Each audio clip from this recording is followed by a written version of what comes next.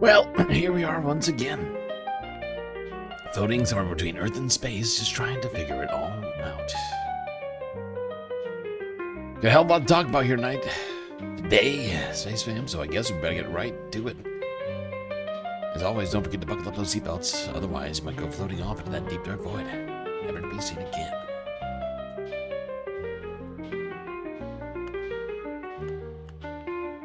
It's Election Day.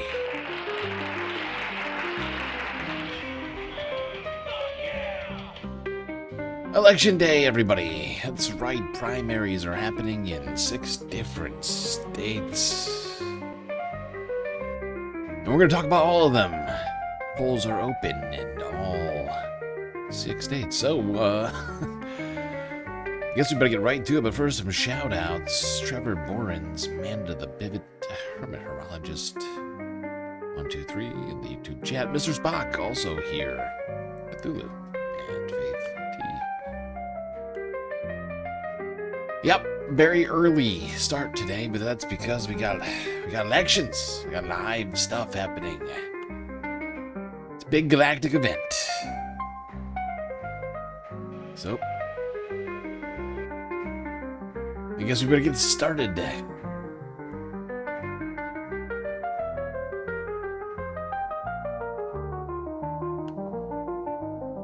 Let's go here to the great Harry Emden. Hey friends, it's me, Harry Enton, and today we're discussing how Democrats and why Democrats are in the strongest position in decades. I dare say it's a historic position heading into a midterm election. And if you stay tuned till the end, we'll talk about Donald Trump and how he's in a historic position as well and how that is fueling Democrats in the midterm opportunities. But let's start off with the economy, because as Jimmy Carville is fond of saying, it's the economy, stupid. And in the case of you, the audience, it's the economy, smarty pants. And this number really just jumps off the screen, because take a look here. When you poll Americans on how they feel about the current and future economy, we get the worst ever consumer sentiment ever. And this measure has been taken since the mid-20th century. And of course, we are now in the 21st century. It is down, get this, 38% since the start of Trump's term all the way back in January of 2025. Just a massive decline. And this is fueling Democrats. It's fueling Democrats on the most simple of questions. That is, you identify as a Democrat, Republican, Independent, etc. And when we allocate those independents, look at this, to the Democrat. Boy, oh boy, look at those numbers. My God, plus 13. Higher than in any of these years. Although I would point out this isn't all the midterms, is it? Wait, actually, yeah, it is. Wait, 2012. Yeah, no, all the midterm years. The last 2 decades. Highest numbers for Democrats seen basically in the 21st century. Republicans. Democrats right now have a 13-point lead. A 13-point lead on Republicans on this most basic of measure. And when we look back at prior midterm cycles, at this point, this 13-point lead is bigger than any in at least 20 years. It even beats 2006, when Democrats easily took back the U.S. House of Representatives and gained 6 Senate seats, which if it happened this year, Democrats would be, yeah, that is perfect for us. We would take back the Senate as well. Now, when you look at this party ID lead, this is fueled in part by the simplest of questions. What's the most important problem the country is facing in your mind, and who do you trust to solve it? Well, right now, Democrats, hello, it's that same 13 points. It's that same 13-point lead that Democrats have over Republicans on which party they trust more to handle the top issue. And that, look at this. This really tells the story. Look at 2022. Republicans were trusted more by 11 points. More by 11 points. This is the inverse of that. This lead, this 13-point lead, look at, this green line. This is very similar to what we saw all the way back in 2006, which I said is exactly what Democrats want to happen, right? That is a 25-point shift right there in a matter of 4 years.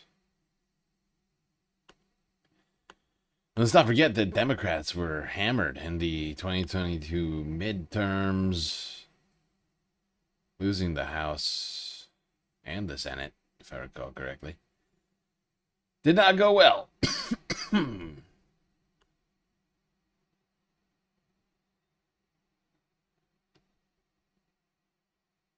Now let's talk about who people are going to vote for.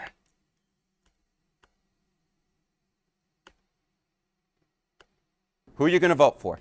Democrats or Republicans in the midterms? Well, what are we dealing with? Well, at this point in midterm cycles, Democrats right now have a 7-point advantage, and that is, again, the strongest that they have had. You got to go all the way back to 2006 when Democrats held an 11-point lead. But this 7 points, look at this. It's more than double what Democrats had in 2018 when, of course, they were able to take back the U.S. House, gaining about 40 seats, maybe 41, depending on how you measure it. But the bottom line is you don't have to worry yourself with the details. That's my concern. But Democrats have a clear advantage on that. Now, I know what you're saying. Hey, Republicans have been doing all this redistricting, right? Especially in the South as of recent. Well, this 7-point lead, well, it overcomes, even with the redistricting, it overcomes that barrier. Because take a look at Democrats in the National House vote margin. Right now, their lead, 7 points. What is needed in order to take back the U.S. House with redistricting? You need only a 3-point advantage. Yeah, Democrats more than double what they need here in the numbers to take back the lead in the House. However, that is not the whole picture. Because you gotta combine that number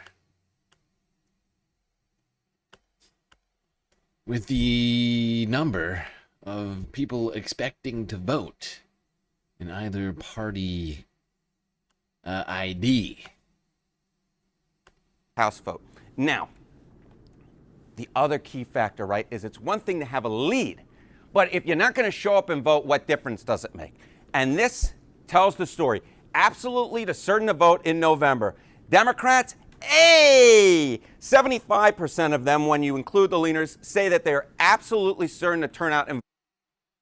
Was that a Fonzie impression? Was that a fucking Fonzie impression, Harry? Jesus Christ. Now, this is exactly what I've been saying for a while now, but we've been looking at all these other polls. Right, we've been looking at all these other polls, and Trump's popularity plummeting. Right, who's trusted on the economy flipped completely from Republicans to Democrats. Right, the war in Iran's happening. Gas prices are nearing 21st century highs right now. I mean, they're not quite there yet, but people are paying a fuckload, 2 times as much as they were at the gas pump this time last year.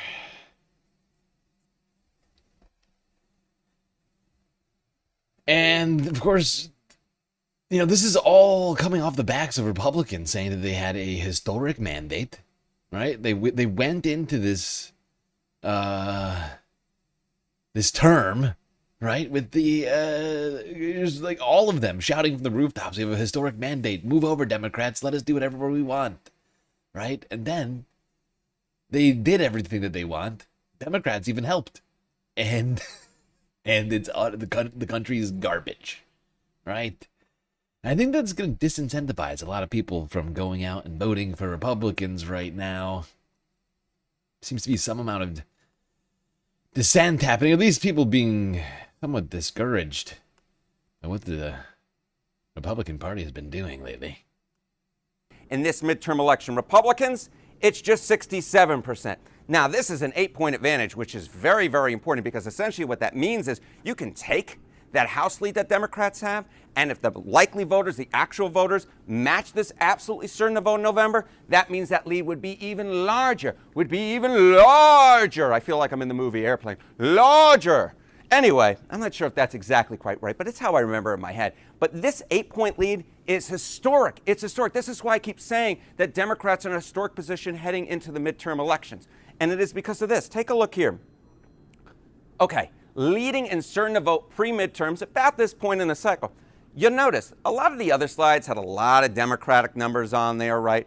This one is mostly all red. That's because Republicans have historically been the ones who are more likely to turn out and vote. But as that Democratic anger has risen with what's going on in Washington, as the coalitions have changed, as the Democratic coalition has become more tilted towards college-educated voters who are more likely to turn out, this is the first midterm cycle at this point in the cycle that I could find in which Democrats say they are more likely to turn out and vote than Republicans. So again, that is supercharging. That is supercharging what that Democratic lead actually is on the generic ballot. That 7-point lead might actually be 8, 9, 10 points when we're talking about likely voters. Now, at the beginning of the Yeah, and I've been trying, like, I think I was talking about this the other day, but I've been trying to figure out if this, because this is a trend that I've been thinking is going to be coming to fruition, but you would think that you'd be seeing it in the midterms. And so I've been trying to figure out a way to like go through like all of the different elections. It's a huge task to try and like go through and look at previous cycles and compare them to the current already happening primaries. But some of the things I've been seeing, especially like in the red states, I feel like you've been seeing an outsized Democratic turnout in some places.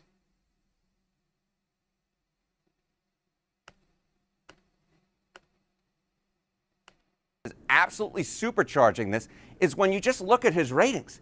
Look at this. Term 2 Trump approval ratings low. All of these within the last 2 weeks, at least at the time that we taped this wonderful little thing. If you're watching it later on, I can't promise, you know, I can do a lot of things, but I can't actually bend time and gravity and space, etc. Look at this. Quinnipiac, 34%. Ipsos, 35%. New York Times, 37%. CBS News, 37%. Fox, 39%. The bottom line is across the board, you know what it is. Holy Toledo. Awful, awful, awful. Weak, weak, weak. Holy Toledo, that's awful, that's weak. Trump's approval is historically bad. I mean, my God. He's up against some of the worst presidents in history. Like these guys. There's an old saying in Tennessee, I know it's in Texas, probably in Tennessee, that says, fool me once. That I could find, only two that I could find. Shame on Richard Nixon in 1974, Shame which of on course you. was the height of Watergate. You had George W. Bush, when of course the Iraq War was absolutely draining on him back in 2006. Both of these cycles, well, you know what they featured? You know what they featured? They featured massive Democratic gains. 2006, we mentioned it before, it keeps popping up in all these. That's a very, correlation isn't necessarily causation, but in this case, Democrats absolutely love that correlation. And of course, in 74, Democrats had massive gains in both the Senate and the U.S. House of Representatives. Yeah, and in some of those numbers, Democrats are doing better than they were in 2006.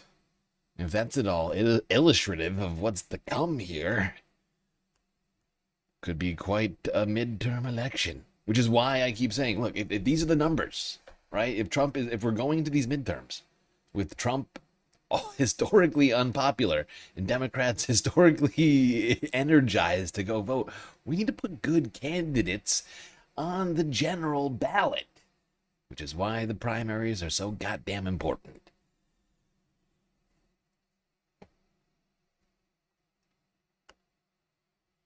All right, we're going to start east and move west because, of course, in the east, things have already been going on longer than they have been over in California.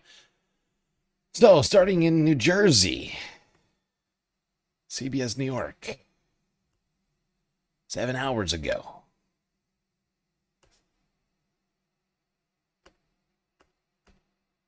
get this puppy started. The polls are open right now across New Jersey as primary voters cast their ballots. And one of those races is in the 11th congressional district for the seat once held by Governor Mikey Sherrill.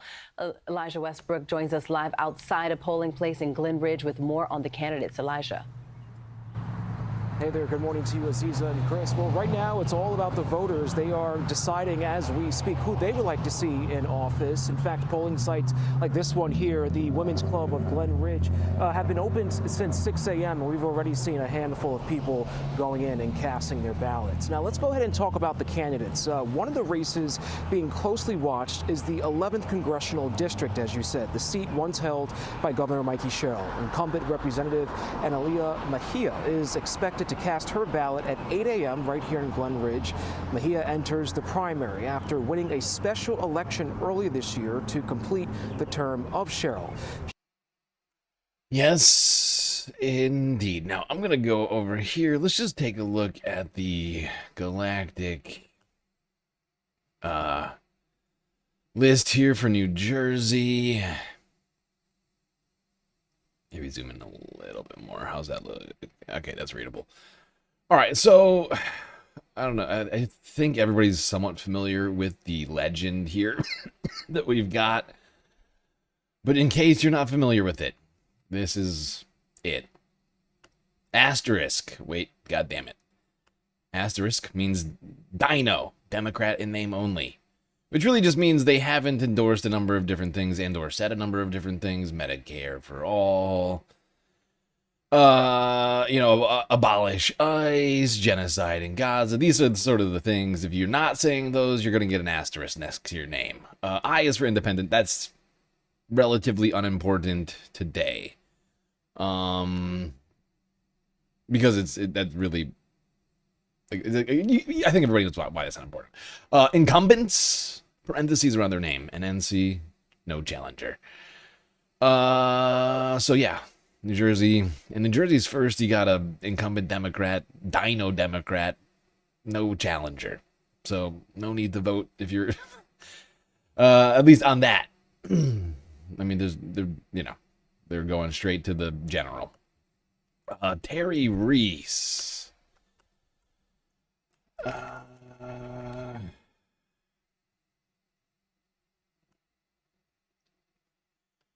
Oh shit, I'm on Chrome and I'm on Safari. Son of a bitch. Why did I do this? If I just do this, it'll be fine. This.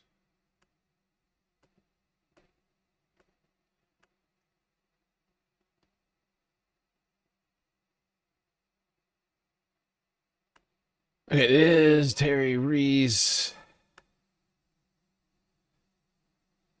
She's the Galactic approved candidate here. Basically, everybody who doesn't have an asterisk next to their name, like Terry here, has got some great policies. Feel free to peruse her page. Terry Reese for NJCD2.com. All right, I'm just going to keep going through these. Herbert Conaway Jr., also another incumbent Dino Democrat with no challenger, unfortunately, in New Jersey's third. Racial peace. So this is slightly updated from the last time we talked about all this, because I've started filling in the not so great candidates and the incumbent no challengers and things just for my our own purposes here of everything at least filled out. She's also something of a Dino Democrat, and she has some okay policies in there. And she has challengers. I think she is the best in the race here. She's not perfect, so don't expect perfection from Rachel. You should ask for perfection. I'm just giving people a heads up on that one. I think people are familiar with Josh Gottheimer, another incumbent Dino, no challenger. In Jersey 6, we got John Shu.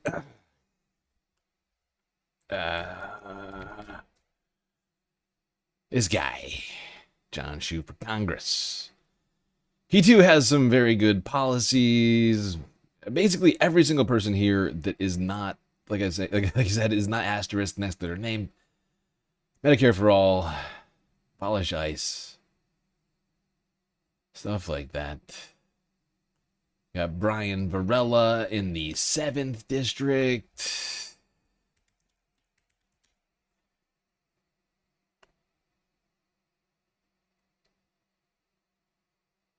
Honestly, there's a lot of great candidates here, right, in New Jersey. I mean, maybe we should look at the priorities right now. I don't know. Honestly, everybody's got some pretty decent ones here. Enact Medicare for all. Blam. Right? Now, New Jersey's 8th. You got Musab Ali, who I think people are actually probably more familiar with. He's gotten more national attention. He too has some great policies here in New Jersey's 8th. Rent is out of control. Healthcare is unaffordable. ICE raids terrorize our neighborhoods. The incumbent won't fight for you, but Musab will. When I was 23, I was diagnosed with stage 4 cancer. Uncertain of how much time I had left, I asked myself, if I could choose to do anything, what would I do right now? I could relax. I could take a nice vacation. But in my heart, I knew that I had already found my purpose, serving the greater good. In my years of service as an organizer and elected official, I've had the great privilege of working with students and educators to greatly improve our community. From canceling student lunch debt, to increasing minimum wage for teachers, to training the next generation of leaders. But at a time when working people are being forced to do more with less, the rich and well-connected are wealthier than ever, I know the job's not finished. I'm Musab Ali, and I'm running for Congress on a platform to improve the lives of everyday people, to create a more humane, fair, and just America. I'm running on Medicare for all, because no one should go bankrupt just because they had cancer. I'm running to tax the rich. Prosperity should be shared, not hoarded. I'm running to abolish ICE. No more mass Gestapo roaming our streets. I'm running to stop endless wars. Let's invest in our schools and hospitals here at home, not bomb them abroad. Make the government answer to the people, not the donors. No corporate PACs, no APAC, just you, the people. This is America. There are no kings, no crowns, and no heirs. The rich don't get to decide our destiny. We do. It's time to put people over profits and communities over corporations. America is wealthy enough to care for everyone. The only thing missing is the political courage to do it. Join us. Choose courage. There you go. Quick clip from Musab Ali there. Now in New Jersey's 9th. Unfortunately, got another incumbent Democrat. No challenger. Sad but true. Okay. Now in New Jersey's 10th, you got LaMonica MacGyver. And you know, I should probably do this. Where's the... I need another fucking window over here. Sorry. I'm not doing a good enough job.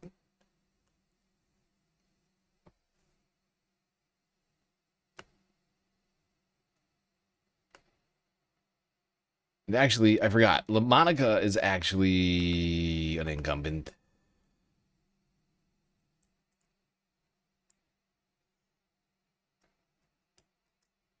She's running against Lawrence Poster here. I think she's got better policies than him. Not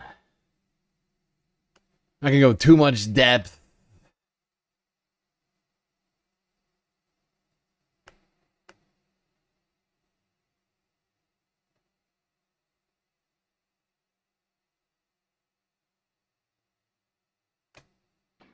Congresswoman, one thing that strikes me as I hear you talk is that you are talking about a series of pieces of legislation that, as I understand it, already in some version are law.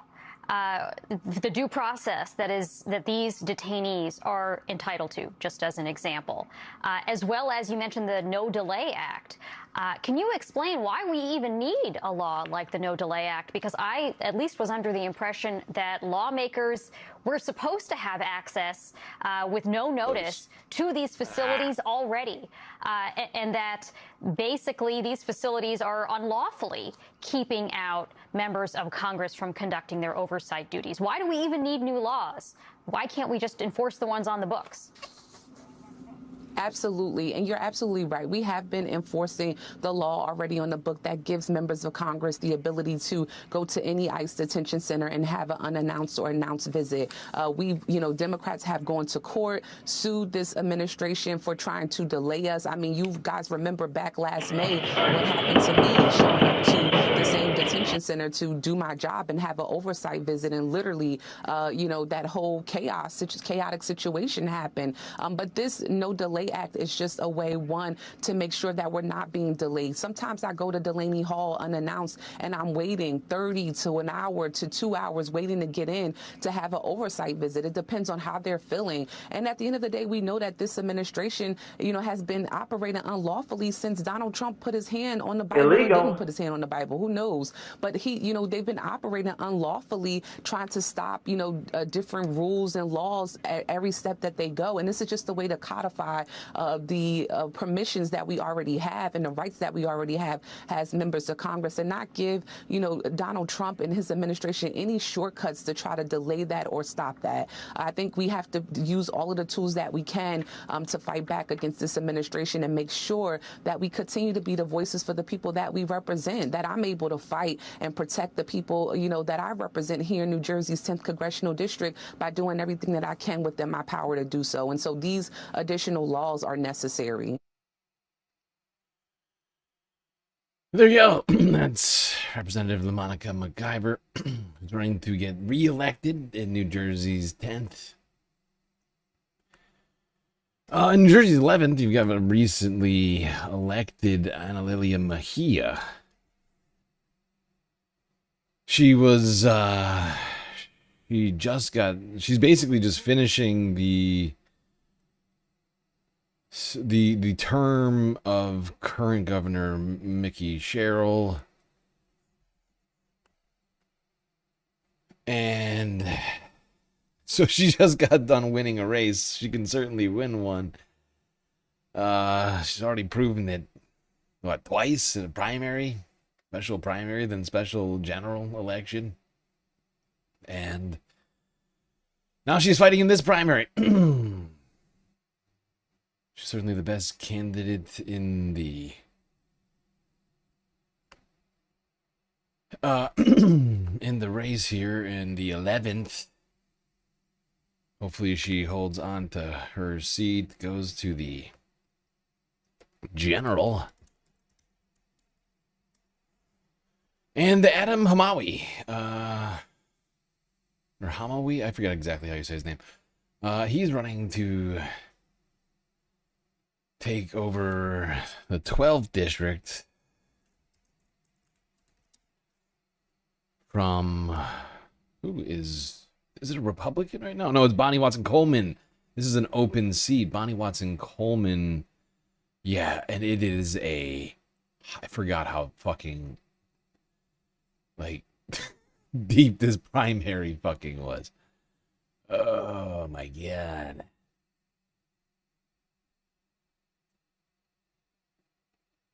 I mean, there's like 30 people running to take Bonnie Watson Coleman's seat right now in the Democratic primary. This is a fucking hotly contested race right here. All right, 30. I'm exaggerating with 30. Maybe a dozen, baker's dozen. But there's a lot. Suffice to say.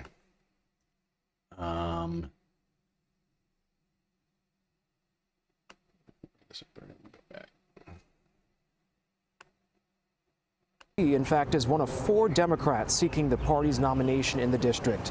The other Democratic candidates include former Morristown Mayor Donald Crescitello, Justin Strickland, and Joseph Lewis. Republican voters will also have a choice with Joe Hathaway, who is seeking his party's nomination. Meanwhile, voters across the state are casting ballots in other high-profile races, including the primary for a U.S. Senate seat currently being held by Cory Booker, who is seeking re-election. All of it, of course, setting the stage for what could be a very busy fall campaign season.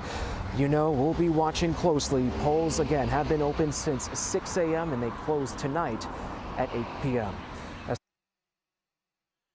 Sadly, nobody is fucking challenging this guy right now. I think there were multiple challengers that dropped out of the race.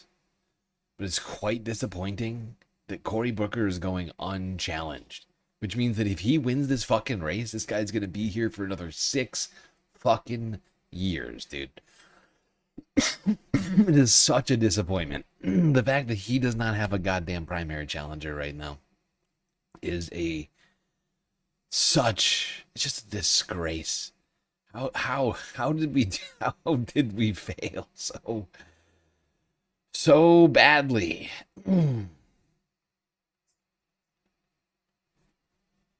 Oh, God. Now to Decision 2026. Today, voters in New Jersey will get to cast their ballots in the New Jersey primary. This is a live look from the Cherry Hill Community Center as the polls just opened minutes ago at 6 o'clock. There are several races we will be watching today, including the race for Senate. 4 Republican candidates are running to face incumbent Democratic Senator Cory Booker in the fall. They are Dr. Robert Lebovics, Attorney Justin Murphy, former State Trooper Richard Tabor, and former reporter. In fact, I don't care. I just don't care about any of this right here, right? Like who gives a shit? Like, none of these guys are gonna win, right? Like, one of these guys will win the Republican primary and then lose Zidane in the race for in the New general. Jersey's So second it's just incredibly congressional district. unimportant. Several candidates are running on the Democratic side. Attorney Tim Alexander, Cape May Mayor Zach Mullock, former product manager Terry Reese, and former State Department worker Bailey Winder. They are competing for the chance to try to unseat incumbent Republican. And this is the one that I think is the best out of these 4 here in New Jersey's second by a fairly wide margin. Republican Representative Jeff Van Drew. A lot of eyes will be on the 7th District, where the incumbent has not been seen publicly in months. Congressman Tom Kean said in April he was addressing a personal medical issue. He's running unopposed in the Republican primary. We asked voters what they thought about the situation. What I feel is he's been good. I hope his health is all well. I wasn't going to vote for him again anyway. If he's sick, I hope the best for him and his family. Kean will face the winner of the Democratic primary. In that race, it's Rebecca Bennett, Michael Roth, Tina Shaw, and Brian Varela. You can find a full breakdown of the candidates in the big races right now on NBC10.com and the free NBC10 app. Just look for the New Jersey. Okay.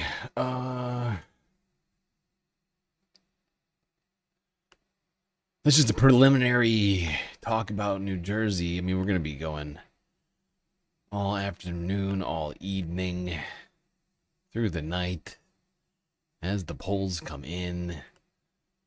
So we're just going to be going through some of the basic clips here from the different localities. Here's We Are Iowa Local 5 from earlier this morning.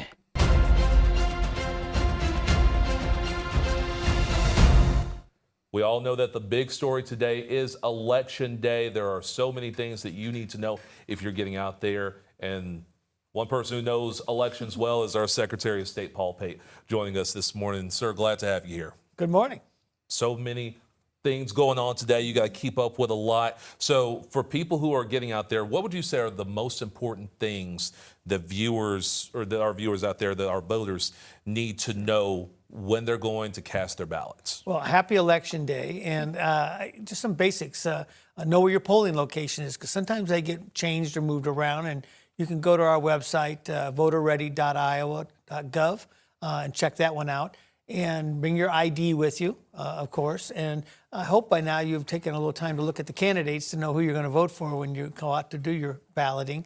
But also I want to caution and remind the folks who are voting by mail, the early voters, double check to see if your ballot got in. And you can go to our website again and it will tell you if your auditor has received it. Because if you haven't, you still have time to go in person and vote. We want to make sure you're successful. And it's important to know for those voters, you have to be registered to a party in order to go out and vote in the primary election specifically. What have you guys seen in terms of voter registration so far for these primary elections? Well, we have record numbers of registered voters overall. And I would say to those who are no party right now, you can come in and change your party affiliation today to a Republican or Democrat to cast a ballot. That's right. Iowa, you can get registered to vote on same day, change your party same day, and vote same day. Very convenient. If perhaps you're not yet registered, or if you're registered for a party you don't want to vote for, you can still get out there. That is an option you have available. The challenge, though, is getting people motivated to get out and vote. Because that's the big hurdle. And we're seeing a light turnout. And it's disappointing, quite frank, because you've got so many choices. 5 Republican candidates alone running on the governor's side, U.S. Senate races.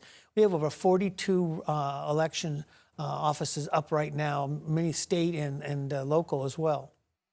Now, while Iowa is seeing low turnout, that is not the case for all elections, as it would seem. I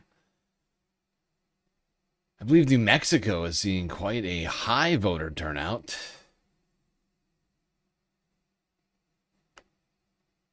So I believe that may be state specific. Although Iowa's a red state, so perhaps that is more confirmation that Republicans are not energized right now, that they aren't really motivated to go to the polls and vote.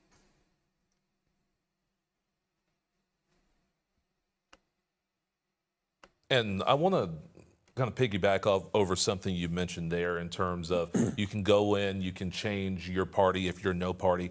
What does that process look like? Because I think some people might be worried, if I go through and I try to do that, it's going to be really strenuous. It's real simplistic. When you go in, the poll workers there will ask you what you want to do. They'll give you the paperwork, and you'll just sign your name over saying, I want to become a Republican or Democrat. And then they'll give you that ballot to cast, and you can go about the voting process. It's very simple, very quick. The voting experience in Iowa has been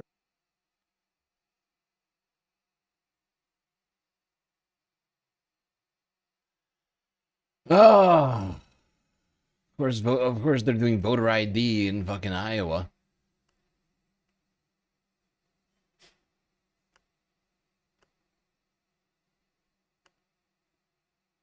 Poll tax.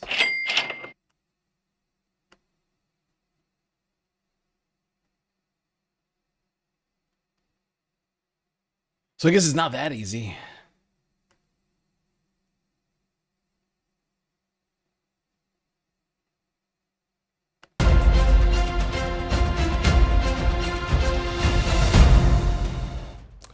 It's now 7:34, and of course, Iowa voters are headed to the polls today to vote in this year's primary election. A lot of key races on the ballot, and likely a lot of Iowans heading out to vote today. So we want to give you guys everything you need to know before casting your ballot. Local 5's Emma Stroner is live at the polls this morning. Emma, what are you seeing out there right now, and how long do these polls stay open? Yeah, definitely people still flooding in a little bit right now. I mean, it's a little bit calmer. Maybe people don't want to wake up too early, but we are seeing some people maybe heading in before work, coming in and out. But they do stay open until 8 p.m., so you have quite a bit of time to cast your vote if you haven't done so already. Now, you can find your exact polling place by going to the Secretary of State's website. Just enter in your address. That'll give you the exact place you need to go. And then also, if you want to see exactly what your ballot's going to look like, go to your county auditor's website. That's going going to give you a sample ballot that's specific to your party, but also your polling location. Now, what's essential to know today before you go and vote is making sure that you're eligible to do it. So that means you're at least 17 years old and that you'll be 18 by the general election. You also need to be a U.S. citizen and an Iowa resident. Now, you must be registered as a Democrat or Republican to vote today. But if you're not either of those, don't worry, because you can change that at your polling place. Also, don't forget your ID and proof of where you live, because you need both of those things to vote, even if you're pre-registered. But if you're not pre-registered and you want to do that, you can do that at your polling location. You're going to need to bring those two things too, so something like your driver's license or your passport, and then something with your address on it, like a lease or a paycheck. Now, if you can't bring one or either of those things, a registered voter can attest for you, at least for this election, because a new law will prohibit that starting July 1st. Now, another thing you can do day of is change your... Yep, Republicans are doing everything they can to prevent poor people from voting in elections with their new poll tax. It's getting enacted here later this year. Federal election rigging.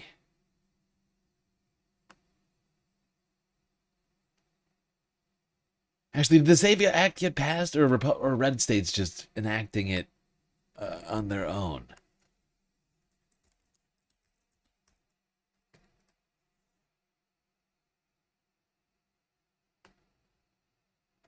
Didn't pass the Senate.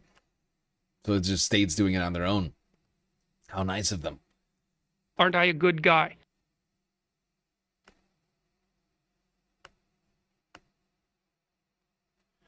Before we leave the horrible state of Iowa, let's take a look at who you could vote for.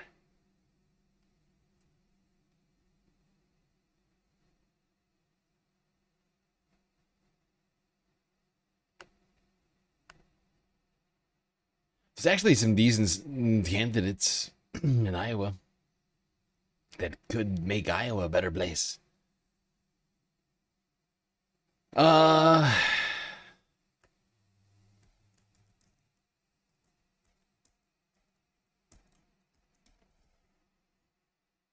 Let's start here in Iowa's 1st congressional district. Why do you keep doing this to me? Travis Terrell is the candidate in this race, going up against Christina Bohannon. This is Travis. He's definitely the candidate you're looking to vote max left in this election. I wish they would just collate people's fucking websites over here. It'd be so much easier for me. Here's his website. Healthcare is a human right.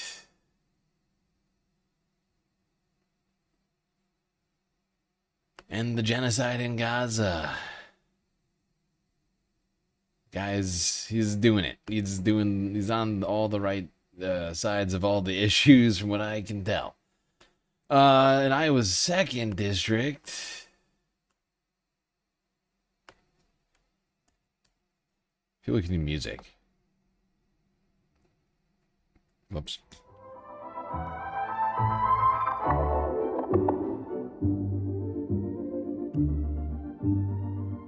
All right, Iowa's 2nd district.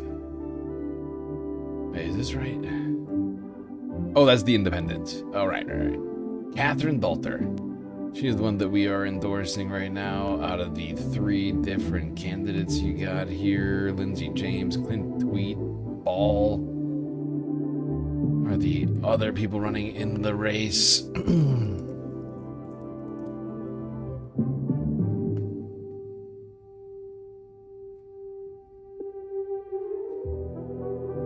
Fighting for living wage, affordable health care, public education, and the rights of all Iowans. Veteran, nurse, educator, public servant.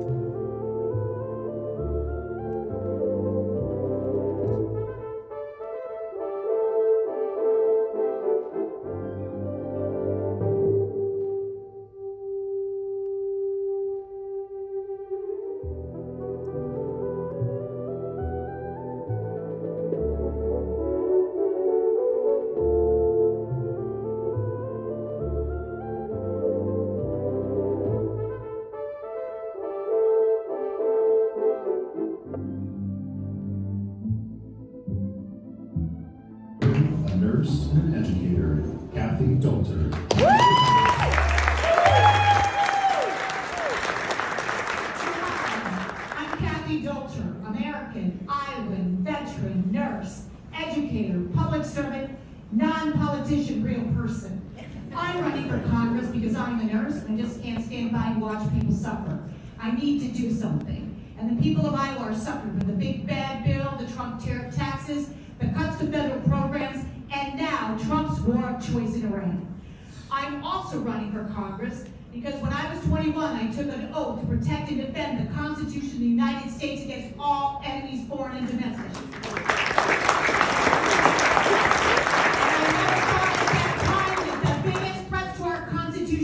Would be a corrupt president who exceeds his constitutional powers and a spineless Congress that doesn't do anything to check and balance.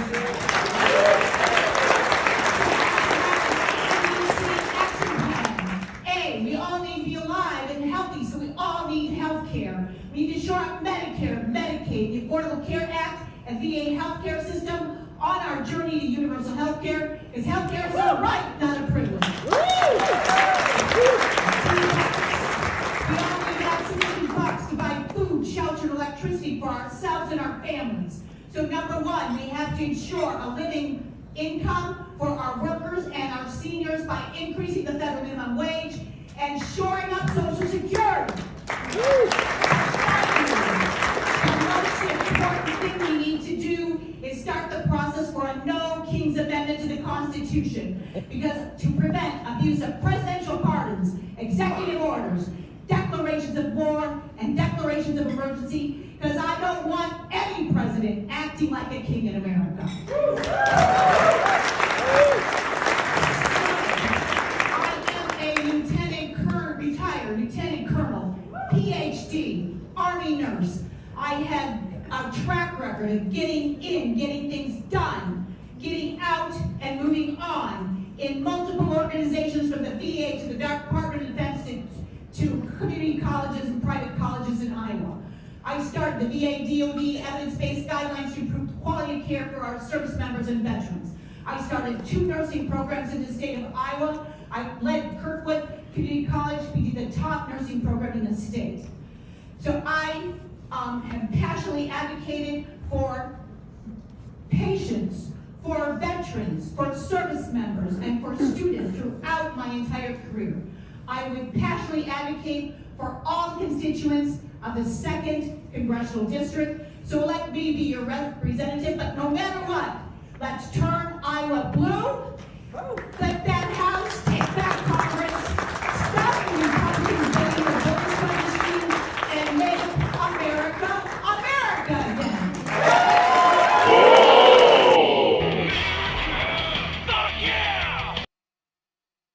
America! America again. Okay, Kathy.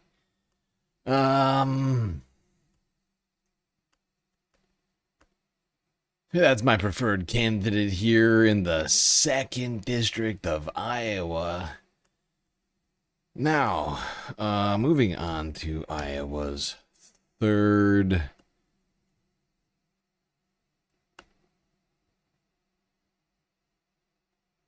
Iowa's 3rd Congressional District here. Now, unfortunately, we don't have a perfect candidate in this race.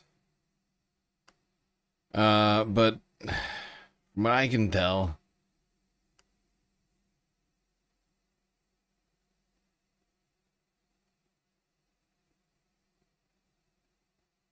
although who the fuck is this guy? Wait, there's a new candidate that's joined this race since I last looked at this. A write-in candidate? Okay, wait, well, that's okay. We're gonna screw the write-in candidate. So multiple candidates have withdrawn or disqualified at this point. And now there's a write-in candidate. Things have changed a little bit since I last looked at this. But I think that Sarah Trone Garriott is the best one in the race right now. A write-in candidate is just, that's leaving too many things, I feel like up to chance on that one. I mean, it is a primary, I guess. I mean, honestly, I don't even know what the fuck this guy stands for. That's part of the problem. But she's not a great candidate, so we're not going to spend too much time on her. But I guess, like, I don't think doing a write-in candidate is necessarily the best plan right now.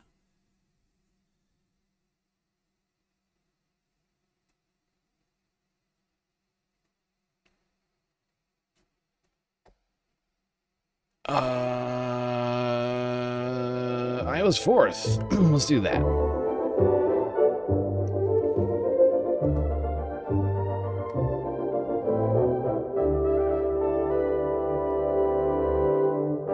It's gonna get really complicated when we hit California. I'm trying to get us there quickly, and nobody can tell.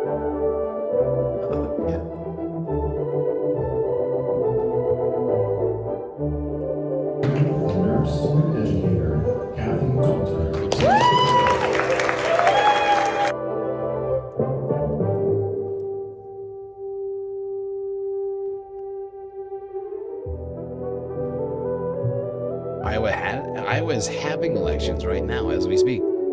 They're going to be voting for the rest of the evening here. All right, now in Iowa's 4th congressional district. Whoopsies, I just clicked the fucking wiki instead of the Ballotpedia. Iowa's 4th congressional district here. Got 3 different Democrats running in the primary. My preferred candidate is Ashley Wolf Turnabane. Whoopsies, I got no volume. What's happening? Oh, I know what's happening. God damn it. Wolf Turnabane.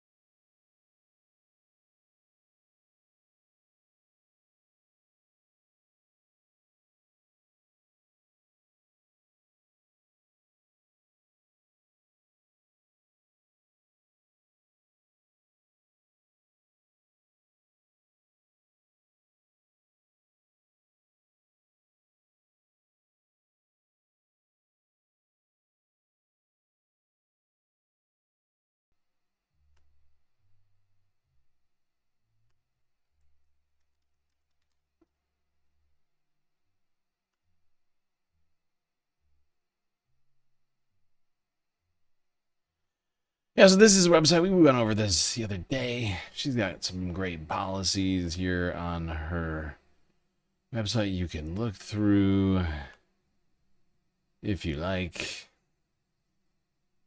Hold on, I gotta grab this. Yeah. Okay. Let's move on to Montana. Right? Is that, hold on. Yeah. Yeah, let's do Montana. That's what I got next, right? Yeah. NBC Montana, 16 hours ago. If you want to vote today, but you haven't.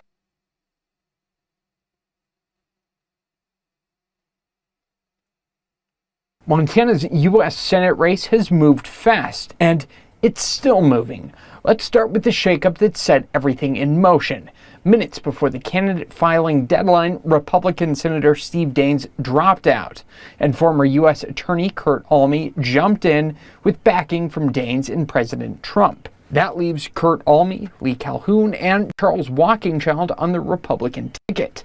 Meantime, 5 candidates make up the Democratic ticket: Riley Neal, Michael Backwolf, Michael Hummert, Alani Bankhead, Christopher Cahoe. The big picture, a split field, no clear frontrunner, and a primary that could come down to turnout and organization. Now, the X factor. Former University of Montana president and independent candidate Seth Bodnar. Bodnar needs just over 13,000 signatures to qualify for November's ballot. He says he turned in nearly 30,000 from 52 counties. Okay, let's talk Montana. There's also some good candidates running here. Almost all of the different, I think, and actually in all of the, unfortunately, I wasn't able to get as granular as I would have liked.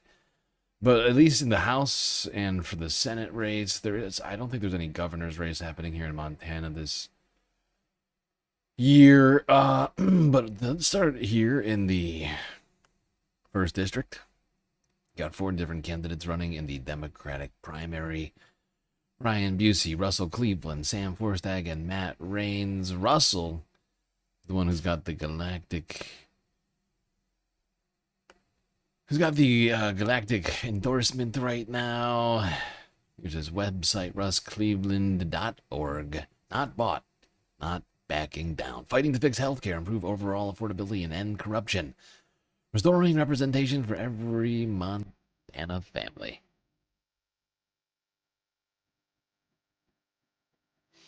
I was raised in the Bitterroot Valley.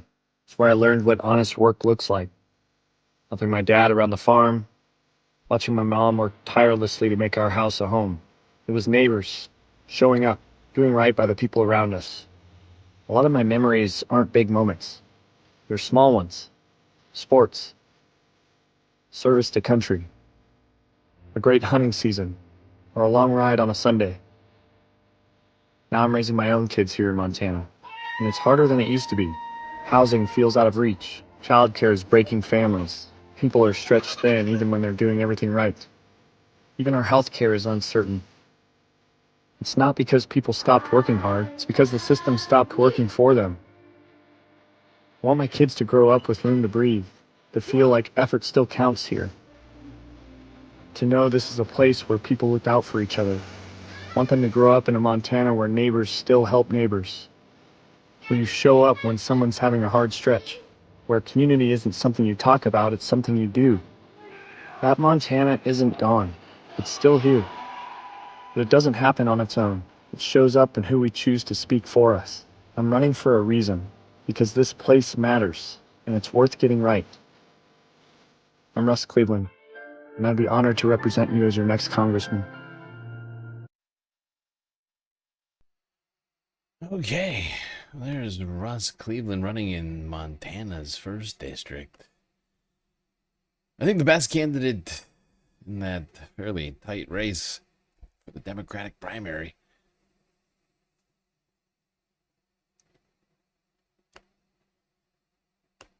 It would be good to see him get the W.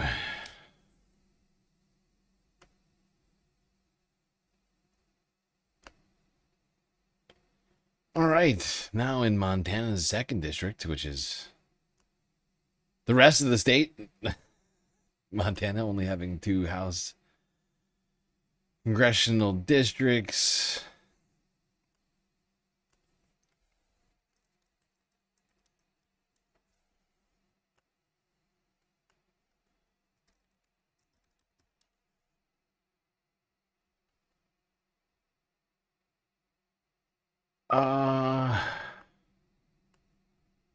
Yeah, here you go. Here's the 2026 board. You got a couple independents running in that primary, 3 different Democrats running, but 1 is withdrawn, but still on the ballot. And an incumbent Republican looking to hold on to his seat. We'll be going straight to the general. Sam Lux is the guy who we think has got the best set of policies here.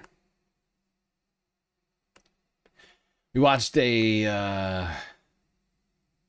watched this one the other evening.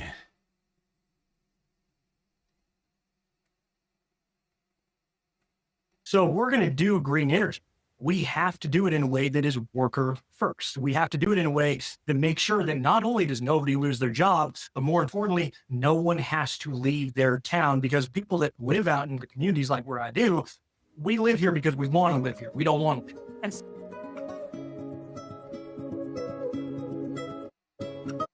Now, can we start with a question we don't normally start with? What is a farrier for those of us uninitiated? You know, there was viral videos on TikTok of folks that work on the hooves of horses. Nate, Yeah, the I'm hoof that guy. You're a hoof guy? Yeah. Oh, I'm a okay. hoof guy. Amazing. Now, that's really interesting and obviously needed. You There you go. We're not gonna listen to this whole. We watched this. You can watch the old. I forgot to put in. I was gonna put chapters on that video. I've been so fucking overwhelmed. I haven't done any of that. Point is he's got the best policies. We watched a video, that whole thing the other day, or at least a lot of it. Vote for Sam in Montana's second. Now, the other race happening in Montana is the... Actually, there's two different races happening, but only one of them is of real significance in the primary.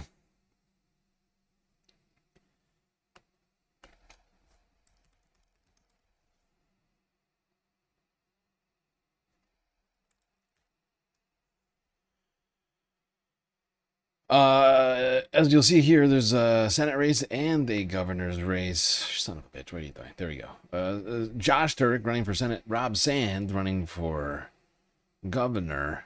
I would say Josh, from what I can tell, Josh Turek has better policies than Rob Sand.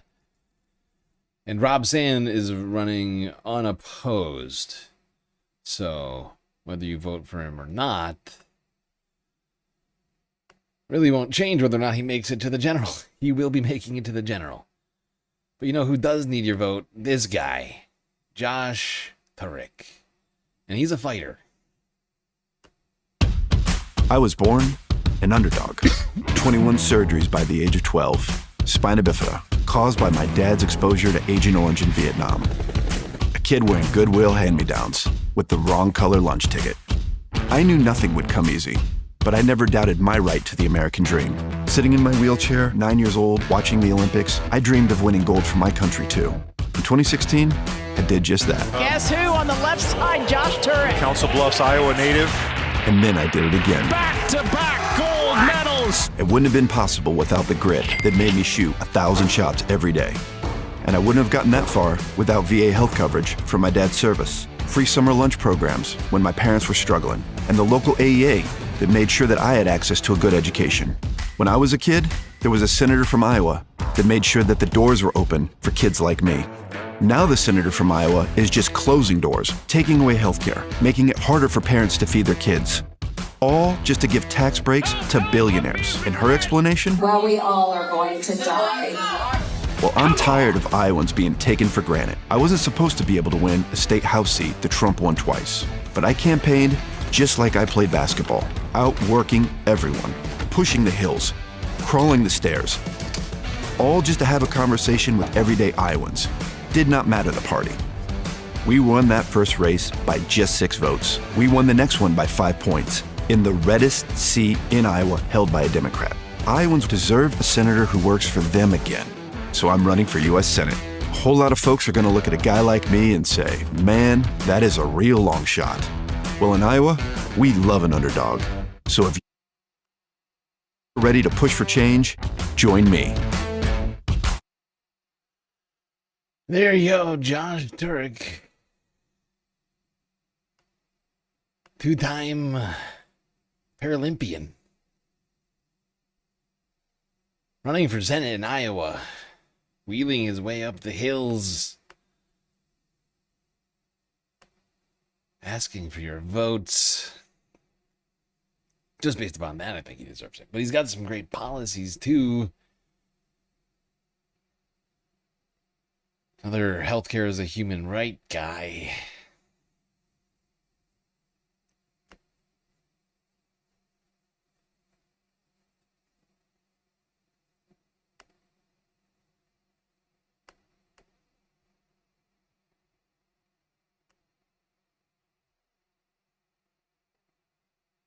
All right. We're not going to look at Rob Zand because he's got no challengers. So doesn't really matter. Talk about him in the general. We'll talk about him when we get to the fucking general. All right. Let's go down now to New Mexico, where the polls opened earlier this morning. This primary election day.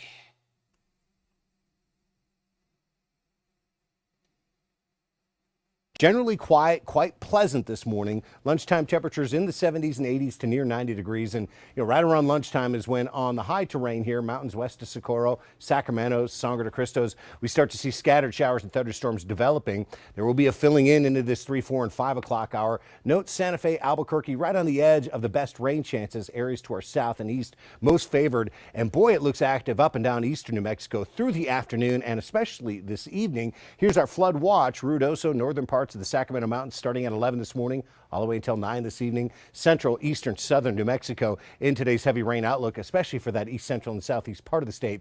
And this map here is where we could see some damaging wind gusts and large hail. We're in the severe weather out. Your northbound and southbound lanes, we are. Here are your live drive times. Why is this called Polls Open across New Mexico for primary day and it's all weather and traffic, you sons of bitches? Come on!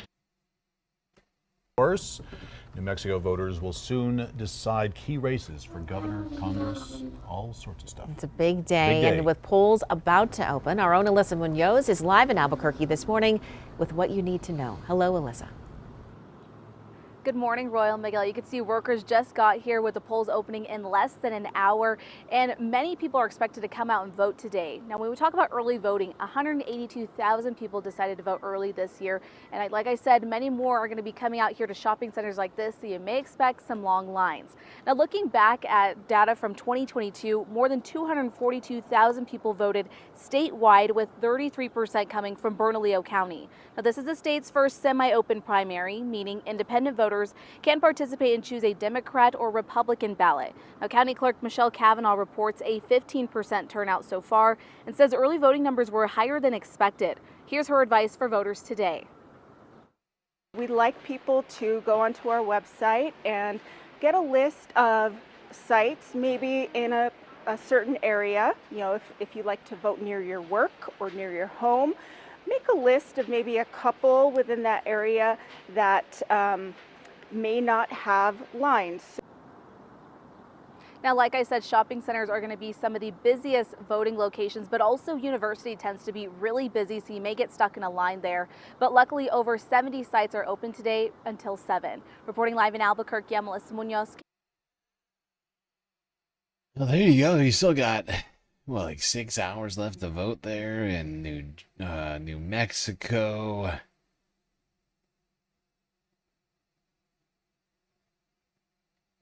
But as, according to KOAT News, the primaries... In the governor's race, both the Democratic and Republican primaries are expected to be tight contests. And they've certainly spent a lot, and that could drive a lot of people to the polls. Alyssa Munoz joins us live from a polling location right here in Albuquerque. Alyssa, what sort of turnout are we expecting?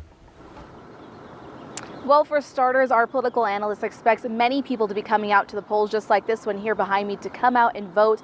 Now, with the high early voting turnout that we've seen, it seems that many are interested in this race. Now, looking at data, it shows the Democratic turnout this year is well above 2022 and 2024. Republicans also showing slightly above average compared to previous primaries. As we mentioned, independent voters are able to participate this year, and their early voting turnout was close to 5%, and most got a Democratic ballot. KOAT political analyst Brian Sanderoff says that this race is really driving people's interest because it's highly competitive, but also heavily funded. I think this Democratic primary for governor has been one of the most contentious and expensive primaries we've ever seen. These candidates combined have raised over $16 million. Now, data also shows that Republican candidates raised over $4 million for this. Now, the winner of each race today will face off in November, along with independent candidates. Okay, let's look at New Mexico. Now, this is not the most interesting race we have. We have 3 incumbent Democrats here with no challengers in the primaries in the House. But you got one very interesting candidate running for Senate.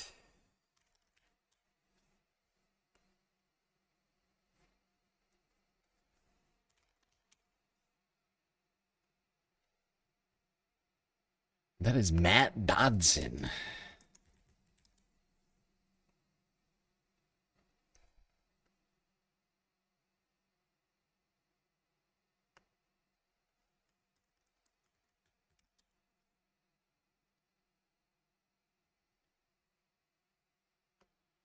Let's hear a little bit from Mr. Dodson.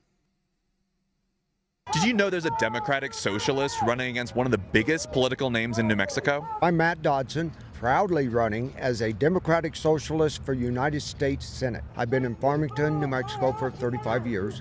I've been politically active for 20 years inside the Democratic Party. What I'm really after and what I see as socialism is we the people, social society. Or would you say you're more aligned with like a Zoran or a Bernie, an AOC, or even maybe another Democratic Socialist in your mind that people can recognize? No, because I'm to the left of all of them. I have a rather extensive platform on my website. I want people to know exactly where I stand. We need universal health care. Everybody else has it. And I always get asked, so how are you going to pay for it? Oh, wrong question. Because we will save money by having universal health care. I believe that any natural monopolies, which a utility, you only have one gas line, one electric line. I still maintain that this button this guy's got on his shirt is fantastic. Pendejo! Coming into your house, those should be publicly owned. ICE needs to be immediately abolished.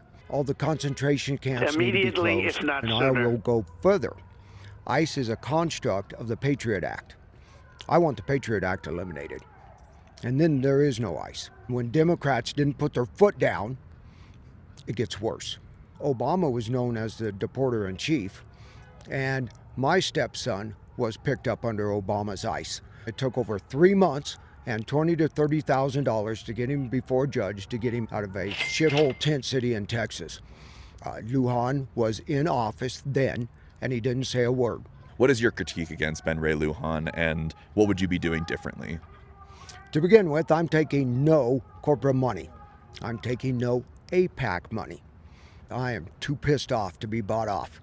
And that was before I ran. So it's like, now I'm livid. Our politicians are all bought off by Israel. None of our 5 members in D.C. can call the absolutely atrocious ongoing genocide in Gaza genocide. That is shameful and disgusting. But that's because of the money in politics. There you go, it's Matt Dodson, Democratic Socialist running for Senate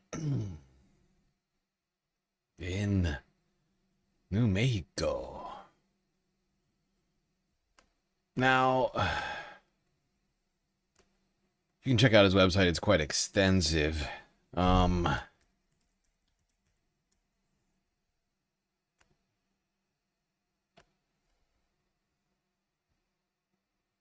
No, in the gubernatorial race,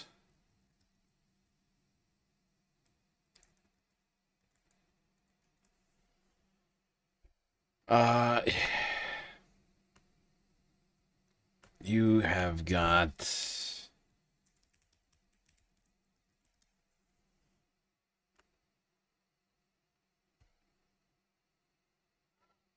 two different candidates running here. Deborah Holland, a former House member, I believe from New Mexico. I can't remember which district. Going up against Sam Bregman here. I went through their stuff, and I think Deb is the best candidate here. She's not perfect. She's not perfect, but better than Sam, from what I can tell.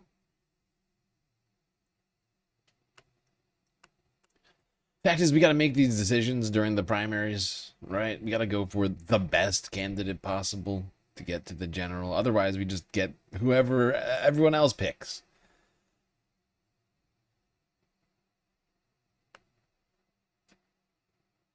That's not what we want. And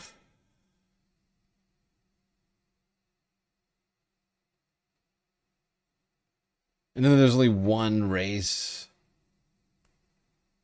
really in South Dakota for Democrats to pay any attention to. And that is South Dakota's first congressional district. It's another unfortunate group of choices. Shit. Wait.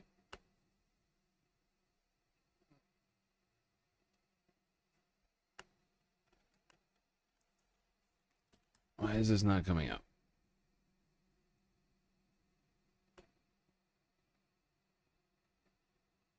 Wait, what the fuck?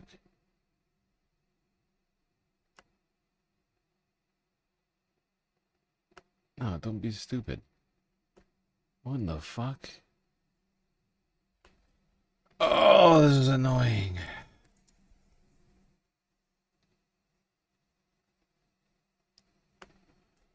I can't get this to come up.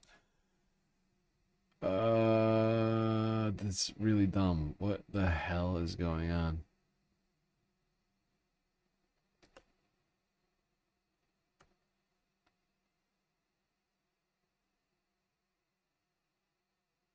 Oh, there it is. Why is there so much fucking information on this page? It's just annoying to me.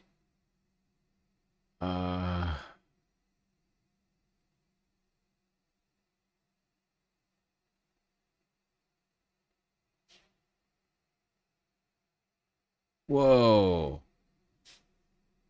Wait, what the fuck?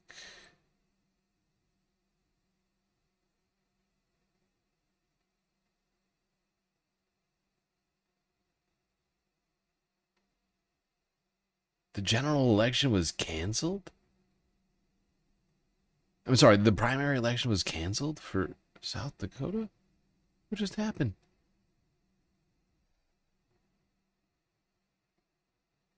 Wait, hold on.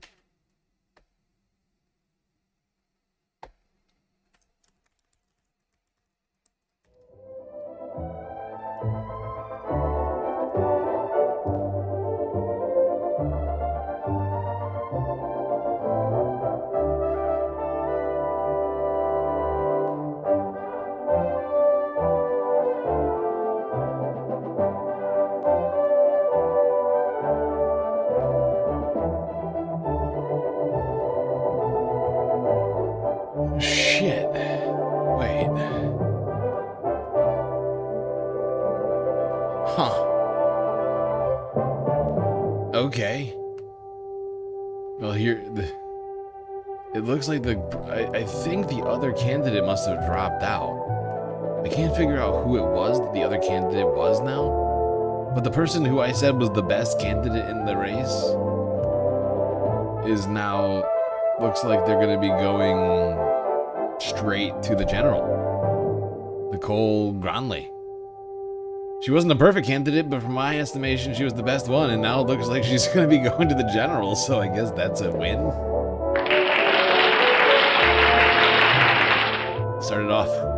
We'll start it off with a freebie. Start it off with a freebie here. Why not? We're a little green on the board already. Okay, that's how we start it. Look, listen. Okay, we gotta take all the W's we can find.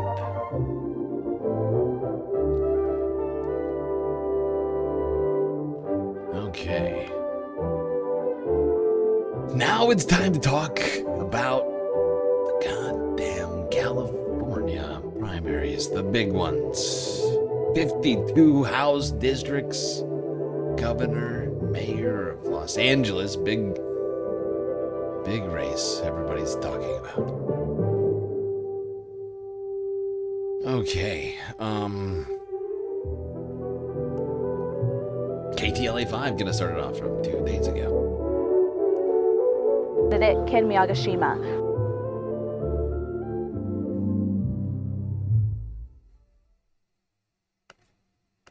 And Tuesday's primary election is quickly approaching. Californians are voting on a wide-open governor's race, and the LA mayor's race is also being closely watched. KTLA's Omar Lewis is live at a voting center in Norwalk with more on the elections. We see that voting box right over your shoulder. Yeah, good morning, Kirk and Megan. We've seen people already using that voting box right here, bright and early in Norwalk here at the LA County Registrar's Office. We can tell you the doors open here at 10 o'clock this morning. And this is the final push to get those California voters to cast their ballots here in this primary election. The drop boxes are ready for you, and you can use them right now, of course. Taking you to the video, more than 600 voting centers are now open in LA County, more than 200 in Orange County, 150 in Riverside County, and more than 50 in Ventura County. Statewide, only about 13% of California's 23 million registered voters have returned a ballot so far. A notably low number with Election Day just 2 days away now. And when it comes to turning those ballots in, Republicans are currently leading the pace, while many Democrats appear to be holding on to those ballots. A notable concern for candidates with the Election Day just so close, right around the corner. In the race for governor, 3 candidates have separated from the crowded field. Democrat and former Attorney General Javier Becerra leading the pack, according to the latest Emerson College poll, followed by Democrat and billionaire climate activist Tom Steyer at 22%, and Republican former Fox News host Steve Hilton also in the top spots in the race. Remember, only the top 2 vote getters advance to November, regardless of party. Yeah, and it's not just the governor's race. It's all the races in California. All of these. Oh, this long list. Longer than any of the other lists that I've got here. All of these are jungle primaries. Democrats, Republicans, top 2 go to the general, which creates some interesting opportunities and some potential pitfalls. But, yeah.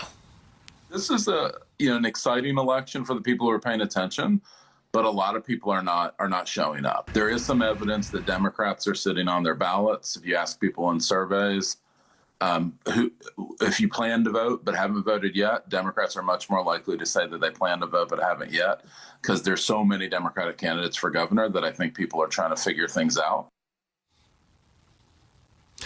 In the race for LA mayor, the latest UC Berkeley LA Times poll shows it is.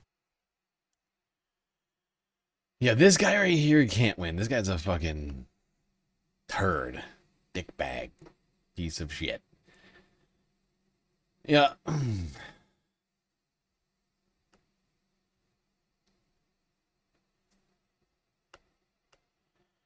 right, let's go to California's most well-known streamer. I believe his name is Hassan Parker. Hassan Parker.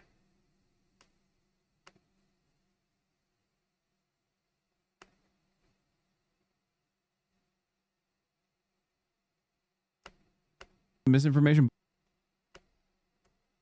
Shortcut is infinitely better than Tom, yes, but from the perspective of Democratic Party voters that are about to vote in the primaries, they don't trust either of them because they're both rich.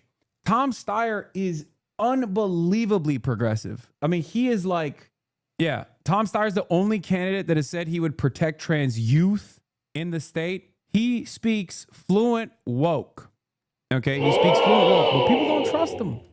Javier Becerra, on the other hand, is dog shit. Okay,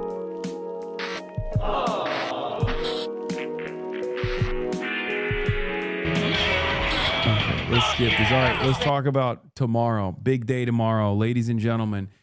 California, New Jersey, numerous states are voting in their primaries. The midterm season is upon us, and the primaries are happening. Big day. Oh boy, big news. Okay. I already told you, go with the DSA. Go with the DSA, whatever your local DSA is, and what they're saying. Okay. There is a California DSA slate. I wouldn't say they're as like bold as the New York City DSA slate, but the California DSA slate's pretty solid. DSA LA slate is pretty solid, especially for the council members in the different districts, because they are very powerful, much more powerful than the mayor, especially if we can put more numbers on the board. If you haven't canvassed yet, if you're in San Francisco, look at Megaphonics. He's waking up at 5:30 to canvass for Shoykot Chakrabarty. Respect. Do not vote for Javier Becerra. If you want 2 Democrats at the top, you can vote for Tom Steyer. Just saying. Definitely the most left candidate that has viability. I feel like this is one of the more rare moments where my community is more on board with, outwardly promoting Tom Steyer than I am. But is that you in the TV in the back?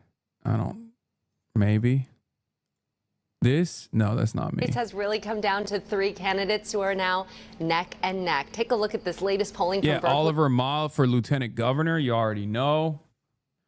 What's the difference between viability and electability? Electability is an argument that people present to say, like, you should vote for this candidate. He's the most electable. Like, as opposed to other candidates. Viability is who actually is, like, at the top. If there's like 5 candidates, the electability argument is like for the general. The viability argument is for that race. I don't usually make electability arguments. I just talk about who has the capacity to advance. Obviously, there are candidates in the governor's race that are closer to my worldview, like Ramsey Robinson. People always bring up Butch Ware, but he's not even on the fucking ballot. So no disrespect. Electability is theoretical, viability is statistical. And the only 3, well, not 3, the only 2 Democrats at the top are Javier Becerra, the corrupt henchman of corporations and billionaires, and Tom Steyer, the billionaire who is drawn a lot of ire from other billionaires. And then you have the Republicans, but nobody gives a fuck about them, obviously. You got Chad Bianco. And you got gay cop, Proud Boy, and British guy. Okay, British Fox News guy. So, Antonio Villaraigosa. Okay, stop. We're having a serious conversation. Come on. Okay.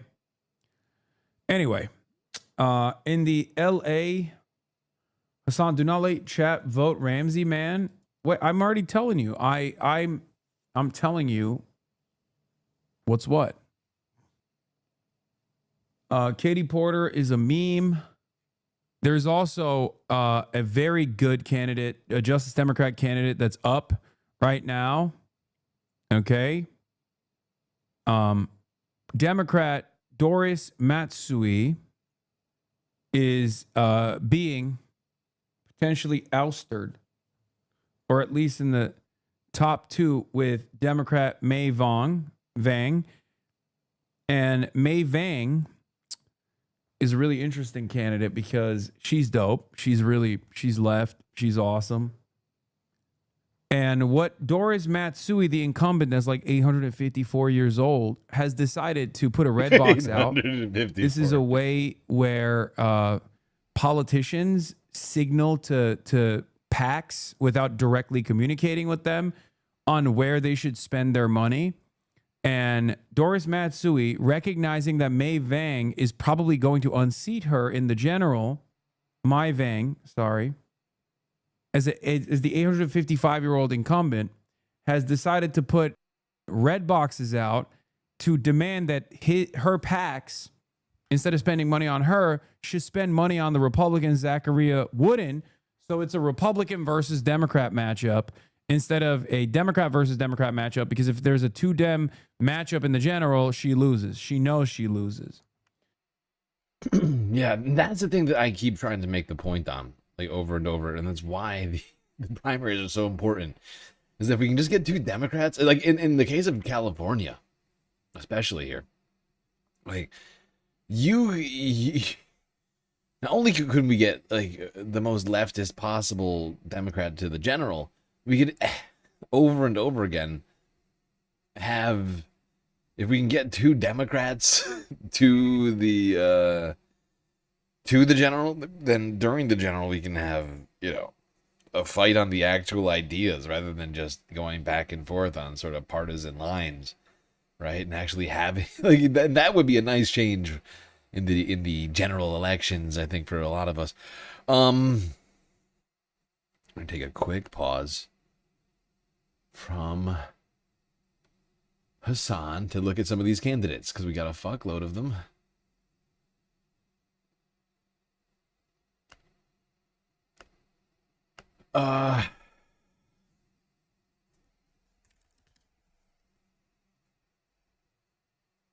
Let's start in California's first district. Whoopsies. Did not mean to do that.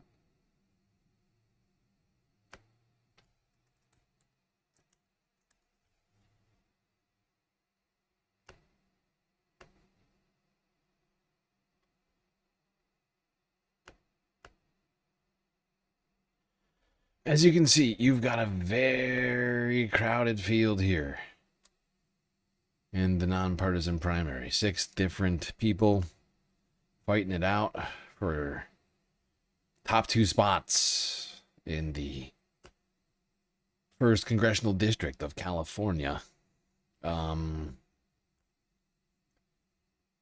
I should have kept this list for today. I didn't do it, so I'm like putting this list back together like really quickly, the one clip of each candidate as we go here. Let's go to Audrey Denny. She is the one, as you can see here at the top of the list, and she's the one who I think has got the best policies. Here's a quick clip from her channel.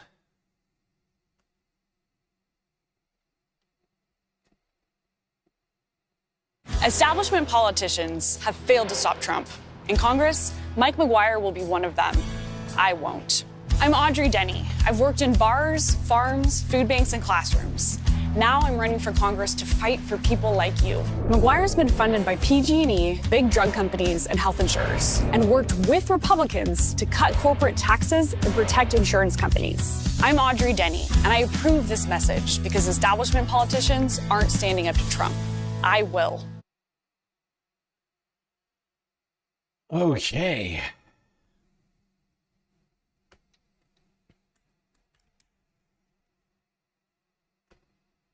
Whoopsies, that's the Wikipedia.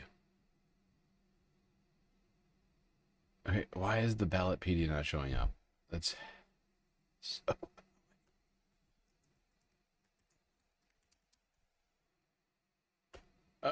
No. Wait. Yes. Is that the one? Yeah. Okay. Yes. All right. The person with the best policies here in the second district is Rose Penelope Yee. Here's a quick clip from her channel. A lot of people running in this race. Hi, I'm Rose Penelope Yee, and I am running for Congress in California's 2nd District. Let's talk about ICE. ICE is a state-sanctioned paramilitary force that is threatening our communities, that has killed people, with agents acting with impunity. I know what it's like to live in a fascist dictatorship. I grew up under martial law in the Philippines. What's happening right now is not acceptable. This shouldn't be happening in our country. I have a petition calling on the Democratic Party to lead the abolishment of ICE. Please sign our petition. ICE must be dismantled.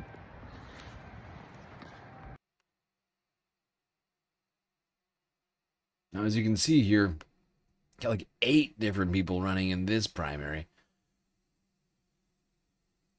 The fact is, you only got 2 Democrats. The incumbent, Jared Huffman, and then Rose. So hopefully Rose can get enough votes. I mean, this guy is almost inherently going to get enough votes to go to the general. So all we can hope for is for Rose Yee here to get enough for 2nd place. I know she's got better policies than that turd. In the congressional district, the 3rd congressional district here, you got basically a Republican, Kevin Kiley. Actually, wait, is he the incumbent right now? I think he is. Didn't he drop out? I think he dropped out, didn't he? Oh no, Tyler Vandenberg dropped out. Oh, it's so sad. That sucks. Tyler. Wait, is this the 6th? Wait, why am I looking? Wait. Oh, wait. That's no. He switched from the 3rd to the 6th. That's right. Right. We're fine. Our preferred candidate for California's 3rd is Chris Bennett. Here is a clip from him. Billionaires should not exist. But corporate APAC politicians like Ami Bera continue to put the Epstein class and Israel first. I won't. I'm Chris Bennett, a disabled Army veteran, West Point and Berkeley grad, and People First progressive running to replace him in California's 3rd district in Congress. I put people first. That's why I support Medicare for all, public housing, and a federal jobs guarantee, and why I oppose genocide, endless unjust forever wars, and ICE terrorizing our communities. Our campaign is built on hope and powered by people like you. We have hundreds of volunteers who are connecting with our neighbors and building community, but we still need money to reach the more than 700,000 people that live in the district. That's why we're raising $100,000 to run ads and mailers for the next 2 months through the primary on June 2nd. Now that sounds like a lot, but if even 1,000 people donate $100 each, we'll reach our goal. So please, donate whatever you can, whether it's $5. Okay, that didn't describe his policies that much. That was the wrong clip. I couldn't remember which one we watched before. But he has good policies. And I think he's the best, certainly the best candidate here in the 3rd district. I got a little confused because of the redistricting. When I saw the candidate, my preferred candidate in a different district withdrawn, it totally threw my fucking brain off. There's like 5 Democrats, 3 Republicans running in this race.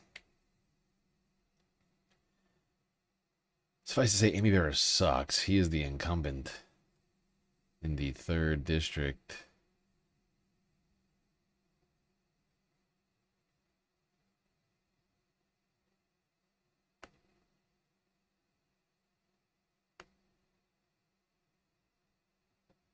Wait, no, he's not the incumbent. Why do I keep saying that? It's Kevin Kiley. I think he's... I don't think he's running in this race. So... Right? Am I wrong?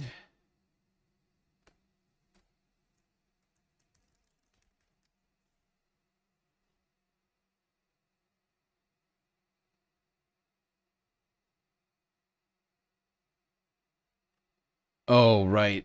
I see. Right. That's what's throwing me off again. I think Kevin is running for another district. Ami Bera is an incumbent in the 6th district, but he is now switching to the race in the 3rd district. We talked all about the fucking redistricting the other day.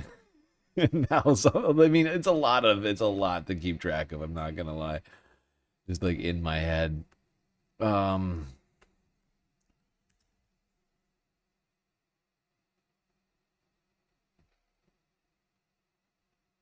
But that live stream is still up. If anybody wants to go through that on their own time, I encourage you to do that. All right, here's California's 4th district. Another jungle primary with almost 10 candidates in it. Only 2 Democrats.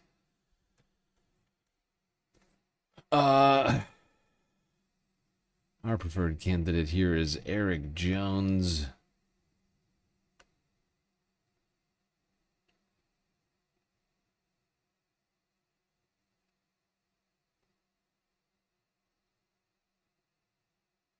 Folks, the country is in crisis. Trump is cutting Medicaid to give tax cuts to billionaires. And too many Democrats have been in Washington so long, they're not up to the fight. I'm Eric Jones.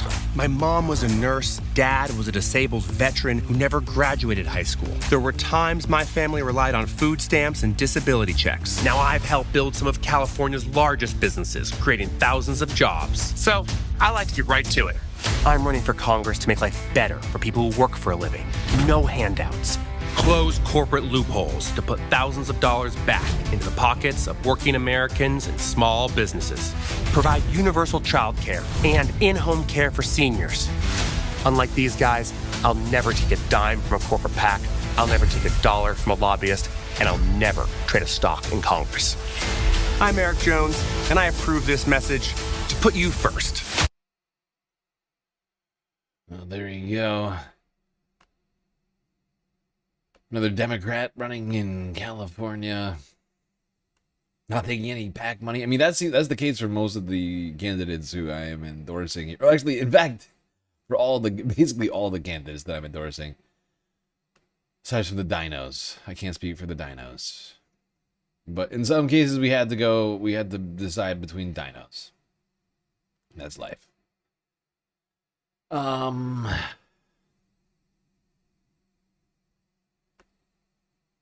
I can't materialize better candidates, I'm afraid. It's not one of the powers I have. Can't just make better candidates appear out of thin air, I'm afraid.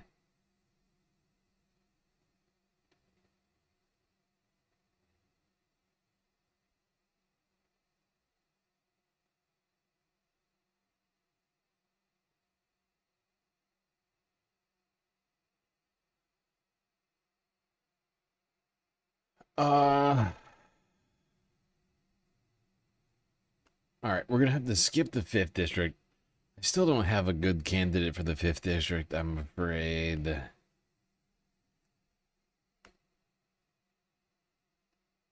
Weird science up a candidate, yep. Yeah, I'll get right on that. I will get right on Frankensteining you, the very best candidate I can muster. All right, to the 6th district. Here's Tyler Vandenberg.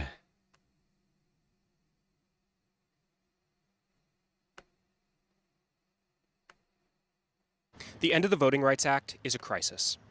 I'm Tyler Vandenberg, Democrat for Congress in the California 6th.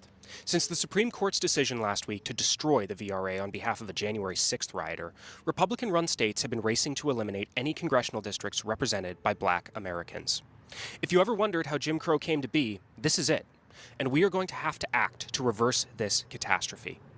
With GOP attacks against Black representation in Congress and the rights of millions of women to vote, nothing less than a new generation of civil rights, voting rights, and equal rights amendments will be required. As a Great Society Democrat, I am proud to carry on the legacy which upheld civil rights and voting rights once before. I look forward to upholding those principles again. We must secure every American's right to vote.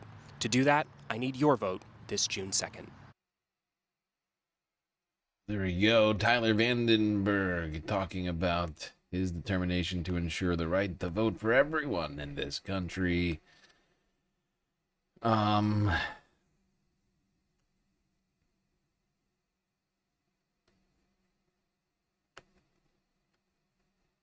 go back to Hassan. Yeah, here's how redboxing works. Coordinate with sewer PACs, but did you know that they still do? They do it by utilizing something called a red box. Let me explain. When a candidate knows that a sewer PAC is about to back them, they'll put a literal red box on their website, usually on the media tab, with messages and attacks that they want that super PAC to use. For example, here's Connie Chan's red box, and you can see some of the lies that she's posted about me. She's saying that I have millions invested in Blackstone, which I don't, and that's public information. Or she's saying that I live in Maryland, which I don't, and I never have. I just bought my parents a home there. You see, candidates don't want to run these ads themselves because it makes them look bad. So they put it in the red box so that the super PACs will do their dirty work for them. Our website doesn't have any red box, but we do have a tab for you to volunteer. So sign up. We need to get the vote out on June 2nd. Yeah, you think Cy Goat is going to win? I mean, we're trying to get him into the top 2. Connie Chen got a lot of boosts. Both from AIPAC, as we found out in the last second, And also from Nancy Pelosi, because Nancy probably wanted to hold out until Nancy Pelosi wanted to basically hold out until the general to cook Scott Wiener. But she recognized that Connie wasn't making it to the general. So she chose to put her weight behind Connie in the primaries. And obviously, a lot of the San Francisco left are very frustrated with me. I still think Shoykot is not just a fantastic candidate for San Francisco, but I think Shoykot would be one of the better candidates across the board. I put my weight behind him early, but unfortunately, the normal people that I could activate locally, DSA usually are not invested in him at all. And usually when there's a disagreement between, or usually if the DSA is not on board with the candidate that I'm on board with, their candidate doesn't win, my candidate doesn't win, it sucks. But a lot of powerful institutions are spending against Shoykot in the same way that they're spending against Tom Steyer, and fairly aggressively. I like Shoykot. I think he has the capacity to defeat Scott Wiener. I do not like Scott Wiener. I think if Connie is the one who makes it into the general, not only am I not as excited about her, but I don't think she's going to make it. She has $72,000 cash on hand. She hasn't been able to fundraise that well. Why won't the DSA back him? DSA doesn't back non-socialists, and Shoykot doesn't say he's a socialist, even though his policies are straight up socialist. So yeah, Scott Wiener obviously is horrible. One of the most pro-Israel people out there. He now openly lies and says like, "Oh, I believe Israel's doing a genocide and stuff," because he knows he has to say that to win elections. And people are dumb as. DSA-SF hasn't even put out a voter guide for anything. Jesus Christ. Shoykot told the DSA-SF he doesn't want their endorsement. Yeah. DSA-SF would not have given him an endorsement regardless because he's not a socialist. And that's DSA-SF policy. So yeah, I really like Shoykot. I hope he wins tomorrow. I'm very excited. I hope he makes it to the top two. I don't have any I don't hate Connie Chen, for the record, even though she's said up things about me. Literally, I think she's a cookie cutter, moderate. So then why did you put all the blame on the DSA? Wait, what? Dude, because I think he's the most radical candidate. That's it. And it doesn't even matter. It's just the DSA doesn't matter in the circumstance. DSA is not endorsing Connie. DSA is not endorsing Shoykot. I don't have much else to say. I just was giving you an explainer on why the DSA San Francisco won't endorse either Connie nor Shoykot. Inside Bay Area baseball, SFDSA is very moderate compared to East Bay DSA, so it kind of makes sense. They're going all in on for Connie. Yeah, I mean, Connie literally would not subscribe to cutting defensive weapons to Israel until recently. So that's it. And that's the reason why AIPAC is spending against them pretty aggressively. And that's the reason why AIPAC is fine with putting Connie up there in front of Scott Wiener instead of Shoykot, because everybody understands that if there's anyone who can unseat Scott Wiener, it's going to be Shoykot Chakrabarti. Okay. Let's take a look at some more of the candidates here.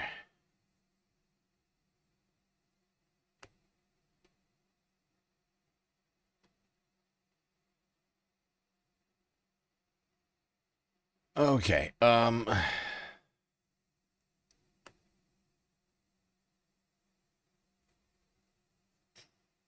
Now in the 7th district,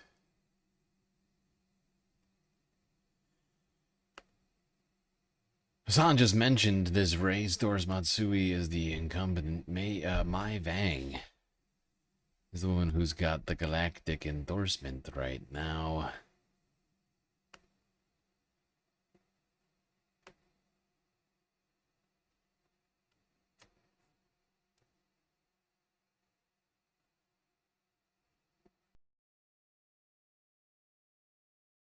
My grandmother turns 82 this year.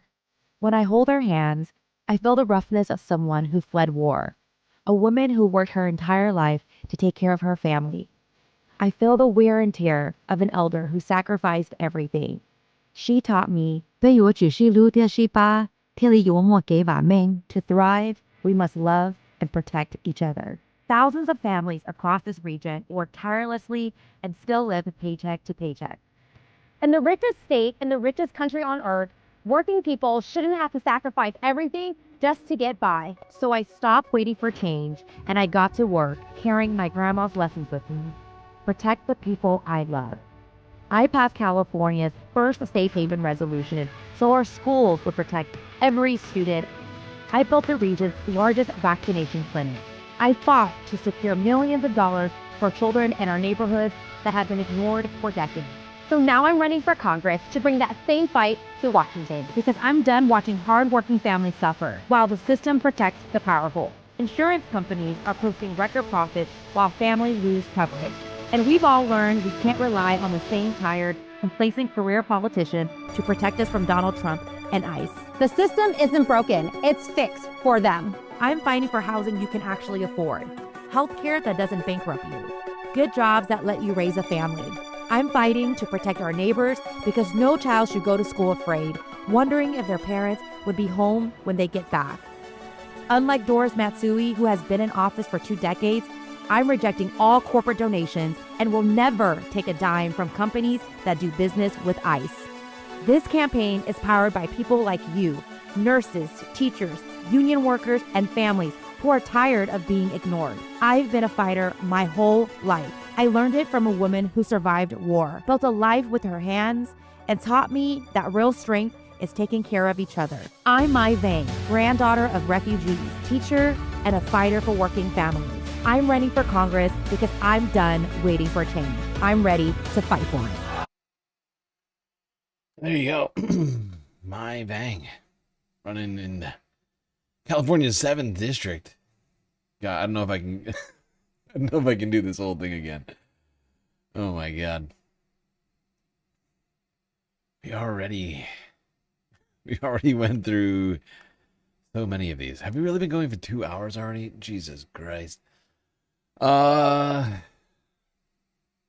a reminder, everybody. We're completely funded by individuals like you. More so than ever now that we have been demonetized on YouTube and are no longer earning ad revenue as of last month.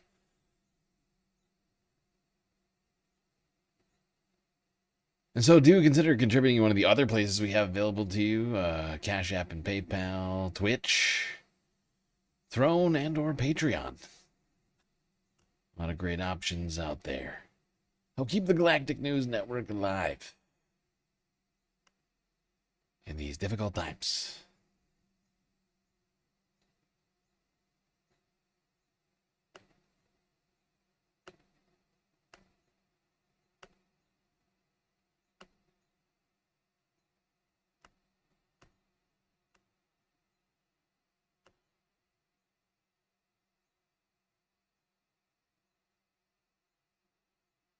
All right.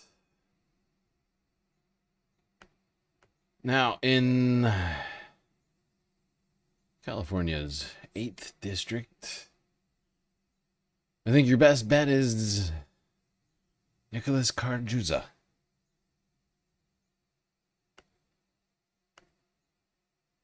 How can you make change when you have such huge numbers around you? I feel like, I used to give. I can beat John Garamendi. All right. Okay. And if I can do it, other people can do it. All right. There's enough complacency. I mean, he's not campaigning. No, he's not. He's very arrogant. He just name recognition. I'm out there. I've got signs everywhere. Please take some. I'm gonna take. Take yard signs because that helps. It builds the momentum. And once we get through June 2nd, I'm beating him in November. He doesn't have a chance. I don't care if he has $1 million in the bank. He can't outspend what I can do at people's doors. Okay? So we're gonna beat him in November.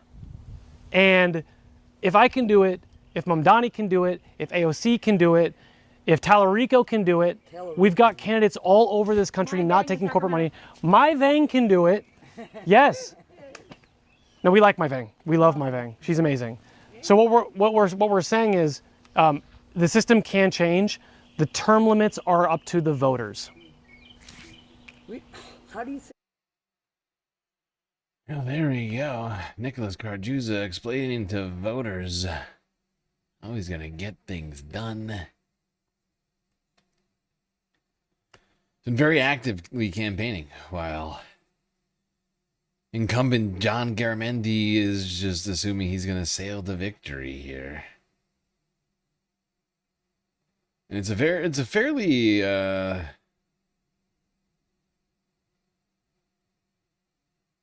shallow field. Only 4 people in this race in California's 8th. So pretty high likelihood Nicholas could get that second spot in the jungle primary once again. All of these California House races are nonpartisan primaries. Republicans, Democrats, Independents, all going up against one another.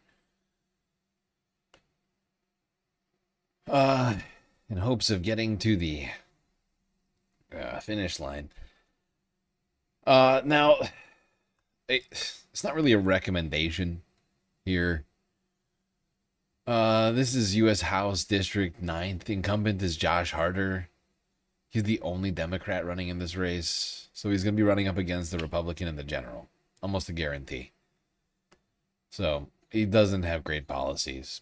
So he doesn't have the galactic endorsement. I think he's going to sail to the general. No problem.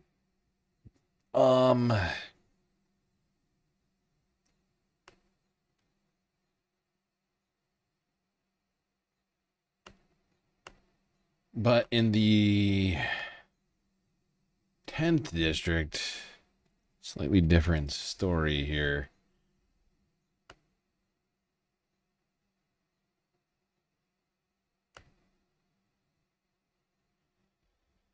You got a Democratic incumbent by the name of Mark DeSaulnier. Fairly wide field here. 7 different people, 4 Democrats, 3 Republicans, all challenging. 3 Democrats, 3 Republicans, all challenging Mark DeSaulnier. Mitchell Maisler is the one who's got the galactic endorsement right now. He's got good policies. Unfortunately, he doesn't have a great social media presence, so I don't have a good video for him. And since I'm trying to make this a lot faster than the last time we did this, we're not gonna be reading anybody's web pages. Just assume we've done the due diligence on this guy, please. California's 11th. This is Nancy Pelosi's old seat. San Francisco. As you can see, here's the map. Shoykot Chakrabarty is the one that we want to see win here. And as long as he's top 2, it should be great. Unfortunately, it's a very crowded field. There's like 12 people here, 3, 5, 10 people here, all fighting to get a spot in the general. There's quite a few looking like this in California, where you have just so many people running. It's rather intense.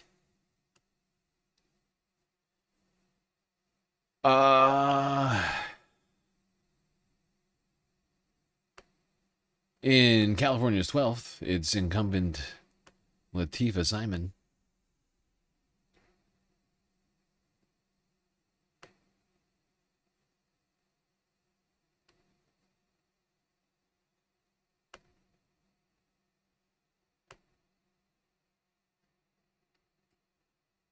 Hi, my name is Mitchell Maisler, Oh, wait. and I'm running for Congress I take in it back. California's 10th District. I take it back. Here's Mitchell's. I take it back. Mitchell does have a video. Why did I think he didn't have a video?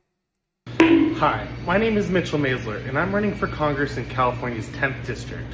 We just reached day 20 of Trump's illegal war with Iran, and now he's demanding $200 billion more just to pay for a war he claims to have already won.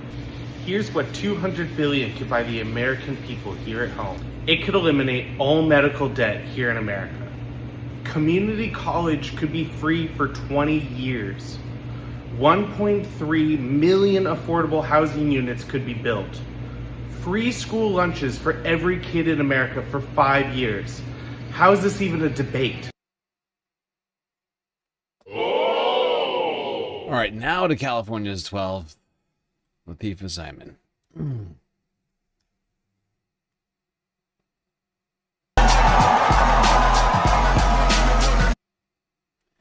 Why do I keep doing this? I need to put my list in front of me here. I have too many freaking windows in front of me. That's part of the problem. I did not come up with a good way to. I still haven't come up with a good way to handle. All right, you settle the fuck down. I still have it's a lot of fucking windows to deal with.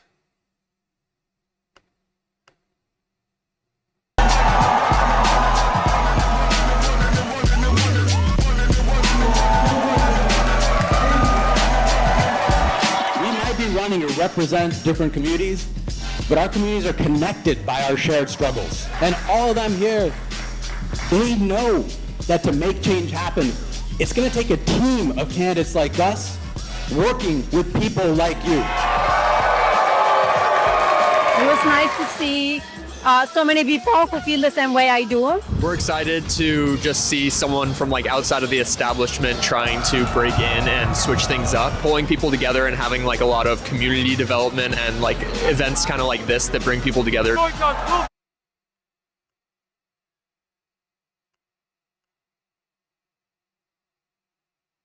That you will well and faithfully discharge the duties of the office upon which you are about to enter. So help you God. Yes, ma'am, I do. Congratulations. I came to Congress because my life has been shaped by the systems that either work or fail with real consequences. I was a young organizer and a young single mom learning early that government decisions are never abstract. They determine whether families survive or spiral. Organizing wasn't a career choice for me. In fact, it was how I learned to protect my child and my community. Organizing taught me that power lives somewhere and we need to learn how to move it. Later on in life, I became a widow, and that loss, it burned away any patience that I had with politics, performative politics. I needed politics to deliver for us. Healthcare and wages and housing and safety stopped being policy categories and became a real lived reality. And grief, it has a way of clarifying what matters and what doesn't. The journey is why I serve the way that I do. I legislate like an organizer. I start with listening, and I pay attention to who's excluded. And I focus on the enforcement of outcomes, not applause lines. And I understand that laws only matter if they change people's daily lives. I came to Congress to interrupt cycles of neglect and inequality, and to use this institution the way that it's supposed to be used to improve people's lives materially. Okay.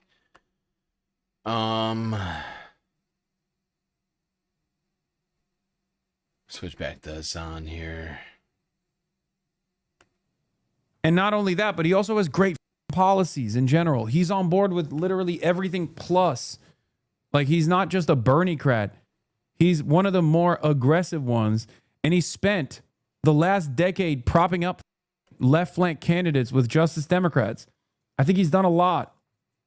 Don't put up a candidate, but call us on a carpetbagger when it comes to boost the only candidate left and the only left candidate in the race. Yes, yes, yes. Yes, I'm a carpetbagger according to a lot of the leftists in San Francisco. I know. Sorry for caring about the rest of this country, including San Francisco. Awful. Yeah. I'm sorry. You're not going to get a lot of candidates that say that they're openly in favor of central planning. You know? When have you ever heard that? I talked to some of the DSA people that were at your Stanford event because I was thinking of joining after New York City DSA because I moved back to the Bay, and most of the members are straight up said they had very little interest in boosting political candidates, which was interesting. Yeah. Yeah. He spent a lot of time at the ground floor of the modern progressive socialist movement, regardless of not calling himself a socialist. He's done a lot in the background to try to change the makeup of Congress. We aligned super hard on this, and I think he would be great. And I don't even think he'll stop doing this, even if he doesn't win. He's going to continue doing this shit. I just think he would be even better on the inside as well. Like, there's never been a moment where he stopped promoting other Justice Democrats and other candidates in general that are bold, that are radical, that are insurgencies. So it's not like he's going to stop doing that shit, but I do think he would be great in Congress on top of everything else. And yes, he is exactly the type of candidate we need right now. But sometimes you have a great candidate and they can't make the necessary waves. So, his agenda is literally an American version of the Soviet NEP. Yeah. Matsui and her husband have represented the district from 1979. Me and my neighborhood were going to vote Vang, but we were drawn out of the district. Yeah. There is literally by the way, there's already additional reporting on this, but like there were Democratic Party insiders that talked about how they despise the dude, okay? And they straight up said AOC became much more, AOC became much easier to deal with once Shoykot was ousted. That's what they said. That's their assessment. It was a Hakeem Jeffries staffer, I think, who said that. Yeah, bro, they literally prefer Nancy Pelosi over actual progressives and claim to be leftists. I'm done. I don't want to talk about that. Okay, whatever. I think Shoykot is the best in that race in San Francisco.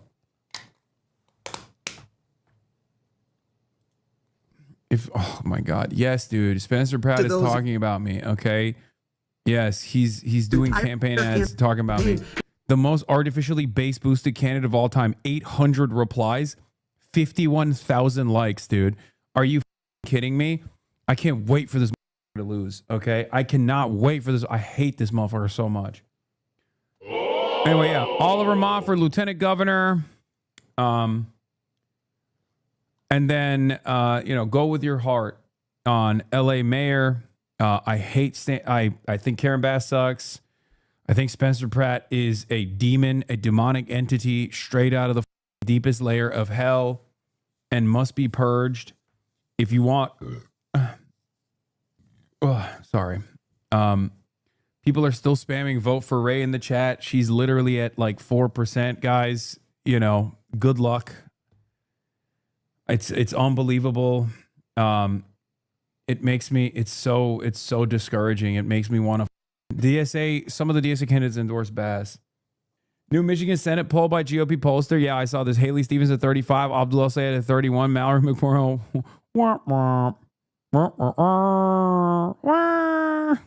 Mallory McMorrow at 13%.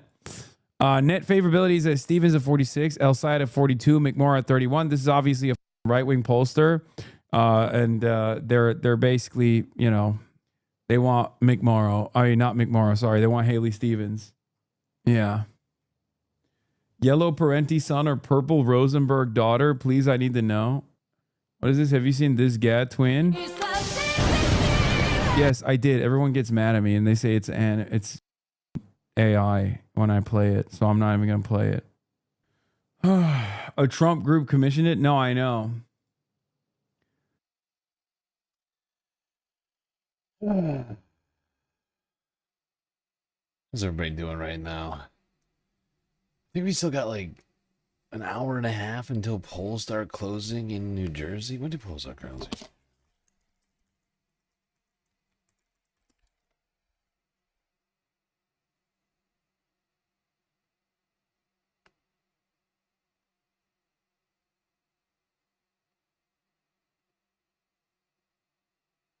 $8 p.m.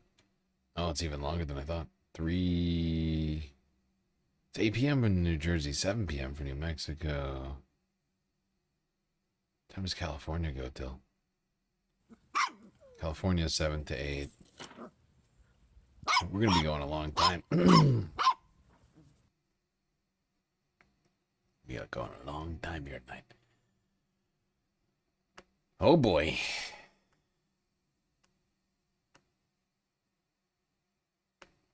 This poll is crazy for the general. All Democrats win against Rogers. Stevens +7. McMorrow +3. LSAT +1. Huh. Interesting. Interesting. The Republican pollsters saying Stevens would have the best shot. Stevens is the most popular in the Democratic primary, and lo and behold, would definitely have the best shot against our guy. And Abdul Al-Sayed would have the worst shot. You shouldn't elect him. Anyway. I just learned Sid Rosenberg did podcasts for the Advanced Urology Center of New York City. Wait, what? I did not. Yeah, I don't trust any poll. I'll be honest. I already know. Abdul and 7. Okay. Abdul and 7, baby. Abdul and 4. Abdul sweep. I don't want to even talk about the LA mayoral race, man. It's crazy. In the LA Times, they asked around 2,000 voters here, and as you can see, Mayor Karen Bass came in with 26%, Councilmember Nithya Raman with 25%, and reality star Spencer Pratt at 22%. And still many voters, you can see there, still undecided. Well, this hour, we're discussing Hollywood weighing in on this race. The mayor of LA plays a crucial role in shaping the entertainment industry. Here's a question. Now, I don't know exactly when this clip was coming from. You would assume it's fairly up to date. This is a Hassan clip from like yesterday. So you assume this is from like the last like 36 hours or something like that. How fucking stupid do you have to be at this point to be still so like unsure about who you're voting for? It's like 3 choices. All right, there's more than 3 choices, I think. These are just the 3 top choices. I just don't understand the struggle. It's not that difficult. And still many voters, you can see there, still undecided. Well, this hour, we're discussing Hollywood weighing in on this race. The mayor of LA plays a crucial role in shaping the entertainment industry, with some productions coming back to the area thanks to tax credit, including shows like Netflix's Nemesis and Fox's revival of Baywatch. Actors Jane Fonda and Samuel L. Jackson coming out in support of Mayor Karen Bass, while Chelsea Handler and Mindy Kaling are supporting Councilwoman Nithya Raman.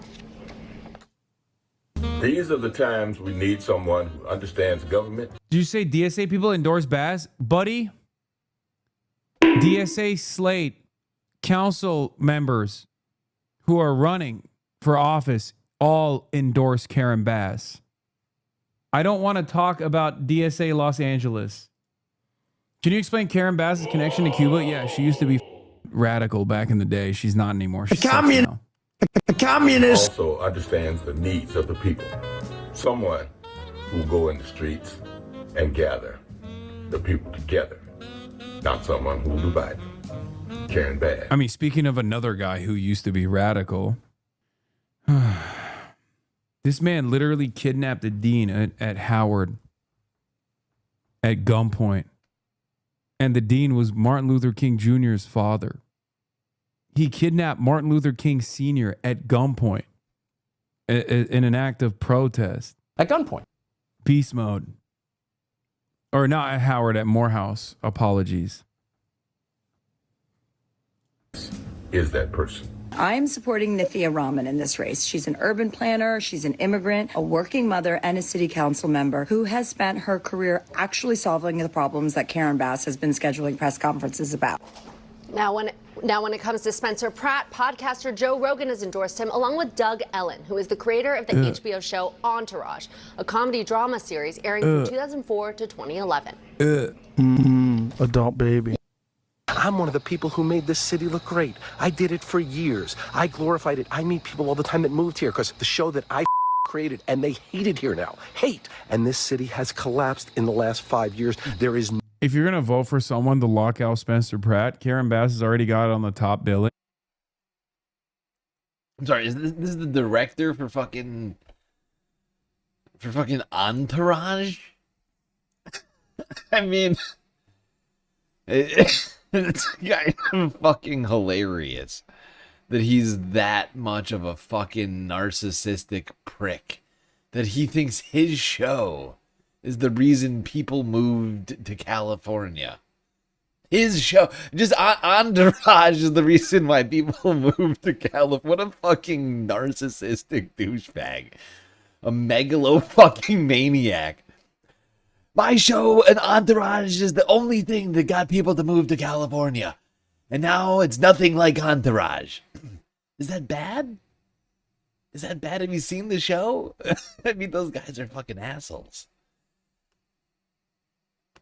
There is. If you're gonna vote for someone to lock out Spencer Pratt, Karen Bass has already got it on the top billing. You can vote for Nithya Raman for that reason. If you don't want to vote for her unconditionally, you can engage in defensive voting to lock out Spencer Pratt. We cannot, dude. Spencer Pratt cannot be my mayor. I cannot live in that reality. Okay. He is a crackhead, bro. He is literally so cooked. And honestly, there are a lot of crackheads in this goddamn city, okay? Straight up. There are a lot of crackheads in this city. Luckily, most of them live in Malibu, so they're going to find out tomorrow that they can't even vote for Spencer Pratt. But like in Burbank and Orange County, they're going to be like, what the where's my mayor? I want to vote for Mayor Spencer Pratt. What the is this? But I'm telling you right now, there's even enough crackheads in Los Angeles, bro. It's Spencer Pratt's platform is literally murdering the homeless, okay? There's a lot of in Calabasas who are like, hell yeah, let's do that. Let's murder the homeless, please. Don't give in to the fear mongering. You're smarter than that. Ray for LA, don't give in to the fear mongering, chat. That is not going to happen. He has no shot. Chatters, I love you, but you are also one of those crackheads, but in a different way. That is absolutely going to happen. I'm going to tell you what's going to happen tomorrow, okay? Spencer Pratt, Karen Bass, go to the top. And no disrespect to Ray. I really like her policies, but she's barely going to crack 5%. Okay? And the 5% is entirely going to come from this community. And then people are going to come in and be like, whoa, what happened? Well, here's what happened. Everyone is at fault except for me, okay? I need you to understand. It's not my fault. I tried with Ray. Nithya came in and was like, nope, it's my race. Immediately sucked up all the momentum. Immediately, if not sooner. And then this was after she had already endorsed Karen Bass personally, which was ridiculous. Bro, deadass are going to come back in here and blame you for not doing another stream with Ray. They've been doing this the entire time. I know. Well, you know, I'm one person. Nithya LA? No. I have some issues with Nithya, but if people voting Ray instead of her puts Pratt in the runoff, I'm going to shit myself. I know. I can't. I don't even want to think about that. Okay? Oh my God. Oh my God, dude. That's what's going to happen. Well, probably not. It's still probably Nithya's fault if she doesn't make it to the runoff. Zan is like pre-seething over some shit that hasn't even happened yet. Fucking hilarious. Oh my God. Why is he so upset? Nothing has even happened yet. There's a fuckload of people running in this in the mayor's race, though. There's like 1, 2, 3, 4, 5, 6, 7, 8, 9, 10, 11. It's 11 people.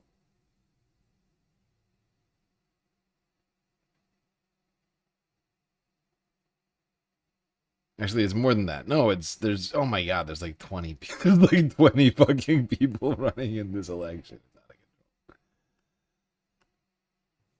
But I'll be honest, I really hope she does, okay? Not my favorite candidate at all by a long shot, but certainly better than Spencer Pratt, okay? Oh, I don't even want to think about that. No denying it unless you have an agenda. And I hate his fans too. Like let's be real though. I don't know if it's. I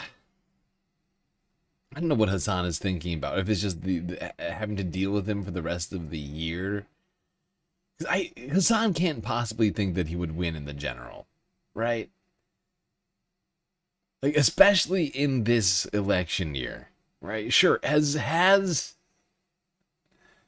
LA elected some bad governors in the past, or bad mayors in the. I'm sorry, but like, this is a midterm election year with Republicans being historically unpopular. Even if he does get the second spot, whatever. I think I get what he's. I think I get what he's saying though.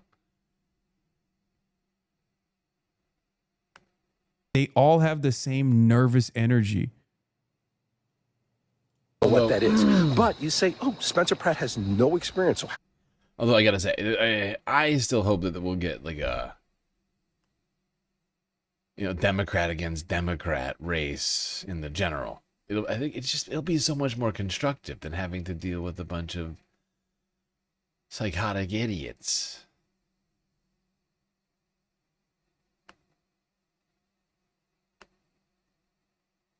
How can we possibly think about this? What experience did Karen Bass have? They all have this like plastic veneer too. They all like have this fake, phony, has-been Hollywood old producer back from like, or director back from showrunner, back from like when they could make $25 million easy on a season.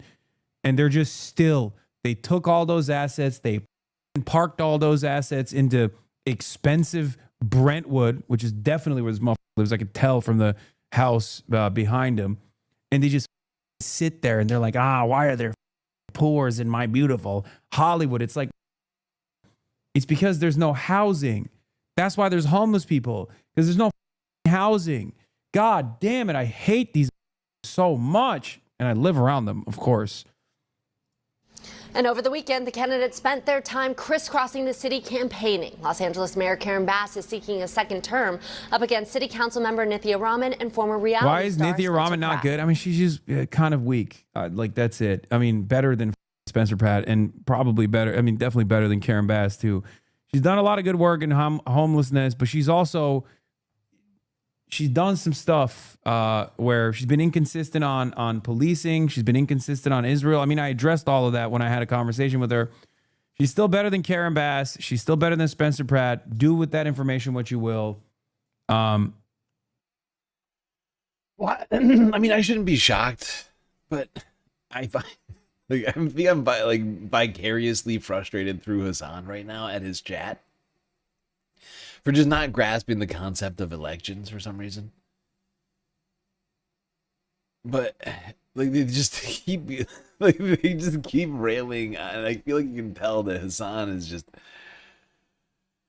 he's frustrated with them right now for not understanding that he has that even if somebody is not perfect, he still has to pick somebody. You can't just throw your hands up and say, screw democracy right now.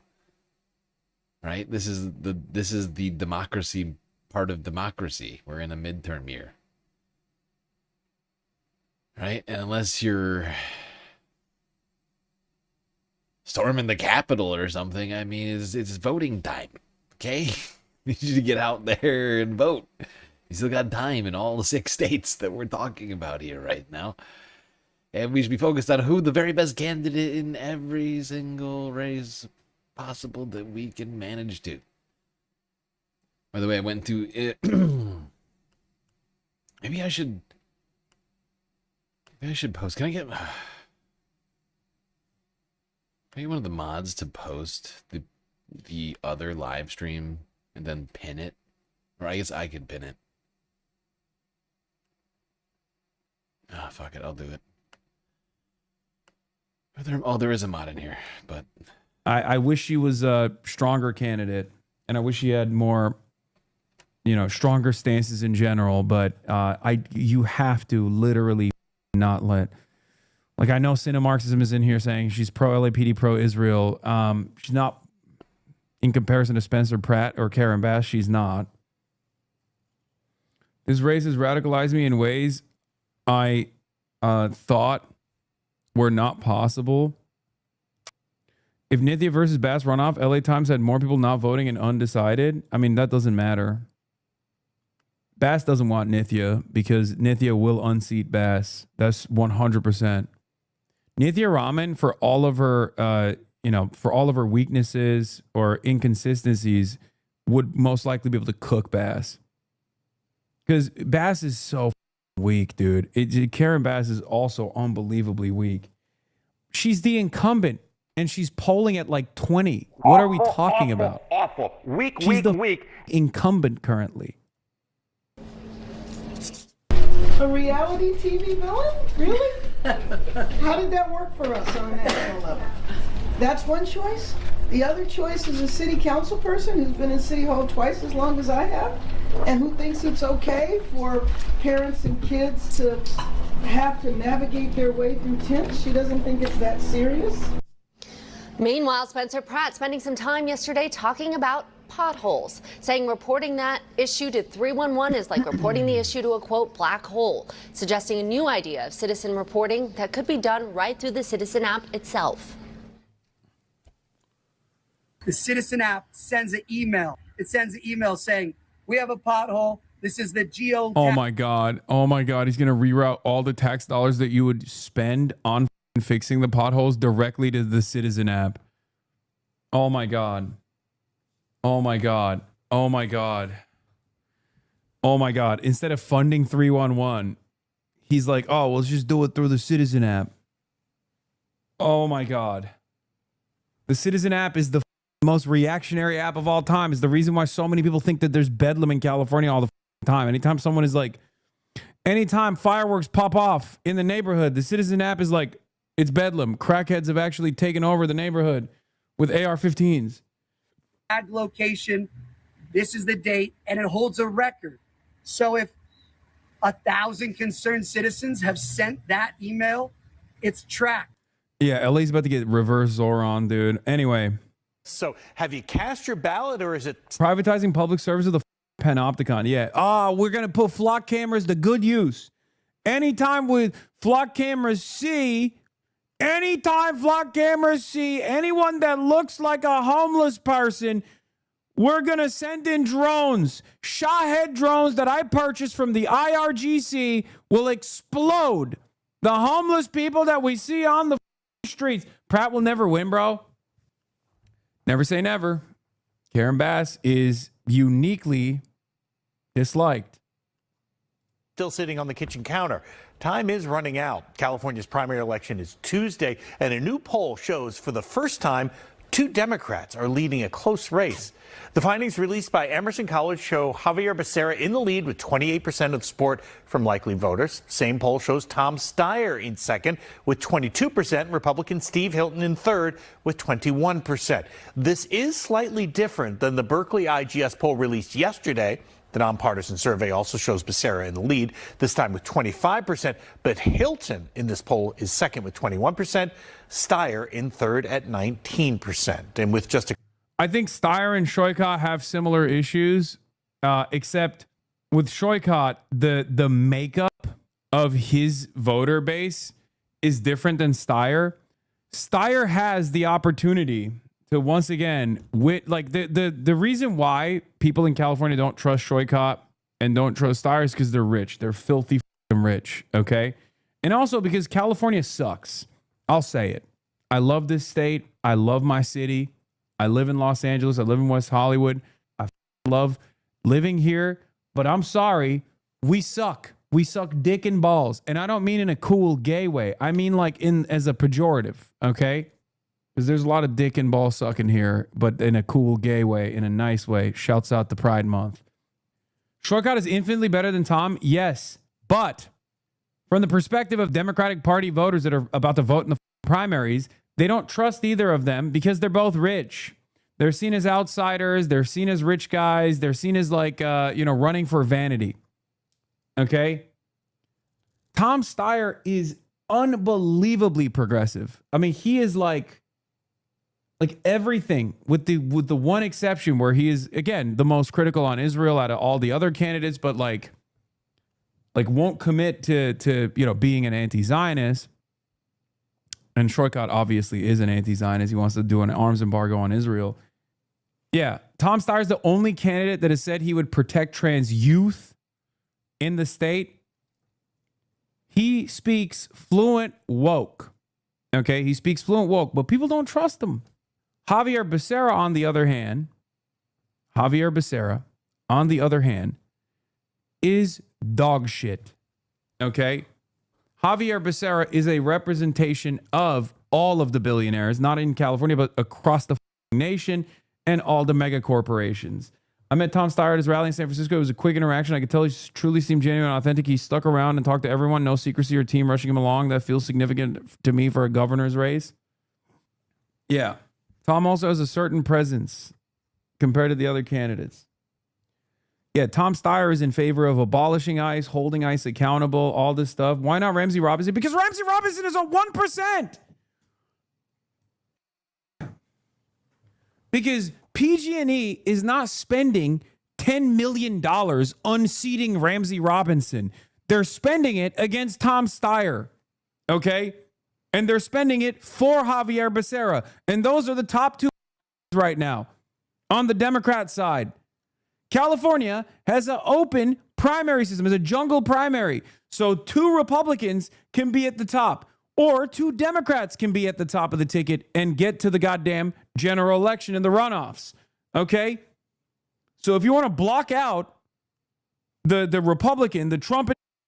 Yeah, that's the thing about this system, this primary system in California. It's a double-edged sword. It can be beneficial. You can wind up with a general with 2, people actually arguing the issues. Or you could accidentally wind up with 2 fucking Republicans talking about the best way to, round up illegals and throw them in detention centers or whatever, right? Like, and,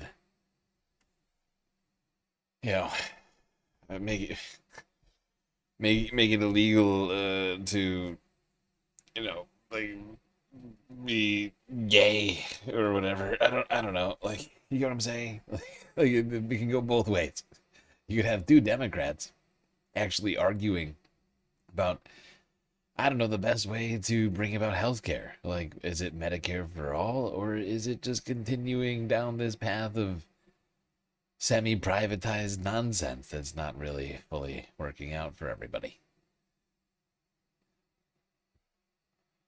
Or like, I don't know, should we be funding a genocide in Gaza and declaring the people doing that genocide as our #1 ally in the Middle East? Or maybe not do that. Republican in this race and have tremendous down ballot consequences for the general in a positive way. Again, vote for Tom Steyer. Same with Nithya Raman. If you want to block out Spencer Pratt, vote for Nithya Raman. If you want to block out the British dipshit or the gay Proud Boy cop, gay cop Proud Boy, it's the British dipshit is the one who's going to be probably the Republican one.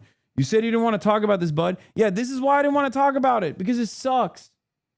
Chud Bianca. Steyer is his own man. Becerra owes his candidacy to oil and gas and tech bros. Becerra is beholden to his donors, and Steyer is beholden to the people of California. Yeah, the other thing is, there's been a lot of people that have, they've been dumping a lot of money. Tom Steyer's been dumping a lot of money on influencers and shit.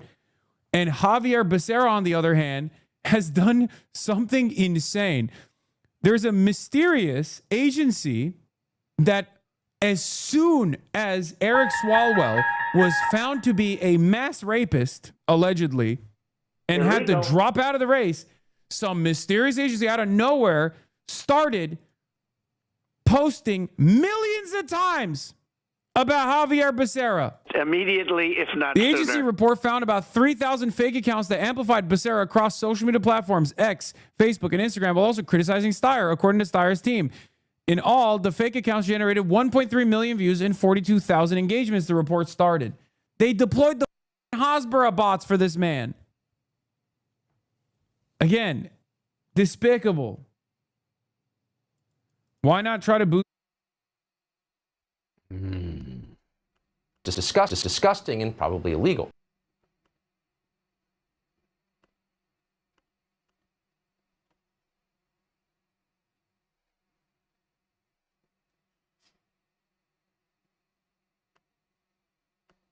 Anyway, trying to think.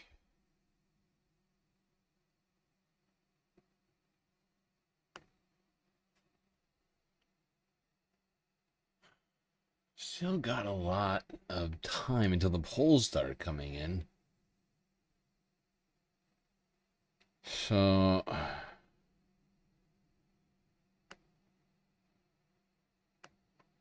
let's stay talking about the California elections.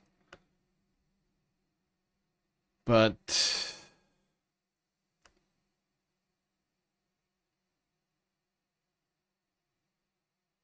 let's go here to the I've Had It podcast.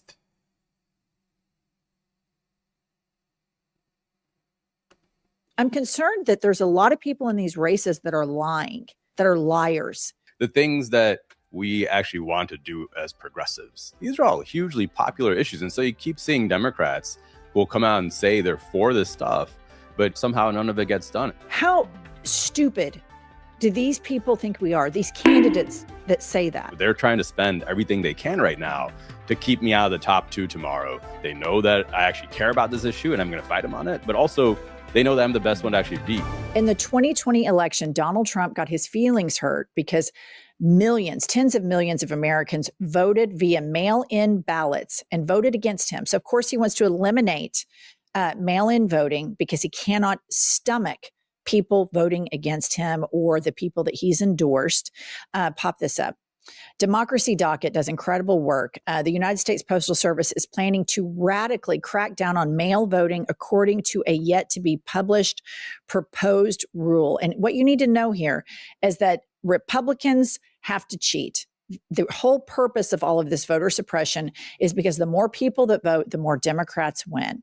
And to discuss this and politics on the ground in Democratic races with me is candidate for Congress in San Francisco, Shoykat Chakrabarty. Shoykat, how are you doing today? I'm doing great. Thanks for having me on. Yes. Tell me, how concerned are you about all of the meddling Republicans are doing in all of these races around the country? Yeah, I'm somewhat concerned. I am pretty concerned. I think something that I wish that I was seeing from our Democratic leaders right now was actually putting more of a spotlight on this. I mean, the stuff you're doing, right? Because we don't want it to be a surprise when we suddenly see Republicans denying election results, when we see Republicans showing up and, actually taking over ballot boxes. And this has been going on for years. There have been Republicans taking over a board of elections all over the country. So I want to see our Democratic representatives actually highlighting what's going on. But of course, the best way to actually get over whatever meddling occurs is we have to win with a big margin. We have to win. The bigger the margin is, the harder it is to throw any sort of wrench into it works. Too big to rig. Okay, tell me about your race. You're running, so my listener knows, you're running for Nancy Pelosi's seat, correct? That's right. And you're in the throes of a primary, and it's my understanding it's a 3-way race right now. Yeah, that's exactly right. There's 3 major candidates in the race. It's myself, State Senator Scott Wiener, and Supervisor Connie Chan. And our election's coming up on June 2nd. Oh my gosh. Okay, so how are you different if not sooner, from Connie and Wiener? Yeah. Sorry. I have sometimes elementary grade school humor. I know. I can't make fun of anyone's name. My name's Shoykat Chakrabarty, So. I know. No disrespect to Wiener, but I know that's so immature. But sometimes. Yeah, Okay, so, I'm sorry. Okay, this is a serious question. Yeah. How are you different from your 2 opponents? Well, so in this race, I'd say State Senator Scott Wiener, he's sort of the main one to beat. And he and I differ hugely, especially when it comes to the genocide that's going on in Gaza. I mean, State Senator Wiener has long been an opponent of the Palestinian rights movement in San Francisco. He's authored multiple pieces of legislation to try to silence criticism of Israel, to try to equate criticism of Israel with anti-Semitism. He's gotten people fired. I mean, he got the university president, Sonoma State, fired for meeting with BDS activists like years ago. And so, because I'm running in this race, like he's now starting to pretend like he's gotten different on this issue, and we can get more into that. But he's different. We differ hugely on this issue, and also he's against taxing the rich. I mean, right now there's multiple ballot propositions to try to do a wealth tax on billionaires in California, to try to do a tax on CEOs of large corporations. And he's against both because he's corporate funded. He's taken money from over 400 corporations over the course of his career. He's being funded by people like Chris Larson, Gary Tan. I mean, these tech VCs, crypto billionaires, APAC. So that's the big difference with him. And with Supervisor Chan, the major difference I have is I'm running against the establishment. Like I've said, I don't believe Hakeem Jeffries should be the leader of the Democratic Party, and I'm not going to vote for him. I'm trying to recruit people to run all around the country to primary other corporate Democrats. I'm going in there to try to actually change this party. And, Supervisor Chan's not going to be willing to do that. Okay, so let's talk about that whole notion of these Democrats that like I just saw recently, there was an Israel parade in New York, and this Smoltrick, I think his name is, he's the finance minister of Israel, and he has said that 2 million, he doesn't care if 2 million Gazans starve. Really genocidal language, really, I mean, like sociopathic, like this person is serial killer on a very large scale, in my opinion. He comes over to New York City and he's marching in this parade. And then of course, Chuck Schumer is up there just Israel thumping like nobody's business. And it really, for me, it really pisses me off that we have people in our party that allow American taxpayer money to kill kids. And I mean, this has just got to stop. And it always seems like these politicians, the Schumers, I'm sure probably the Wieners that's running for your seat, they do these insidious lies to the public, like, oh, we're for gay rights. Oh, we're for women's rights. We're pro-choice. But they always exclude a group of people. And then we just keep sending money to commit war crimes. And it's just like, where are the moral leaders in this? And is that what differentiates you from him? It's what differentiates me from both my opponents, to be honest. I mean, I started this race and I've been calling it genocide in Gaza from the start. If something is a genocide, you can't be saying it's sending any sort of arms or any funding. Like if this was any other country, we would not be sending any sort of aid to that country. We'd be debating what kind of sanctions to put on them. And that's why from the start of this race, I've been calling for full arms embargo on Israel. I'm calling for sanctions on the leaders of Israel. We need to be doing everything we can to stop this genocide. Yep. And hopefully people decide to vote for that guy. I do think that if he makes it to the general, he'll win.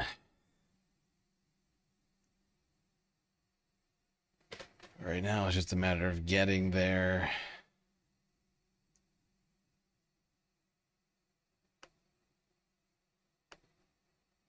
All right, just take a look at the live stream from Reuters. What's going on earlier?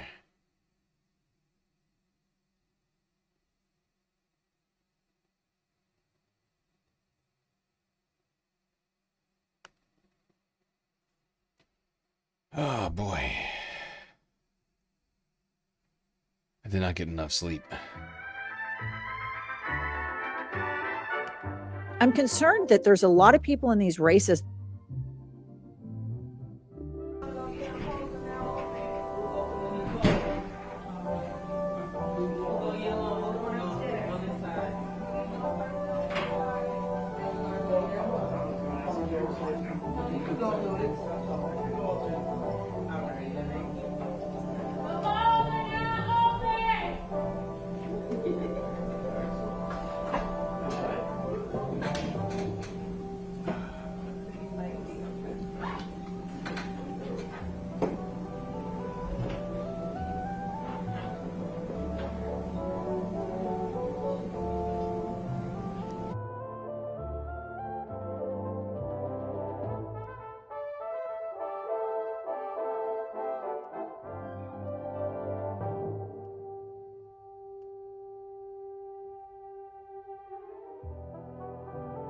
I'm just gonna relax for a second here. Check in with all of you who voted here today. You double checked that it's right? Okay.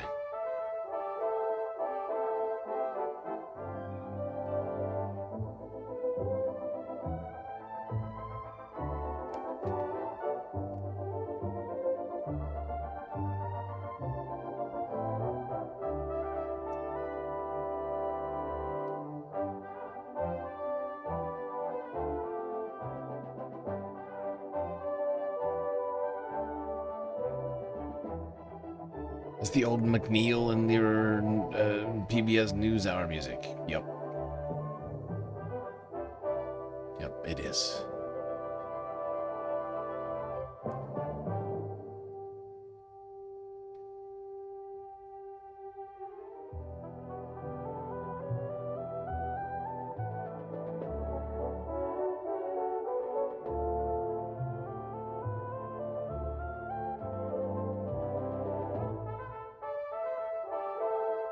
Dark Sparkle voted. Okay, Dark Sparkle. I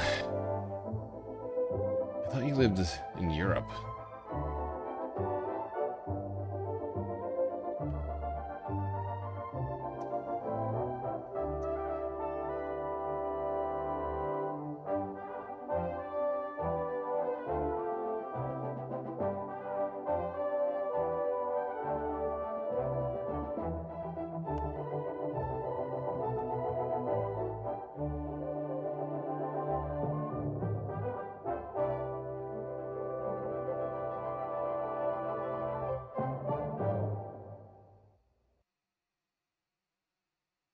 You live in Germany, but you're American. Okay, would you vote by mail?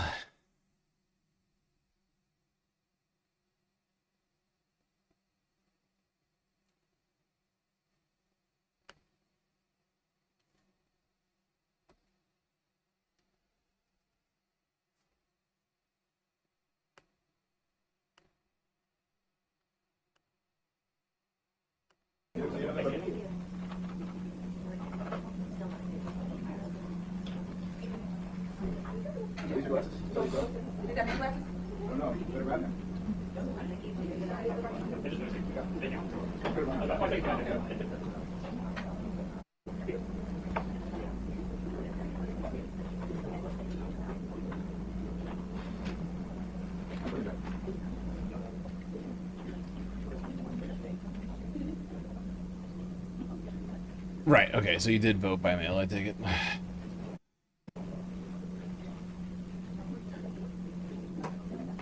Cool. Well, that's good. I'm glad you decided to exercise your constitutional rights. Get all democratic on it.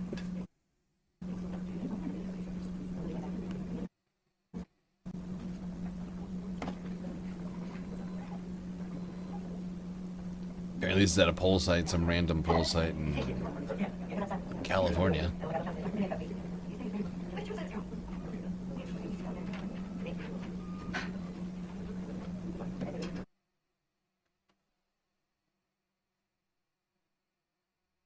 Usually vote by mail. You slacked hard. Wow, I need to fax it in. Wow. Vote by fax.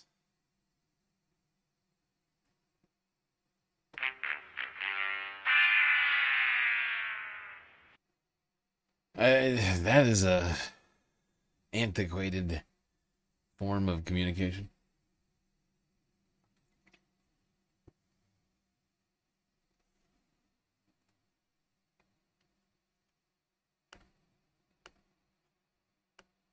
Okay.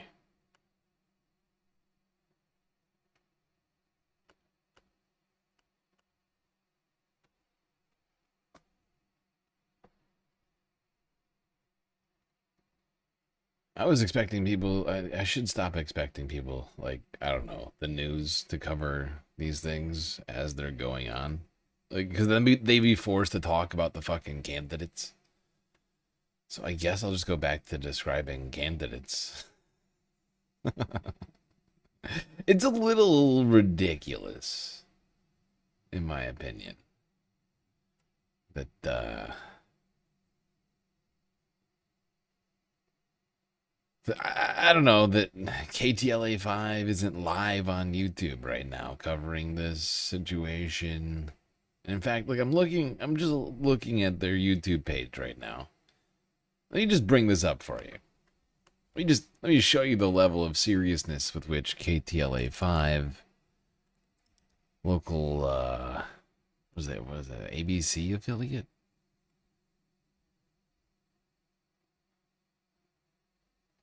Look how seriously they're taking the elections.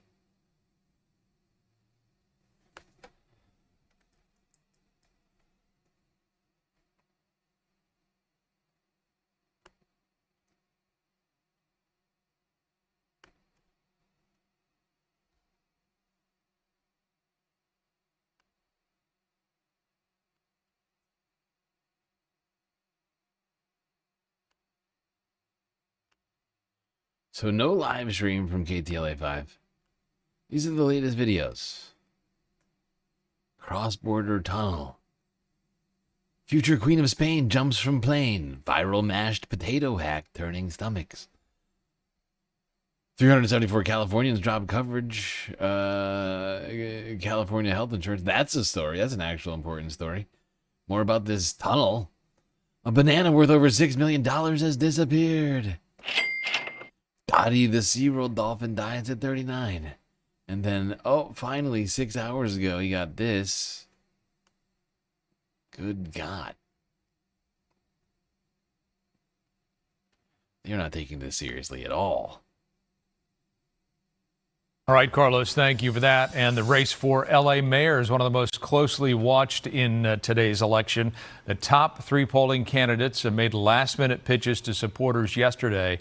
KTLA's Eric Spillman in the newsroom with more on that. Eric, good morning. Morning, Frank. According to the latest polling, the three leading candidates for L.A. mayor are only separated by about 4 percentage points. That's about as close as it gets. The top two vote getters in today's election move on to the runoff in November. Whoever finishes in third place is eliminated. Mayor Karen Bass is facing a challenge from City Council member Nithya Raman and reality TV personality Spencer Pratt. For the last 21 years, L.A. mayors have had a pretty easy time getting reelected to a second term. Not this time. A lot of voters say they're dissatisfied with the way Bass has done her job. They're angry about the homeless crisis, broken streets and sidewalks, and Bass's handling of the Palisades fire. She was in Ghana when it broke out. But she says during her term, she has been able to reduce the number of homeless people on the street for 2 years straight, and she says she's made progress on affordable housing. She campaigned yesterday in San Pedro. 42,000 units of housing.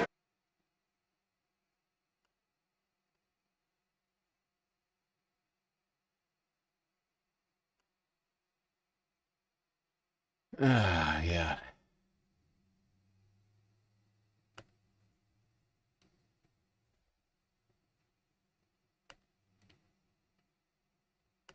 It's the less serious of the LA local news.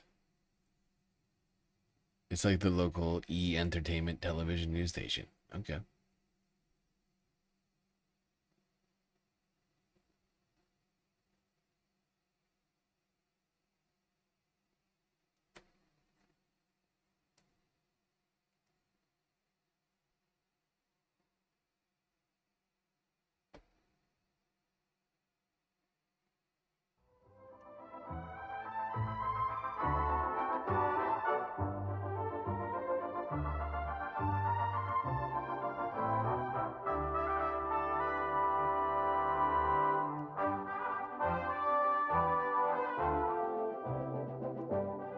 Okay, I'm gonna skip ahead. I think some of these streams have gone live now.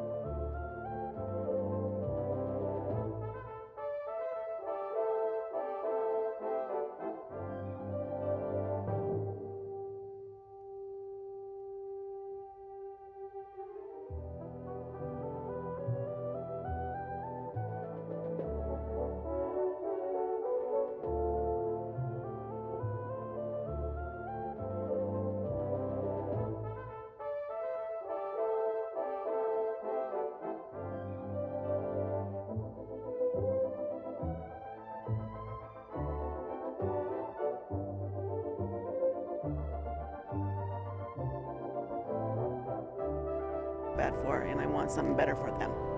And hopefully a new governor that's not Bianco will do something about that, at least in our.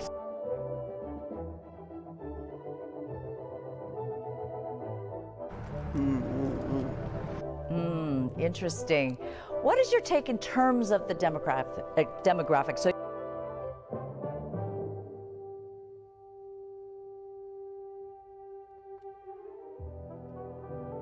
What the hell is going on here?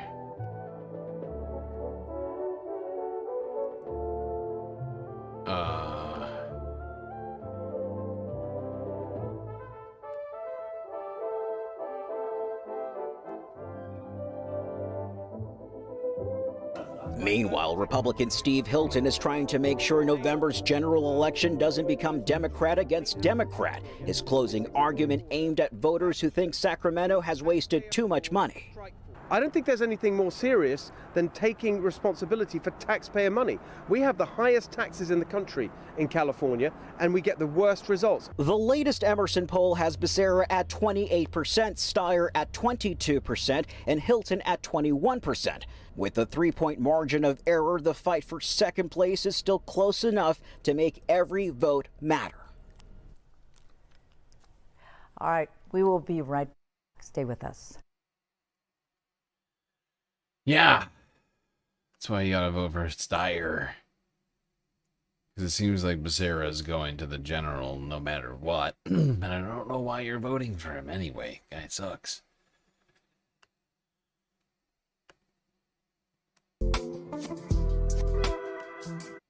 Thing that you understand is it takes two things to win a campaign. You got to convince the voters that you're the better candidate for that position. But then once you convince them, you got to get them to the polls. It doesn't matter what the polls say yesterday or the week before. The only poll that matters is the one that's going to be done tonight at the end of the election. So voters are holding on to their votes in this election because it's very exciting. It's very emotionally scary if you're part of one of those campaigns because there is so much on the line. But voters feel the pressure that this election really will affect their lives, their daily lives, and are paying more attention. That's what we have seen, that voters were not turning in their ballots all the way into the last 72 hours. There's a deluge of ballots that have been turned in, and people are coming to the polls in droves. So people are paying attention. There's more people voting in this election than past non-presidential elections. Is that right? You're already seeing that this primary will see very good voter turnout, or how would you quantify it? We're already looking at it. One of the cool tools that we have is that we can see the tracking of other people that turn in their ballots. So we can see, you know, like what age group, what region, what party designation. We can see all those demographics and the people that are turning in their votes. And usually those that vote the heaviest are the senior citizens. And in this election, it's like a surprise for all of us political nerds is that they've been holding on to their vote all the way to the last 72 hours. The seniors are holding on to their votes until the last 72 hours? Is that what you're saying? Because usually they're the group that... Fascinating. Seniors undecided in this primary election. A shock turn of events. Let's go to NBCLA.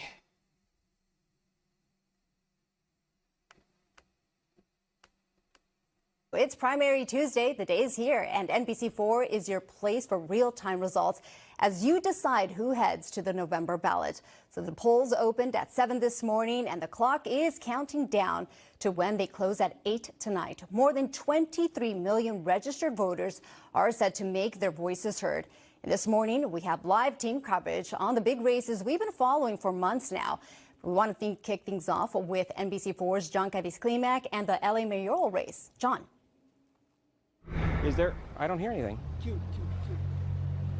Hi there. We are in Boyle Heights with Mayor Bass, who today is going around doing what she says she needs to do to make sure that she gets that final push of votes and trying to sway voters to make sure they side on hers. Is continuing our grassroots effort, going to neighborhoods all over the city, talking to people, letting them know what has been done and what the future of our city looks like. A future that is affordable, where housing people can afford to be in, where there's good paying jobs, union jobs as the assembly member mentioned, and a city that is safe. Yeah, Mayor Bass spoke with volunteers with the group Women Action March here in Boyle Heights, touting her work to decrease homelessness in Los Angeles and lower crime, still trying to separate herself as a political insider from her closest opponent in the polls and former supporter, council member Nithya Raman. I have a very honest message about the challenges that we're facing today and what we need to do to take on bigger things as a city, to have a more hopeful and resilient future. It will require change. It will require hard work. It will require grappling with this moment. And I think that honesty does have purchase with voters. And I'm hopeful that it will continue to if I do prevail and continue through to the general. Councilmember Raman voted this morning at her polling place in Silver Lake, knowing that she surged in the most recent polls, coming from behind after the NBC4 and Telemundo 52 televised debate last month seemed to stall her momentum. And the third candidate, the newcomer to politics, Spencer Pratt, no planned events today, but speaking with our Robert Kovacic last night. I'm going to win the election with 51% of the vote because I believe that it's the first time in at least 10 years people can vote for something that. Somebody that's a complete dickbag? Complete change. Now that I know all the problems of the city for all. Complete change. I mean, you'd be going from, yeah, what, a black woman to a white man, a sensible person to a complete psychopath, a Democrat to a Republican. Also, here's what I just find fascinating is why he thinks he's gonna get so much support. Right now. He seems to be losing support. And Democrats are coming out in droves right now in some places where there's a lot of buzz, and in particular, there's a lot of buzz in LA right now. And so I just don't see how he's gonna pull this out. I mean, maybe he will. Maybe I'll be proven wrong. I just don't see it happening. With Nithya Raman improving, and people's trauma. Was Karen Bass already at the top of the list? And this guy now in the teens, I think. Doesn't seem like it's gonna happen for Spencer. But people shouldn't let that prevent them from voting. It could happen. I mean, there's enough undecideds technically for it to happen. They're dealing with the fear, the danger, the fact that now I'm in a position to help people, like how empowering that feels. That's why I do it.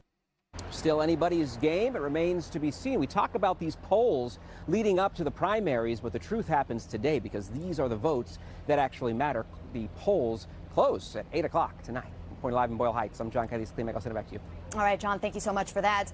So we're also watching the fight for Governor Newsom's seat. If you're just jumping in, let me give you a little heads up. This section of your ballot may feel overwhelming. NBC4's Brittany Hope is live in the newsroom. Brittany. Hi, Annabelle. If you're opening your ballot for the first time today when you go to vote, you are going to see more than 60. You like how the whole setup is different on the vertical stream? Other channels don't. You know what? I think it's because a lot of people just use like automatic, like chop them up. Like YouTube has like an automatic, like I don't know what to call it, like a way for you to automatically restream your live to vertical. I just don't. It just doesn't look right with my stream. Right? It just doesn't. It doesn't look right. So I just do it this way. You know, like I had to set it up meticulously. It's basically all the same stuff, just organized in a way that you can see it. I think hopefully more accessibly on the vertical. Who want to fill Governor Gavin Newsom's seat, but recent polling shows voters appear to be zeroing in on 3 top candidates, and one of them is Democrat billionaire Tom Steyer. He was in LA this morning and rode the Metro D line with this final message to those heading to the polls. This state is unaffordable, and there's a reason for it.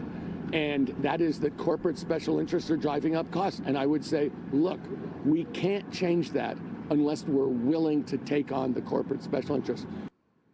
Huge theme of this race has been affordability, and all of these candidates on your screen say they think they are the person who can make life for you and your family better. Here is the message from fellow frontrunners, Republican Steve Hilton and Democrat Javier Becerra.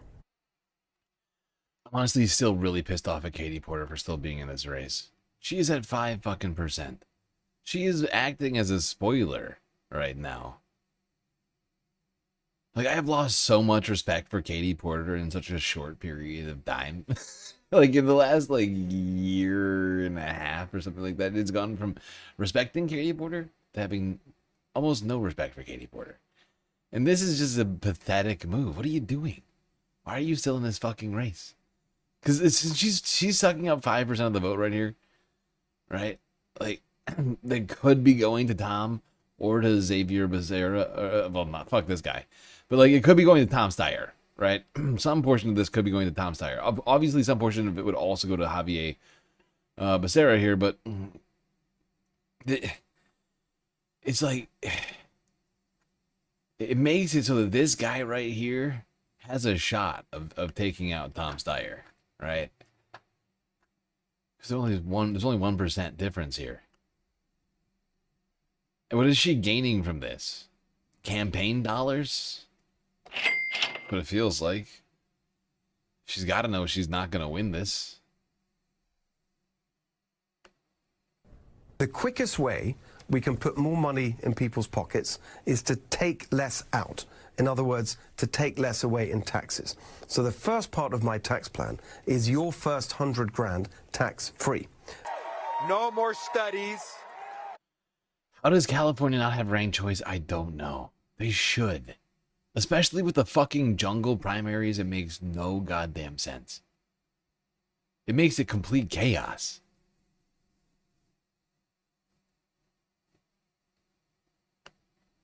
No more task forces. We have home. Screw this guy. He's a piece of shit. This guy's a piece of shit.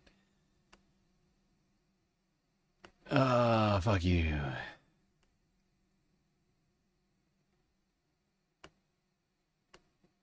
In Huntington Beach, Javier Becerra has been in Sacramento and will be back in LA tonight as the polls close, and Tom Steyer is traveling back up to San Francisco for a watch party. What happens in this primary election will determine if 2 Democrats or if a Democrat and a Republican will face off in November. In the newsroom, I'm Brittany Hope, NBC4 News. All right, Brittany, thank you so much for that update. And there's still plenty of time to get out and vote or get those mail-in ballots where they need to go. Polling places open bright and early this morning and will be open all day for you. We're going to be tracking the pulse of voters, any lines and issues right here on NBC4. And NBC4's Lauren Coronado is live at Cal State LA. Lauren, these are newer voters. What are they telling you about what's bringing them out to vote today? Annabelle, that's right. We've seen a few younger voters who've come out, and they say that they really want to make sure that their voices are heard during this primary election. We're at Cal State LA, so yes, we're starting to see some of those college voters, but we're seeing voters of all ages. A lot of them say this is a great spot because it's close to their homes. Really, convenience is key, and I think that's what LA County was trying to do. We are talking about more than 600 polling places just in LA County, including the one right here. And here's why some of them said it was important they voted early today. A lot of the resources that we need in education, housing, the biggest thing right now is affordable housing. There's a lot of displacement, a lot of people that can't afford to pay the rent. We came out here to vote because we feel like every vote matters and it's important regardless who you're voting for. To make sure that the right person gets into office. Yeah, exactly. That's the whole point of voting. We don't make enough of the primaries in the United States. This is the most important part. By the time you get to the general, your candidates have been decided for you. Right? If you have any semblance of an ideology. And that's the problem. It's one of the big problems in this democracy of ours. Is this sort of cloistered, almost like papal, like it feels to me like oftentimes like the primaries are these sort of closed off, rarely talked about decision that is made amongst a particular group of people. It feels like we're deciding a new pope. Only the party affiliated. California is slightly differently, but you get what I'm saying. Like it's just this. It's like it's sort of shrouded in secrecy when it should be a completely celebrated thing. It should be, everybody should get the day off. It should be a national holiday for one. We should be talking about this weeks, months in advance. I've been trying my best to like keep up with all this. Just like it's such a and not having the resources to do it is quite a struggle. I've been trying to enlist people to help in the Discord. That has not gone as well as I was hoping. And so it's been left mostly to me, almost entirely to me, to be trying to get all this information together for each one of these states, putting together this long, long list of all the candidates. But it should be like the entire country talking about these things well before, because there's an entire like process, right? The qualification process, the like fundraising, in some cases matching funds. It depends on where you are, but right, like there's all these different steps, right? And without us talking about it, not just me, but everybody, like it leaves it so that the moneyed interests can just sort of dictate what happens. As long as people don't vote, people aren't informed, people can't raise funds, people can't qualify for the ballot. You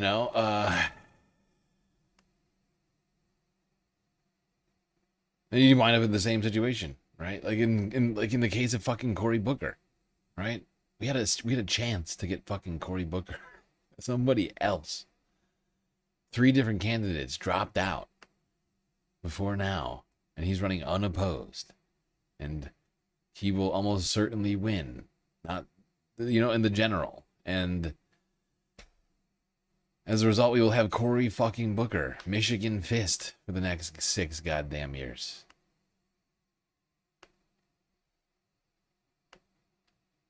Right? Today is the New Jersey primary. We just got done talking about it.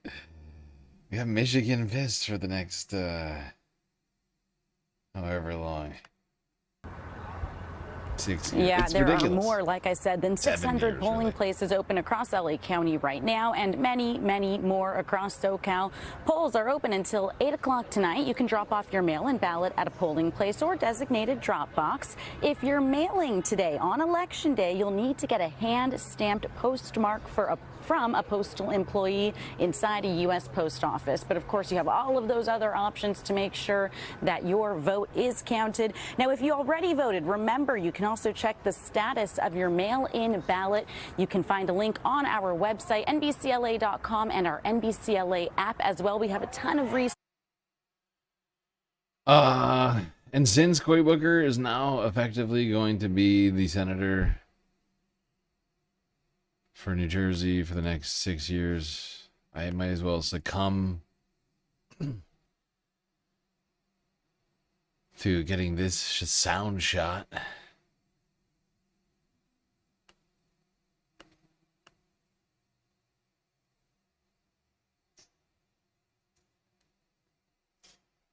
I want the Michigan fist. Fist. Fist. I want you all to unite.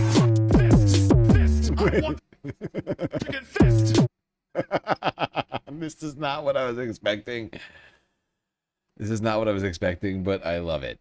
So, take two. We're gonna listen to this, and then I'm gonna re-get this on a different clip. I want the Michigan fist. Fist. Fist. I want you all to unite. Fist. Fist. I want the Michigan fist. Fist. I want you to punch a hole in the wall of resistance. Fist. Fist. I want that Michigan fist. Fist. Fist. Fist. Fist. Fist. Fist. Fist. Fist. We got points to put on the board. Actually, I think you need to hear that one more time. I think I need to hear that one more time. We need the Michigan fist, everybody. I want the Michigan fist. Fist. Fist. I want you all to unite. Fist. Fist. I want the Michigan fist.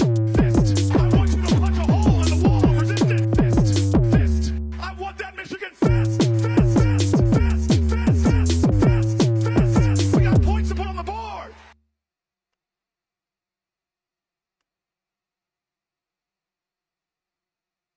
Get that Michigan fist going, everybody.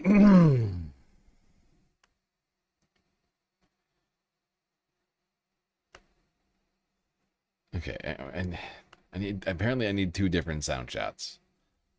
Michigan remix or fist remix? No. Yeah, Michigan fist remix. And then we're just gonna have to get the original Michigan fist. I want the Michigan fist. Wait, that's gonna be a wait. No, let me. What did you just say, girl? I want the Michigan. I want the Michigan fist. That's gonna be a sound drop. I need the Michigan fist. Everybody needs it.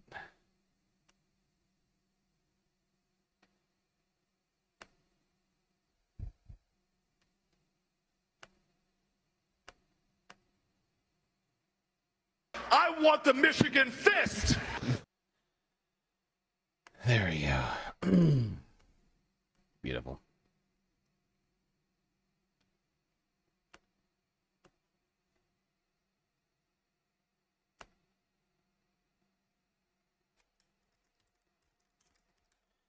Well, there you go. That guy's going to be senator from New Jersey for the next 7 years now. It's true. This is why the primaries are so goddamn important. That's why we should be talking about them. Otherwise, we get the Michigan fist for another 6 years. The Somalian fist? Somalia.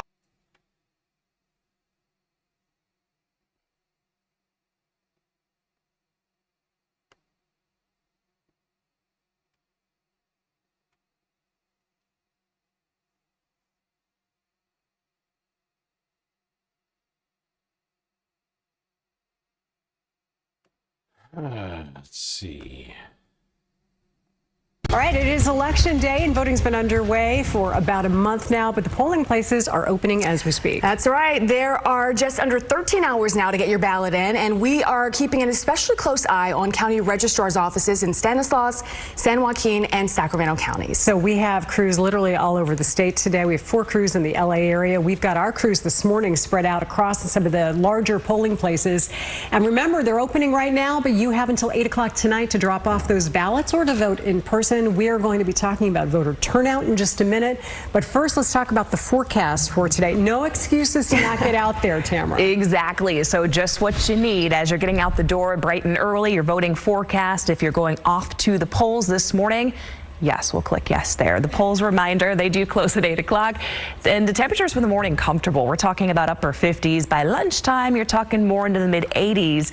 And by dinner time, I've got highs that'll be very warm, similar to yesterday, coasting into the lower 90s. You're out the door right now, bright sunshine illuminating the sky. Oh, it looks lovely. Thank you.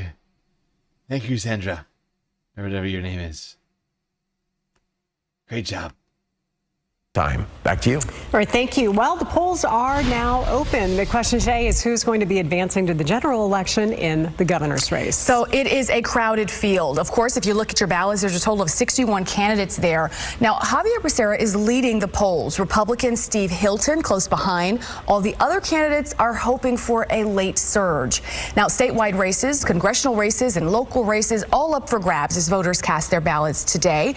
Let's turn now to KCRA3's Melanie Wingo. She's live in Stanislaus County with a look at things there. And the polls just opened here, and you know, we referenced it in our 6 a.m. hour. You don't want that Ohio fist? What's the difference between the Ohio fist and the Michigan fist? Now I'm intrigued. I want the Michigan fist. It is so exciting when the polls officially open at spots all across the entire state. They do a sort of a celebratory honorary hear ye, the polls are now open announcement in front of the registrar voter's office. And today was no exception. We watched that happen right at the top of the 7 o'clock hour. Now we've made our way across the street here over to the Gallo Center. And as you can see behind me, we have some friendly volunteers who are out here every election day ready to help voters cast their ballots, make sure their ballots get into those official drop boxes. And here at the Gallo Center is kind of one of those locations that voters across Modesto, across Stanislaus County, they know that they can come and drive up and then hand over their ballots to the elections workers here who will, in front of you, put that right in the ballot drop box so you don't even have to leave your vehicle. It's all about making it easy for voters to cast their ballots. But if you do want to park, walk up to the ballot box, put it in there yourself, you can do that in front of the registrar voter's office. Ah, yes, you couldn't possibly trust somebody to walk your ballot from your car to the box. Not gonna do it. Wouldn't be prudent at this juncture.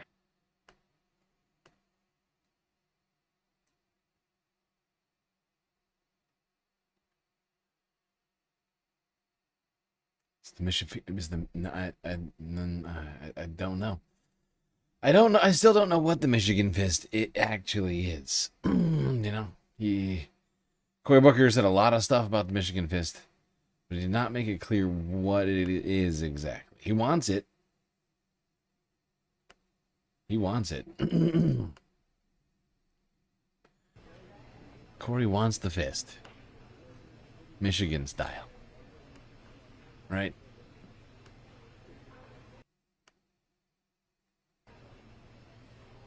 I want the Michigan fist. Fist. Fist. I want you all to unite.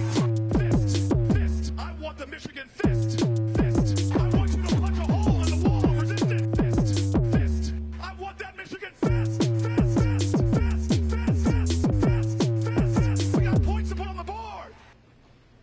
We got points to put up on the board. Come on, people. We need that Michigan fist. What we need is the California fist, actually. Today, what we need is the California fist. The Iowa fist. We need the New Mexico fist. We need the South Dakota fist. And, of course, we need the New Jersey fist. All 6 fists. We need to be six fisted. Like the goddess Shiva. Okay? Let me bring up just a quick visualization for you.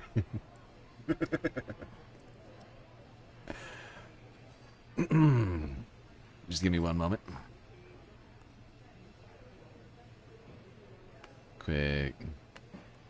Just a quick second.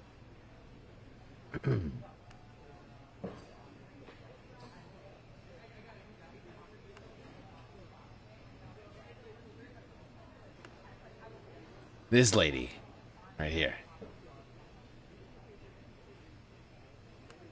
Huh? With the arms. You need eight fists, 10 fists. California fist, Iowa fist, South Dakota fist. All of the fists. Simultaneously.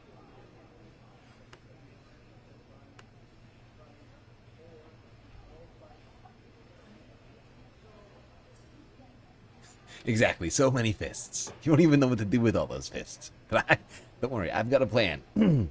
I have a plan. Yes, we are multi-fisting. Okay? That's what's happening today.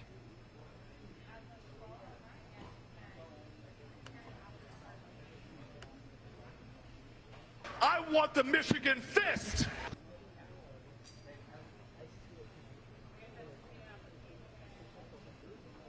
It might sound unachievable, but I believe in us.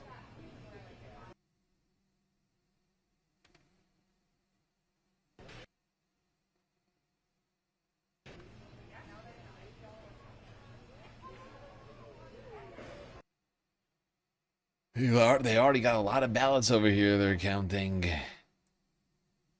A lot of ballots.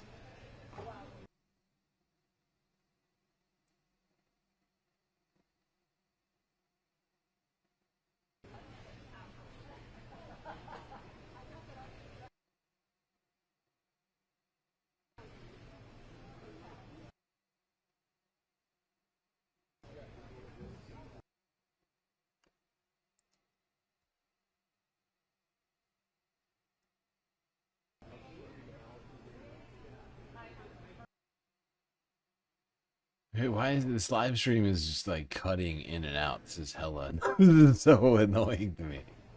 Why are you doing this?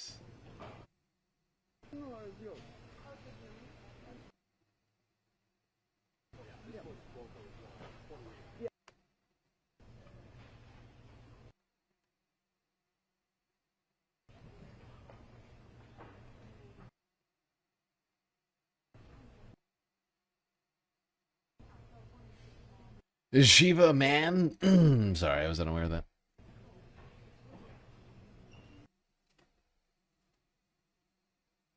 Somehow, I always thought Shiva was a woman. Didn't mean to misidentify the god of destruction.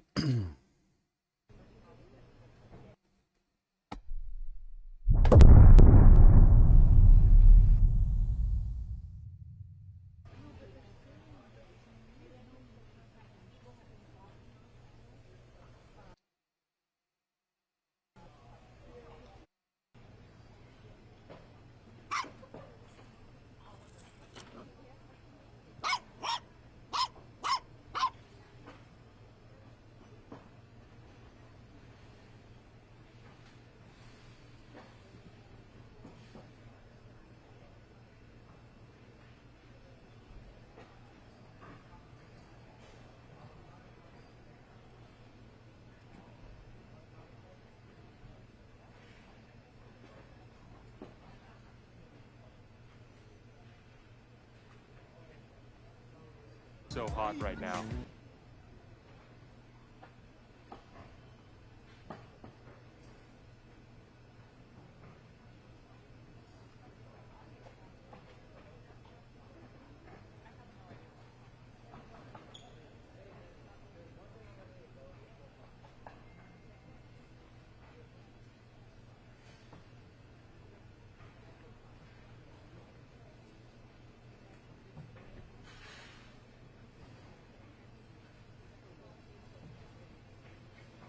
Bernanke doesn't go live until 8 o'clock. Doesn't matter who. That's the way they do elections. They don't give a fuck who's running. They really don't. Not important. You shouldn't concern yourself with that, America. I thought this was America. Huh? Isn't this America? I'm sorry, I thought this was America.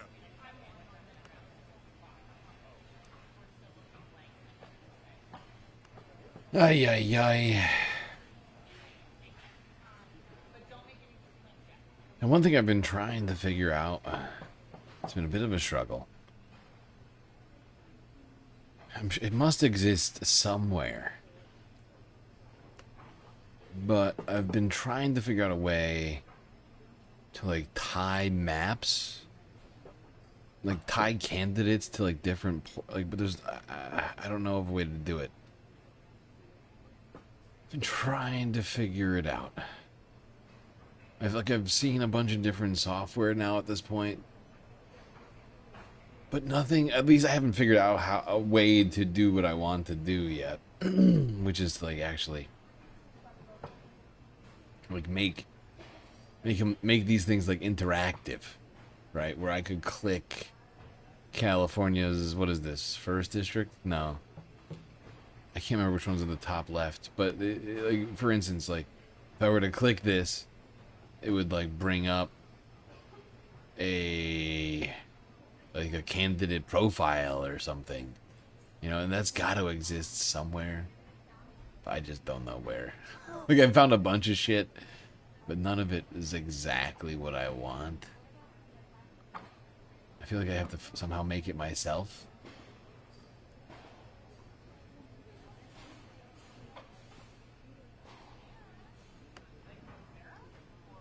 But I don't exactly have a bunch of funds and time. In fact, I have increasingly dwindling funds.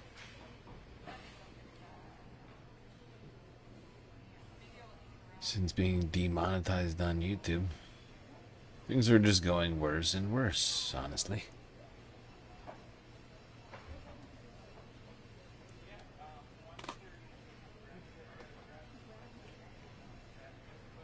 You know, I'm gonna take in less than half of what I normally would have from YouTube on Twitch this month. I'll get it a week earlier, but it's not looking good. The galactic deficit is gonna be fucking huge. In about 10 minutes. It starts at 2, but we have to set up sound and do, you know what I mean? So 10 minutes. If things keep going in this direction, I might have to No, you'll need an rethink how I do things. Or if this is even a viable thing for me to do. Oh, where are they? Oh, right here? Okay. Is there a molt box back there to plug in? A what? A molt box? Yeah, for the XLR? Yeah, we're good. I've just been looking at it on average. We are just making less per stream than we were previously.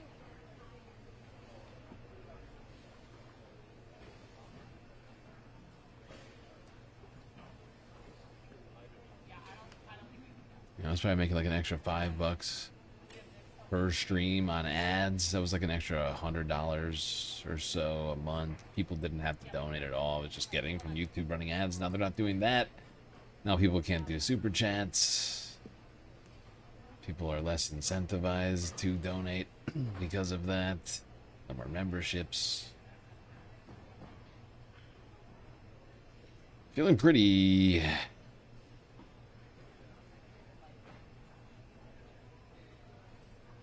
down about it, honestly.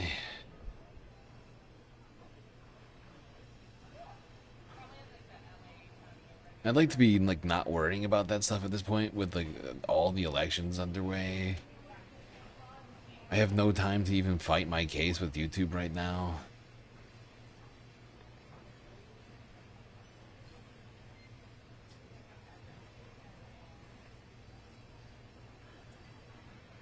Like, it's been taking me so much time to put these lists together of all these candidates. I mean, you would not believe how much time it takes to put, like, to go through hundreds of different candidates and determine whose policies are the best. Like, lists like this take me so much time. So much time. Oh, it's very frustrating. You know what I should do? I should post this to the channel as a screenshot. As an easy way for people to see. Although, I need the legend. Need the legend visible. Guess I could overlay this. Yeah, so I'll do.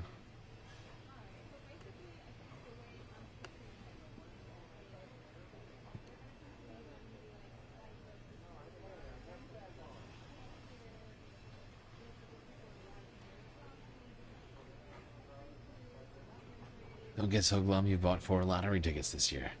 So you're bound to win the jackpot soon. That's not really the way the lottery works.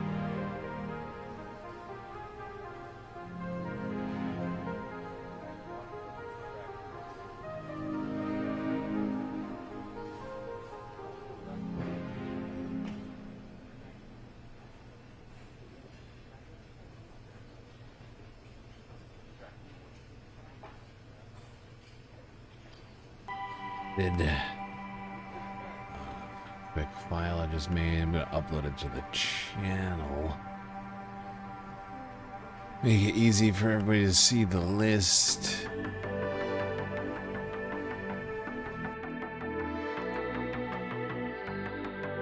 I can just do it this way, right? Yeah. I don't make a lot of regular just posts, I feel like.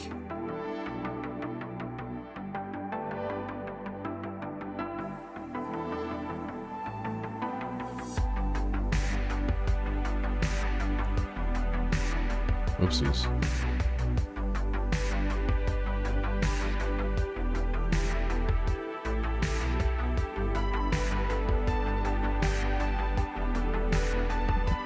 Got quiet.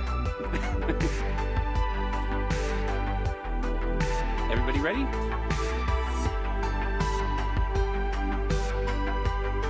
All right, good afternoon, everybody. I'm Dean Logan, the Registrar Recorder County Clerk for Los Angeles County. Thank you for being here today. Happy Election Day. It is the state direct primary in California, and I wanted to take the opportunity just to give you a little bit of overview of how things are proceeding today, and kind of what's happened up until today, and then put that in perspective of some previous elections.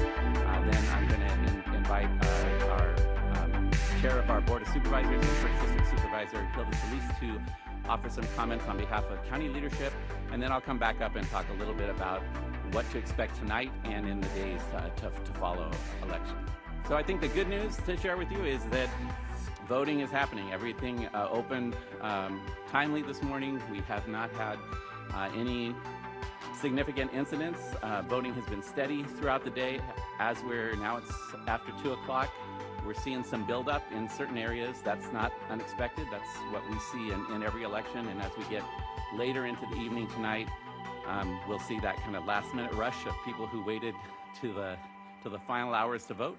But we have capacity for that, and we are ready and able to serve those voters when they show up. Just before coming in here, I can tell you that we just surpassed 100,000 voters who have showed up to vote in person today. And we are approaching 1 million vote-by-mail ballots that have been returned through various methods. So voting activity in these last few days has picked up significantly. That compares to, if you look back to the last gubernatorial primary, which was in June of 2022, we are trending about 2 to 3 percentage points ahead of where we were at that same election 4 years ago. So June primaries are notoriously lower turnout compared to other statewide elections, and certainly compared to our general elections. Okay, sweet.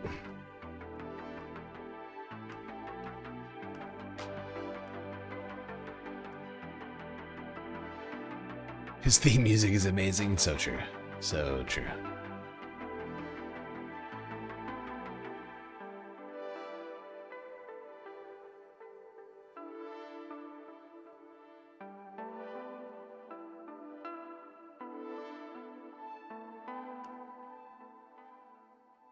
All right, we're not going to listen to this guy talk about the elections.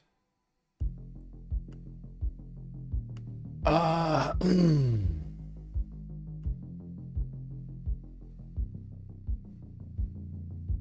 else I got here?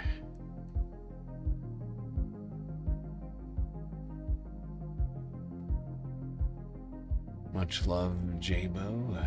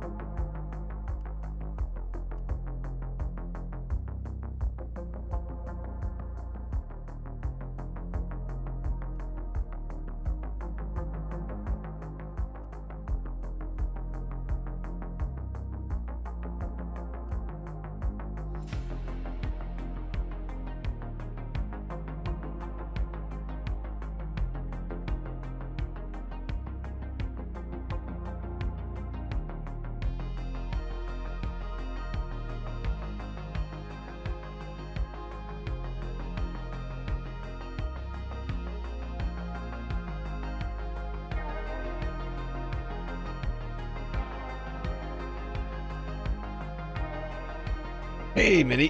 How's it going? How is it going? We are trying to get ready for the polls to start closing here soon. A little over an hour.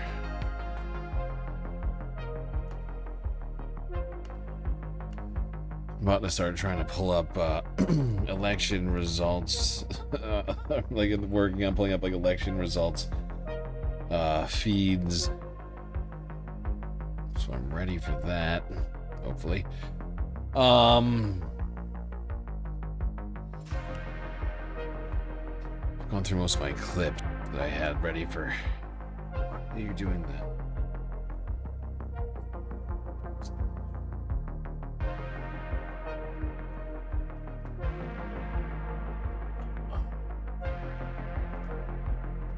Oh, it just totally cut out my soundboard, didn't it? Yep, it did. Yeah, it did. It cut out the soundboard. What's it looking like? Depends on what you mean by it. It's looking like there's a shitload of elections.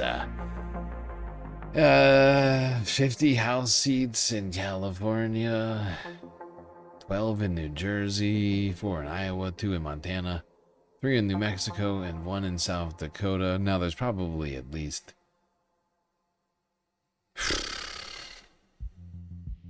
10? No, less than that. Yeah, something like 10 no challenger races, unfortunately.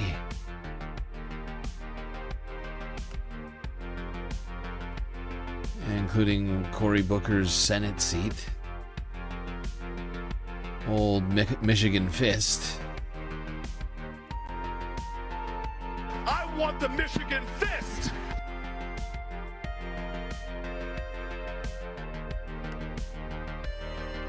Are we winning? Well, we don't know if we're winning yet. That's the thing.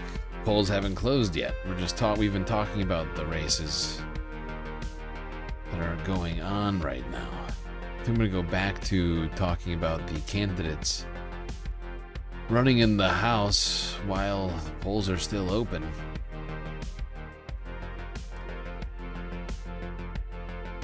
But there's a lot of great candidates running across the board.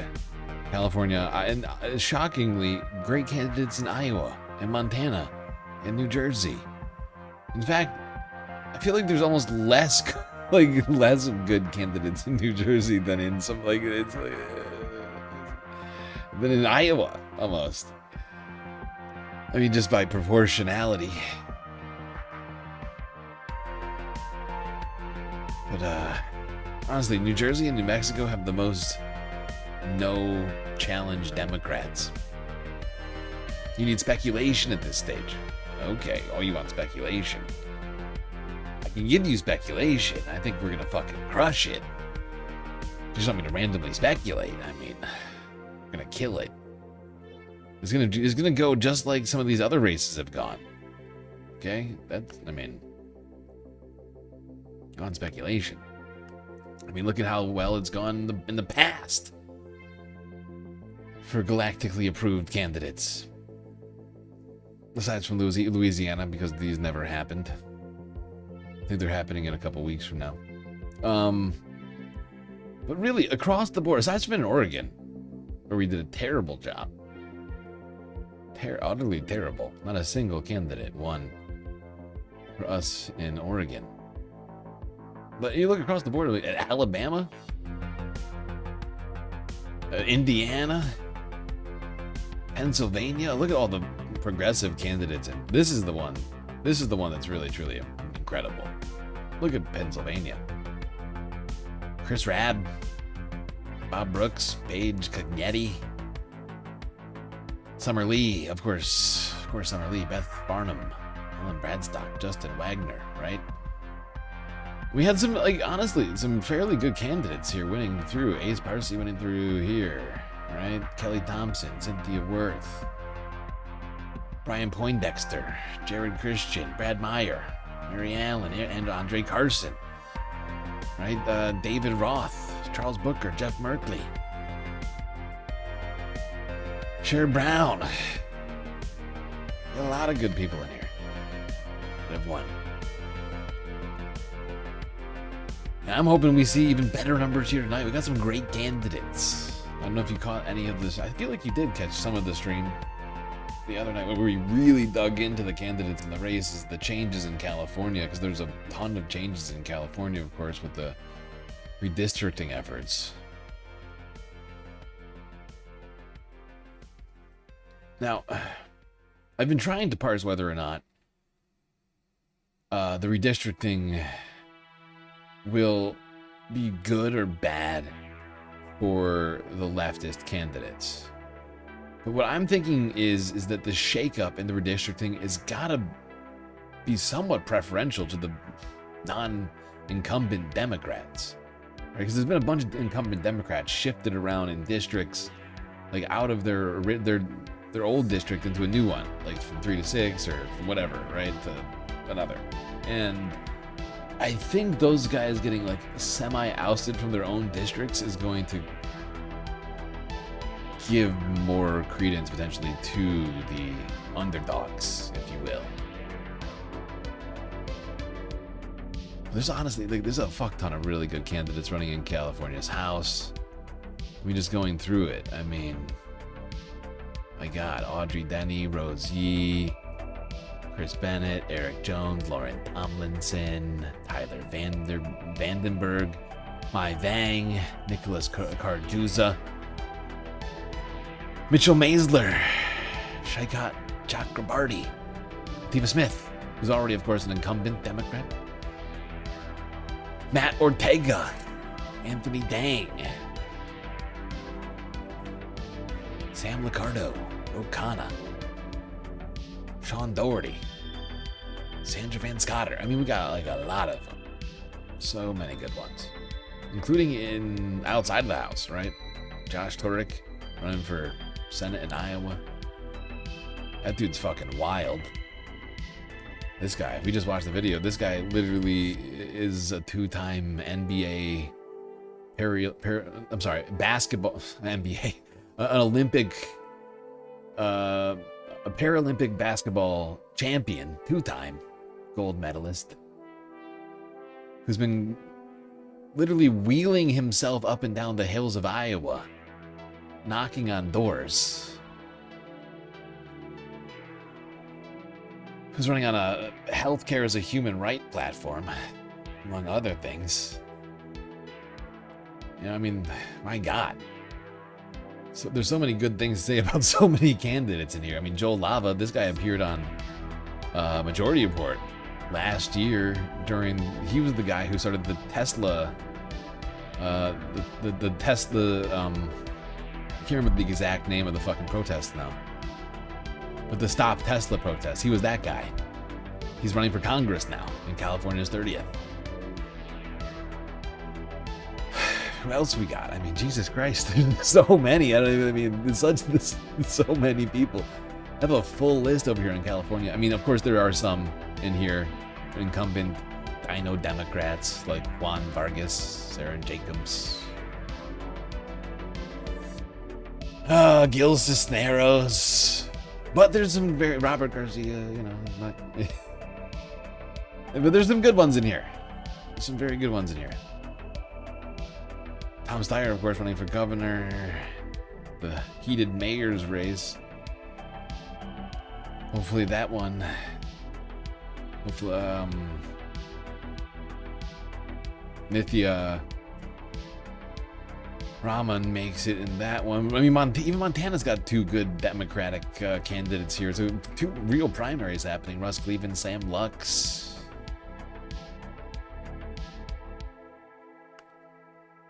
Got even a Senate candidate there. I mean, technically, big things could happen in this election, guys.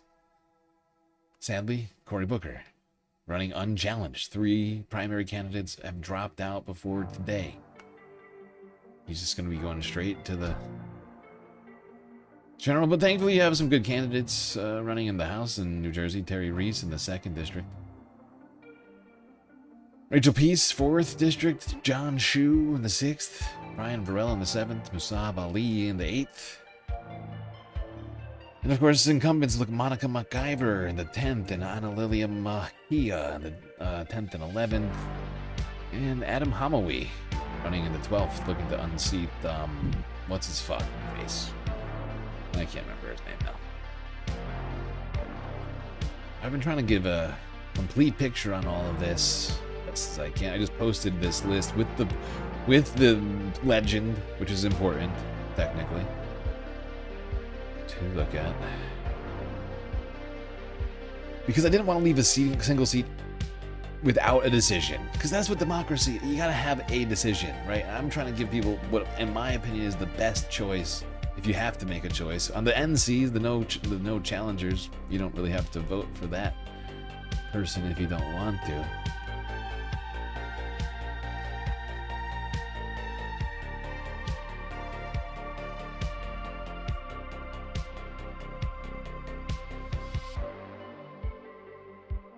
What time is it? 6:20? Let me think.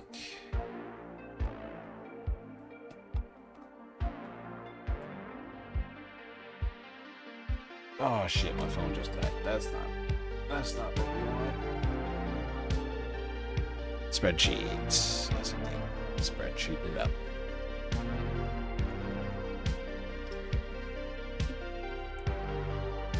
What I need is somehow to find enough time to do like, you know, like animations or something. Like, you know, not animations, but like short clips with everybody's pictures and their districts. Post that to shorts, make it digestible and quick. Unfortunately, I've just been struggling to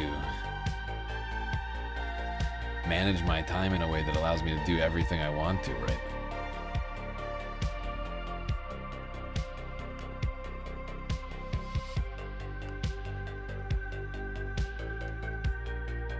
By the way, folks, we have failed to make any progress on the galactic content goal so far tonight. So do consider contributing on the Twitch or on the Cash App, Throne, or perhaps Patreon.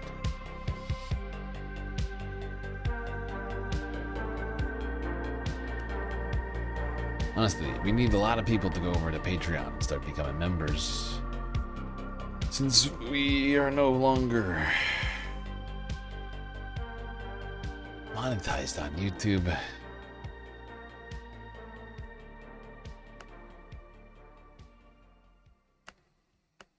Oh god, my stomach kind of hurts right now.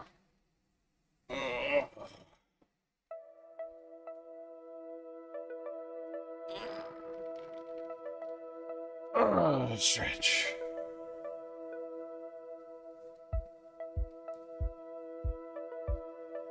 Did I get some bits?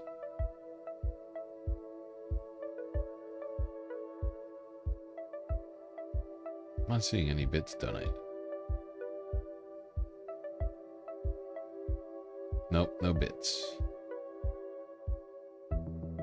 No bits, just a bunch of hydrates and puppy treats. Redeemed.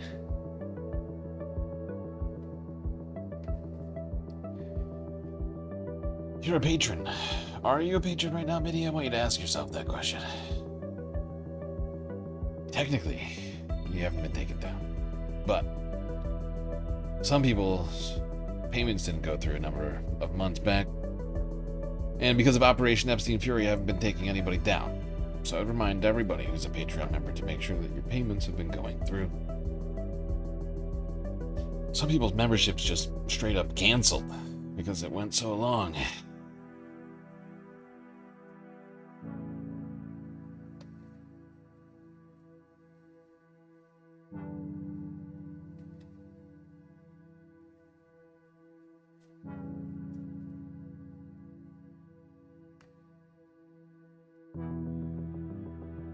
But of course, because such a good guy, I haven't been taking anybody down.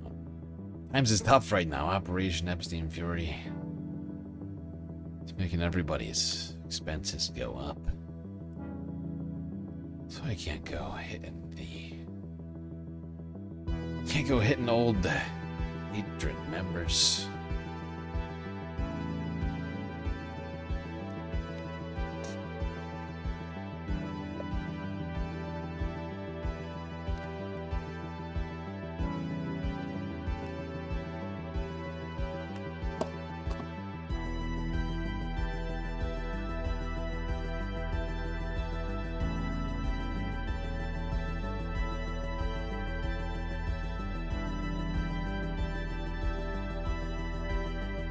Ooh, new puppy. That is exciting.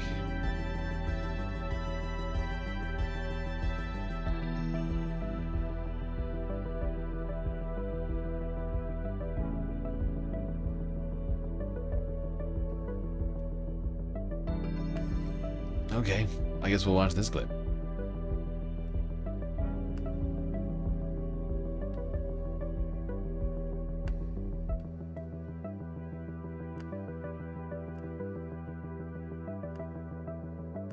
Hold, wait.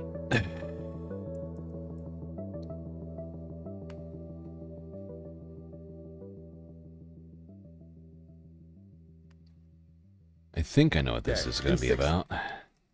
It is primary day in 6 states, with millions of voters from New Jersey to Iowa to California casting their ballots today. Some of the most closely watched contests are in the Golden State. The crowded field of candidates running to succeed Gavin Newsom as governor.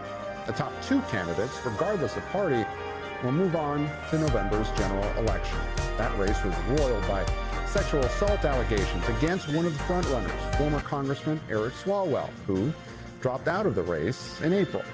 In Iowa, meanwhile, Democrats will decide between moderate Josh Turek and progressive Zach Walz as they try to flip retiring Senator Joni Ernst's seat. On the Republican side, President Trump has endorsed Congresswoman Ashley Hinson, who is facing former state Senator Jim Carlin. So for more on how to watch tonight's results in California and elsewhere, I'm joined now by NBC News Chief Data Analyst Steve Kornacki at the big board. Well, where he'll be spending much of tonight. Steve, thank you. Honestly, I'm getting pretty excited about all this. Not gonna lie. Getting pretty excited. With the Kornacki cam now, oh, I'm feeling it. Oh, I'm feeling it. I want to start filling some green in over here. Wait, where is it? Over here. Green. I want green across the board. Come on, baby. Daddy needs a new government. For joining us here. Let's start in New Jersey, where a congressman who's been out of sight for months will be on the ballot tonight. Why don't you walk us through what to expect tonight? Yeah, this is the 7th district here in New Jersey, and on the Republican side here, you mentioned it is Tom Kean Jr. unopposed for the Republican nomination here. But of course, Kean has not been seen now in some time publicly. Questions about his health. He has promised to have some disclosure here in the near future. We'll see what awaits after this primary. But meanwhile, on the Democratic side, this is the race in that district. Rebecca Bennett, a former Navy helicopter pilot, actually a biography there on the surface, similar a bit to Mikey Sherrill, the governor of New Jersey now, who previously was a congresswoman from the nearby 11th district. You see the opponents here for Bennett. The polling has put Bennett in the lead right here. The county organizations in this district, the Democratic organizations in New Jersey, they've been weakened in recent years. I hope these are in order by strength in the polls, because Brian's all the way down here at the bottom. But he's definitely the best fucking candidate in this race right now.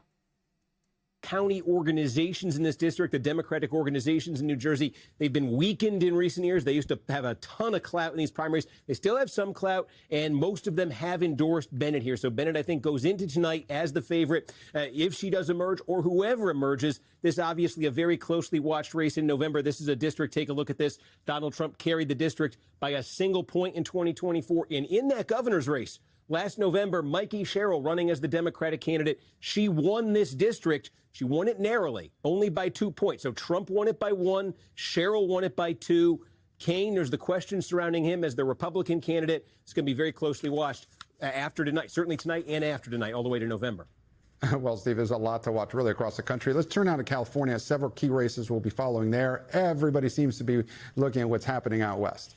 Yeah, start there with the governor's race here. So a couple, I think, 2 main questions tonight as we await the results here in California. 11 o'clock Eastern, polls close. These are the 3 candidates: Tom Steyer, a Democrat; Javier Becerra, a Democrat; and Steve Hilton, a Republican, who tend to be 1, 2, 3 in the polling here. Excuse me. I'm sorry for that. A little bit of water here. They tend to be 1, 2, 3, but the question is, what order, if they do finish 1, 2, 3, will it be? Because remember, California, top 2 primary. So the top 2 advance to the general election. Becerra, Steyer, if they go 1, 2, Republicans would be locked out here. And the second piece of suspense here, Gabe, pardon me, with this race is, again, I apologize here. Second piece of suspense with this race is, will we even... At this point, if you're thinking about voting for, God, I can't even think of her fucking name right now. She's so irrelevant to me. The irrelevant other candidate, Congresswoman, what's her face? Why can't I think of her fucking name right now? Oh, you know who I'm talking about. I know you know who I'm talking about. If you're the person I'm meant to be speaking to right now, do not vote for that woman. She's at 5%. Okay? Vote for Tom Steyer. Okay? You just, because Javier Becerra, right? Just follow me. He's already in the lead. He doesn't need more votes. Tom Steyer is much closer to Steve Hilton. It's been kind of going back and forth with them. And we could have 2 Democrats in the general election. If you care at all about getting the best candidate, you put 2 Democrats up against each other. Rather than making it some sort of partisan hacking competition. Tonight, because California can be a slow vote counting state. The initial vote, the first half, will come in very quickly. But after that, if this is not resolved tonight, could be days, could be even up to a week. Somebody get that man some water. Steve Kornacki, it's going to be a busy night for you. If you got enough juice in you, we can turn to Iowa. But if you need us to let you go to grab a drink of water, all good. Happy to do Iowa. The cough just helped. So here in Iowa, look, if Democrats, the backdrop for this is if Democrats are going to get control of the Senate, it's a very uphill fight. But they're going to have to do it, among other things, winning at least 2 states that Trump carried by double digits. Iowa is one of those states that Democrats would like to put in play, but it's a tall order. Trump carried it, as you can see here, by 13 points in 2024, nearly 10 back in 2020 as he lost nationally. Here's the dynamic. Josh Turek, he's a state legislator from the western part of the state, Pottawatomie County out by Council Bluffs. His district that he represents actually voted for Trump. National Democrats, Chuck Schumer, for instance, want Turek as their candidate here. They feel he gives them a chance in a very, pro-Trump state. Zach Walz is his opponent, is running against Chuck Schumer, it seems sometimes as much as Turek, saying he doesn't want Chuck Schumer to continue as the Senate leader. Now, he is a state senator who represents part of Johnson County. It's where the University of Iowa is. It's actually literally the most liberal, most Democratic state Senate district in Iowa. So quite a contrast there in terms of the district. MIDI Doctors just cheered 100 bits. MIDI Doctors, thank you for the bits. Much appreciated. 100 sweet, sweet biddies. Little bits indeed. Ooh, and some generous donations over on PayPal. 25 bones from CJ. Oh my god, why does my soundboard keep fucking doing this? Dude, this is so stupid.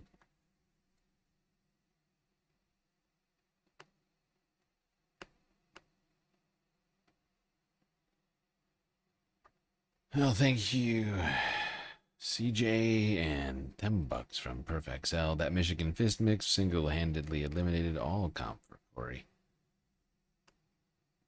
Very true.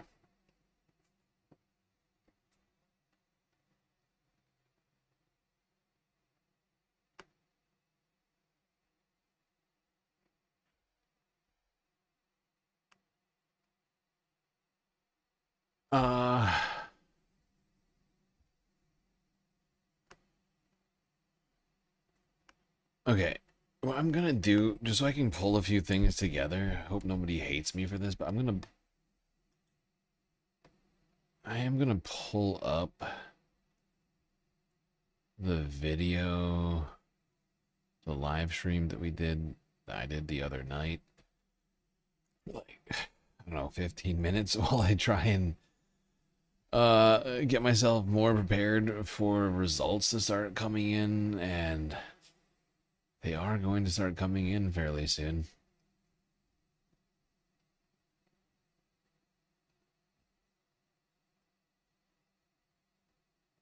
I'm gonna put it at where we left off, like, 'cause I was going through candidates.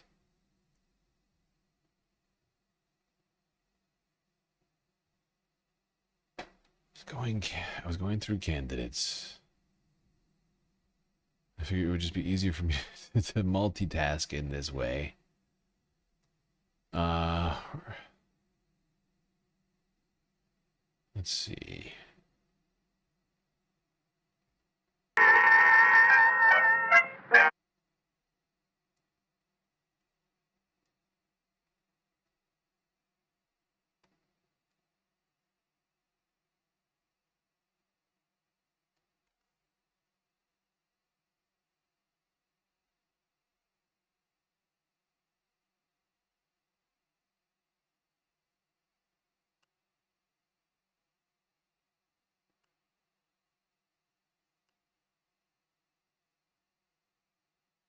There's Shoykot, there's Latifa. Yeah. Seems like a good spot. All right. This is happening, people.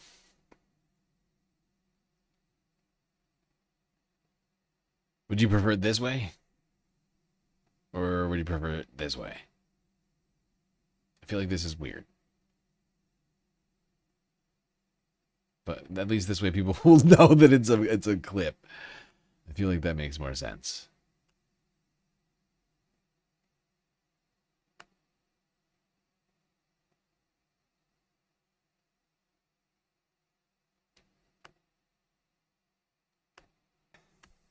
Crazy, but real idea. Just came up with it. All right, let's move on now to Sean Doherty.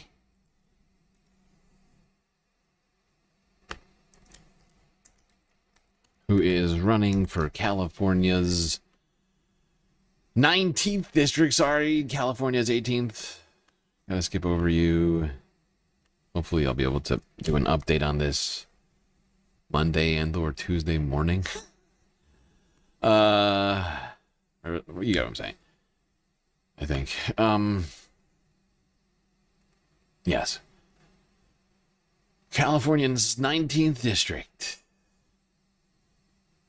Here was Sean's announcement video from 10 long months ago.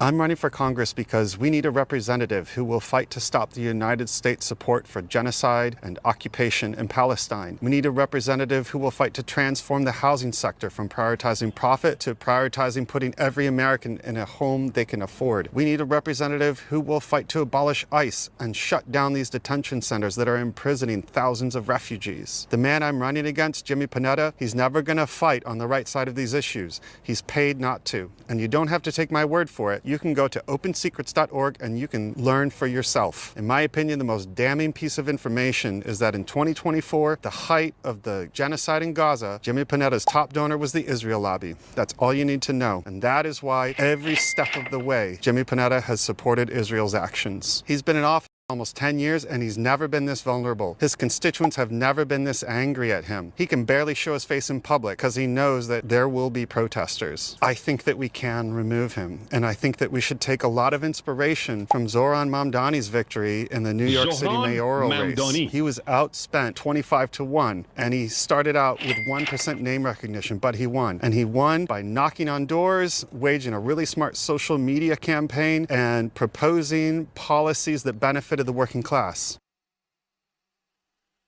Yes, indeed. And that's just what Sean's been doing. I was going through his good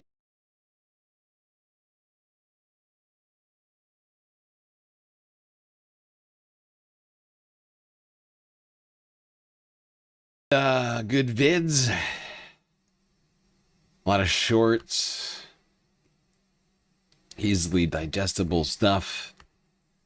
I'm also talking to people, door knocking, supposedly, and all sorts of other stuff, although I haven't been following his race with the same sort of Attention I gave Zoran's, I won't lie. I know this is the first time most of you are hearing his name.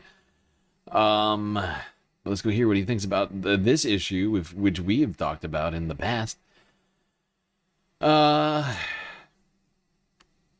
issue of AI cameras popping up all over our cities, monitoring us and our every movement.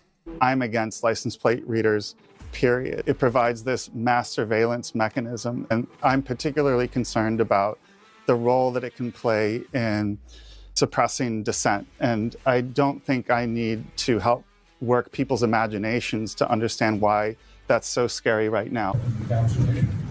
Patterns can be recognized. It is possible to identify, well, this license plate number was present at this anti-ICE protest.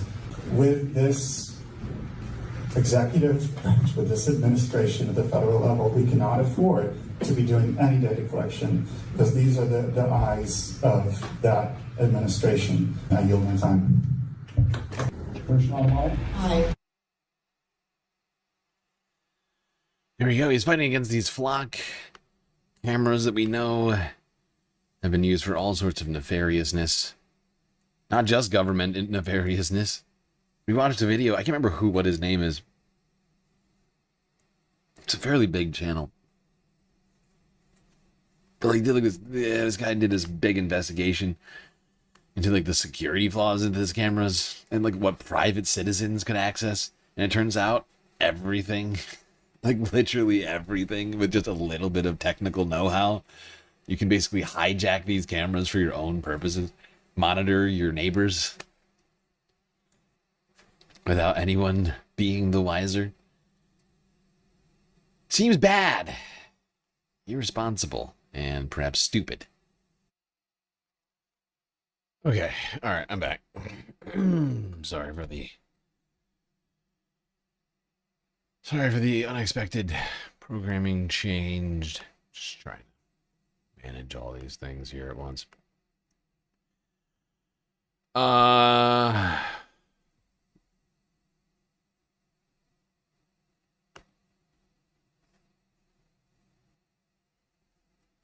Let me turn the music back on.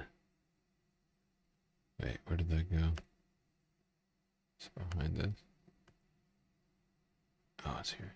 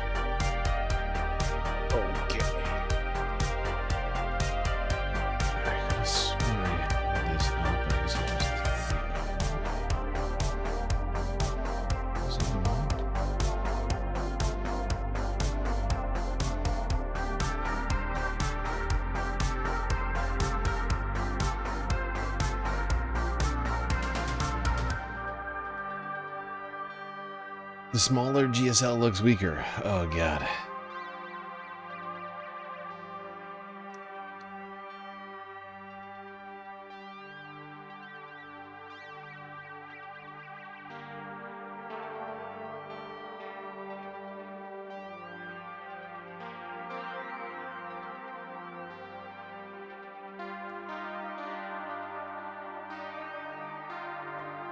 Well, they're not talking about the election on NBC LA, which I find strange.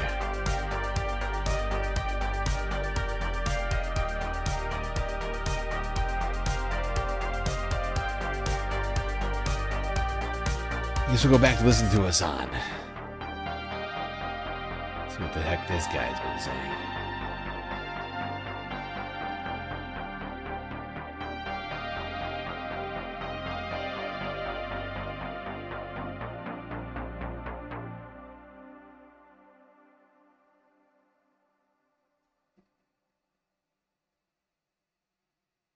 Try to boost someone like Ramsey. I get it's probably too late.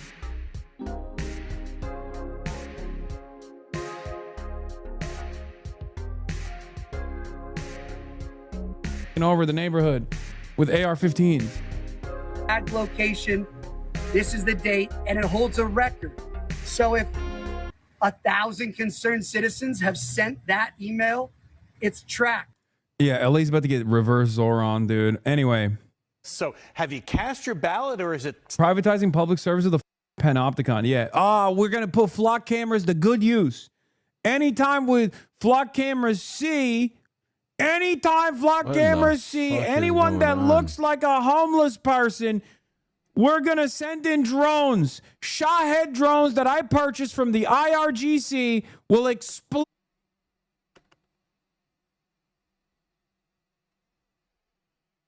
Why won't you just full screen like a normal fucking window? There we go. Explode. The homeless people that we see on the streets. Pratt will never win, bro. Never say never. Karen Bass is uniquely disliked.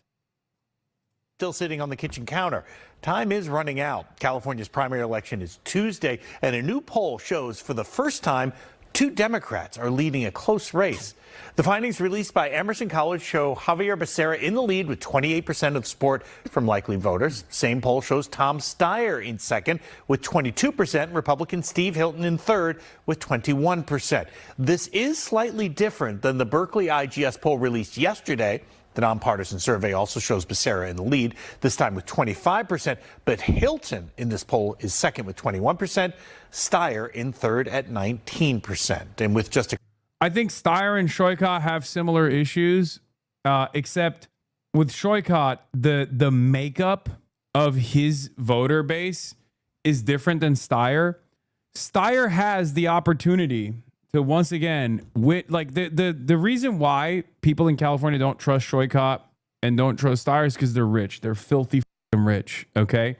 And also because California sucks. I'll say it. I love this state. I love my city. I live in Los Angeles. I live in West Hollywood. I love living here.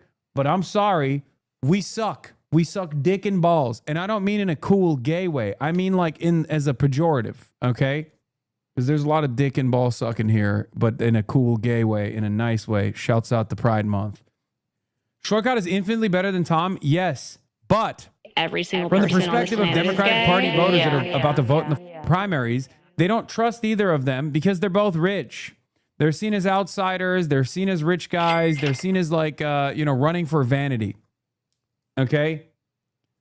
Tom Steyer is unbelievably progressive. I mean, he is like everything with the one exception where he is, again, the most critical on Israel out of all the other candidates, but like won't commit to being an anti-Zionist.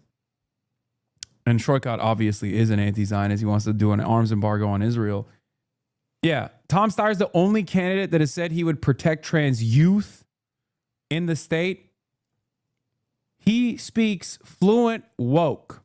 Okay, he speaks fluent woke, but people don't trust him. Javier Becerra, on the other hand, I know I've said it already, but it's good to see Hassan getting this focused in on the primaries. I mean, he's been mostly on California and a few races outside of California, but it's good to see him focusing in on it.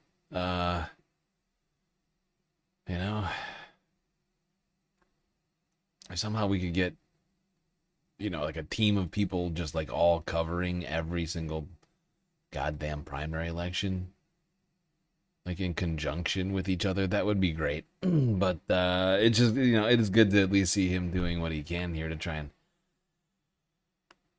make these tough decisions on who the best is. And You know, some people are going to be like, I don't agree.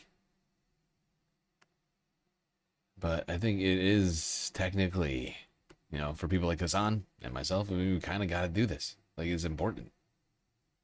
If we don't, we're just going to be left with even shittier. We're going to be left with shittier, like, options and choices, right? When the time comes in the general. Is dog shit. Okay? Javier Becerra is a representation of all of the billionaires, not in California, but across the nation and all the mega corporations. I met Tom Steyer at his rally in San Francisco. It was a quick interaction. I could tell he truly seemed genuine and authentic. He stuck around and talked to everyone. No secrecy or team rushing him along. That feels significant to me for a governor's race. Yeah. Tom also has a certain presence compared to the other candidates. Yeah, Tom Steyer is in favor of abolishing ICE, holding ICE accountable, all this stuff. Why not Ramsey Robinson? Because Ramsey Robinson is a 1%. Because PG&E is not spending $10 million unseating Ramsey Robinson. They're spending it against Tom Steyer, okay? And they're spending it for Javier Becerra. And those are the top two right now on the Democrat side. California has an open primary system, it's a jungle primary. So 2 Republicans can be at the top, or 2 Democrats can be at the top of the ticket and get to the goddamn general election and the runoffs. Okay? So if you want to block out the Republican, the Trump-endorsed Republican in this race, and have tremendous down-ballot consequences for the general in a positive way, again, vote for Tom Steyer. Same with Nithya Raman. If you want to block out Spencer Pratt, vote for Nithya Raman. If you want to block out the British dipshit or the gay Proud Boy cop, gay cop Proud Boy. Oh, good. Levi is here. All left progressives are crashing out over their candidates getting canned in primaries. Who? Name one. Name one alt-left progressive that is crashing out over their candidates getting canned in primaries. I'm going to skip past your claim that they're all anti-Semites. But who's crashing out? We've been having ourselves a little party over here over the fact that we've been getting a ton of great candidates across the line in all the primaries. Look at Pennsylvania. And I'm looking for some wins across the board here, so stick around, Levi. Stick around, buddy. So the British dipshit is the one who's going to be probably the Republican one. You said you didn't want to talk about this, bud. Yeah, this is why I didn't want to talk about it, because it sucks. Chud Bianca. Steyer is his own man. Becerra owes his candidacy to oil and gas and tech bros. Becerra is beholden to his donors and Steyer is beholden to the people of California. Yeah, the other thing is there's been a lot of people that have they've been dumping a lot of money. Tom Steyer's been dumping a lot of money on influencers and shit. And Javier Becerra, on the other hand, has done something insane. There's a mysterious agency that... I'm pretty sure Levi is just a John Greenblatt fucking sock puppet account. Third Way is shutting down tons of alt-left anti-Semites. Oh, yes, the third way Democrats. Yes, everybody loves the third way Democrats, don't they? Yes.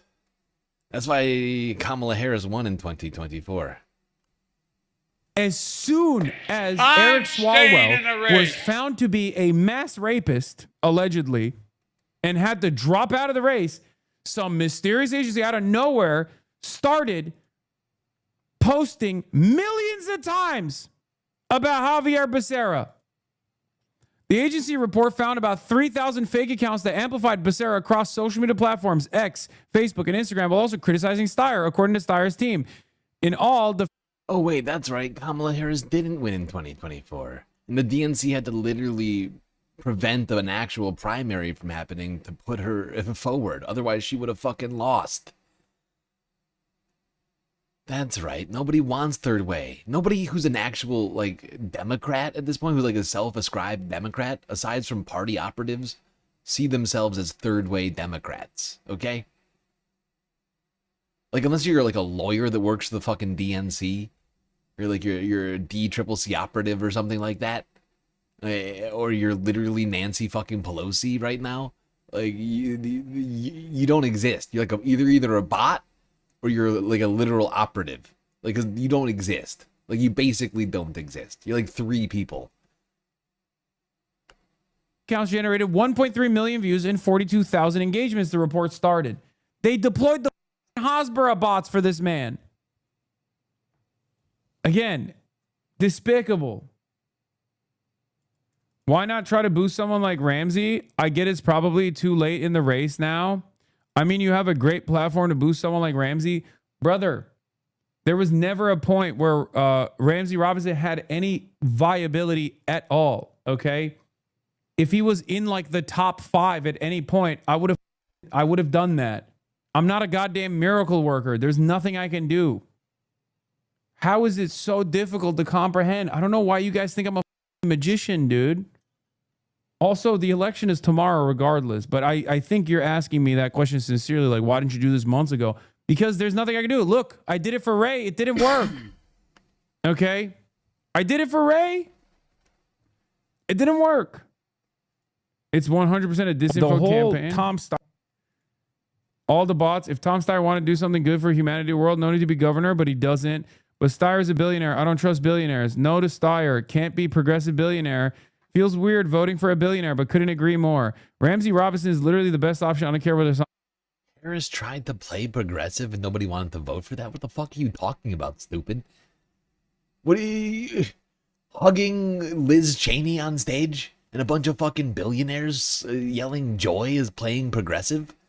Are you that fucking stupid? Oh my god, you're a moron. You're just an actual fucking moron. Harris didn't play progressive. She played centrist Democrat as hard as she fucking possibly could. Name one thing that she said that was progressive. Are you out of your mind?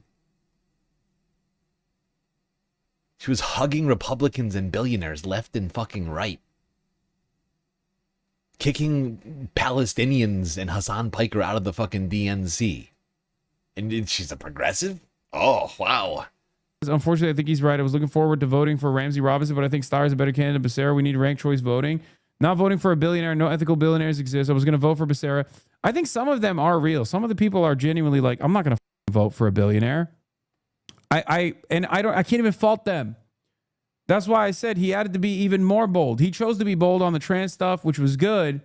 But if he was bold on the most popular issue, an issue that no other candidate in the gubernatorial race would come anywhere close, even though he is the most Israel critical candidate, if he had done that, he would have garnered unlimited legitimacy from the people that would normally have some kind of issue with voting for a billionaire. I feel for Ray Allah. She acquitted herself well. I hope she decides to run for another office next year. I think she'd be an outstanding legislator. I agree. I may be completely off base, but did Nithya not Ray's campaign? Yes, but it doesn't matter at that point, because as a person that was already in the California politics machine, the Los Angeles politics machine, she came in hot with 24%, and it destroyed Ray's chances. But it doesn't even matter, because Ray had time to potentially make up for it, and in all that time, it didn't happen. It just didn't work. She never got the matching funds. There's some controversy there. I'm not entirely familiar with what's going on there. I think she loaned herself a lot of money too. Anyway, the election is tomorrow. Immediately, if not sooner. Steyer has literally given hundreds of millions of political and climate organizing for well over a decade and a half, 270 million in college campus climate activism. He's literally doing the thing that your haters ask you to do with your money. Yeah, none of that matters. I mean, Shoykot literally also dumped $500,000 against Sergey Brin's initiative, the anti-billionaire tax initiative. He dumped $500,000 to defend the billionaire's tax. Yeah, $500K for yes on Prop D. Shoykot's great too, but again, people cannot overcome that hang-up, and I can't fault them. People hate me because they think I'm a super wealthy guy. Okay. These guys are actually super wealthy. One's a billionaire, the other one's a centimillionaire. What do you want me to do? Like, I can't. If Shoykot can't garner that level of support, partially because of San Francisco local politics, Steyer has to do that with something really bold. I'm just saying, going forward, you can offer a platform to someone like Ramsey while offer. Oh my God. Okay, chatter. Sure. Becerra wins. We will have to each buy a gallon of Chevron once a month, or our PG&E bill goes up 10% and Uber tows your car. Yes. Yeah, in 2020, Tom Steyer was the only presidential candidate out of like 20 that said he would pack the Supreme Court. That's true. He went beast mode on that one too. He's a weird guy, in a good way, in a positive way.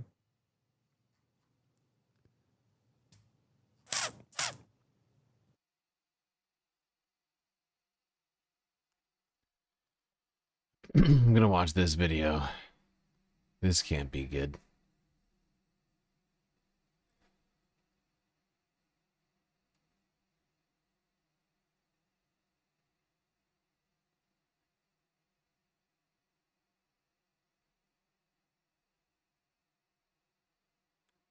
It's a daily occurrence now that I look at the news and I have to double take because I'm like, wait, hold on. Did I read that right? That can't be right. Is the world that backwards that this is a true story that's actually happening? So take this. Breaking. Governor Ivey just voided the May 19th primary results and called a special election for Alabama State Senate Districts 25 and 26. So, yes, you heard that correctly. There was already primary votes underway, and the governor of Alabama voided the results and canceled the election in order to redistrict and make a map more favorable to Republicans. You could not make this shit up if you tried. First of all, this bitch looks ancient. Can we be honest here? Governor Ivey is like, 117 years old. She looks like she's descended from a family of fucking plantation slave owners, okay? And now we got Republicans canceling elections. And this is, I believe, the second time this happened, where there was another state, I'm blanking on it, put in the comment section if you remember, there was another state where the same thing happened. You had like some primary votes that were already underway, and they were just like, yeah, we're going to just throw those out and go ahead and cancel it. Why? Because the Supreme Court is now allowing us to, redistrict, and so we're going to cancel this election, redistrict, and then redo the election with a map that's more favorable that's going to help Republicans more. You literally can't make this stuff up. If I had written a fictional novel and said that the Republicans did this, you would say, Kyle, your anti-Republican bias is so extreme that you're making them sound cartoonishly evil. You're making them do something they wouldn't even do in real life because you just have such a low opinion of them. And the fact of the matter is, if anything, my opinion is not low enough of them, because this is the sort of shit that they do. They say, Ivey calls special primary for Alabama State Senate Districts 25 and 26. This is Alabama Daily News. Governor Kay Ivey voided primary results and called a special election for 2 Alabama State Senate Districts Friday morning after a Thursday court decision allowed the state to revert a previously struck down map. The special election... The ESA tried to take over the Democratic Party, but nobody wanted that hateful radicalization. You're just quoting the free press right now. I'm trying to look up like what the fuck you're referring to, and it's like it's literally just a Barry Weiss article that's quoted by the fucking New York Post. You're just regurgitating Barry Weiss in here. Like, the DSA didn't try and take over the Democratic Party. They have, as they always have, endorsed candidates to run. And some of them have actually been winning, so I don't know what fucking world you're living in. Montgomery area Senate District 25 and 26 will take place on August 11th, the same date as the special primary for 4 of Alabama's congressional districts. The affected districts span Montgomery, Elmore, and Crenshaw counties. Ivey applauded the 11th U.S. Circuit Court of Appeals Thursday decision in a new release announcing the primary. Alabama continues winning fair and square in our redistricting battle, and I'm proud to celebrate yet another victory for Alabamians and our elections, Ivey said. By the way, let me just pause to point out, this is the shit that drives me crazy, and this is the shit that drives every single Democrat, liberal, and leftist crazy. Every single red state gerrymanders, redistricts, there's court cases over it, they end up winning. They end up upholding their redistricting, right? And then in Virginia, not only did we counter gerrymander and counter redistrict, but there was a direct vote by the people as to whether or not we should do that, right? The ESA have been actively trying to radicalize the Democratic Party and take over the local Democratic boards. Yeah, and they should. Let's be real. Democratic socialist policies are popular among the Democratic base, right? Among Democratic voters, not DNC operatives, but among Democratic voters. Medicare for all, very popular, right? Shutting down ICE, actually very popular. You know, ending the funding of genocide in Gaza, incredibly popular in the Democratic Party. If that's what you're saying is not going to win, then you're just not looking at the numbers. Because that shit is winning across the board.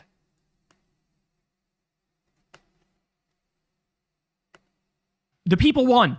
The Democrats won. The correct position won. And we were going to in fact, I voted in the election. We're going to redistrict or gerrymander, counter gerrymander in Virginia. Then it got to a state court in Virginia and they slapped it down.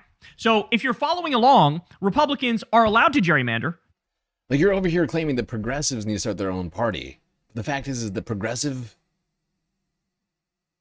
like, politics and policies are more popular with the Democratic base than the Democratic Party's own policies. So maybe Democrats should start their own party. Maybe, you know, Chuck Schumer and Cory Booker and Hakeem Jeffries should go start their own fucking party. You know? Somewhere else. In a different country where they're more popular. Allowed to redistrict. They're allowed to cheat. But blue states are not allowed to counter cheat and counter gerrymander to make it more even, to make it more fair. Well, again, I reiterate, how can a country continue with such blatant double standards? And I mean that sincerely. How is this country supposed to continue when at every turn Democrats are slapped down and handcuffed, and at every turn Republicans are incentivized to be the worst version of themselves possible and, you know, rig the system 1,000 ways to Sunday? So they get the Electoral College, which biases it in favor of them now. They get to win these court decisions for redistricting, which biases it in favor of them now. And now we're at the point where they're literally canceling elections after votes have been cast to get their way. Again, you couldn't make this shit up if you tried. These people are straight up evil. They don't give a shit about democracy. They don't give a shit about freedom. They don't give a shit about the right to vote. All they care about is raw power. That's it. That's all they care about. So they say the special election proclamation is the latest step in Alabama's redistricting battle, which has been rife with legal appeals. The Alabama legislature empowered Ivy to call special primaries in case courts allowed the state to change its maps during a special session earlier this month. Ivy said in the release that she remains hopeful the Supreme Court will rule in favor of Alabama in the state's pending appeal about its congressional map. I can tell you this, Alabama is not tired of winning, Ivy said in the release. Senate President Pro Tem Garland Gudger from Cullman also celebrated the ruling in a release. He said the decision means that elections can be held using fairly drawn maps that are firmly rooted in common sense and prioritize reason over race. So understand what they're saying here, because they're lying there. They're lying there because what they mean is, hey, if you allow black people to have some sort of representation, then you're race obsessed. So in other words, by countering racism, they say you're race obsessed. The only way to not be race obsessed is to just be racist and take away black people's ability to have any representation. That's what's actually happening here. And so can we just call it what it is? The Confederacy was treated way too soft, way too kindly. It's a sick joke how much we let them get away with. We should have been much more aggressive. We should have cracked down much in a much harsher way. We should have stripped them of more power and more control because clearly they are not reasonable with said power. They're not reasonable with it. They will immediately strip black voting rights. The second the Supreme Court was like, yeah, fuck the Voting Rights Act, all of them instantly were like, word up, fuck all black people's voting rights, and we're going to crack down and we're going to make sure we gerrymander the shit out of our states and we make sure we take away as much black power as humanly possible. So, yeah, because that's why you needed the Voting Rights Act, right? To prevent states that were doing racist shit during, Jim Crow South to stop doing that racist shit. The second that you take those guardrails off, they go back to doing that shit. It's the same thing with all of these like regulations Republicans want to get rid of. Businesses immediately go to, destroying the environment. and letting lead into your fucking food and whatever else. If the EPA and the USDA, the FDA, they're not going to do their jobs, why would they spend the money trying to make sure that those things are good?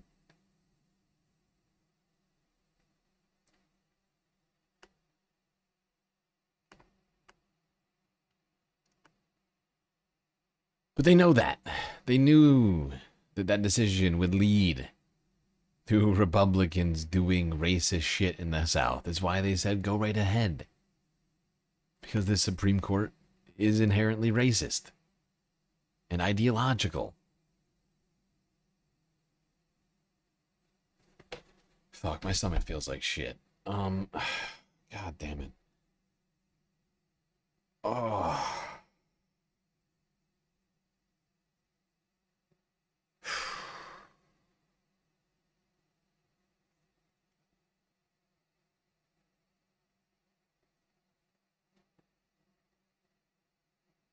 God, my stomach feels so bad.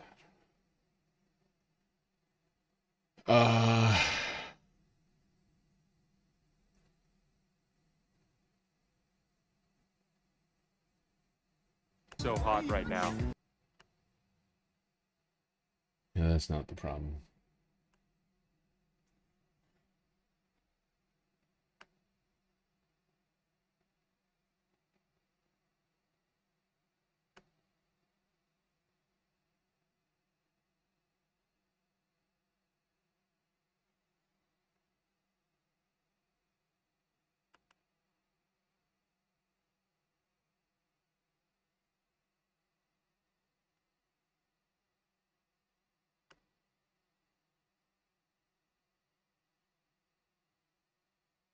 Drink some ginger ale. You think I just have a bunch of ginger ale lying around over here?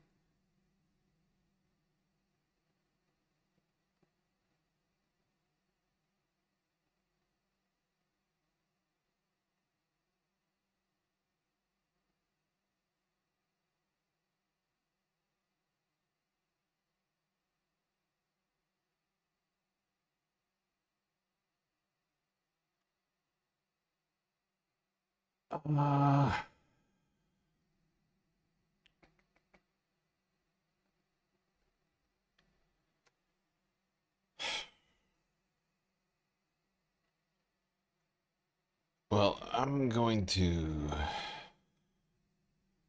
go to break here, and I'll be back in a little bit. Just a reminder, everybody, the stream is brought to you by viewers like you. And consider contributing to the Galactic News Network.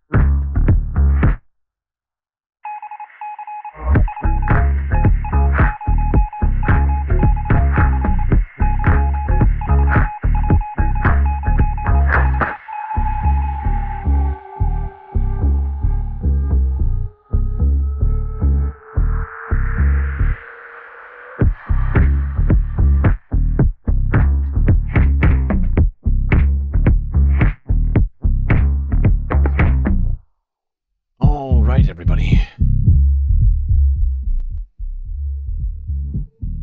The break is over, and the stream is about to begin once again. So get back in those seats, otherwise you're gonna miss it.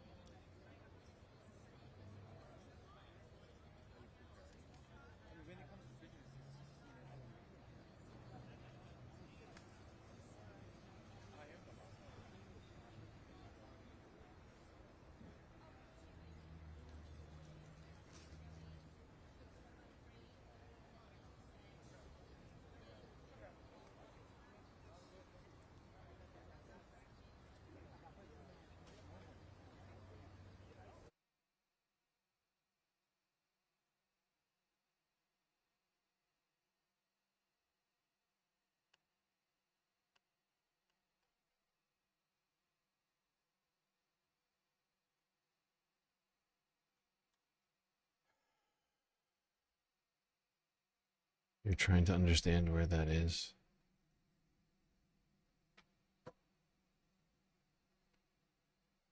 Oh, it's Associated Press is just doing a live stream.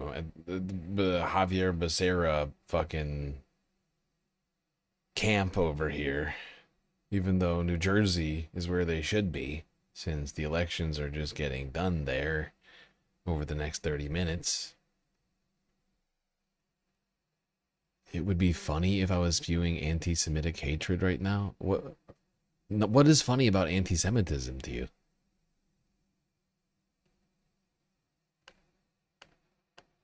What is funny about anti-Semitism to you, Joffner? I'm gonna need an explanation, otherwise you're getting fucking banned.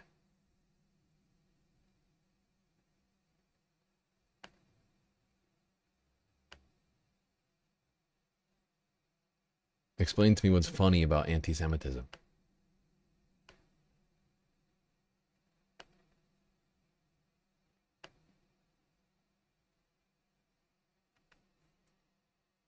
I'll wait.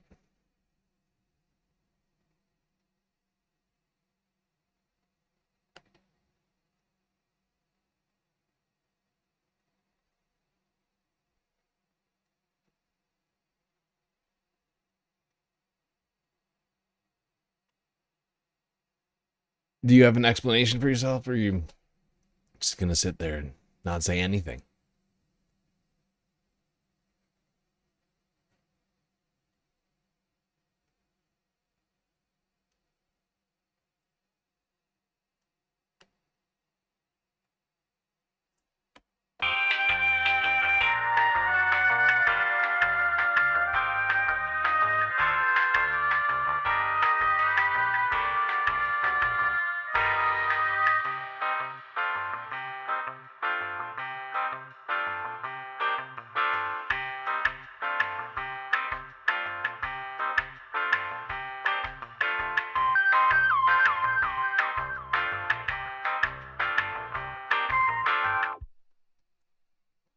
That wasn't an explanation of how anti-Semitism is funny. You are...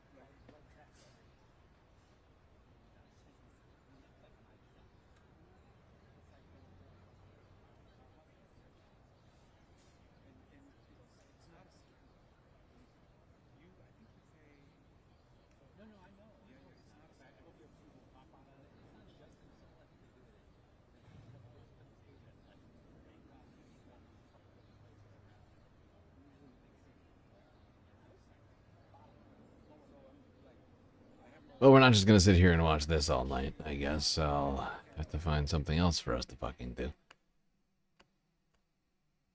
Sadly, I'm dependent on these people being on the ground and doing their jobs. Meanwhile, they're just fucking standing around with their hands in their pockets. The Javier Becerra fucking campaign.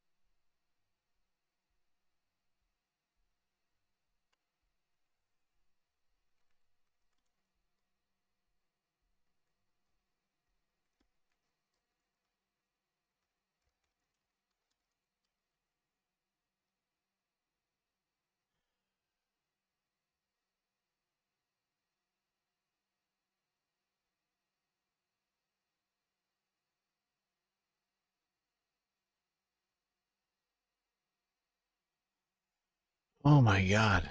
How are there none? How are there no live streams right now? This is insane.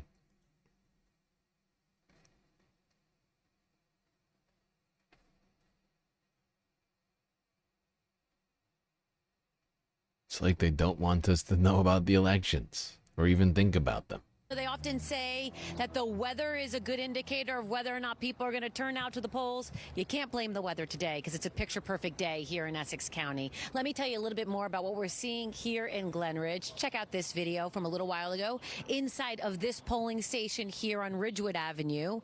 We are here in Glen Ridge where names like Senator Cory Booker and Congresswoman Ana Lilia Mejia are on the ballot. Now, turnout is low. I checked just a couple minutes ago. About 100 people have voted here today.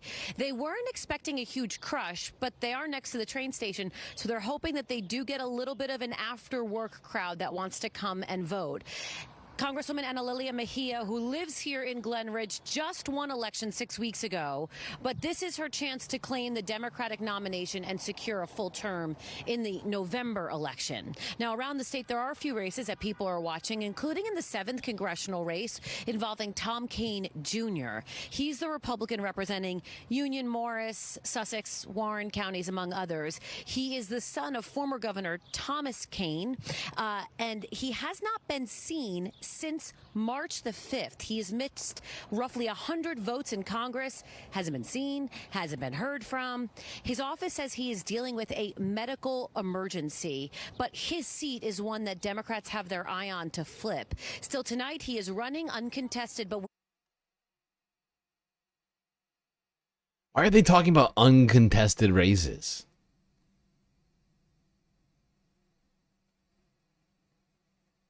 Department of Justice's June 2025 State of Pride report. California is home to 2.8 million LGBTQ plus adults, representing 9.5%. Like, I can't imagine more of a waste of time talking about the uncontested races. 13.9%. Just like talking about them seriously. 2024. But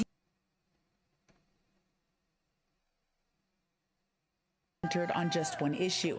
He says LGBTQ plus rights, women's rights, and immigrant rights are all top priorities. Like, I know it probably doesn't seem like that big of a deal, but like these fucking, like, all these guys are like struggling to do any news coverage on the elections, and then they're covering the non-contested primaries.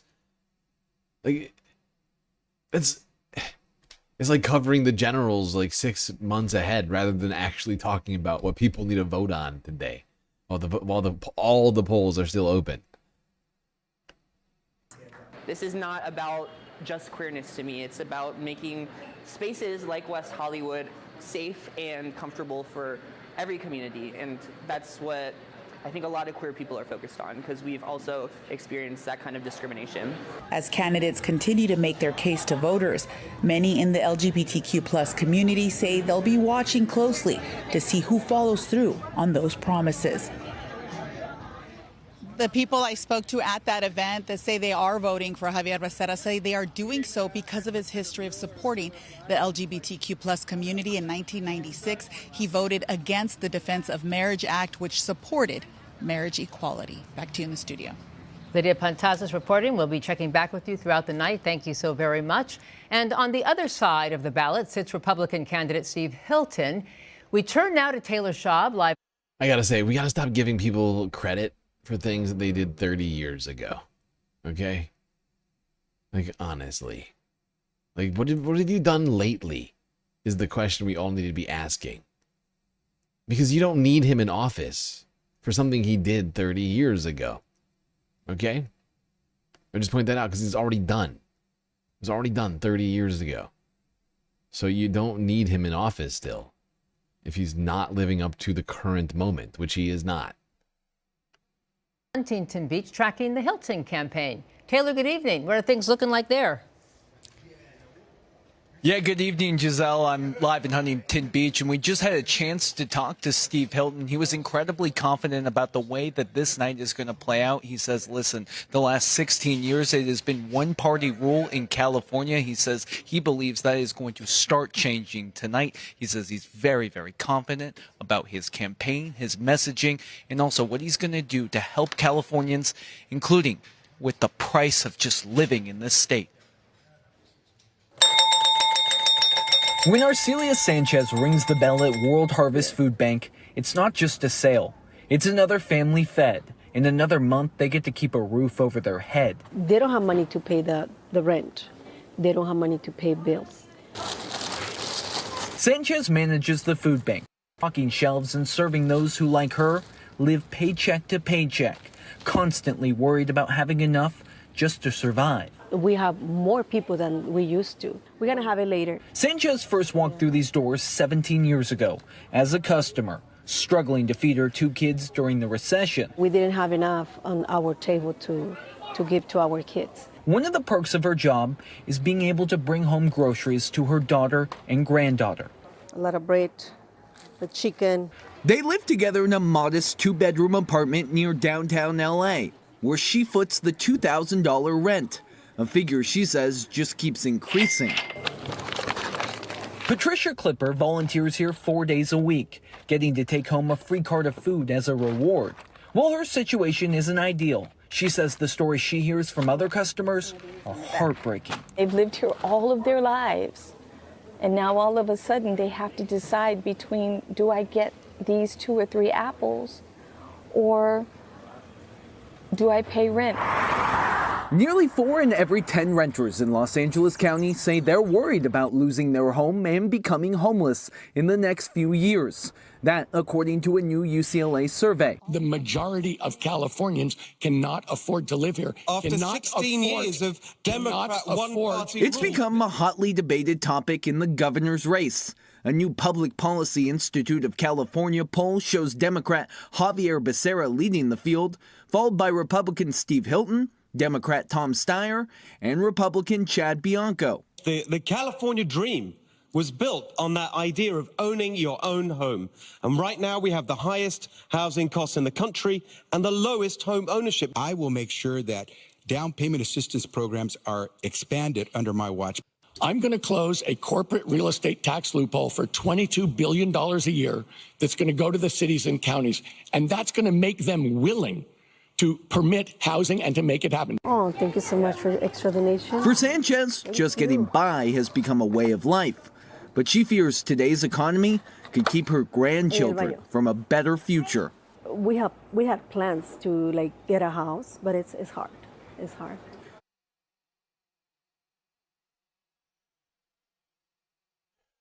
Dang.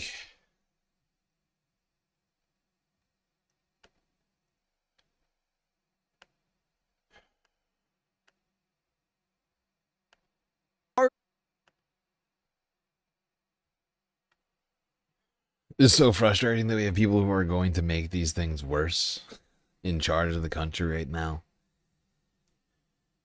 And people who, people are being propped up by the media who are not going to make anything better. Oh, we have viable candidates, and by viable, I mean candidates who actually have ideas that could solve some of these fucking problems, rather than continuing to ask corporations to I don't know, just help out, just oh, please, corporations, would you just help out, please? Rather than, I don't know, forcing them to pay taxes like everybody else.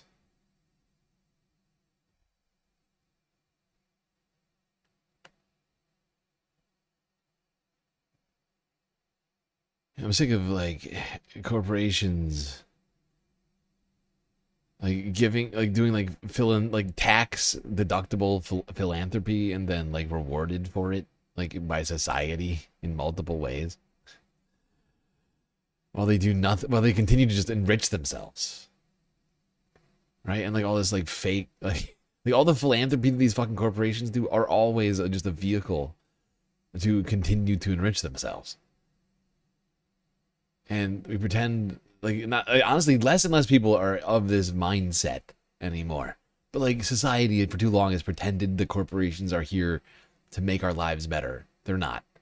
They're here to get us to work for them and enrich them.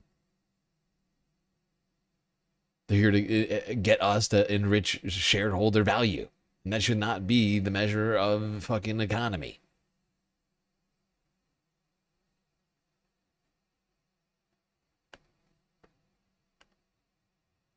That's what you'll get with the fucking Javier Becerra or Steve Hilton. Also, why are we electing some random British guy? Why would we even be thinking about electing some random British Republican? Like, what? First off, what the fuck are California Republicans smoking that they want to vote for some random British guy? That matter. I thought Republicans aren't they always claiming to love America or something? Why are they voting for some British dude? That's weird. The people of Southern California about what's making an impact here. At Spectrum News 1, our goal is to deliver balanced local journalism that empowers the communities we serve. Communities I have the privilege of being a part of. I'm Kate Cagle, anchor, Spectrum News 1. I'm sorry.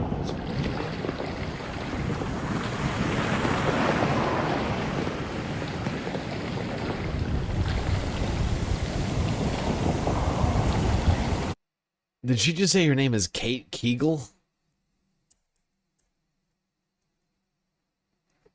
Kate Kegel. That's not much better. I'd change that. I'd change that if I were you.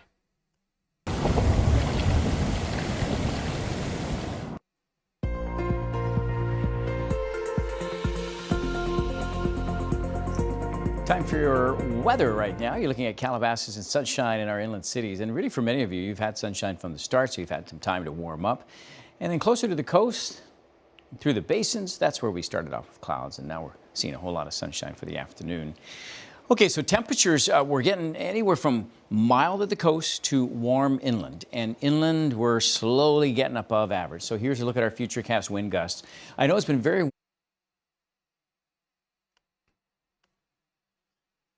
Okay, I'm shutting that down.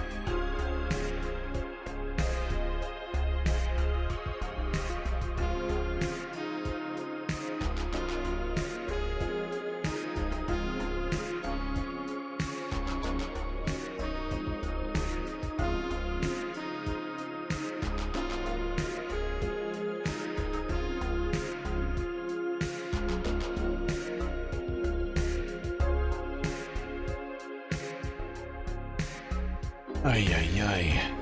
Alright, Space Fams, well, we're just waiting now. We're just waiting.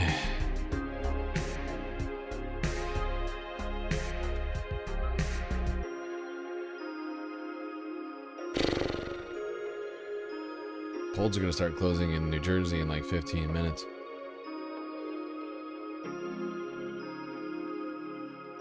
Meanwhile, Associated Press is still in fucking California for some reason on their live stream. Makes perfect sense if you don't think about it at all.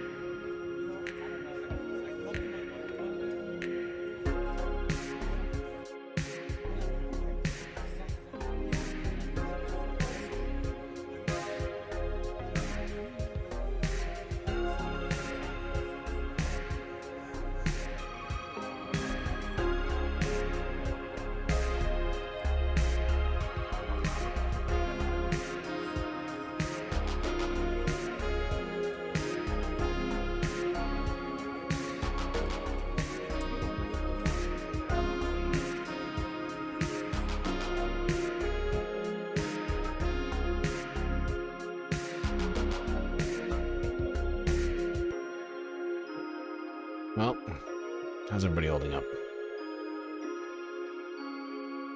Is it even Tuesday? Of course it's Tuesday.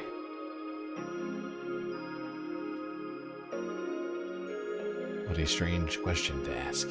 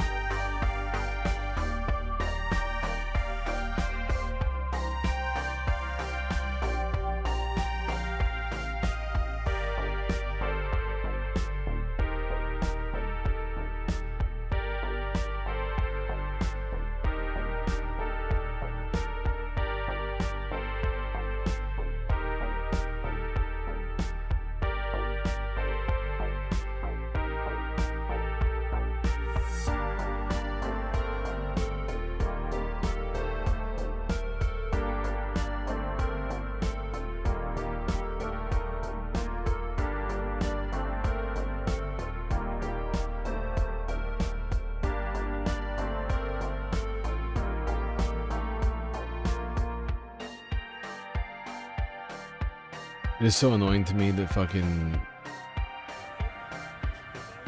journalistic outlets with fucking actual resources just park themselves at fucking Javier Becerra's fucking campaign camp. It's just, it really is a fucking annoying to me. They can't, I don't know, get a camera outside of a fucking poll location in New Jersey right now, or in Iowa, or New Mexico, or Montana. They're all the way, it's like the media hyper focuses on specific fucking elections and then just ignores the rest of them. Like, and it fucking pisses me off. I'm so sick of it. And they've made it so that democracy is me. Like, people don't, like, it's a self-feeding like snake. Right? It just continues to get worse and worse. People don't care about politics. The media reinforces that by not caring about politics. And not, you know, highlighting all of the elections. And it's just like, oh, let's focus on the one that'll get clicks.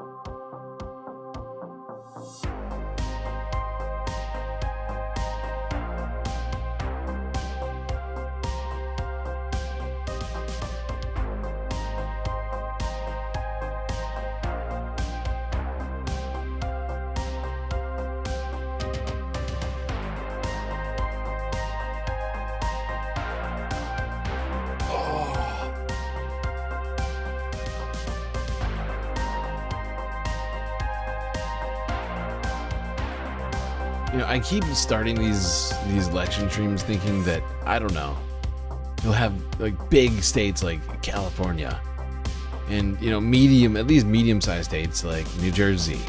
You know, you have like almost 100 different House races. You figure people will be fucking talking about it all goddamn day. I have a live stream on YouTube because that's where a lot of people are. Nope, screw that. Nope, screw that.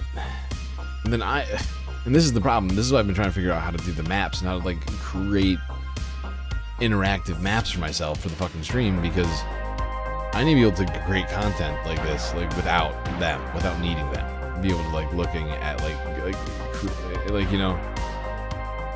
Oh, it's really pissing me off now.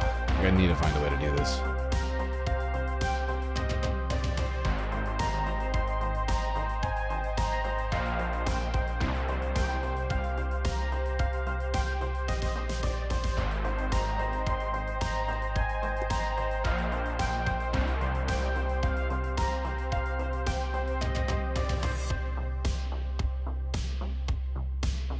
I use Blue Sky?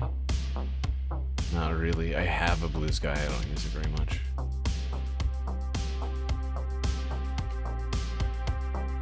I have one, but I don't use it very much at all.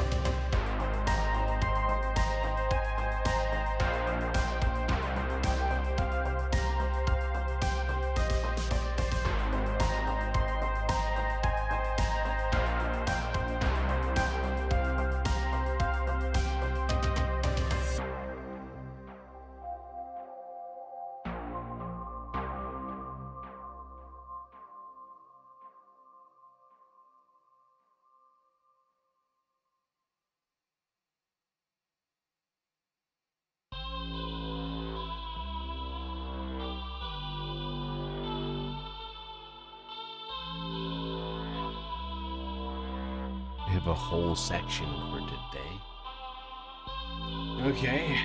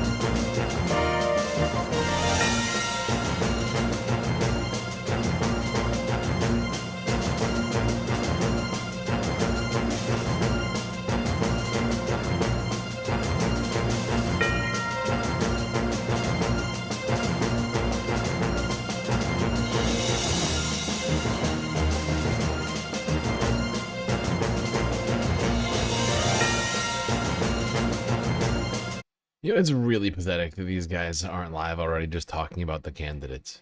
How is that not part of this? Huh? Explain that to me. How is talking about the candidates, all of the candidates, not part of this fucking job? How is Kornacki making millions of dollars and not doing it's seemingly half the fucking work that I'm doing in terms of like looking over the candidates? I'm not saying he has to make a decision on anybody. Like, you know, they want to pretend to be centrists. Well, I mean, end. Like, you know what I mean? Like,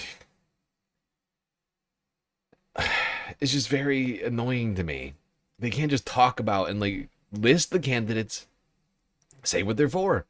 Like, how hard is that? Just do that all day. Oh. And I've been having such a fucking shitty year, and I had all these plans for how I wanted to try and go about this, and none of it's been able to. I haven't been able to make it, like half of it come to fruition because I had my fucking mind just taken up by all this stuff.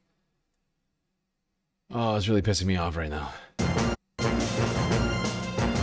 Like, you know, Kornacki literally gets paid $2 million a year to do over here, and I'm barely making $20,000 a year. Like, I'm living in literal poverty.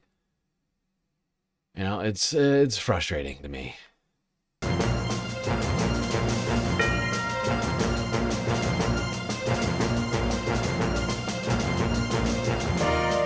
that's not like $20,000 after paying my bills. That's like including paying my bills. That's like me somehow managing to survive on just that.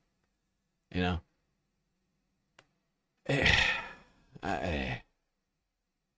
I'm just so disillusioned by having been...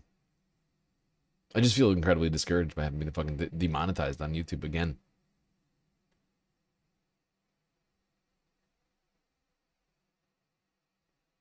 I don't know what I don't know what I'm gonna have to do to fucking make this all work. I did not think that 2.5 years into this that I'd be here like feeling like less stable than I've been in the country. I just feel like I'm working to what? I mean, to what end?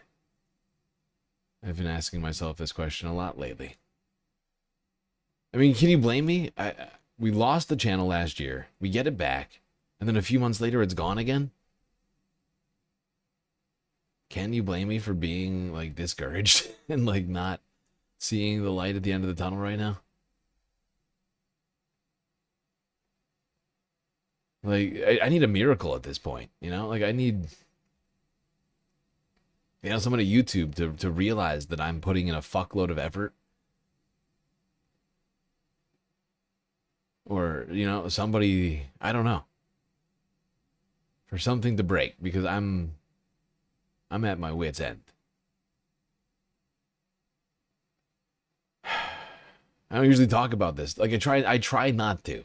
But I feel like I'm talking about it a lot lately. Like how I'm feeling, like rather than just doing the show, I feel like I'm talking about myself and like how I'm stressed and how like everything's fucked. I hate that.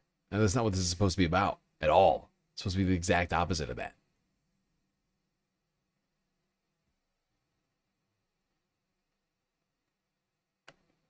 This fall, the Republicans, we can already say, have renominated Congressman Tom Kean Jr. Tom Kean Jr., who has not been publicly seen in some time, put out a statement this afternoon, said that will change in the next few weeks. An undisclosed medical situation with him, but unopposed, renominated in the 7th district here, a battleground district. And what we are now waiting on is who will oppose Tom Kean in New Jersey's 7th district. Rebecca Bennett, a former Navy helicopter pilot, has the endorsement of the most county organizations in the district, has led in the polling. She goes into this as the favorite, but there are some other candidates here. There is some drama. We'll see what happens as this unfolds. We're also going to be looking at another congressional race in New Jersey, just next door, as a matter of fact, in the 12th congressional district. This is Democratic territory. This is an interesting race because the incumbent here, Bonnie Watson Coleman, is retiring. This is an open seat. It's attracted quite a bit of money, some national attention here. Very likely the winner of this will be the next member of Congress from this district. We'll discuss more details of the dynamics here. And again, as the vote will start to come in, we expect the results to start lighting up in both of these districts fairly quickly. While we wait for that, though, and by the way, if you were watching us last week, this is... Try making $6,000 a year? What's that supposed to mean? How much money you figure I was making when I first started this stream? You know, for the first year before we ever even got monetized.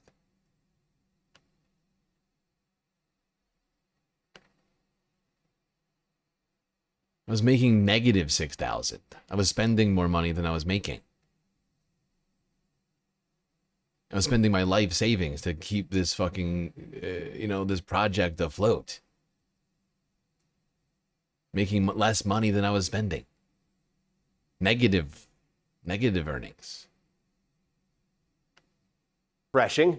Last week we came on the air at this time for the Texas Republican runoff for the Senate. And I wanted to take everybody on a tour of what was going to happen. Here's the counties to watch. Here's the time zones. If this happens, this means this. And we timed it. 7 seconds. A gigantic county just north of Dallas and Fort Worth, Denton County, lit up. It was an absolute landslide for Paxton. And so at like 8 o'clock and 7 seconds, I already knew who won the runoff. And it was like the entire reason we were on the air. And because Texas is a split poll closing state, we can't declare anything till, we get to... Why is that the entire fucking reason that Kornacki's on the air? One fucking race? Like, that should never be the case. This fucking guy, all the races should be seen as important. The fact that NBC, determines which race is important and which race isn't important is it's kind of disgusting. It discounts millions and millions of people's votes. That attitude really pisses me off. 8 o'clock Mountain Time, and there's 2 counties in Mountain Time in Texas.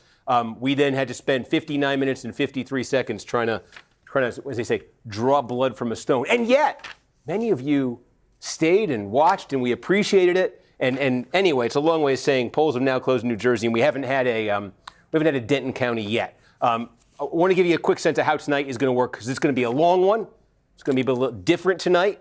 We're going to be combining a little later on what we're doing here with a special that's going to begin at 10 p.m. Eastern Time on NBC News Now. NBC News Now is in its regular programming right now. They're going to be checking in with us a couple times in the next few hours. If you've been watching these, you know how that goes. You'll get to watch the on-air hit. It'll pop up on the screen there. And a matter of fact, I think I have one coming up in the next minute or two. Just to sort of, in 2 minutes. So we're going to our first one in 2 minutes. If you haven't seen this before, it's pretty cool. You see the tricks our control room is able to pull off here. They're going to connect me to Gotti Schwartz. He's hosting our show on News Now. He's going to ask about New Jersey. I think he's going to ask about New Jersey. And we'll take him through, what we know, which at this point is nothing. But that could change in the next couple minutes. So we're going to do that. When that hit finishes, he'll come back on the other side. Again, you won't miss anything. Come right back here.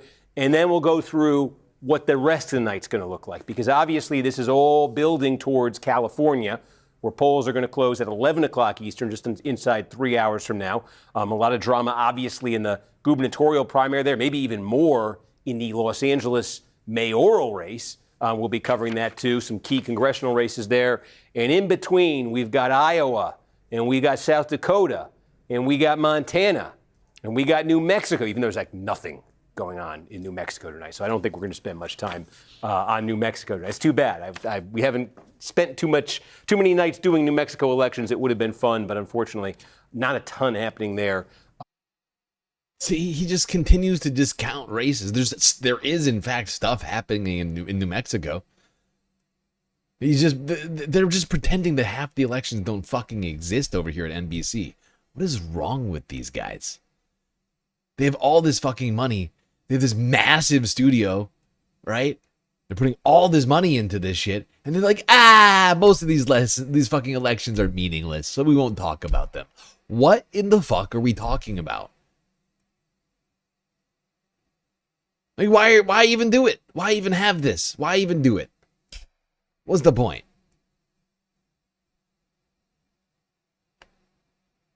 That's of note. So again, we're just kind of waiting here to go to our hit on News Now, where they'll ask about NJ7. We can show them NJ12 too. Make sure you're not missing any votes.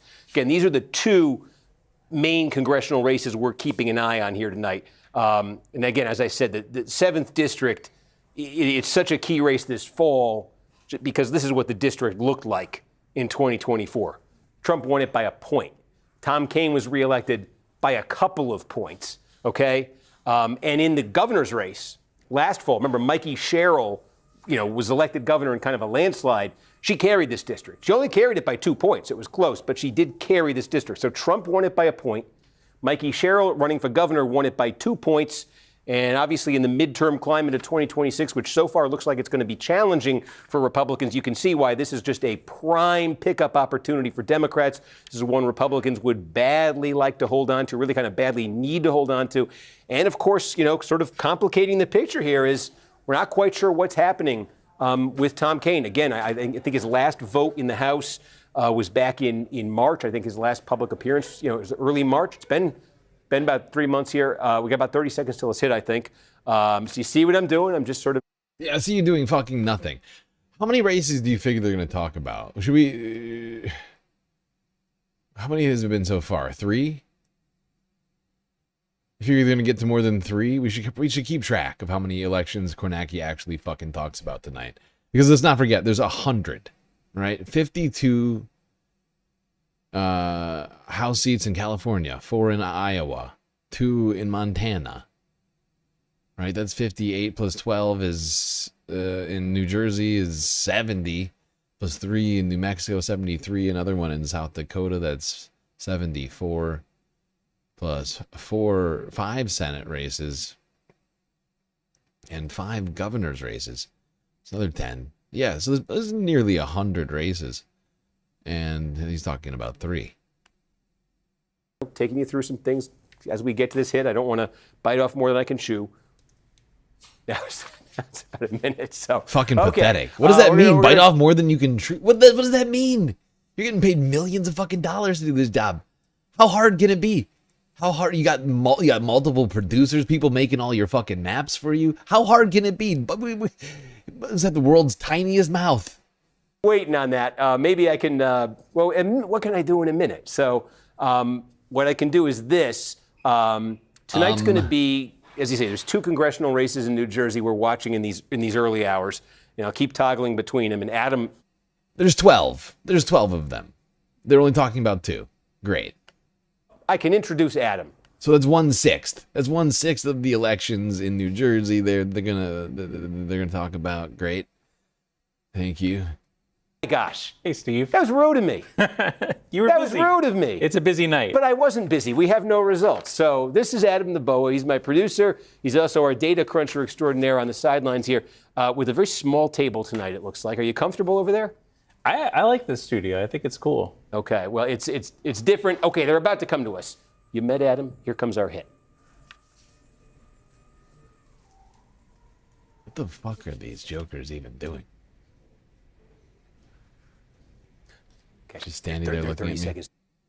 Wow. Here are some of the fucking results since Kornacki and these guys can't get it together. They are coming in. Now, of course, there are, in the Democratic primary, 4 uncontested races. Norcross, Conway, Gottheimer, and Poe. But 8 of them are multi-contestant races. Votes are already coming in with some good results so far. Peace, one of the people that we are putting a little bit of recommendation behind. She's not galactically endorsed candidate, but a galactically recommended candidate in this 2-person race is winning. Like 3-1 right now. Nothing here in District 6 or District 7 yet. Mossab Ali is trailing basically 3-1 right now. 9,000 to 3,000 votes. 28% in here. LaMonica McIver's already been called the victor. She is, of course, an incumbent Democrat and also a galactically endorsed candidate. Anna Lily Mejia looks like she's going to take it down. 82% of the vote right now. Still low vote count. But her and LaMonica are both similar percentages. You can see Adam Hamawi, another galactically endorsed candidate. He is winning right now with 36% of the vote. Another good thing to see.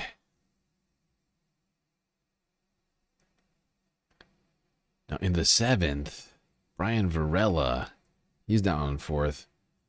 We knew he was going to be something of a long shot in this one, but we will see how this all plays out. It's only 8.9% of the vote in so far.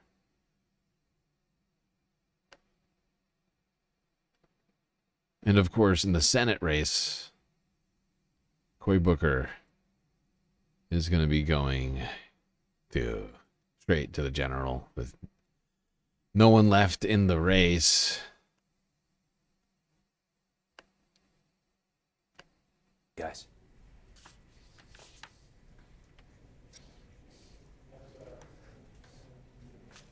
Give or take. What the fuck are you doing, Steve? How about you just talk about some other races instead of staring blankly into the camera like a weirdo? There's an idea. How about you talk about some of the other races? Because there's 12, right? There's 12 different races.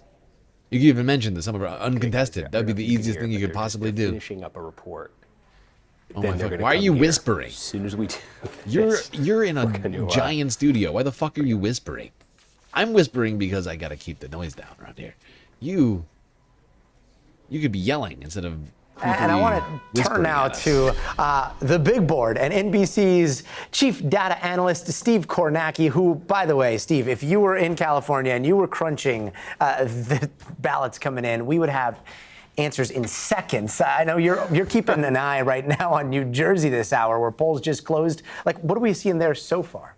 Yeah, I don't know if I could be faster than California, but I couldn't be slower, I'll tell you that. So we're waiting on New Jersey right now. 7th Congressional District is the key primary to watch here tonight. Why? Because this is going to be one of the most competitive congressional races in America this November. The Republican incumbent here, unopposed, Tom Kean Jr., you could say the check mark there. He formally wins renomination.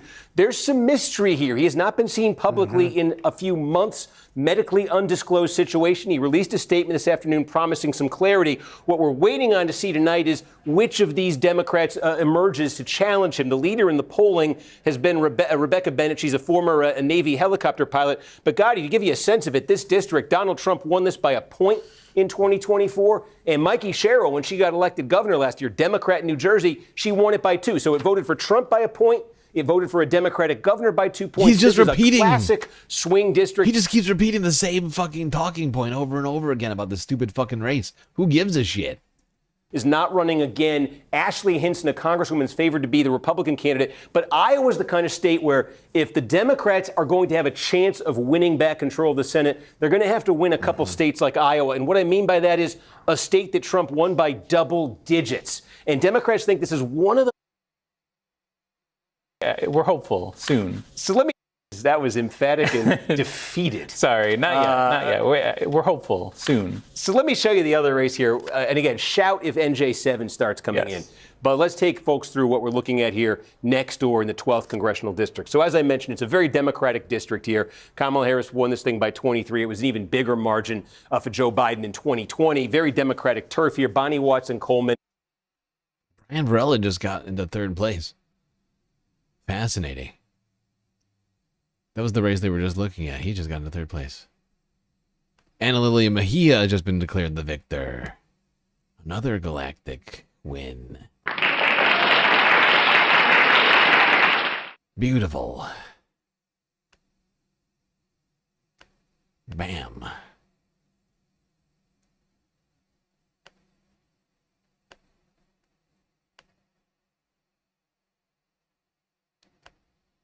is not running for re-election. I think a 12-year incumbent right there. And, in big blue districts, when the longtime incumbent retires, you get a lot of candidates, and that's the situation. Big red district, longtime Republican retires, same thing, but you get a lot of candidates here. So this is what we're looking at in the 12th district of New Jersey. Some of these are more serious candidates than others.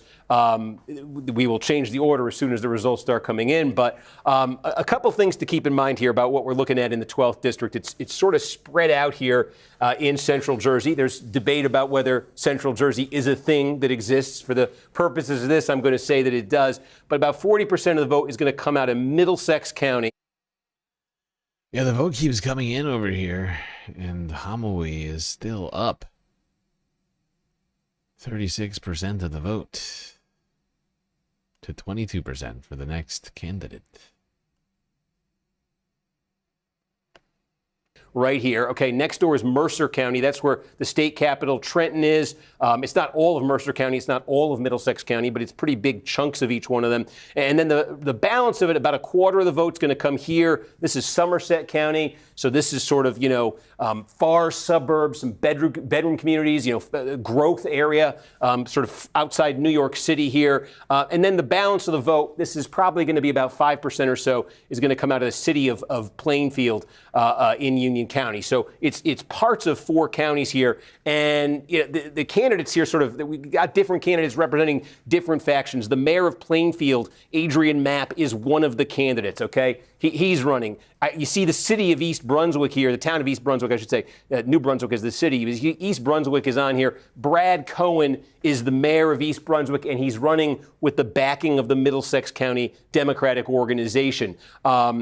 Sue Altman's name, you see here. Do you recognize that? We got votes. Okay. Sue Altman had run in a different district against Kane. We talked about Tom Kane. She was his opponent in 2024. Okay, we got some votes in here in the Somerset County portion of the district. Okay, so again, we generally, this is the early vote, we think, right, that comes out first. Yeah. Okay, and this is very interesting. Adam Hamawee, has the most financial backing of any candidate in this race. Okay, he's shown a lot of movement. He's a plastic surgeon from Princeton, but he's been backed by a pro-Palestine super PAC. A flood of money has come in behind him. Okay, and here he is in Somerset County with the lead, a pretty significant lead here. Chanel Robinson is a county official in Somerset County, so this is sort of her turf politically, okay? And she's running 14 points behind Hamawee here. Again, Sue Altman, she had run, a well-known name in Democratic politics in New Jersey. She'd run in next door in the 7th District in 2024. Sam Wong is a Princeton professor here. Look at that, Brad Cohen. See, Brad Cohen with that Middlesex County base, but not translating across county lines here. I think that's significant to see him down there at 5%. But what's very significant in that vote right there is Hamawee running with 36% of the vote in Somerset County. Again, he is a Princeton plastic surgeon. He is not running with county party backing. I don't know why his numbers say 16% in, while this NBC thing says 3.5% of the fucking vote in. How is it that NBC's website and the Kornacki numbers are different? Explain that.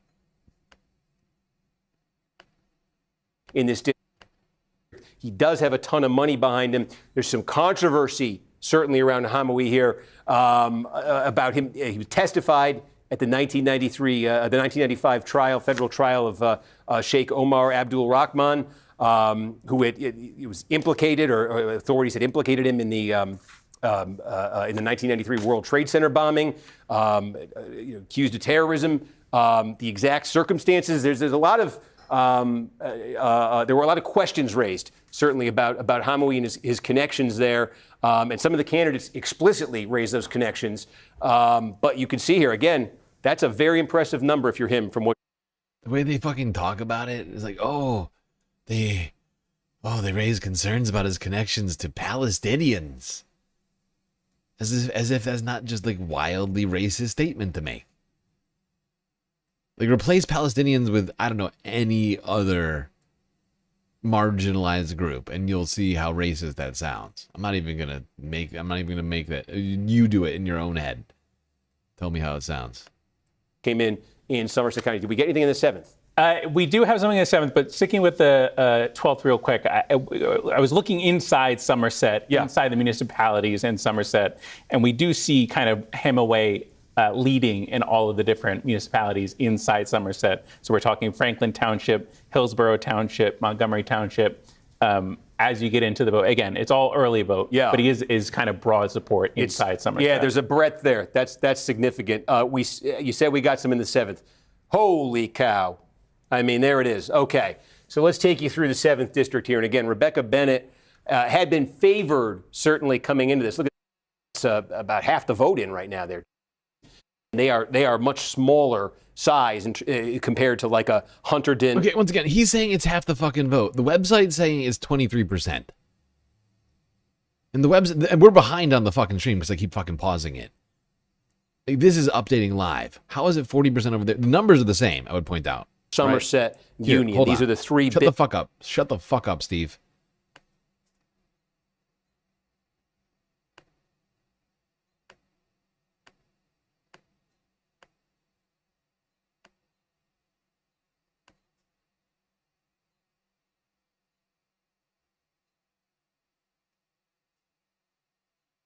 Look, the numbers are even higher over here.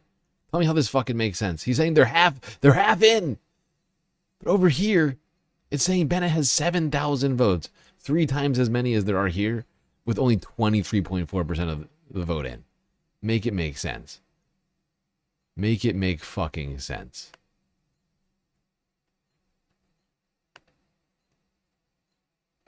They're probably going to account for about 40% of the vote that comes out tonight. This is the single biggest piece of the puzzle. I don't think it's the website person. I think it's the reverse. I think some fuckery is happening over here on the Kornacki cam. I think some real fuckery is happening over the fucking Kornacki cam. I don't know what it is. It doesn't sound like that much of the vote does not sound like half of the vote, right? 5,000 or 6,000 votes. That's half of the vote in this entire county. In this entire district, no fucking way. There's no way.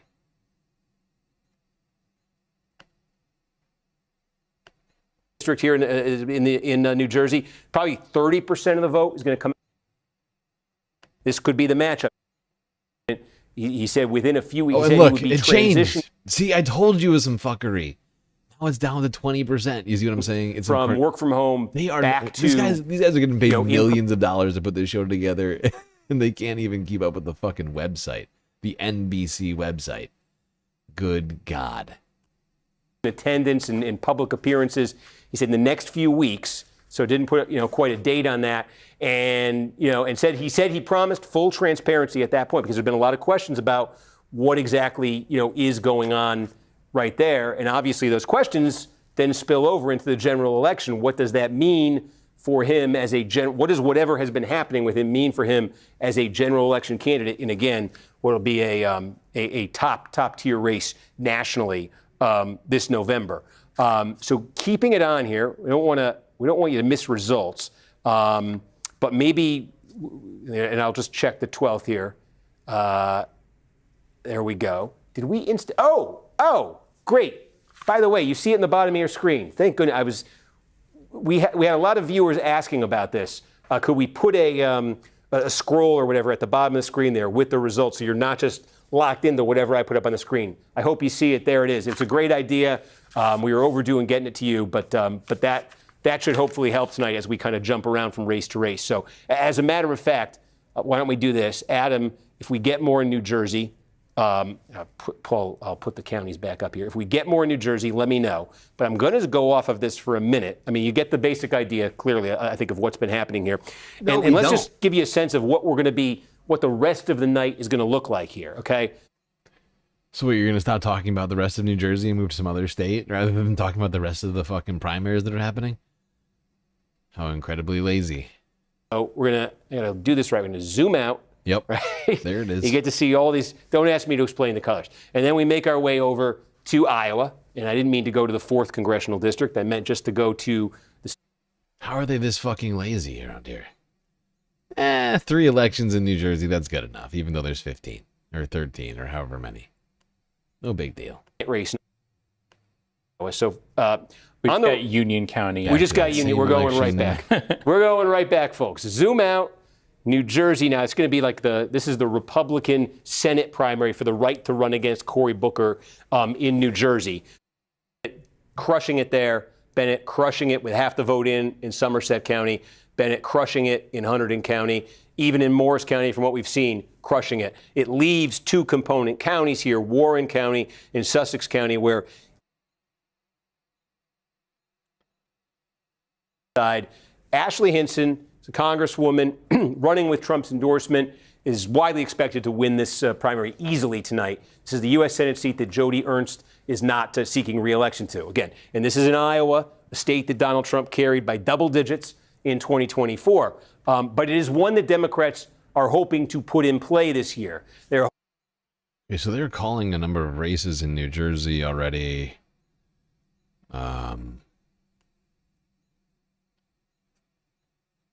Looks like Rachel Peace won her election. She was the recommended, not necessarily endorsed, but recommended candidate here. Winning 72% to 27%, already called there with 45% of the vote in. John Shue is trailing in District 6. He's in second place, but short by quite a lot. Not as much as the third place candidate, but struggling here.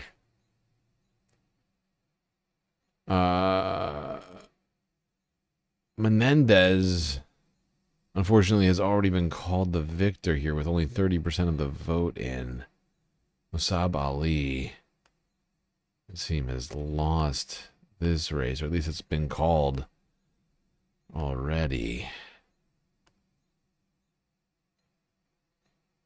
But we still got at least 1, 2, 3, 4 races left going here in the House in New Jersey.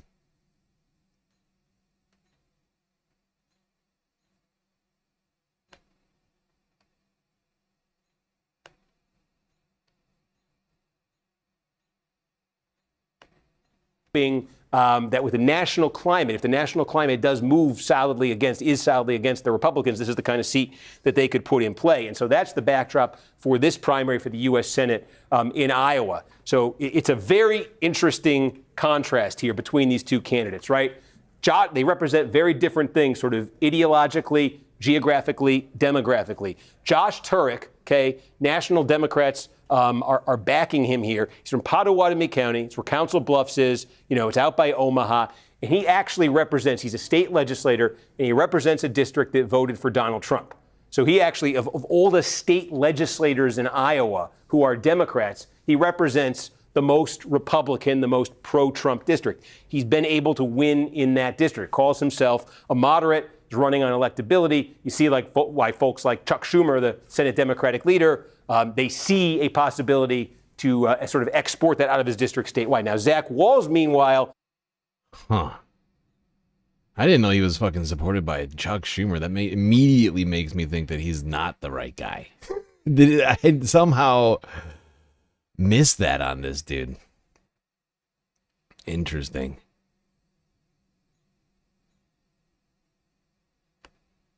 He's from here. He's from Johnson County. This is where Iowa City is, the University of Iowa. He's a state senator. I saw a Republican consultant call this the People's Republic of Johnson County. This is as blue as it gets in Iowa. And not just Johnson County being blue, but the district in particular that Walz represents, the three sort of communities that make up his state Senate district, the three of them gave Kamala Harris her 3 highest shares of the vote of any community in Iowa. The top 3 are all in his district. So you have the Democrat who represents the most Republican district in Iowa state legislature, represented by a Democrat on the one hand, versus the most Democratic legislative district in Iowa on the other hand. And Walz has been running. Look, you say the National Democrats are behind Turek. Walz has been, sort of trying to harness that to his benefit. He's been saying, that Chuck Schumer is not a popular figure in polling with Democrats. So not just with Democrats, but inside the party, he's been trying to take that frustration with party leaders nationally, with party leaders in general. Somehow I missed this aspect of this fucking race. Huh. Look, I'm trying to cover like 100 races. And I got another like 2 dozen to do next week. A little bit less than that. Fucking hell. Oh, I missed this fucking aspect of it. Like, I got sold on this guy. Huh. Look, I'm not perfect. I'm not perfect. I feel like I've been doing pretty good on all, but this is like, I feel like the first mistake I've made on this whole thing is like, this is not the guy. And the more I'm looking at Zach, like, honestly, I glazed over this other dude. Huh. Says, hey, send me. I'll vote against Schumer. I'll vote against these leaders. He's been trying to turn that to his advantage. It's going to be interesting to see this come in here. Anything new in New Jersey? No. Nothing new in New Jersey. Also in Iowa, when the polls close there, we're going to be looking at the governor's race. Again, not on the Democratic side. Rob Sand here, who's won election statewide as a Democrat, running as governor, the governor's seat here. Kim Reynolds, the Republican incumbent, not seeking re-election. We are going to be looking at the Republican primary here, though. It's a crowded race. The 2 main candidates appear to be Randy Feenstra, Republican member of Congress from the 4th District of Iowa, the northwest corner of Iowa. So most Republican, most of the 3 other congressional districts in Iowa are competitive to some degree. The 4th District. Yeah, honestly, they're getting pretty good with the messaging. I'm like looking back at this guy's page, and they are getting very sly.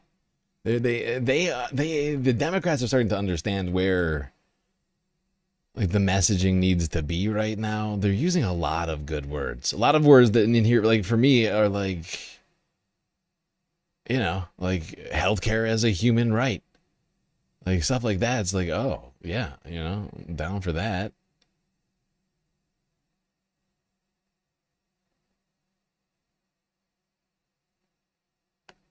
One that's a solidly red congressional district here. That's what Feenstra represents. He's running for governor. Zach Lon is a farmer, but who is running as a populist, MAGA-aligned Republican candidate here.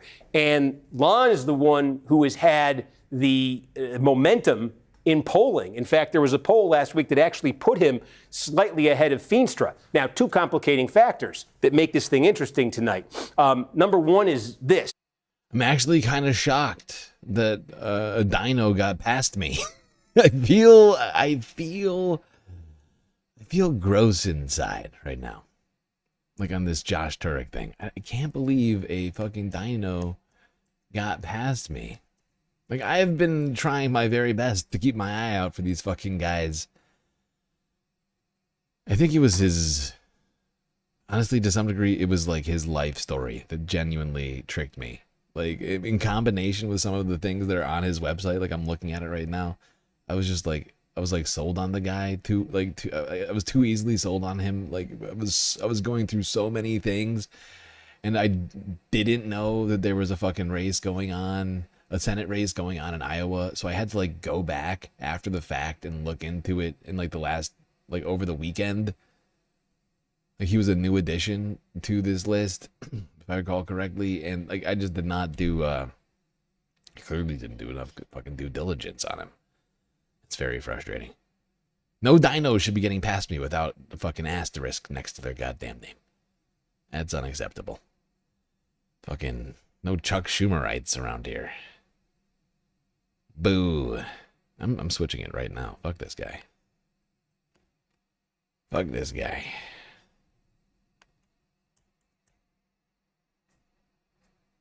That is a... Wow. Wow for me. I can't believe that happened. I'm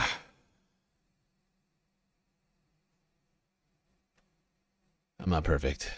I should be.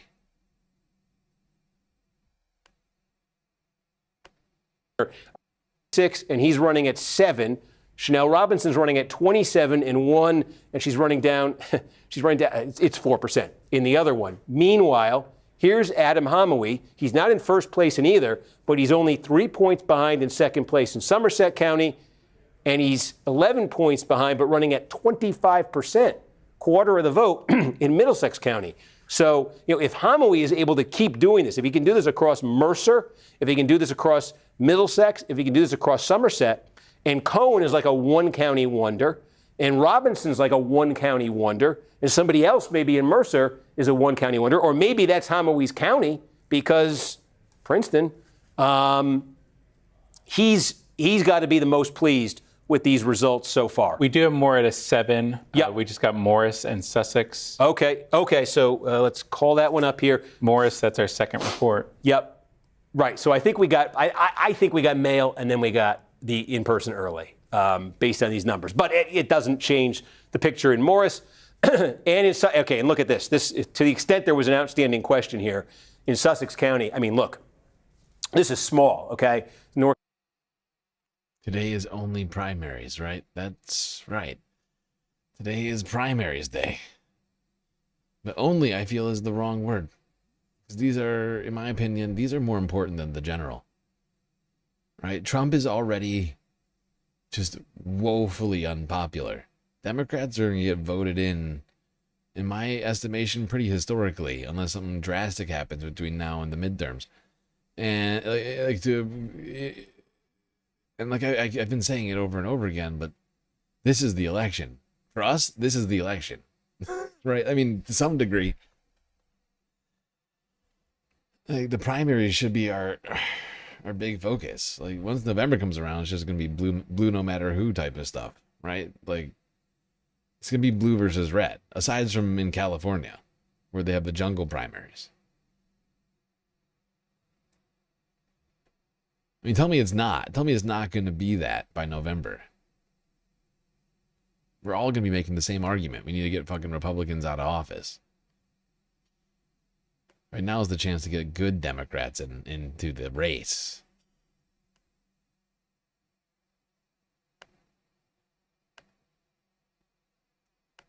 New Jersey, but Varela had the county parties backing here, right? Because, like, let's not forget, the Democrats need the energy of the base, right? And if a bunch of like APAC corporate Dems go to the fucking general, that is going to disincentivize people from going and voting, probably. All right. If anything, that's gonna mean a worse turnout in the general. Most likely.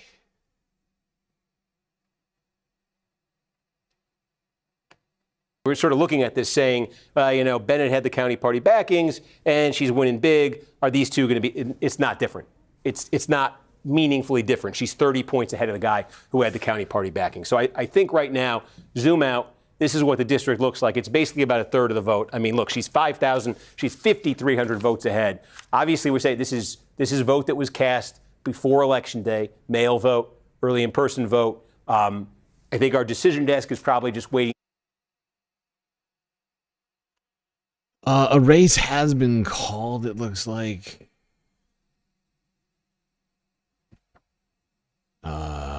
In the New Jersey's 6th. Unfortunately, John Shue has lost there. Pallone has been declared the winner. I think it's Frank Pallone. I think he's an incumbent Democrat, if I recall correctly. Make sure that the same day vote, which is going to be a big chunk, just make sure that there's nothing crazy in that suddenly Varela's not getting 60% of the vote. I don't know why he would be. I don't know why any of the others would be. But that's the thing with the decision desk. That's how they have to do these things. You want to, they say, cross all your T's, dot all your I's, and you got to make sure, you can suspect it, you got to make sure that same day vote doesn't look any different. But I mean, I think you can see where this one appears to be going. So going back to the 12th district here, and I'm just going to take a little bit of water too. My allergies have been brutal for the last week. It is I lost my voice for 2 days after doing this last week. Just got I think maybe people know this. If you talk for an extended period when your allergies are acting up, it's brutal. So, and that was on a quick night. Yeah. Can you imagine if that had been suspenseful? So bear with me. The voice is going to be a little scratchy, and At least in our pre-election estimates for Somerset County in particular, which we were talking about earlier, our expected total votes going into it were about 8,000 election day votes in Somerset, 6,000 mail-in, and 3,000 early in person. So again, I'm sorry. Say it one more time. Our expected vote going into the night for Somerset in particular, about 8,500 election day, 6,000 mail, and about 2,800 early in person. So I was completely wrong. No, we're still trying to get some clarity. I doubted what you told me, and I told the folks it would match up with that. Right. The point is that what we're looking at is the pre-election vote. The point is also that I was wrong in my a sense of which type of we just got some Warren County vote in NJ7. Okay, so again, this is the place where Varela had the county party's backing. Let's see if it looks any different. Surprise, surprise, it does not. So Warren County, and again, and look at that, he's in third place here. So Rebecca Bennett, again, this is the worst number she's gotten tonight, and she's up double digits, and she's almost 2-1 up over the guy who got the county party's backing. So now 35% of the vote is in NJ7.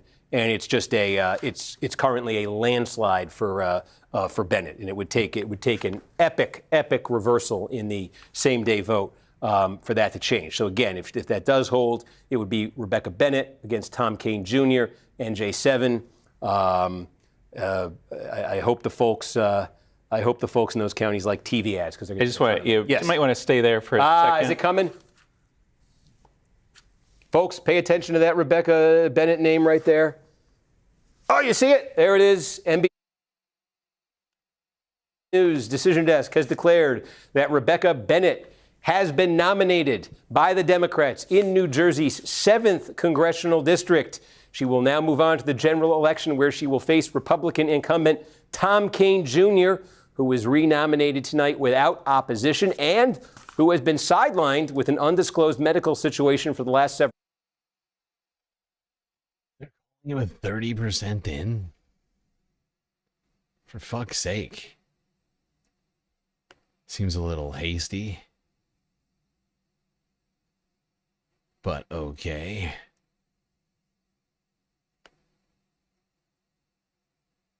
Wasn't that much of a landslide at this point. Yeah.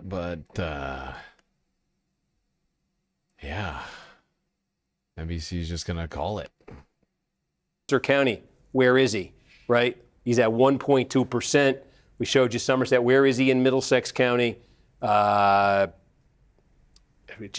down at 0.7%. So again, he's a one-county wonder. And there you go. So again, the Hamawee, I think, has got to be feeling the best here of these candidates. And I think, obviously, realistically, if it's not going to be Hamawee here from these early numbers, Brad Cohen is the only one here, but what he would need, one thing that he would really need, he needs a bigger margin than this. We say this is the pre-election vote in his home county, right? He was winning it 36-25 over Hamawee. Now comes the election day vote. Well, okay, what if he wins what if he could get that over 40% with the election day vote? What if that Hamawee share fell under 20% with the election day vote? What if Cohen gets a lot more out of the second half of the vote that gets tabulated in Middlesex than he got out of the first? That's what he's going to need. He's going to need something like that, I think, realistically here, because again, Mercer County, he's running at 6% right now. He's running at 6%. He would like Hamawee's number to drop in Mercer, for that matter, as the election day vote gets tabulated there too. He doesn't want Hamawee getting too far away from him in any of these other counties. But and for that matter, if it comes to it in a close race, again, Union County. Hamawee's lead just increased even more. He's now up 1,000 votes with almost 50% in now.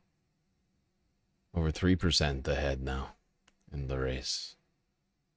Although, unfortunately, Terry Reese is not doing well in District 2.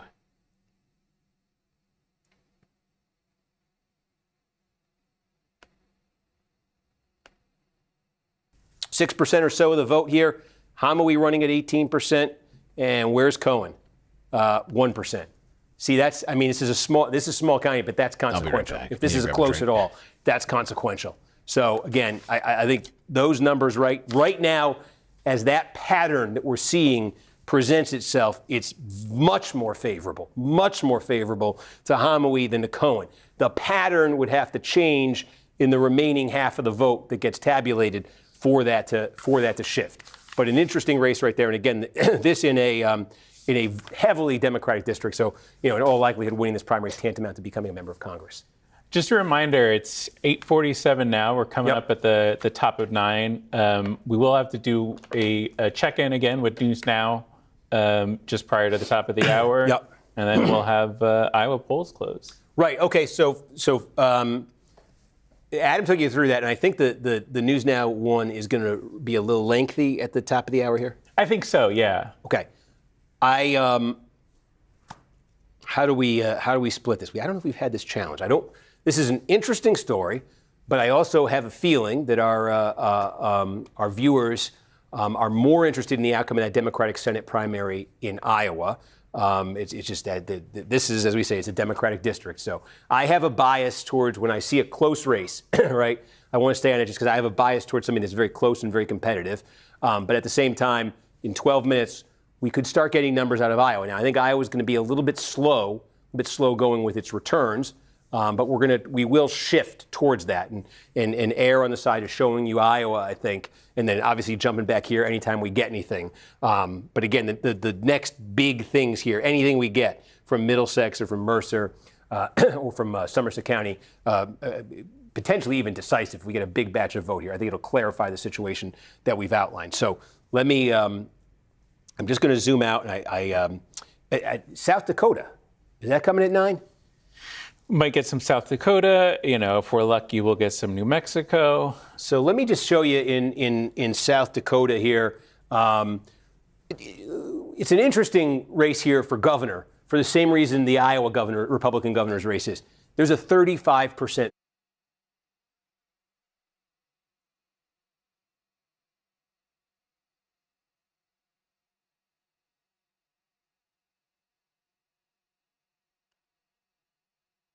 here. Now, unlike Iowa, can I ask something of people?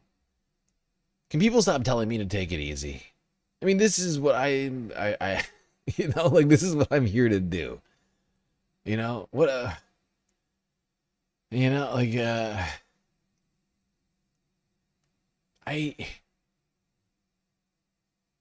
glad people want me to be healthy, but this is my job. Streaming is my job, and I just don't know what else I would do if I would go find another job if I stopped streaming, right?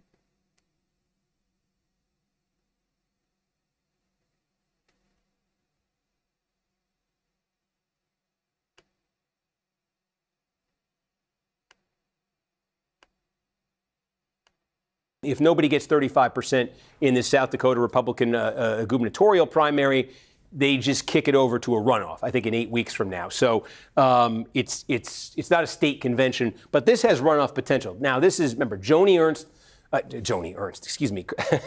Kristi Noem was the governor of South Dakota before she joined the Trump administration and opened the job. Larry Roden became his lieutenant governor. He became the governor when that happened. John Hanson is the state house speaker. Dusty Johnson is the at-large member of Congress from South Dakota. And Toby Doden is running, he's a self-funded campaign, or a largely self-funded campaign, again, aimed squarely. He's tried to position himself here as the most staunchly, adamantly pro-Trump candidate, the sort of populist, grassroots conservative candidate in this race. He's the one who's been moving in the polls out here. Okay, so you got Doden as sort of the outsider, Johnson the congressman, John Hanson, of course, the veteran state legislator, and Larry Roden, the interim governor, who moved into the job when Noem went to the administration. But does anyone get 35% here tonight? So we'll be watching the South Dakota primary as well. Iowa, we're also. I mentioned Iowa for the Senate race. We've taken you through the Senate race. There are some House races in Iowa that are going to be very significant this November. We're just not looking at particularly competitive primaries in them tonight. But there are four. There are four. Wait, they're tough to see when it's all sort of this blob of orange, of yellow. But But there are 4 different districts here, as we say. This one, Marionette Miller Meeks, is the one I wanted to show you here. She's got Republican opposition in the primary, but it's not considered to be a serious threat to her. She won by less than 1,000 votes. Already been favorable to Hamawee, and that would be very favorable to him if in that county, Somerset County, he does even better. So Iowa closing here in 723. That Senate race, obviously, real interesting dynamics in that Democratic primary. Really looking forward to kind of diving into that one. South Dakota, we'll keep tabs in that governor's race. I think it's an interesting one. And we'll have Montana closing in a little bit too, and I know some folks are going to be very interested in the Montana, the first district in Montana, first congressional district in Montana. Just a warning that we're sitting here telling you California takes a long time. They're going to take even longer. Tonight, the Montana one is actually going to be the slowest. So I'm not sure we're going to get anything meaningful or clarifying from Montana's first congressional district, but we will monitor it. We will be checking it out throughout the night.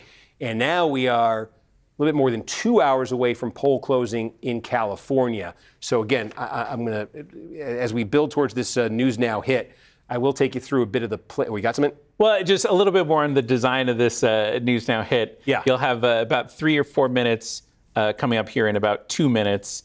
They're hoping you can teeing up Iowa Senate. And then they'll do a minute reset at the top of the hour, and then they'll bring you back in. Okay. Could I ask you a favor? Is it easy to put NJ12 in one of these shortcuts?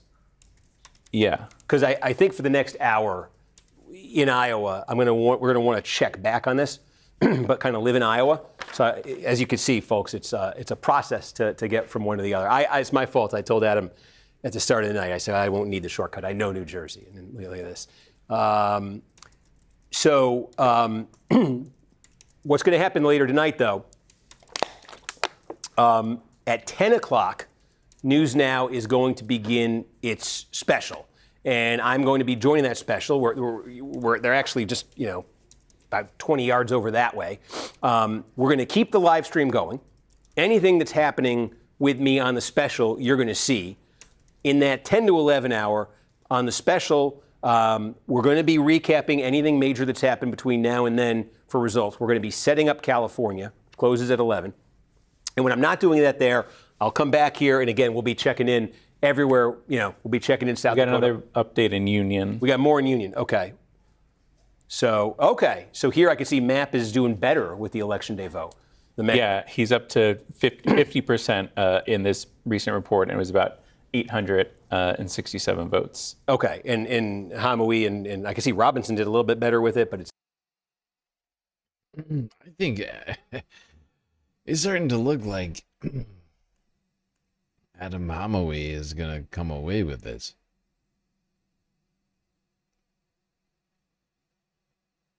According to all of that stuff we've now heard about this race, you're seeing exactly that happen. Like this guy's taking down his own district. And all these other and there's a huge number. Like if you look at there's a huge number of people in here. They're all sapping votes from each other. And Adam Hamawee continues to his lead continues to grow slowly. Now 1,200 votes ahead.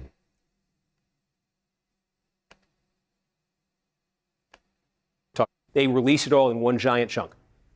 Orange County in 2024, 750,000 votes came in at 11:06 p.m. And they just fly like that. And at some point in that hour, one of those counties is going to be Los Angeles County. And when you see that, that means City of Los Angeles. And when you see that, that means we're going to get like half the vote in the mayor's race all at once. Talk more about that, but here comes the News Now hit. They won Iowa.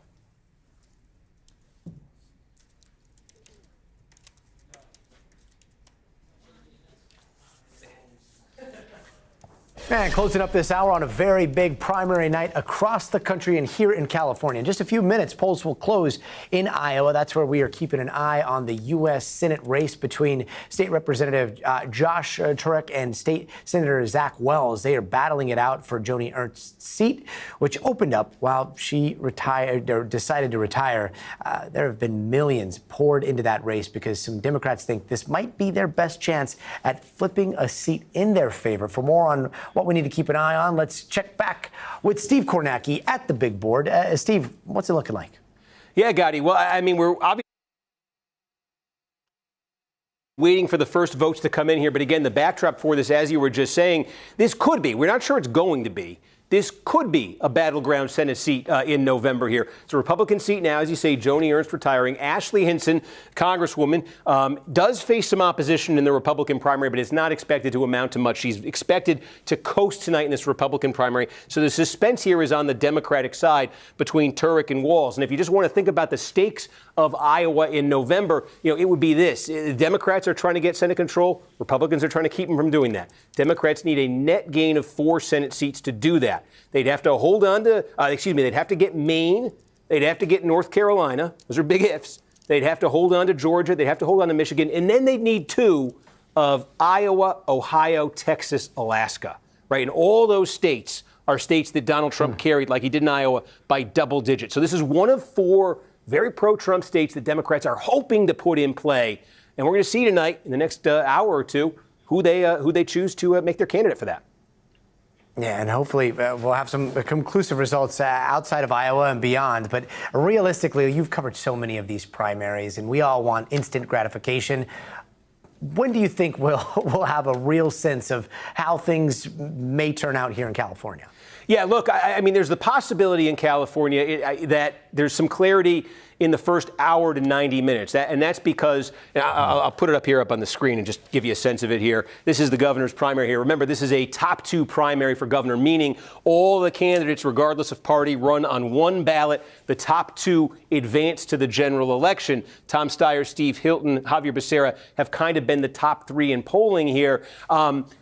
Each county is going to report out probably like half of its vote pretty quickly, in that first hour. And what that's going to be is California is a heavy vote by mail state, and the vote by mail that came in before Election Day, counties are able to process that, get that ready, and spit that out pretty close to after poll closing.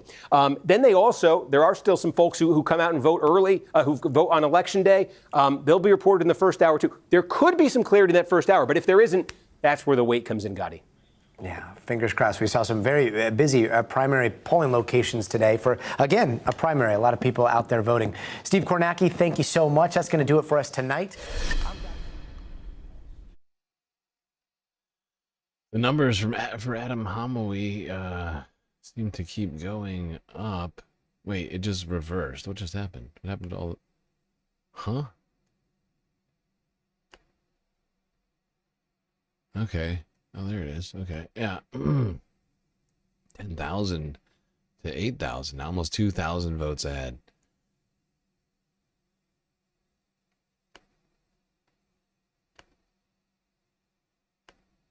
You do? At least particularly in Congressional District 3. Wait. They want to do the 3rd district? Yes. What do they want to? It's unopposed. Yeah, we made the characterizations at the top of the hour. What am I doing? They want me to do it the unopposed.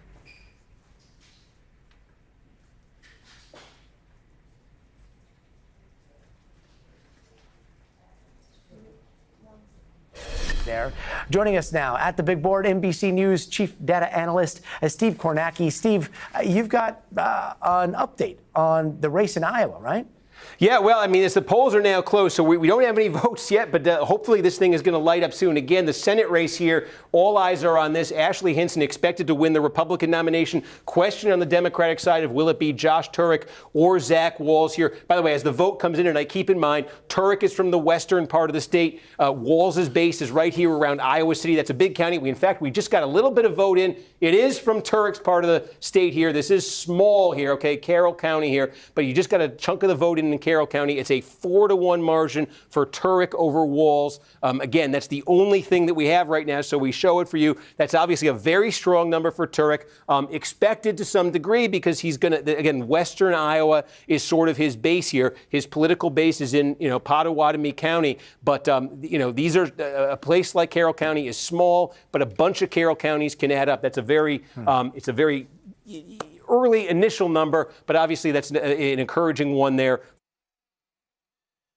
People can't see the feed. Oh, no. Oh, God, that's no good.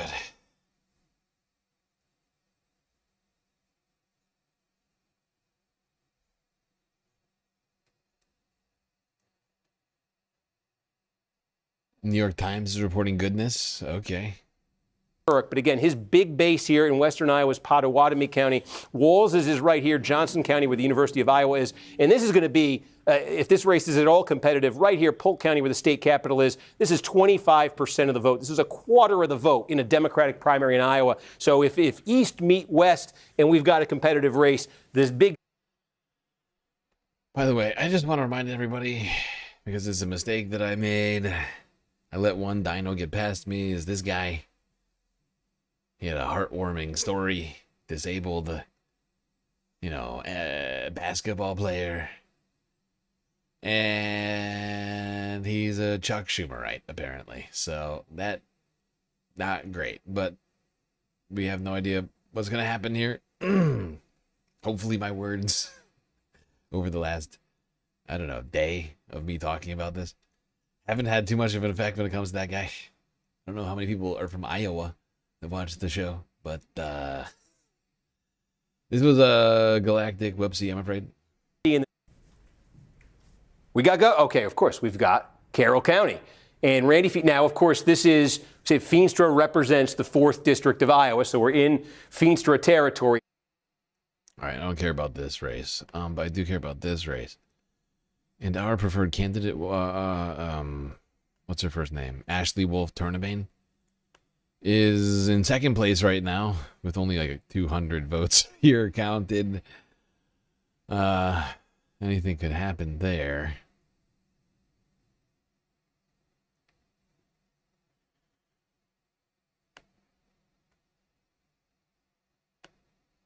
Sarah Trone Garriott already has been declared the winner, as somebody dropped out between, I think the week, it must have been over the weekend or something. So she's got green.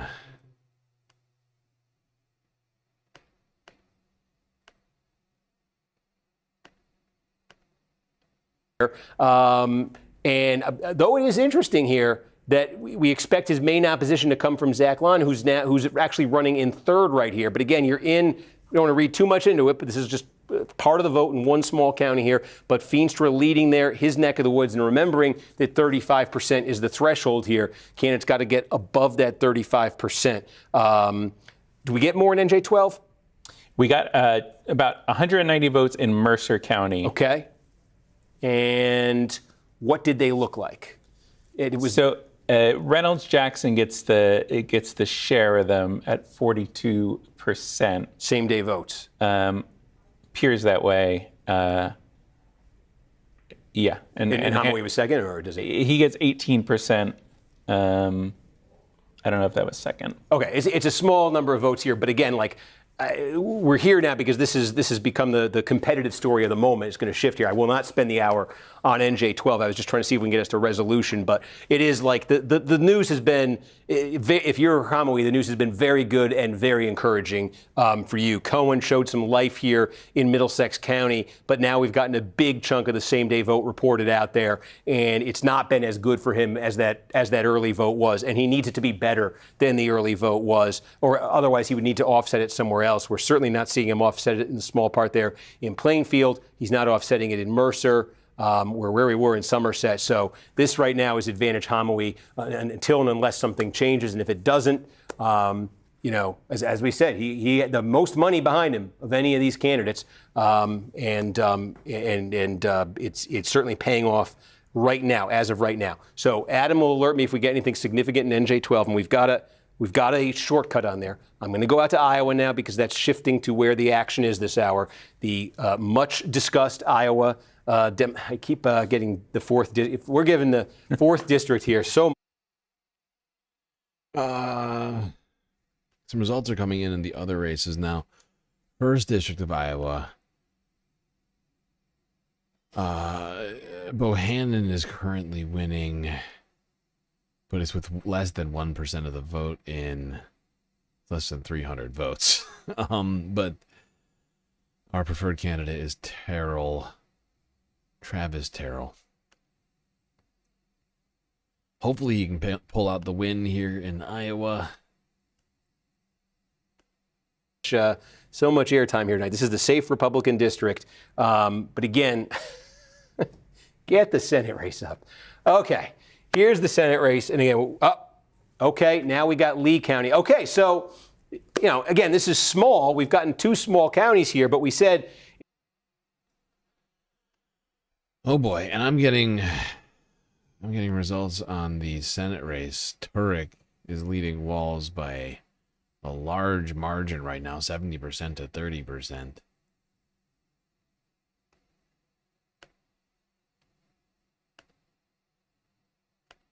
There's going to be an east-west divide, right? And that's some Polk. We can. Wow, folks. Remember Denton County last week? Look at that. We just got a sixth of the vote there in Polk County, pre-election vote, I would imagine. And look at that margin there for Turk. This is no ordinary county in a primary. This is 25% of all the vote in the state. This is a quarter of the vote, okay? And again, we've got 3 counties. 2 of them are small. What do the colors by candidate mean? I have no idea. I don't think it's at all meaningful. I mean, blue is Democrat, red is Republican. Different shades of blue, I don't think it means anything. I think it's just a way to differentiate the candidates by color. One of them is the biggest of big counties in Iowa, and Turek is crushing Walz with the early vote right there. So you're seeing potentially a geographic thing here with Turek in western Iowa. Again, this is Walz's neck of the woods down here, and yet he's getting crushed there too. So, Tama County, Turek, okay. I mean, this is, you're not seeing a geographic divide in these 4 at all. You're just seeing big Turek numbers. Now, again, Lynn County, Johnson County, Cedar Rapids, Iowa City here, these are big.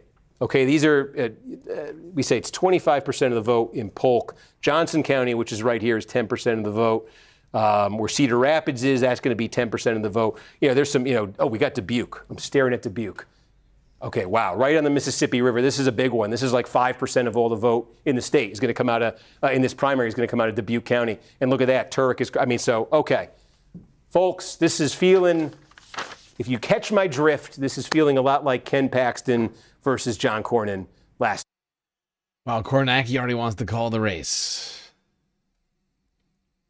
So he's already, guy has been working for 30 minutes. He's ready to go home, to go to bed. Jesus Christ. Awful. Weak. Tuesday.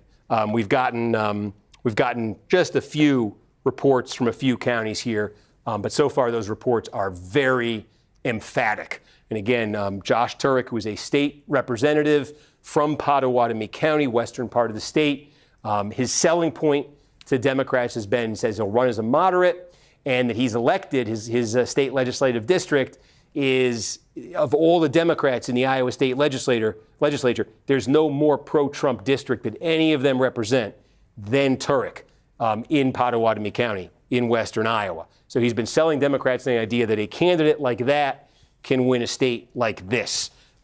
Certainly seems that Democrats in Iowa are buying into that. And as we said, we didn't expect Ashley Hinson, Congresswoman Ashley Hinson on the Republican side, to face serious opposition tonight.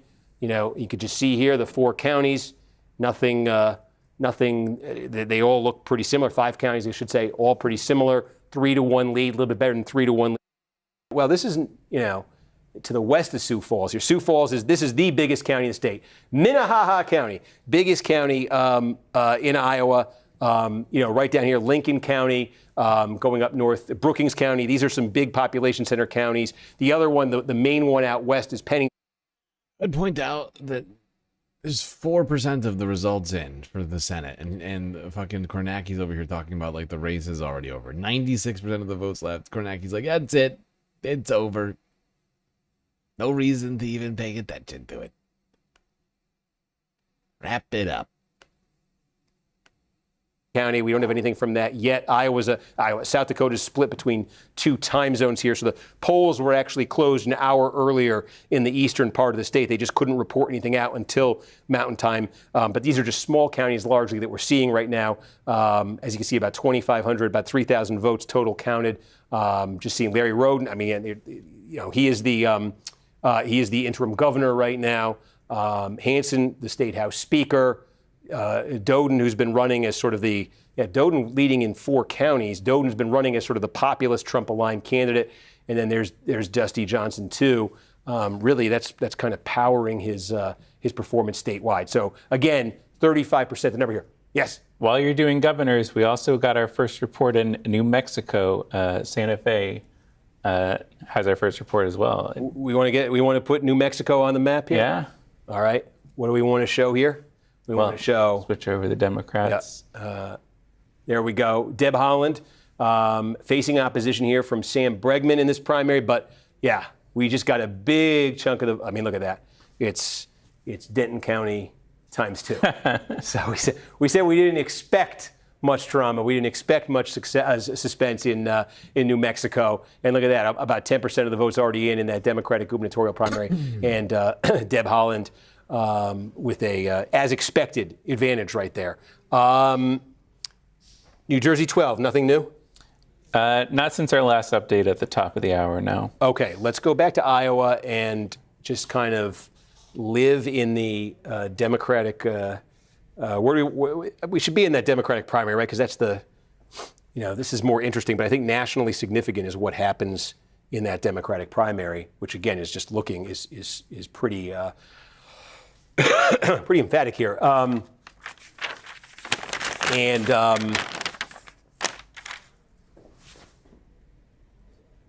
Yeah, I'm trying to think if the decision desk would. Sometimes that comes quick. I think we do want to see Johnson County, Lynn County right here, Johnson County right here. 20% of the vote from these two. This is Walz base. What does he get out of here? Does this change anywhere else for him? But that's what he's looking at right there. Again, the congressional races will have 2, maybe 3 very competitive congressional races in Iowa this November. Not looking at competitive congressional primaries in them tonight. We could show you on the Republican side. Go up here to the 2nd district. Joe Mitchell. Joe Mitchell's running with Trump's endorsement. So I just wanted to see here if that was translating. Small number of votes in there. It is. We showed you Mariannette Miller Meeks. This will be, we say, one of the most closely watched in the country. None, leading there. And again, no opposition here for Chris McGowan in the 4th district that's being vacated by Feenstra, and that's a solidly Republican district. Back to the Democratic Senate primary there. Call that one up if I can get that. And again, just waiting to see a little bit more there. I need to just have a little allergy situation. Sorry.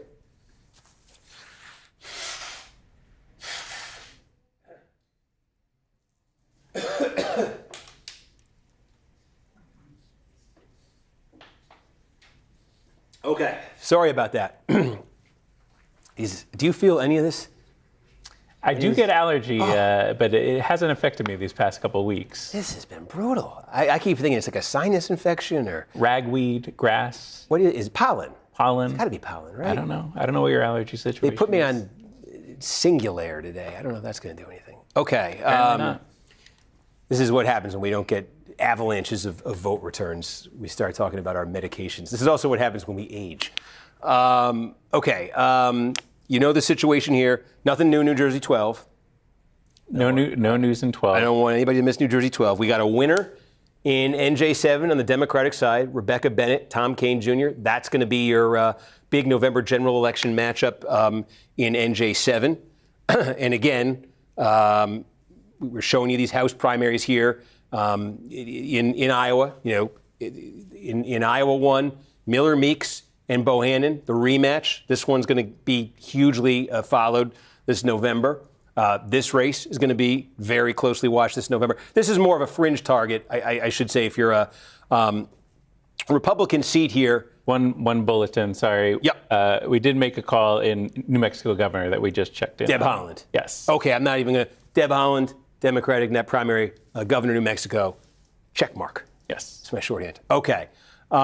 Here again, Joe Mitchell running with Trump's endorsement. This is a district Trump carried by 10 points. This is the kind of district. Look, if I say this, the 2nd district of Iowa, if Democrats are successful in making the Senate race a real race.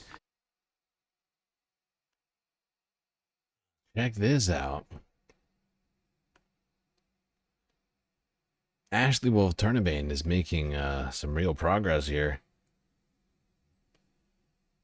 30% now, taking a lead on the 3rd place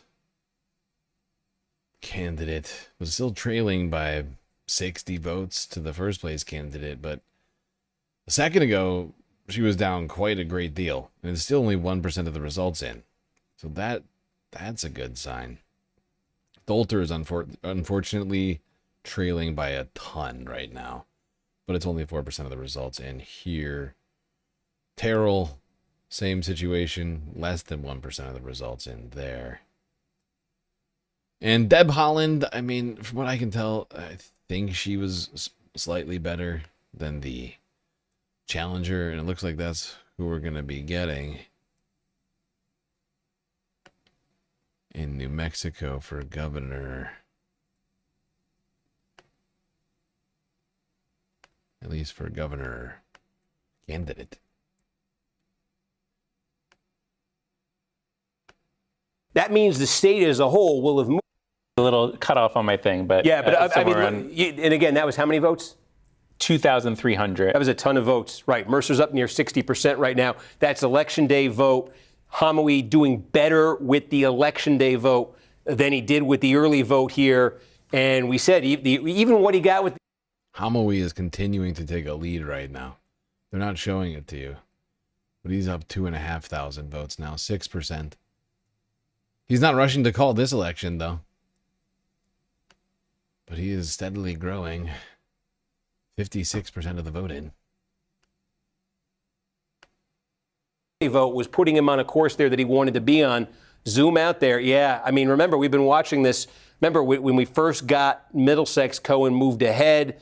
Then, Hamouie, I think, was about 23-20. We were looking at it, is what's in my head, when pretty much the early vote had come in from everywhere. And we said that was a pace that Hamouie wanted to be on. The pace has quickened for Hamouie since then as this election day vote has come in. We've seen that in Middlesex. We've seen that we've seen that in Middlesex. We've seen that in Mercer. We're still stuck at 46% here in Somerset County. We just got a Polk in our Iowa Republican governors as well. That's big. Let's get out there to Iowa. This is going to land me in, our friend, the 4th district. Okay. We want the governor's race. We want the Republican primary. We want Polk County. Oh, my goodness. Okay, now we say 25% of the vote in a Democratic primary comes out of Polk. Polk is the biggest on the Republican side, although right next door is Dallas. That's significant, too. So this is about 15% of the vote in the Republican primary is going to come out of Polk County. Again, this is where Des Moines is, the state capital. We just got most of the Republican vote from there. And here, Zach Lon, again, he's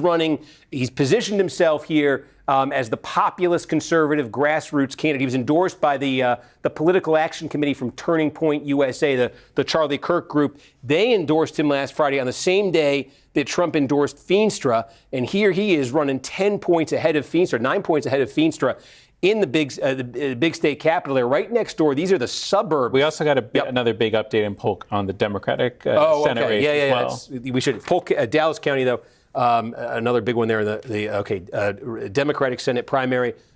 Oh, wow. Almost all of Polk is in. Look at that. Congratulations, Polk County, on the quick vote counting. Josh Turek, 27 points ahead, and No. Okay, I thought, yeah, okay. Next door, Dallas County. Again, these are suburbs of, this is decent, decent size here. What are you looking at here? About 5% of the vote is going to come out of Dallas County. Turek there, I think with that early vote, comfortably ahead. Nothing here.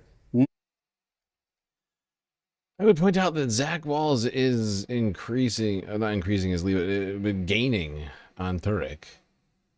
He was at under 30%. He's now at 36%. Gaining about, I think, about a little over 6% there. The last count. I don't think it's over yet. Thing here is at odds with what we initially saw.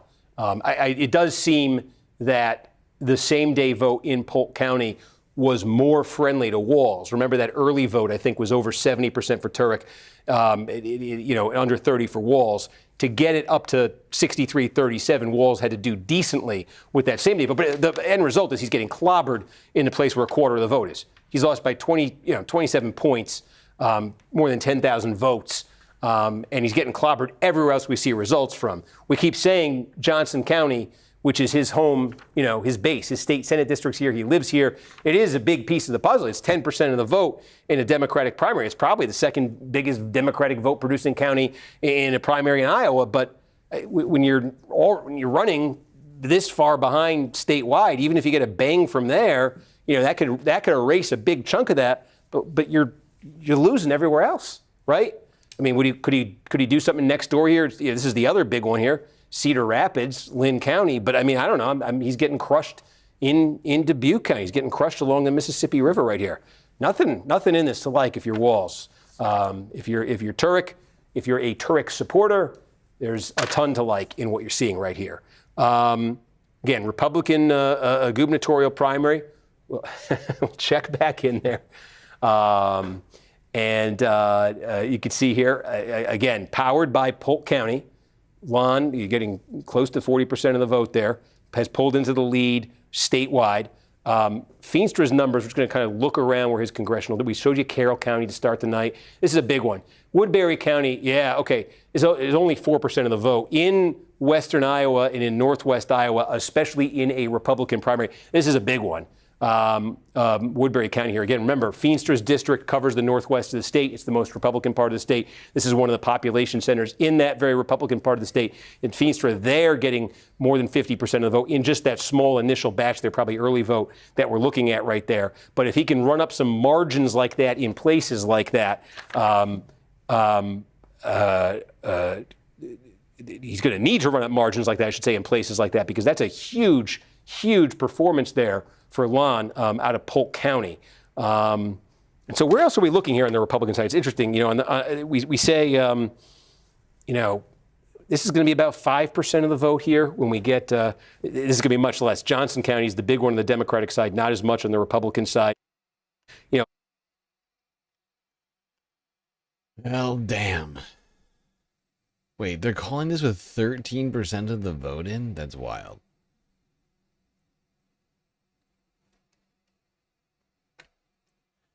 Well, NBC is calling it for Ben Lujan in the Senate race. I think that's an unfortunate situation.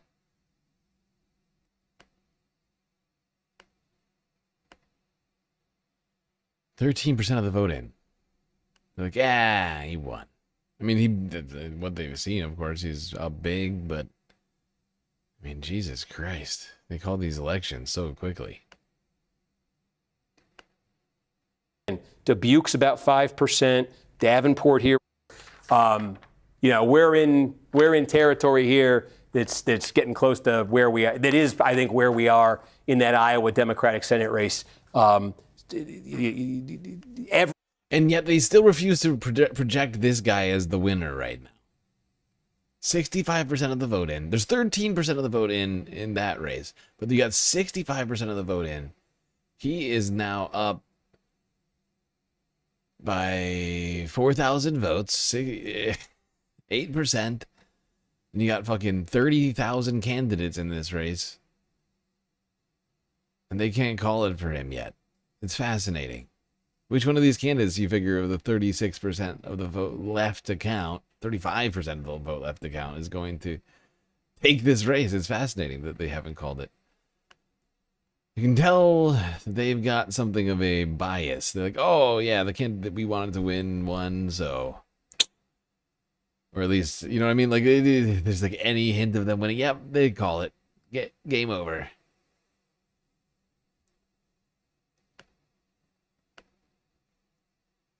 Now, everything that you're looking at here Any more wins? is if you're Hamawi, is what you want to see. Well, GNN is calling it for Adam Hamawi.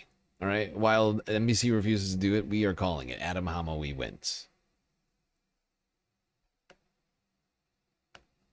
And what is Cohen left with if he can't even win his home county? We're not seeing Chanel Robinson extend her support in her home county anywhere else. We're not seeing Verlina Reynolds-Jackson extend her support from Mercer County anywhere else. We're just seeing Hamawi lead in Cohen's County. We're seeing Hamawi a very close second in Reynolds-Jackson's county, and we're seeing Hamawi a close second in Robinson's county. And we are seeing our friend Adrian Mapp with a big number there, flexing his muscle in his home city, but nowhere else. In his home city, 6% of the district. So it adds up to this for Hamawi. We got another update in Iowa Senate back in Blackhawk County. Oh, home of the University of Northern Iowa. What's their nickname, Adam? The Blackhawks. The Panthers. Blackhawk County comes in. Okay, yep. What can you say? In fact, what you can say here, not only this is a continuation of the trend here that's very positive for Turek, you're getting into the kind of territory where you'd think Walz might be a little bit more competitive, because I mentioned this is, among other things, this Waterloo, Iowa is here, Cedar Falls, Iowa is here, the University of Northern Iowa here. There's a college town aspect to this, and you think that Walz kind of running to the left, the more liberal candidate here from the college town, Iowa City, or the Iowa City area. Maybe he gets he's not getting traction here. 22% statewide. Turek, 30-point advantage over Walz. 15,000 vote advantage over Walz. Give you a sense of the scale of this, right? Polk County, you're looking at just over 40,000 votes. We think that's probably all the vote, right, that's going to come out of Polk County. That's just over 40,000 votes total that are coming out of Polk County. Again, in a typical Democratic primary, that's going to be about a quarter of the vote statewide. And in a typical Democratic primary, the turnout coming out of Johnson County is going to be a little bit less than half of that, right? So, 40,000, what would it be in Johnson County if past his prologue? It might be between 15, 20,000, something like that. So even if Walz gets a massive number out of Johnson County, his home base, right? Even if he gets a massive number, it's a universe of 20,000 and a great night for him, 25,000 votes. He's 15,000 votes behind in 2024. And in 2020, when Trump lost nationally, he won the state by 9 points. So this has a very solidly pro-Trump, and he won in 2016 for that matter. He's 3 for 3 in the state. And it's one of those states, it had more of those pivot counties. Remember those Obama, Trump counties than any state. Like a third of Iowa's 99 counties had voted Obama, and then flipped over to Trump in 2016 and have not looked back. That is the atmosphere that Josh Turek, the Democrat, is going to be running in, trying to flip this seat. And again, Democrats nationally have looked in on this and said they think Turek could do that because Turek won a district that Donald Trump carried. Small margin, but Donald Trump carried it. He won that district in the state legislature. NBC News still not calling the race, but with nearly 70% of the vote in now, Hamawi is 10% ahead of Cohen. 14,500 to 10,000 votes now. 4,500 votes ahead. Now he's got to try to do that statewide, in a much more nationalized political climate. That's a tall. I think you got something, Adam. Yeah, if you want to head back over to NJ12, we did get another update in Mercer County. Yeah. This is the one where Reynolds Jackson has been performing well, but I think Hamawi wins this recent batch, about 2,000 votes. Folks, if you've been watching, right, that her margin right now, again, Verlina Reynolds-Jackson from Mercer County, this is her base. Her margin, she's had the lead here. It keeps shrinking. It's down to 12 votes. Again, what does it mean? It means all the vote. Yeah. So I've already filled it in I've decided to call it myself. Already put it down here. Adam Hamawi winning. Basically, it fills out all. I've already called it. I've already also at least called the race lost for Terry Reese here. She's in 4th place right now. Doesn't look like she has any chance of getting out of that position or anywhere near 1st place. Which means we got one candidate here, Rachel Peace, who won, who was a recommendation but not a galactic endorsement, full endorsement. John Shu, Brian Varela, doesn't look like he's going to win either, although that race hasn't, actually it just was called, actually. Yeah, that was just called.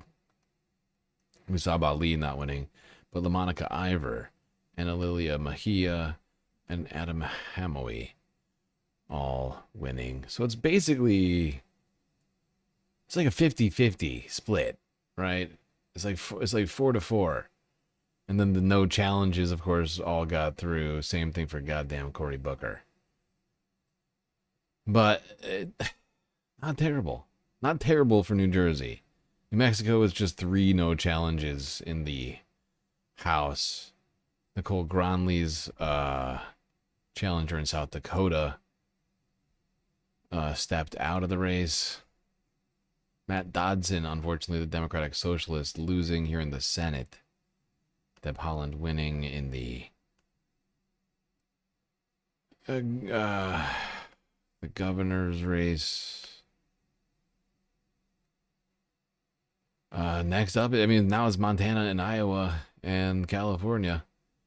Ashley Wolf is looking like she has the best chance out of the last 3 Iowa House races. Montana's results I don't have in front of me, but I'm going to start looking for those because I think those are going to start coming up soon.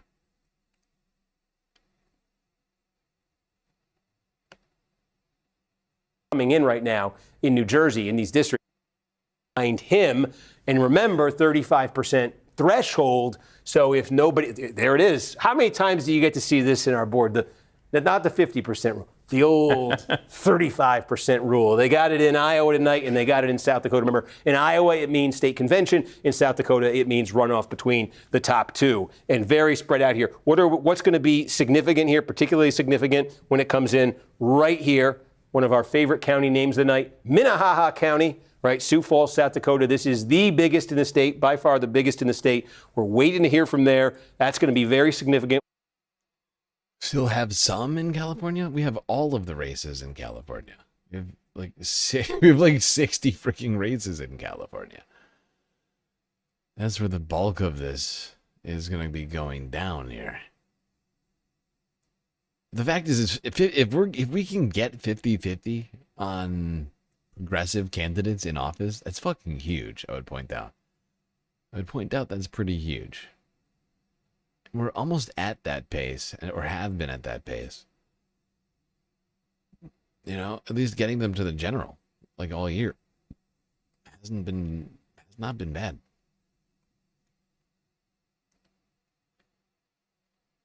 If you get people off to the polls in places like Indiana, I mean, my God.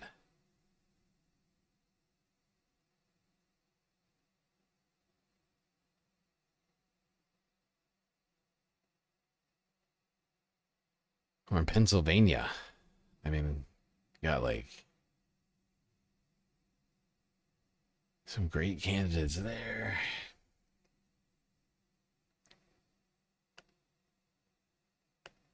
Comes in 2.5 hours or so, 3 hours or so, you stay with us because this has sort of been the appetizer. You know, we were talking about when to. I think we are. Oh, my big dialogue with the audience is being interrupted. Oh my gosh!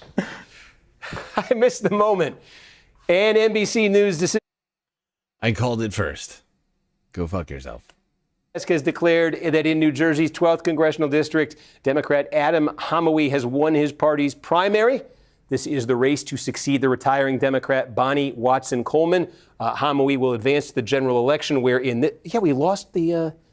I'll see if I can get it back for you. Well, this is a district that Kamala Harris carried by 23 points in 2024. So you would classify this as a safe Democratic seat in the general election. Hamawi will advance to that general election. As we said, he just ultimately here, there's a breadth to his support. These other candidates had very clear, pronounced, sharp geographic limits to their support. Hamawi's support spread out really across this district, with that one exception there of Plainfield, where the mayor really kind of flexed his muscle. And Hamawi did particularly well with the election day vote. Again, this is a candidate who was by the most money, had the most outside support of anybody in this race. A big, new, pro-Palestine super PAC came in on his behalf. There's been some controversy around Hamawi that has made national news stemming from his relationship, his ties with Sheikh Omar Rahman, testifying at his federal terrorism trial back in 1995. So that was something that was brought up. Certainly, there was some media attention on that. Some of his opponents brought that up. But ultimately, here you could see the Democratic voters here, or enough of the Democratic voters here, because Hamawi's probably, if this lands at about 30%, I wouldn't be surprised. Enough Democrats in a crowded field are good with Hamawi being their nominee here, and very likely their next congressman. So with that, we will just remind you of the other major thing that happened in New Jersey earlier tonight. 7th District, Tom Kean Jr., the Republican here, Rebecca Bennett, as the polls had suggested, nominated as the Democratic candidate. It will be Bennett. It will be Kean in the general election. With that, I'm going to move off of New Jersey. We're going to wave goodbye to the Garden State, okay?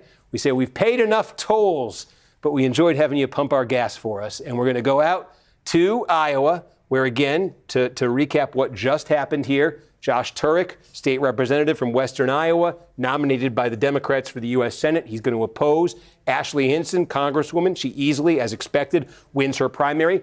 Potentially a competitive race this fall. Democrats would like to make it a competitive race this fall. But again, this is a state that Donald Trump carried by 13 points. And just to underscore the situation for Democrats here nationally and how this fits in, if you do the Senate math, right, maybe we'll just put it up on the screen here, where the Democrats, they want to take the Senate, they need to flip 4 seats, right? So what are the first thing they got to do is they got to hold on to Georgia. That's no guarantee Democrats are holding on to Georgia. They got to hold on to Michigan, right? Michigan's got that Democratic primary on August 4th.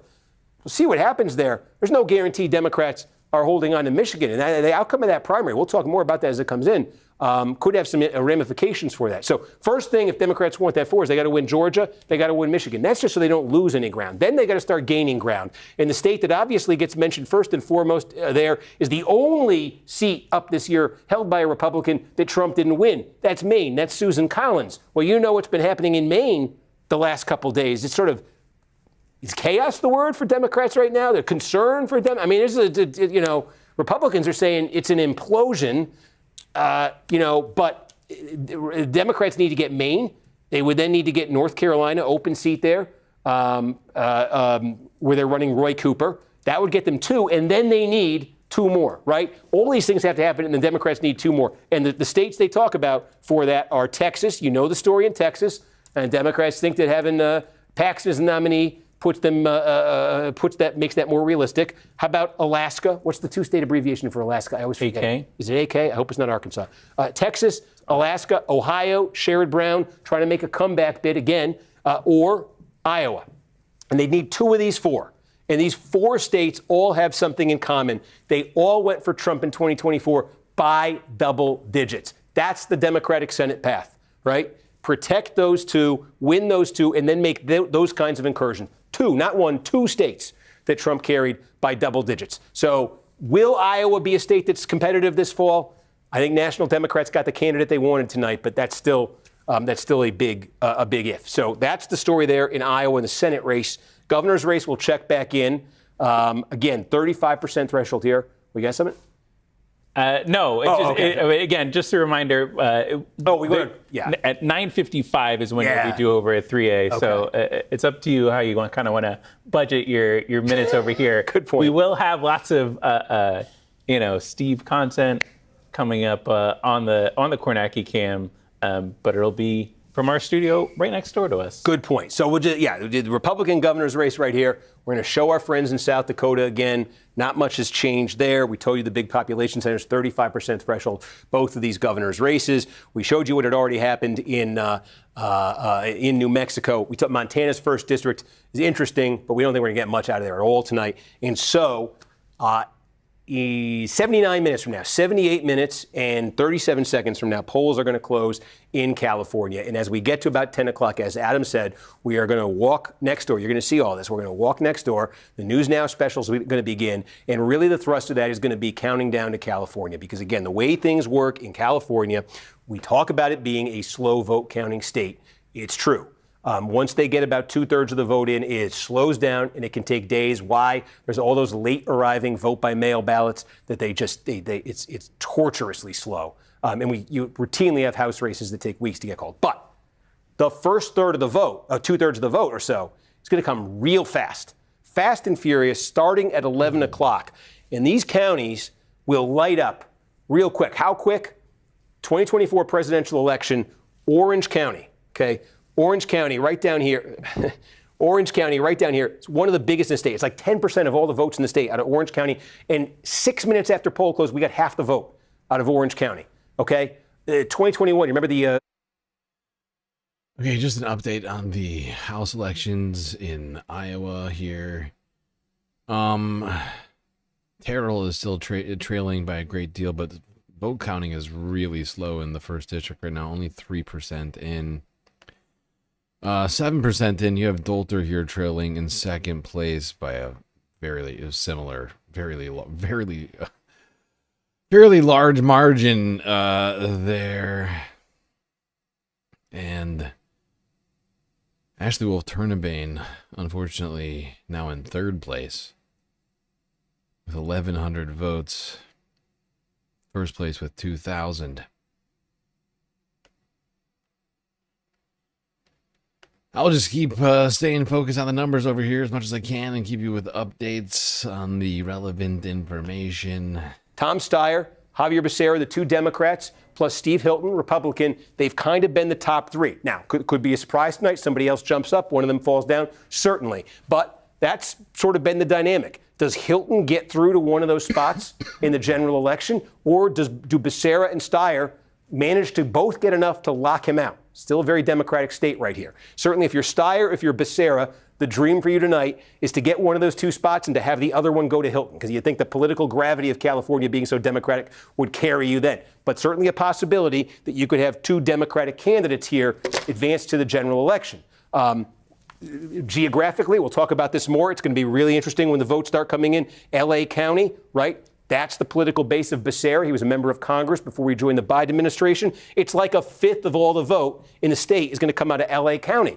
Okay, then you go up here to the San Francisco Bay Area, not just San Francisco itself, but all those Bay Area counties up there. That's about a fifth of the vote. And that's where Steyer lives, and that's where you expect Steyer to do better. So it almost becomes a bit of a battle of geography here. Is Becerra squeezing more out of L.A. County, or is Steyer squeezing more out of San Francisco County? Are they both squeezing out enough that it's going to hurt a guy like Hilton, who's got to do better sort of in northern inland California? Really interesting what the numbers are like in the Central Valley, in the San Joaquin Valley for Hilton tonight. And also maybe complicating things for Hilton. This is a big piece of real estate down here, Riverside County. It's one of the biggest counties in the United States of America by population. That's where the other main Republican, Chad Bianco, is the sheriff. And Hilton's been trying to send messages in the final days of this campaign to Republican voters to give up on Bianco, to coalesce, to unite around him, to make sure that there's a Republican in the general election. So that's... Ah, boy. Now we're just waiting for California, pretty much. I'm just looking at my list here. I mean, we got a few elections in Iowa still going on. Oh, Montana. I almost forgot about fucking Montana. Aren't the polls closing there soon? Hold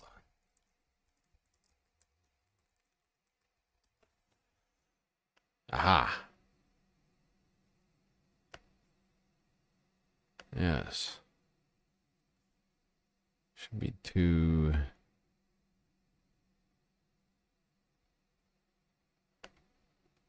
House seats and a Senate seat. up for grabs. All right, no news on that. No numbers coming in yet. I'll let you know. I think Big question. I think it closes in like 15 minutes. That's why. In his base of Riverside County, which is a huge area, how is Bianco doing? Is it going to negatively affect Hilton as he tries to get one of those two spots? So, and then sometime those counties, as they light up with that vote by mail and then that poll place vote, at some point, Los Angeles County will light up. And holy cow, is that going to be a big moment? We're going to be watching this thing hopefully like a hawk. And if I'm not, Adam is. Both of us. Because the second that LA County lights up, maybe it's 11:30, 11:40, 11:20, I don't know. Whenever it is, you're going to get obviously some clarity in the governor's race. You're going to get the LA mayor's race. That's when the LA mayor's race comes in here. Karen Bass, the incumbent, Spencer Pratt, Nithya Raman. I think you're probably familiar with the basic dynamics here. It's the same as the governor's race. It's essentially the same. If nobody gets an outright majority tonight, and really nobody expects that one of these candidates is going to do that, the top two advance to the runoff. Can Spencer, but how real, the polling has shown Pratt making some moves here, certainly, into the 20s, and I think overperforming where the expectations were at the start of his campaign. How real is that sense that there's some momentum behind Pratt, that he can get into that runoff? How broad is his support actually? We're going to get the second LA County lights up, or somewhere right around then. If you're getting half the vote in LA County, you're probably getting half the vote in the mayoral race in Los Angeles. And then shortly thereafter, you're going to get that polling place vote. So we'll probably in that first 90 minutes or so get, 2/3 of the vote out of the city of Los Angeles. And we may have a sense, some of those questions about how real that support for Pratt is, whether he could get into this runoff here. A lot of that might get answered. And if it's razor thin there, if it's razor thin in the governor's race, we might not have any resolution at the end of the night. That's certainly possible. You know how it goes in California. And it might be where we know one candidate's advancing the general election. We're just not sure in the second place. That's possible too. At 9:55, I'm going over next door. Again, all of this is going to be on. They're doing the special on News Now. It'll start at 10. And Hallie Jackson going to be hosting it. And we're going to go through. First thing we're going to do is take you through what's already happened tonight. You know what that is, so just bear with us. Then they're going to come. They're going to ask me some stuff about California. We're going to do that. And then we're going to kind of come back here. We're going to take you through any updates from South Dakota, from Iowa, from all the stuff that the junkies like you and me want to see. And then we're heading back over in there. You'll see it all, right before 11 o'clock. And, the way it's going to work at 11 o'clock, they're going to kind of set me loose here. And everything I just described about, that furious, the California vote rush, we'll call it that, right? There's the gold rush, the vote rush. Get it? I do get it. It's not funny. Vote rush, gold rush, get it? You are not funny. Wow, who wrote that joke? Gold rush, vote rush. Get it? You're rushing.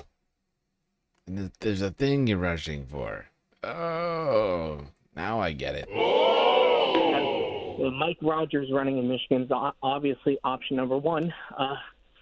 Do you still believe that is competitive? This or is do you the very believe that definition what of your friend totalitarianism. Jessica said, actually, that Michigan is out of reach because they last elected Republican Spencer Abraham in 1994. One last thing before I go, your friend Jessica Taylor said Sherrod Brown is competitive in Ohio. Listen, Trump won the state with 55% of the vote. He won it by a big margin, 55-44 for Harris. So case closed. Brown will lose in November in Ohio.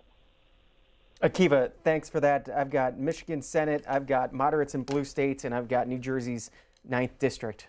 What do you want to talk about? Let's go Michigan first because it's the easiest question to answer here. Michigan, still competitive. Streaks like that are made to be broken. States elect members of one party until they decide they want to elect a member of another party. I don't put too much stock in the fact that Michigan Republicans haven't won a race in a very long time, because all the information that we have about this current race says it's highly competitive. You've got Mike Rogers as the presumptive Republican nominee. He very nearly won the state 2 years ago. Democrats are sorting through a increasingly messy primary. Haley Stevens, Mallory McMorrow, Abdul El Sayed. That race will not conclude until early August. Another 2 months of infighting among the Democrats. Look, you'd rather have the political environment right. I mean, you got to be delusional to think that Republicans are going to take the Senate or hold. They either way, like in Michigan right now, in this fucking climate, you really think that Mike Rogers is going to win? That's a fascinating claim. You know, he's a representative. They're fighting for this seat right now. No, it's insane. It's the dumbest thing you could say. What are we talking about?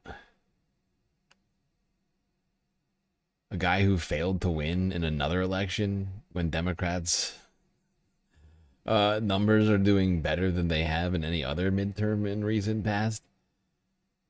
And he's like, oh, Mike Rogers, he could do it this year. Follow the rich white man. What's that? Resubscription from Mo and Noam, 23 months. Wow, wow, wow.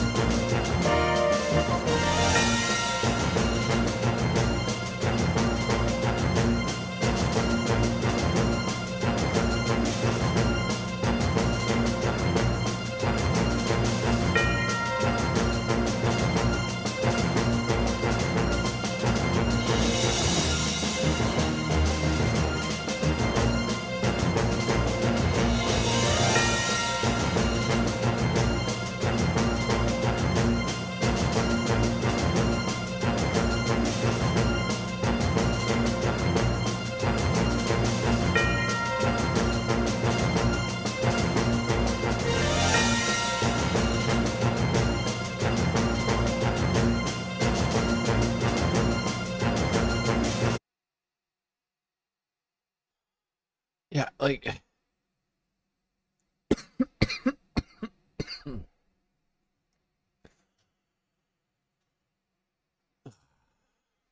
look, there's 2 Democratic senators right now in Michigan, right? Alyssa Slotkin and Gary Peters. And you're telling me that fucking a Republican's gonna win in the general? Because Republicans' popularity is going to increase dramatically between now and November as fuel and food prices continue to get higher?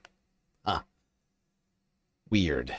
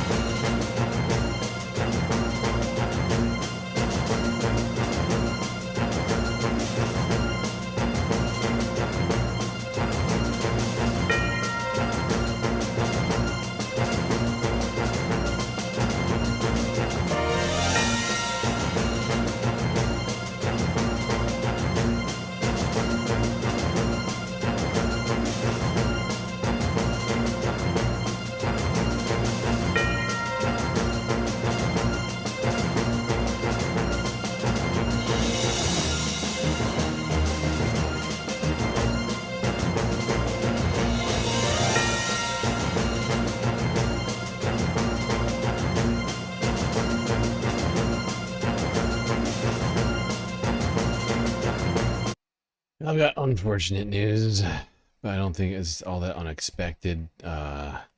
Travis Terrell has been declared loser.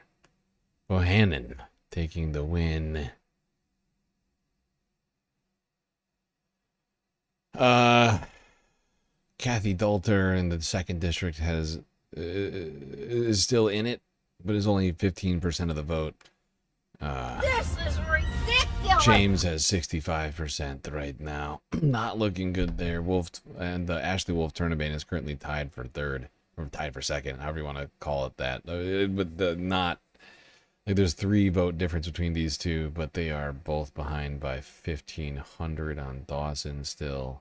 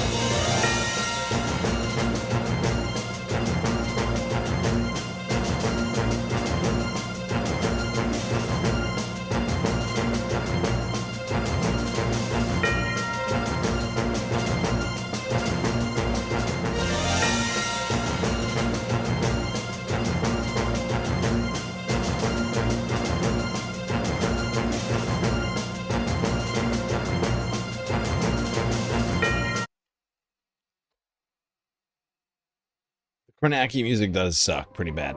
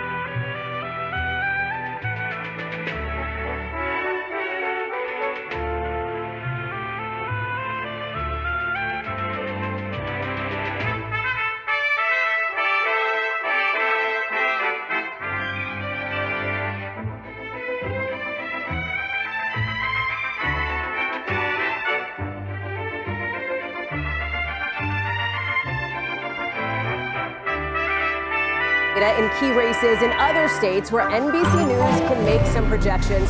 Starting here in Iowa on the Democratic side in the Iowa Senate race with the projected winner Josh Turek, a moderate Democrat who's going to be taking on the Republican projected winner in this Iowa Senate race, and that is Ashley Hinson. Trump-backed. Turek, an interesting candidate here. He was in this competitive Democratic primary.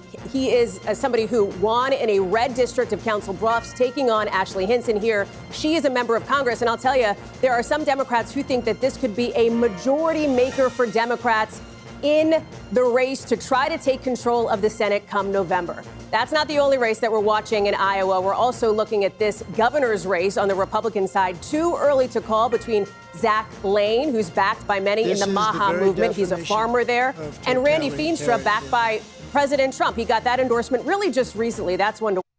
This race is looking tighter and tighter. Every time I look over at it, these two, the second and third candidates, Steiner and Wolf Turnipman, keep gaining on Dawson. Now Dawson is only up by like 1,250, 1,300 votes or something like that. This is interesting. And there's only 20% of the fucking vote in. Anything could happen in this one, I think, in District 4. Should be interesting. I'm going to keep my eye on this one. I don't think Dolter has much of a chance here. But I think Ashley does, and I will try and continue monitoring this as Montana starts counting votes over here. Whoever wins that primary will go up against the projected Democratic winner, Rob Sand, somebody who's a popular Democrat in the state of Iowa. Remember, they have a Republican governor. She is widely considered unpopular. I mean, projected. Do you know anything about this race? Rob Sand is running completely unopposed. Completely unopposed. So, of course, he's the projected winner. He's a popular Democrat in the state of Iowa. Remember, they have a Republican governor. She is widely considered unpopular. She is not running again. Let's take it to the East Coast in New Jersey. The 7th district, super interesting. Gang, this is a major battleground. Rebecca Bennett set now to take on Republican Tom Kean. He hasn't been seen in months. Last vote was in early March, so we'll see how that race goes. We'll be talking about that a lot tonight. And then there's Adam Hamawee, of course, in the 12th district. Super blue, very Democratic. This was competitive, and now we have a projection here. Let me go to Steve Kornacki. He's talking through all of it with us. Start in New Jersey, Steve, with Rebecca Bennett here. Yeah, I mean, look, it sets the stage. It's not a surprising outcome, but this is the backdrop here. This is what the district looked like in the. This right here is the framing that the media and political class wants. Is these two up against each other. They don't want Democrat against Democrat. They don't want that. They want to be able to just go, oh, like, you know, like it's not even that. Actually, I was going to say one thing, but they just want like back and forth partisan politics. They don't want like a discussion about the fucking merits of, I don't know, Medicare for all or something, or this is the outcome they want, which is why they have these two up here. Even though Spencer is behind at least two candidates. They're like Karen versus Spencer. Even though Spencer's in 4th place. 2024 presidential election. Donald Trump won this by just 1 point. Tom Kean Jr., as you said, renominated tonight. He only won it by a few points in 2024. And in the governor's race in New Jersey last year, the Democratic candidate Mikey Sherrill carried this district. So this is the definition of a swing district here. Democrats, I think most of the party leaders had endorsed Bennett. I think they got the candidate they wanted. And this is a district we're going to be talking a lot about between now and November. What's also been interesting here, Steve, and you've been covering the Republican in the race too, Bennett has not made an issue of whatever medical issue that Tom Kean says he's been out dealing with. He has a statement out just today, basically saying he's going to return to in-person work soon. But this really sets up some interesting dynamics when you talk about what's going to happen over the next 5 months. It's a total mystery here. Yeah. I mean, you talk to folks in both parties, they're not quite sure what's going on. So Kean is promising, he said in that statement today, clarity in the next few weeks, a return to public in the next few weeks. You know, I think certainly Democrats are waiting to see what happens, but Republicans are too, because this is a district that's vital to both parties. We had been watching a as I'm sure tons of people have been, I know, your live stream, where you were talking about the 12th district in New Jersey as well. This was an interesting one. We have a projected winner in this race in Dr. Adam Hamouie. Interesting race on this side. You had 8 Democrats, super blue. Israel was a factor, and support for and against in this race, too. This race got national attention. A flood of outside money came in on behalf of Hamouie in this race. A new pro-Palestine super PAC backed him. There had been controversy in the final weeks of this campaign, really throughout this campaign, honestly, about Hamouie and his ties to Sheikh Omar Abdul Rahman. He had testified at his terrorism trial back in 1995. Some of his opponents tried to make an issue out of this. California MAGA folks love the kind of candidate that Pratt is. He's going to win. I'm not as confident in you that he's going to win. Just a reminder, California, all of the primaries, governor, right, like the gubernatorial one, all of them, aside from a few of the like internal state jobs, I think like comptroller or something like that is in this way, but they're all jungle primaries, right? And there's multiple candidates in this mayoral race, and he's trailing at least, I think, 3 candidates. I think he's in 4th place. So I'm not as confident. If it was a Republican primary, yeah, definitely. He's magnified as fuck. But this is just basically a general election. California just has like 2 general elections. The second one is just 2 candidates. The first one is a fucking sea of people. Very splintered field right here. You still think he's going to get in there, huh? Okay, well, that will suck if it happens, but I'm hoping it doesn't.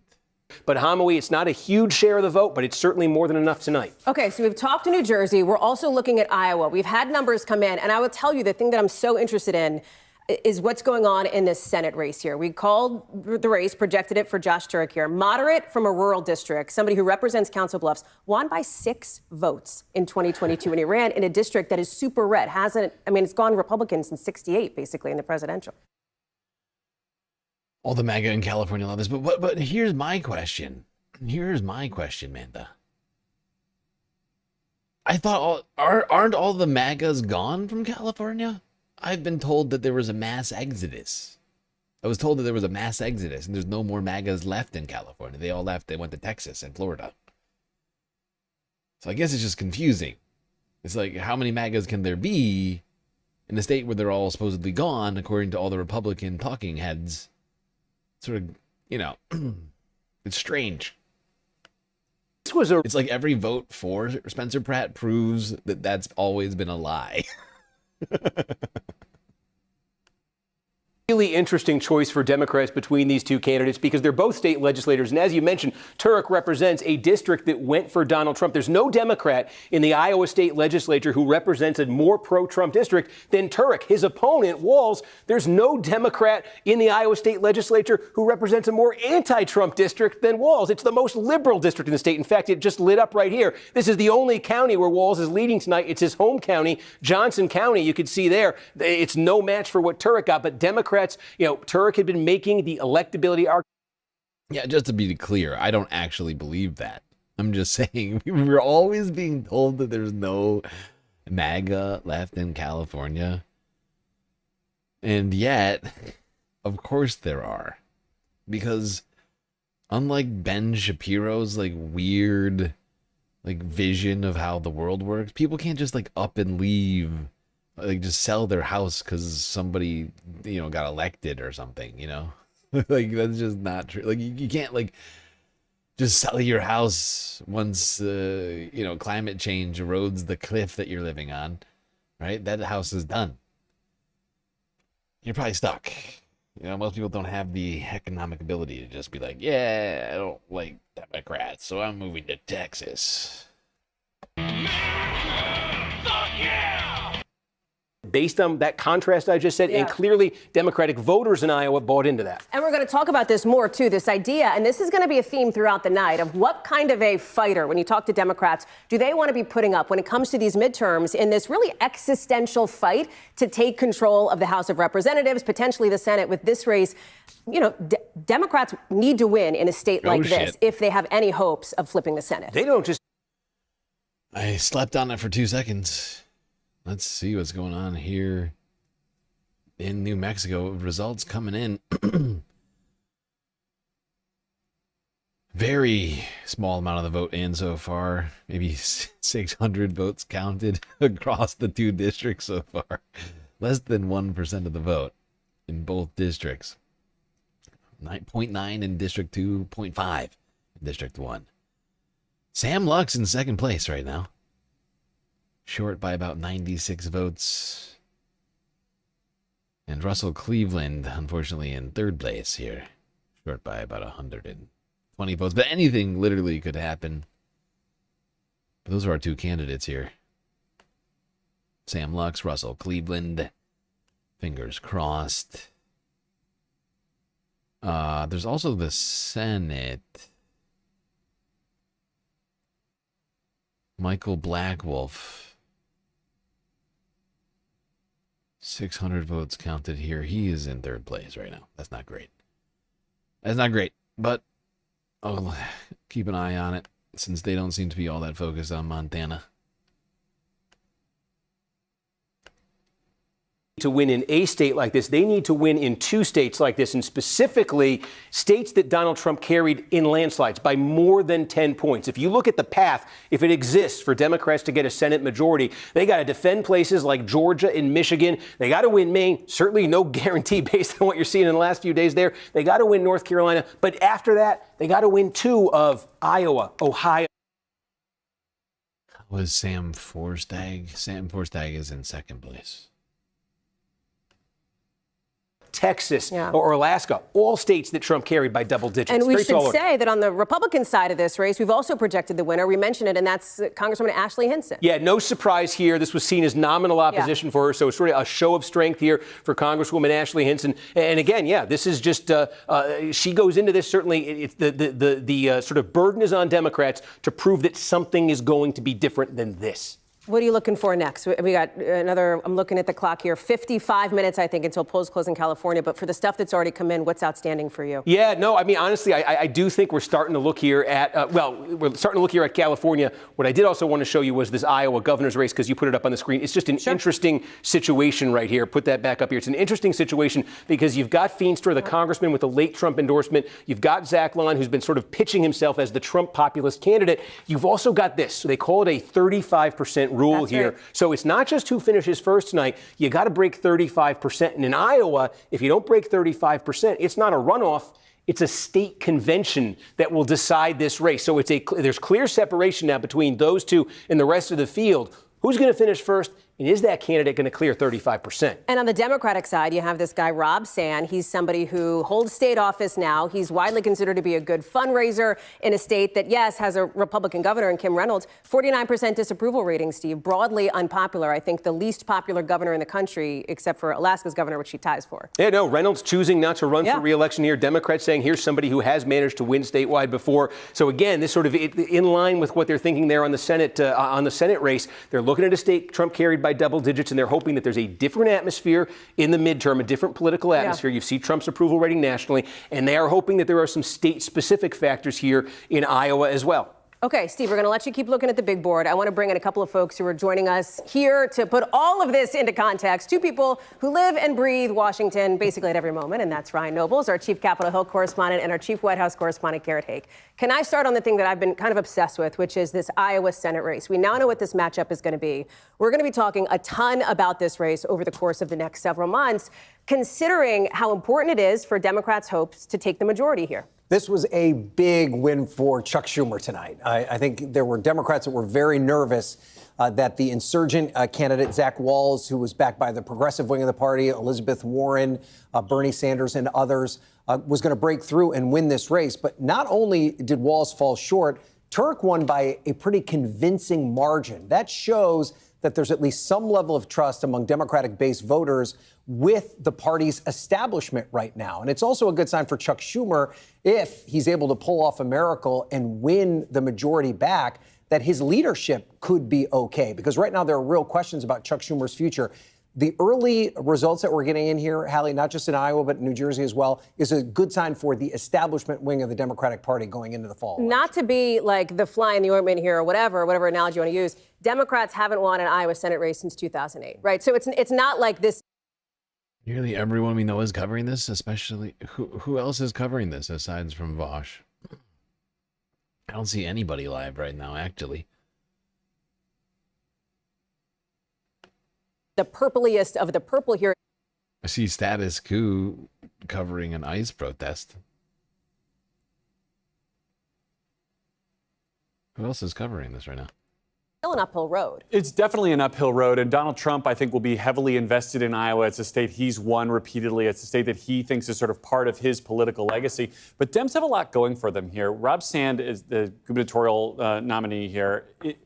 Republicans are very nervous about him. He's already won a statewide election to be the auditor there. His family is very wealthy. He's crushing it in the money race right now to be governor. You could have a situation here where Iowa basically becomes ground zero for this whole midterms. You have a governor's race Democrats like, a Senate race they need, and potentially 3 House seats in play. I was just going to say, hey, Steve, can I get you in on this, on the Iowa piece, on the congressional districts there, specifically 1 and 3? Because these are ones, when we talk about battlegrounds, gang, it's not just the Senate race. It's going to be some of these other areas where you've got Marionette Miller Meeks, for example, going up against, I think we call Christina Bohannon, for example, a rematch. Exactly.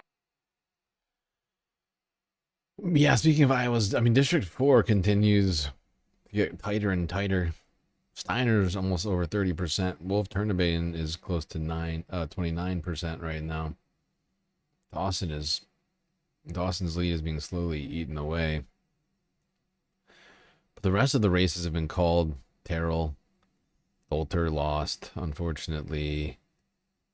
And Trone Garriott went uncontested as the other candidate dropped out before this all started this week. This one is still only 23% in.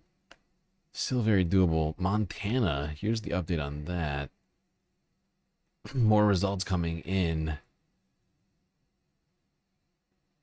I looked into Sam Forstag. Apparently, Forstag was Bernie-backed is a Bernie-backed candidate. 30%. Russell Cleveland was the galactically backed. I didn't even know that Bernie had a backed candidate. The fact is like I can only spend so much time on each one of these races. I go through things. I might miss a thing or two, right? Like I might not see an endorsement. I might like miss a thing. That's just why I need like a whole team of people working with me on this somehow. Like honestly. But like honestly, Russell Cleveland's a really good candidate too, though. And honestly, either would be good, I'm sure. But Buse right now is leading. Well, even in this time, I think Forstag has already taken more out of this lead since I last looked at it. Sam Lux is in second place right now, 4.7% of the vote in.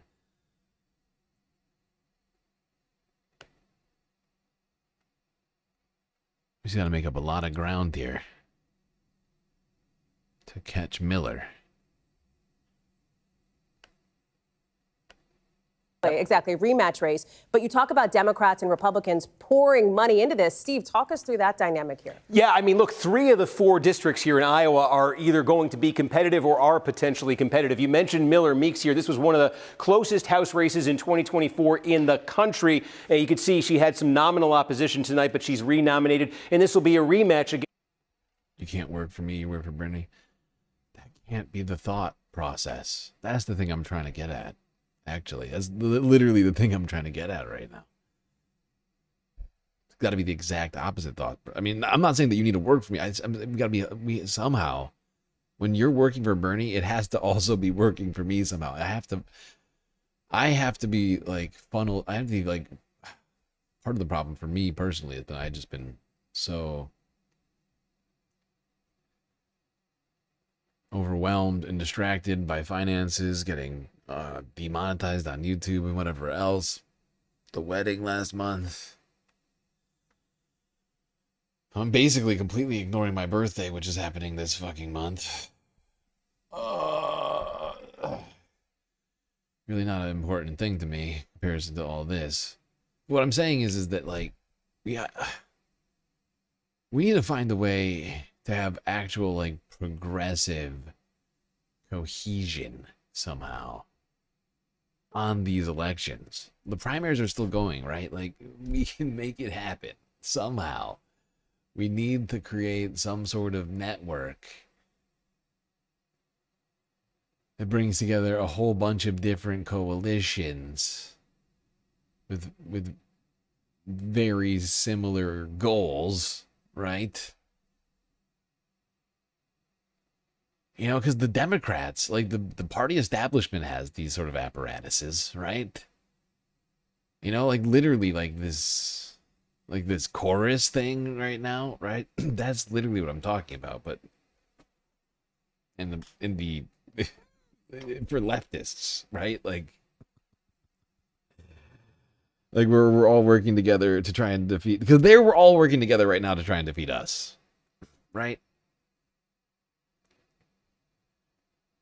They're all working right now together to try and defeat us, and that's why we. So how good or bad is it just tuning in? I guess it depends on how, from which direction you're looking at it, but it's going. It could be going better. I'll be honest. There's been some W's, but there's a few L's that make me sad.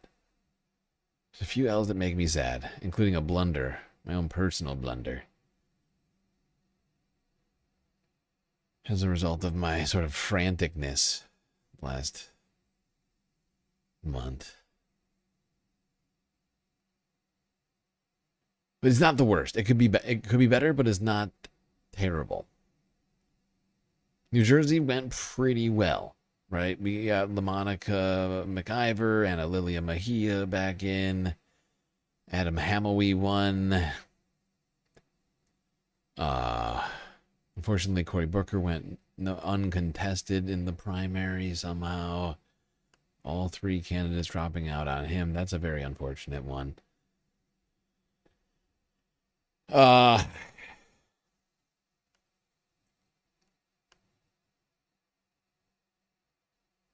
But who else won that wasn't completely terrible? Actually, I think Nicole Gronley in South Dakota. The person challenging her dropped out, and I think she's actually not terrible. And if she wins in the general, that would be good. It's really better than having the fucking Republican that's sitting in that goddamn seat right now. Although I know that's a little bit of copium. She's not perfect. Write that down. She is not perfect. Who else? What else happened today?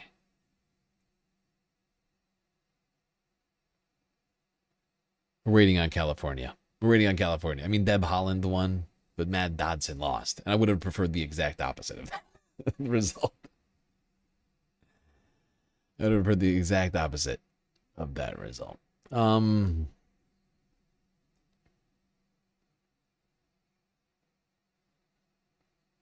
Yeah, but California has got a lot of good candidates. I mean, if you just look at the board right now, this is where all the hopium is at right now.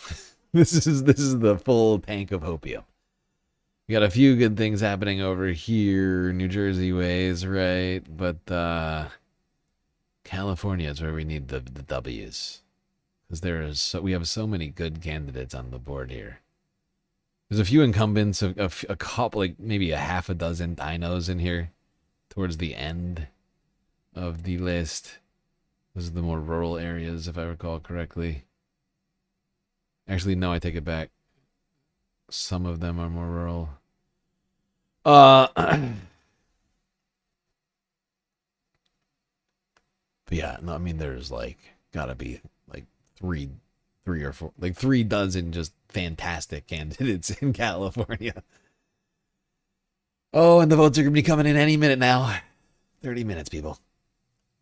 Christina Bohannon, who was her opponent in 2024. And I think notably in this district in 2024, Miller Meeks underperformed Trump. She ran worse than Trump. Trump carried this district by a much wider margin than she did. This will be a premier battleground district this November. So too will this, the 3rd district of Iowa. Zach Nunn, the incumbent.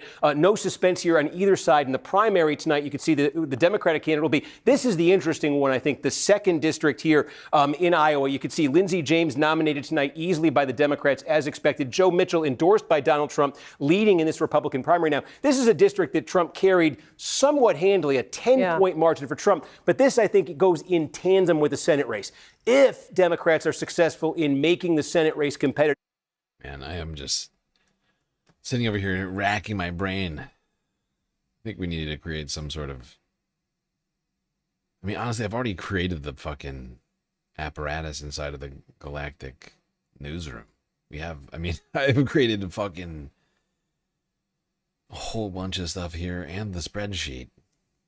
But also, I know there's people who with better resources than me right now that I gotta like link up with somehow to help this situation.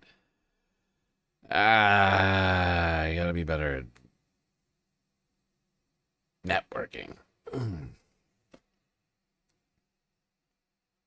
Combine and make a list? What do you mean combine and make a list? I have combined and made a list. Do you mean with the... Huh? What do you mean? I have a list. That's what we keep looking at. It's this thing. It's all of the elections. Look.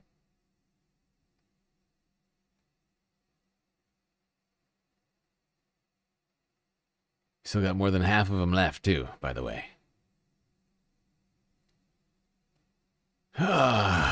I gotta finish filling these out, too. We got another election next week.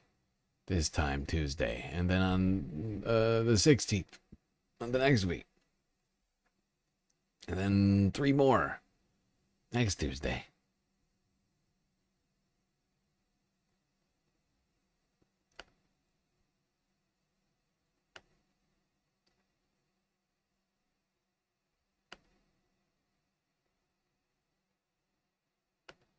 Iowa, a state Trump carried by 13 points, then almost necessarily it will mean that they've made the 2nd district, which Trump carried by 10 points, competitive, because you almost can't have one without the other. The other race, too, I mean, Gary, you want to jump in? Yeah, Go. I mean, the theory of the case that I've heard from Republican strategists here is that it starts with the governor's race, that Sand sort of lifts all the Democratic candidates, and that is what makes the whole state competitive down ballot. There was a great profile of Rob Sand recently, and I'm going to figure out who it is. I'm going to say it in a second, where they talked about it was almost like you couldn't walk into a room without other Democrats wanting to smear.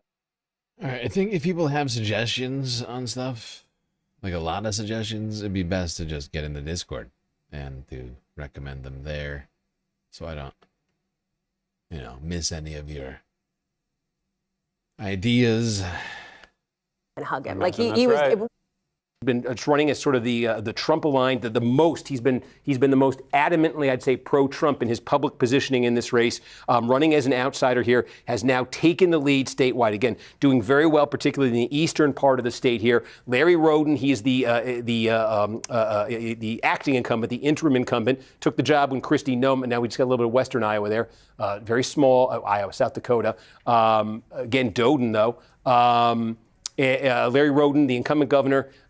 Dusty Johnson, how about this? Member of Congress, represents the entire state, at-large congressman. He's fallen into 3rd place in this race tonight. John Hanson, the State House Speaker there, in 4th, not that far off. Look, what this is looking like right here, I think, first of all, this is the big thing we continue to wait on. Minnehaha County, home of Sioux Falls, biggest in the state. What's going to happen here? Because how clustered these candidates are. If somebody gets a pronounced advantage out of here, that's going to be a big deal. Brookings County, this is another pretty good size one as they go in South Dakota. Dusty Johnson won there. Lincoln County is a pretty good size too. Hanson won there. But you see Doden running in second. So again, this is looking right now like 35%. It could be elusive for all these candidates. Who's going to get in that 2nd spot there? Is Doden making putting some real distance between himself and this field? If Doden could get a good number out of Minnehaha County, he could really solidify that position right there, and this would be a battle for second place. But again, if nobody's getting 35%, we go to a runoff, not a state convention, runoff in South Dakota for the gubernatorial race right there. I am told by Adam Naboa that in the state of Montana, we may actually have some results. We were saying we wouldn't get too much here. So not only that, we just got a big one in the past 2 minutes here in the Bozeman or Gallatin. Big part of the first congressional district. Again, this is one of those. This is the Democrats' dream of making this one competitive. Trump won it by 11. Tall order in Montana for Democrats. But again, this is one of those Democrats think if the climate's very favorable, this is one they could put in play. Trump's endorsed Aaron Flint in the Republican primary. You can see how that's going. Trump appears well on his way to getting his way in that Republican primary here. In the Democratic race here, this is more vote than we expected. That we've gotten out of this so far. So a big population center. Missoula is the biggest. Damn, dude, we fucked up. We fucked up on this one. This one's pissing me off a little bit. You got a Bernie back candidate and the fucking Democratic Socialist candidate. If you combine their two votes, they're beating the candidate that's currently winning. Oh, this one's hurting my brain. How did this happen? How did this fucking happen?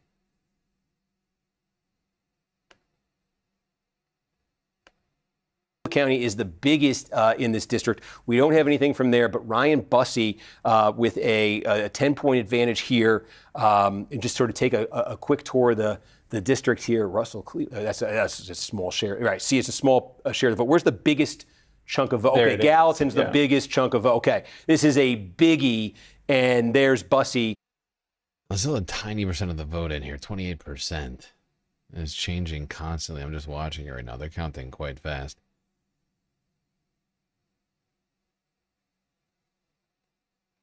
Doesn't look like Sam Lux is going to take down District 2 unless he starts getting some really good numbers in some of these districts. With a double-digit advantage there. That's very significant. See, Kalispell is here. This will be significant. This will be significant. But that's the biggest piece of real estate. In fact, that's not all the vote, but that's a big chunk of the vote right there out of Gallatin County. So that's an encouraging number if you're Bussey right there. 1031. We've done Iowa, South Dakota, Montana. We had nothing left in New Jersey, right? So we're just I'm gonna just go back up to California here. And one thing, maybe we could take this as an opportunity. Oh, jeez. How do I do?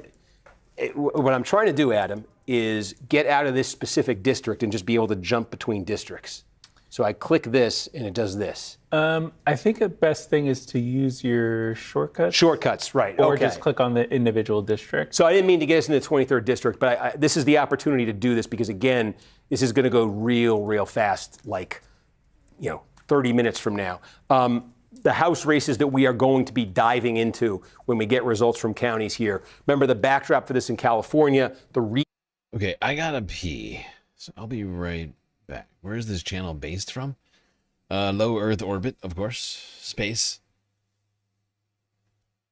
But down on planet Earth, when I finish the stream, I go back to the great state of New York. Of the state's congressional map by Democrats, trying to squeeze as many seats as they can. 43-9 was the delegation before the remap. The remap, the Democrats would like to get this to 48-4. They would like a net gain of 5 seats. Remember, these are top 2 primaries in California. All the candidates are in the same ballot. Now, the Democrats have essentially succeeded in doing this already. Some of these redraws were so significant, for instance, like in the first district, we have the first district on the first district here. This is a completely transformed district by gerrymandering. Had been a solidly Republican pro-Trump district. Democrats redrew it so much that Harris would have won this by 12 points. So this will be functionally a Democratic game we would expect. We haven't seen any results here tonight. There's also a concurrent special election for the old first district. Very complicated. That's playing out tonight. If it doesn't get resolved tonight, there's a runoff. Then somebody would serve in Congress for like 6 weeks and the district would go away. Yes. Okay, they're going to put the program back in my ear. Yep. And in case they call your name. Oh, okay. What do they want to talk about? We're going to take it from here. Okay. What do they want to talk about? I don't know. House races, maybe. Maybe we'll do the House races. We also just got Missoula. Gosh.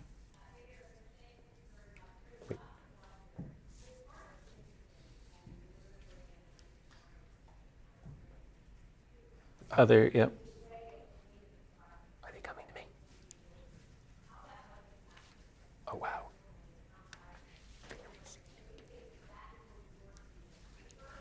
Okay. Okay. I would maybe be ready for the governor. For California. Yeah.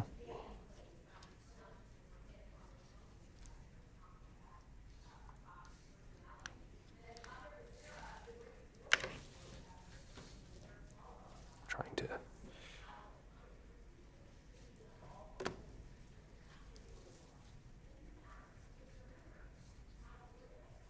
Got it.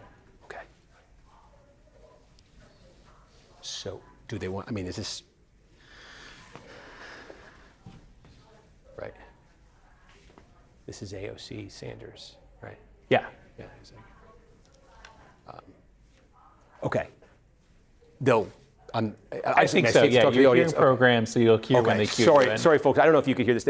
We're experimenting tonight, so I appreciate you guys all bear with us. But while they wait to come to me, we didn't think we were going to get much significant vote out of Montana tonight. We just.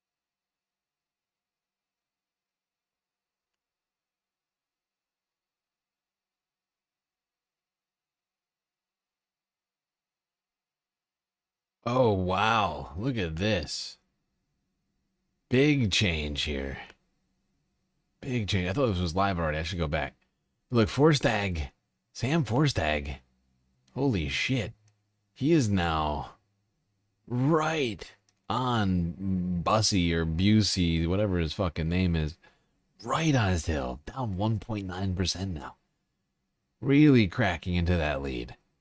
Sam Lux is still like halfway behind Miller, but that is quite an interesting development there. Good God.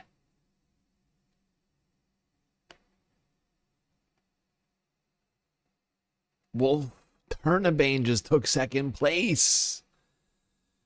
32% of the vote in, just cracked 30%.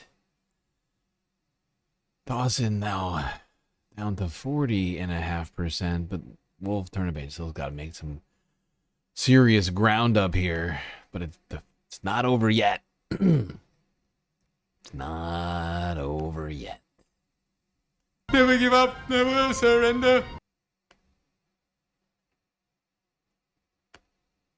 Hold on. Can I go backwards? The fuck? Hold on. Also, what the fuck? Are they really going to give us John King instead of Harry Emden? Is that like some kind of a sick joke?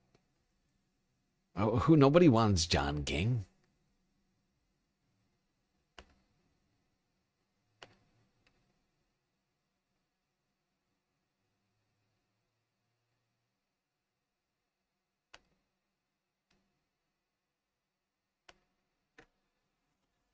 You telling me that CNN's got Harry Emden? I'm being repressed! And they're going to use John King? A guy nobody likes? Districts around it much more friendly to Democrats. With negative personality? Like a deficit of personality? Like he saps the personality out of the room? It's like, it's like, you know, it's numbers day. It is numbers day. It is the day of numbers. Who has the best numbers? We all know who has the best numbers. It's the great Harry Emden. We've been saying it and saying it and saying it. Even the president said it. And yet, you're going to bring me this? John King? I'll take Kornacki over King. If you give me King, I'll take Kornacki over King. It's like you got fucking Michael Jordan. You're going to sit him for Tony Kukoc or something. Come on! One of the places, for instance, that happened was the 48th district. This is a place that under the new lines, Kamala Harris won by 3 points. Under the old lines, Donald Trump won this by 17 points. So again, what they did with the 40th. Yeah, Adam, what do you got? Vote is coming quick in Montana, both the Democrat and the Republican race, and it's possible that that's maybe what they want to go to you on. Maybe, yeah. What just? I would just hang out. I What would just hang came out, in? I would hang out there for. What just came in? I would hang out there for a second. Okay. Maybe on the other side. Oh, I see what you're saying. Okay.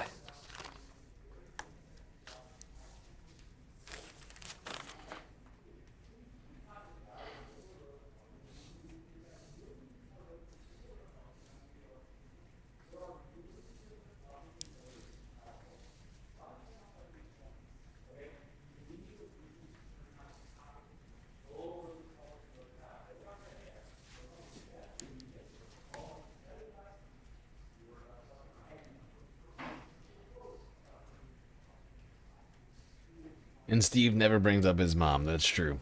So, what's up with Mrs. Kornacki? Is something coming here? Mama Kornacki. Eventually. They're saying something? Okay. Okay. Okay, sorry. On the Republican side, in this Montana district here, again, Aaron Flint running with Trump's backing here, now with a quarter of the vote in, comfortably ahead here in the Republican primary. You know, it was one of those where we're kind of wondering if something might happen on the screen, if you catch my drift, but it hasn't. Democratic side, again, some real suspense here, and it just. Is she going to? I think it's another reporter. Okay, I'm sorry, guys. It is a reporter. Okay, it's a reporter. I'm sorry, folks. I don't know if you can see this, but I have the program in my ear here, and I keep thinking they're coming to me. And if you're watching this, you guys are my favorite, and I'm sorry if this is a bit of a mess to you. I apologize, and I love you guys for staying with me, and trust me, in like 18 minutes, this is all going to be worth it because it's going to be so fun to go through these California counties. It's real suspense here in Montana's first district. Nothing new is coming here on the Democratic side. We were wondering if something might light up here. It hasn't. So Adam will shout if it does. But again, we're really kind of zeroing in here on California. We were talking about, you know, the districts that are now. This is a district now that the Democrats are favored to win in November. This would be a flip. Darrell Issa, you know that name. He represented this district. Again, under the old lines, Trump won it by 17. Under the new lines, Kamala Harris won it by 3. Issa said he didn't even want to run in this district. So Jim Desmond looks like he'll be the Republican candidate. Democrats have a choice here. Likely it'll be Desmond against one of these two candidates. Von Wilpert, a San Diego City Councilwoman. Amar Kampa Najjar has previously run for Congress. He ran for Congress in a nearby district back in 2018, 2020. So that will be. I'm sorry. So that'll be. Our candidate for the 48th district is Abel Chavez. This guy.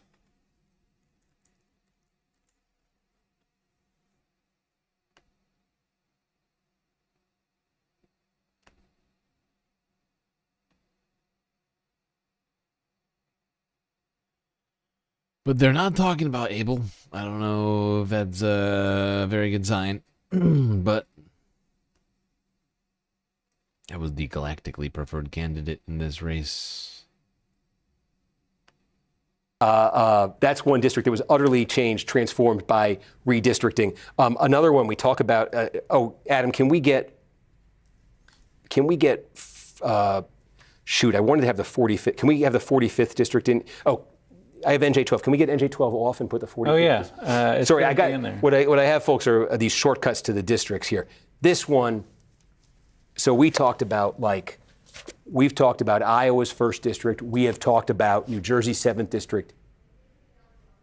Okay, folks, they want me in 3A in 2 minutes. I'm sorry, sir. This is going to be such a hugely contested race this fall. We're going to find out who David Valadao, Republican incumbent, who's always in these close general election races. We're going to find out who his opponent is tonight in this thing. But this is one of those. This will be another top-tier, premier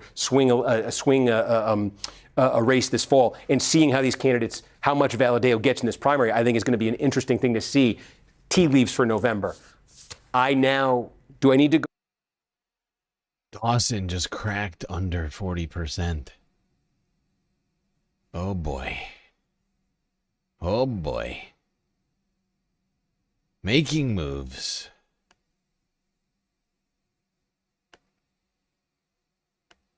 The other room? Yes, go to the other room. Okay. And I think they might start with Montana and go through these. Okay, so folks, I'm going back to the studio. Please bear with me. I keep telling you, it's like whatever messiness it looks like right now, in 16 minutes, you're going to be happy you stay tuned. So stay with us.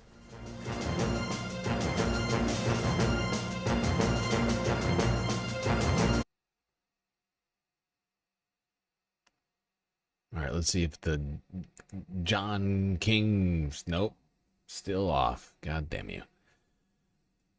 Okay. How's everybody holding up? It's about to get crazy real quick. We got 15 minutes here. Actually, don't I have a open? What do I do with that?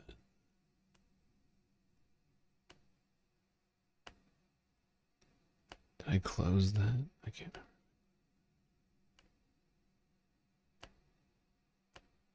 I have so many windows open, it's out of fucking control. Oh, God.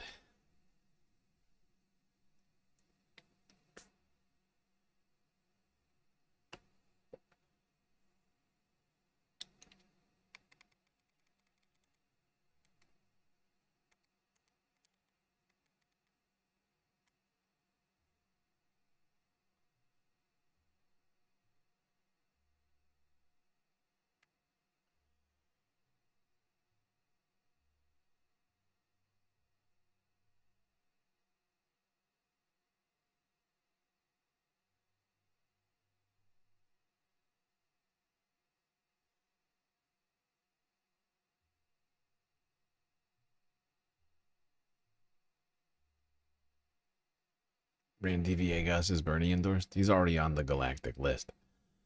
He's already on the galactic endorsement list. So he's got the double endorse. The galactic Bernie endorsement.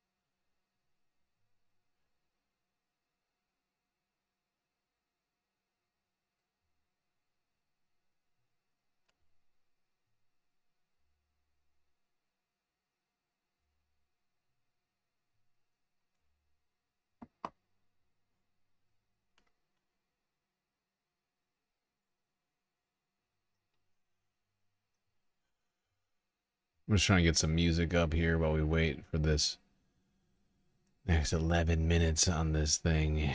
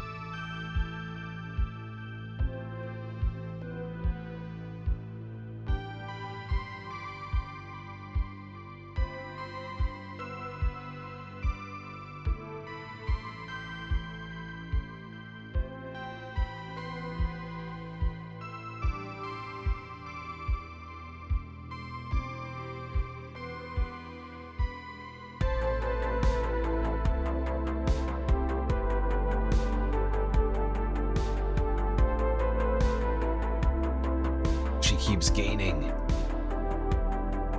Wolf Turnabane, Ashley Wolf Turnabane keeps gaining. Only 39% of the results in. Dawson down at 39.5%. At one point, Dawson had like close to 50% of the vote. This is getting to be a closer and closer race. I mean, Steiner's right here too. This is a very close race here. All the other races in Iowa have been called at this point, besides for the Republican primary for governor.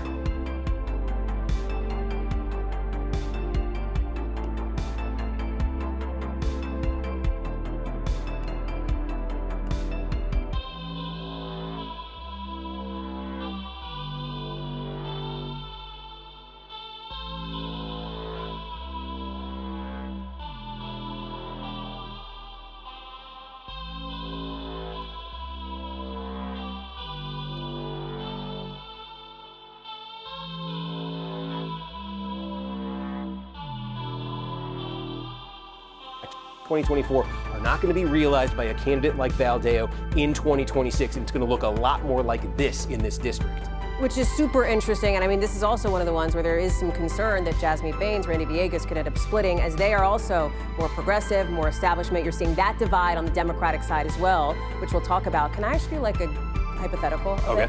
Conan Nolan brought this up, and I'm going to be totally honest. We've talked about this kind of in our little chats in the office, etc.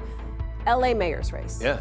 Let's say, I mean, there is a world, there is a scenario in which the incumbent Los Angeles mayor, Karen Bass, does not make the top two, right? It could be Spencer Pratt and Nithya Raman. For that to happen, Spencer Pratt would have to do gangbusters in the San Fernando Valley, right? Yeah. Yeah, that's probably 40% of the vote or so is going to come out of there. You would expect that maybe the west side, those are going to be the places where Pratt would do the best here. But again, I think the other thing to keep in mind from our standpoint tonight, watching these results come in, is it's sort of three phases that you're going to see this LA mayor's race. That first batch that comes in, again, we expect to be big, maybe like half the vote in this mayor's race. That's going to be vote by mail that came in before election day. The next thing that's going to happen is they're going to report out the vote that was cast in person at the polls today. Now, if past his prologue in LA County, that's the most Republican-friendly type of vote there's going to be. In other words, you'll see that initial batch, and if what we've seen in the past holds, I think you can expect with the next update, Pratt to do better, to improve his position. Then the problem for Pratt is when you get to phase the pendulum swings back. The late arriving vote by mail, and they can come in up to a week after Election Day. That has typically favored Democrats by the most. So Pratt, I think realistically, when you're watching these results come in tonight, Pratt probably wants to be safely, securely into one of those top two spots coming out of tonight, because likely what's going to come in later is going to be more Democratic friendly. So by the time we're off the air, Spencer Pratt, his campaign is going to want to see some big numbers safely sitting potentially in those top two to make up for whatever we're going to see over the course of the next 6-7 days in California. He wants to have some pad, and again, that is assuming that the sequence goes as it's gone in the past. California is full of surprises on these election nights sometimes. Yeah, and I would just like to point something out here on the LA mayor's race in case anybody is unaware.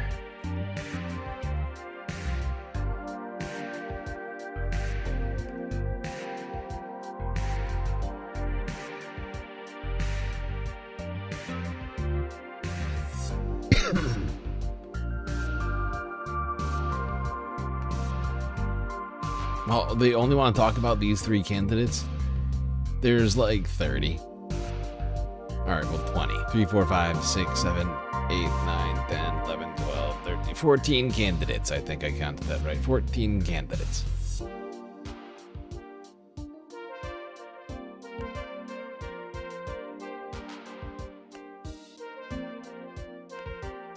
Here for a second because I want to go to Ryan and Garrett. I see you. I see you flagging me down. I need to talk to Steve. I'm only one woman. I can only go. Talk to me. What do you want to? Steve, what is happening in the Republican governor's race in Iowa? Because I think that's a big story. Let's talk through some of that. So what you were basically seeing there was separation. I'm curious now if it's changed in the last couple minutes. Call it up on the screen. Yeah. Okay. So as the vote. And Ashley Wolf Turnabane keeps making more progress, now at 31.1%. Dawson now almost under 39. This is turning into a real race over here, people. Good God. I wasn't sure what to expect with this one, but that one is tight. The guy who had all the backing, he's also never really run a competitive race in his life before now. And the one organization that didn't endorse him is the Maha PAC. Who backed? That's who backed Zach Lane. That's right. So this is a Trump versus Maha Republican primary here in a pivotal state. And right now, Maha's up. Well, what just happened, though, to put a finer point on it, we just got Story County. So Feenstra has been struggling in the Des Moines area, in the central part of the state right here. So again, this is where Ames is, this is where Iowa State University is. Again, Feenstra finishes second. Feenstra's hopes really are going to be right here where Davenport is. This is Scott County, this is along the Mississippi River. This is a big piece of real estate in a Republican primary. And you can see in these Mississippi River counties, like, look, starting up here, Feenstra's been putting up good numbers here. Big chunk of vote right here. Again, take a look at like Dubuque. He's winning there by about 300 votes. He's 1,500 behind statewide right now. He's going to need something much bigger out of Scott County. Those are the two. That's the biggest population center that's left outstanding on this, unless there's more remaining vote. Pottawatomie, we mostly got in right now. There's actually going to be some vote up here, but we've got most of the population centers are reported. That's the biggest. All right, we have to check the CNN live stream, see if it really is just John King. Seems like a terrible use of CNN's lineup. Who even likes this guy? Oh my God, it is. It's just fucking John King. He's somehow worse. He's somehow worse than She will be running Bernanke. against the Republican incumbent, Tom Kaine, and this was a target for the Democrats anyway in this. He's just wrapping up all the stuff we've already been talking about. Go fuck yourself, John. Where's Harry?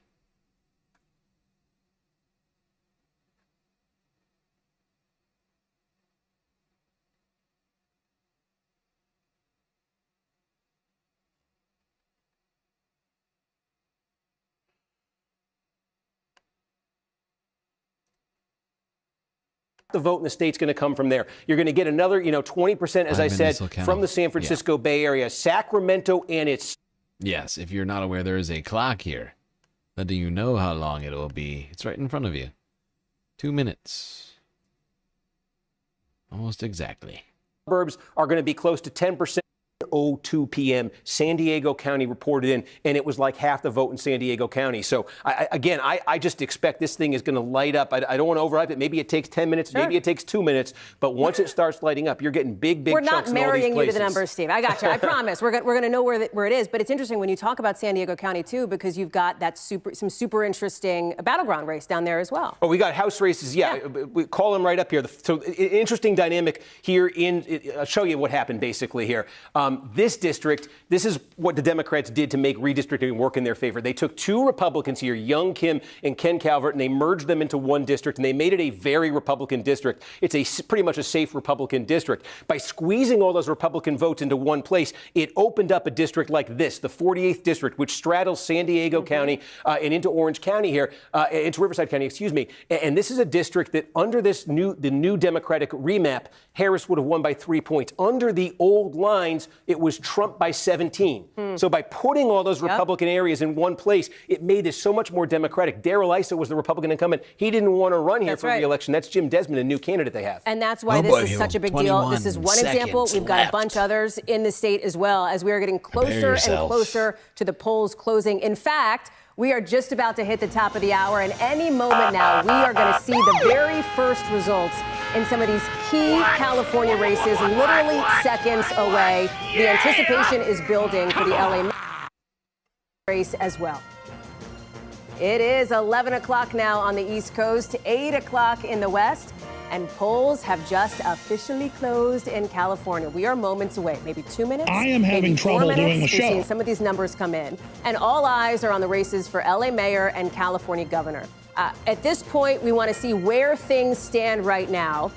Right now, obviously, too early to call when it comes to that LA mayor's race. You've got the California gubernatorial race, also too early to call. Tom Steyer, Steve Hilton, Javier Becerra. Another reminder, don't mean to sound like a broken record, but it's important. Top two You do sound like a will broken face record. off in November, regardless of political party. Significant there. We've also got the LA mayor's race as well. We said too early to call. At this point, Karen Bass, Spencer Pratt, Nithya Raman, too. Listen, we know that it's going to take a second for some of the vote to start to come in. Over the course of the next 60 minutes, as Steve has laid out, we are going to start to see some of these data, some of these numbers come in. I just saw you, Steve, talking with Adam. You don't have anything just No, yet? no, Okay. false alarm. Okay, that's okay. I've got one eye on you at all times. As we go through some of the other results here, we've talked about some of these other interesting races as well. Like, look at this, the Iowa governor's race on the Republican side. Too close to call here with about 87% of the vote in. You've got Trump-backed Randy Feenstra up against Zach Lane, backed by the Maha movement. Feenstra had been seen as more of a front-runner in this race, but this one is a nail-biter, projected as too close to call at the moment. We are watching for some data to come in on this as well. Super interesting. We've also got the New Mexico race as well. The Republican primary for governor here, too early to call between Gregory Hull, Doug Turner. In South Dakota, a three-way governor's race as well. The current governor, Larry Roden, who is took over for Kristi Noem when she moved on to go serve in the president's cabinet. She obviously has since departed that position. He is running for his first official full term. Dusty Johnson, interesting here, too early to call. President Trump has not made an endorsement in this race. We'll talk more about that as that race gets going. We've also got the Democratic Senate primary in Montana. You've got Riley Neal, Alani Bankhead as well. There is an independent in this race, too. Could be interesting. Kurt Alme, we've said, is going to be the winner on the Republican side there.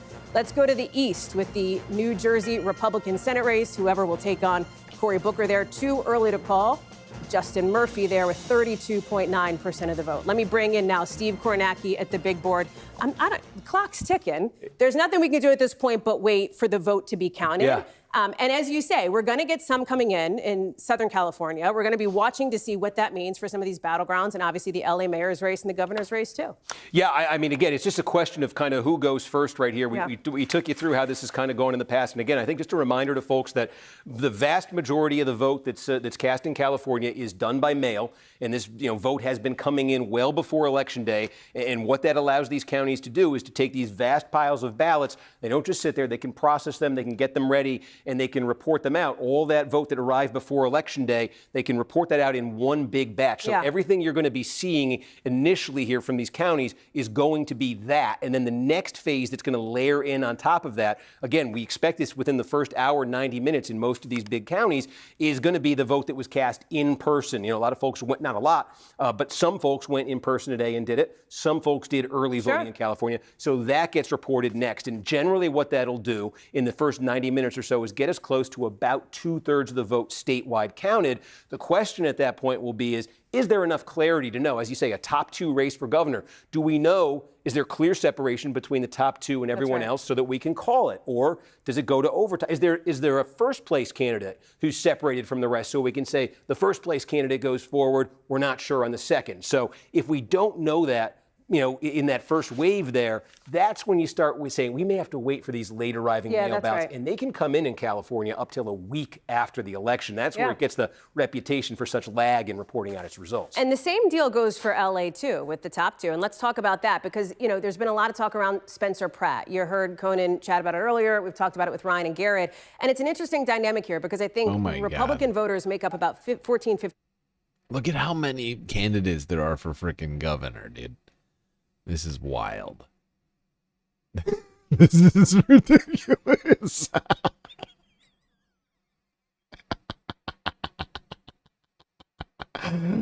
Oh my freaking! It's pages. It's pages and pages. It's like at least a few, like 3 or 4 pages of names. Wow. Good God.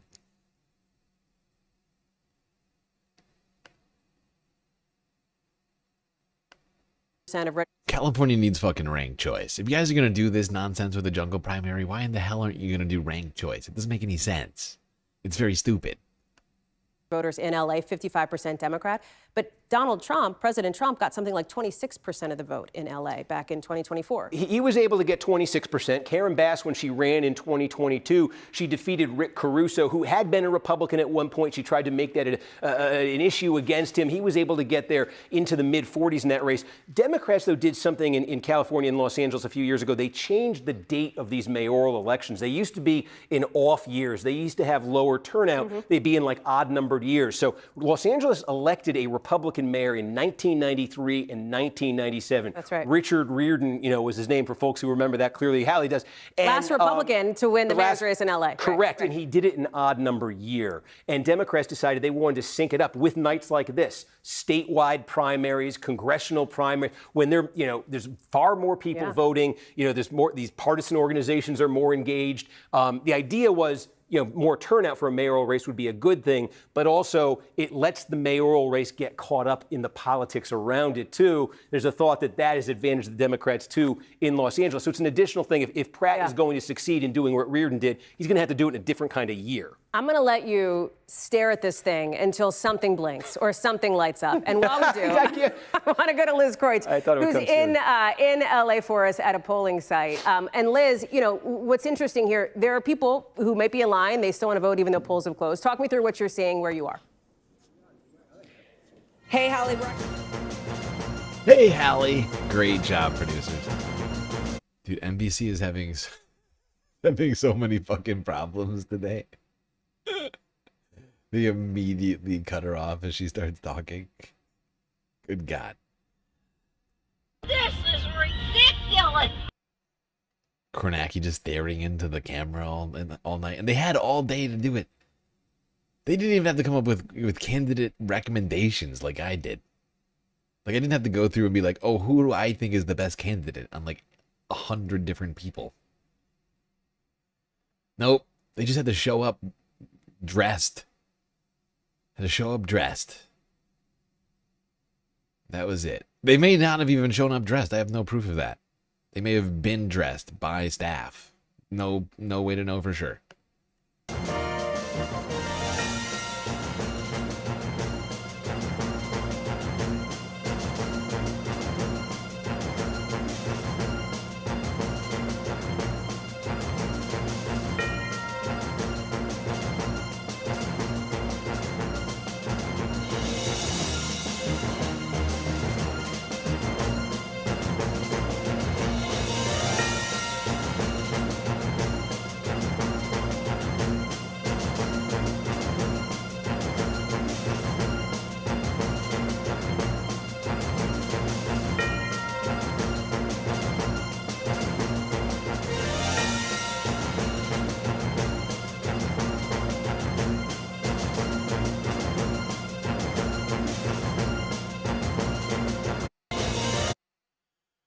Okay, well then we'll put our music back on since they're back to this trash.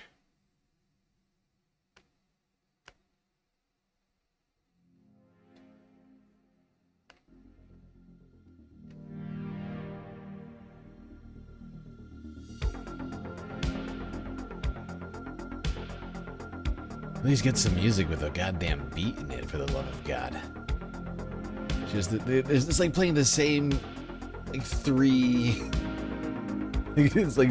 measures. Just play them over and over again. Alright, it's slightly more than that, but it's basically that. It's very annoying.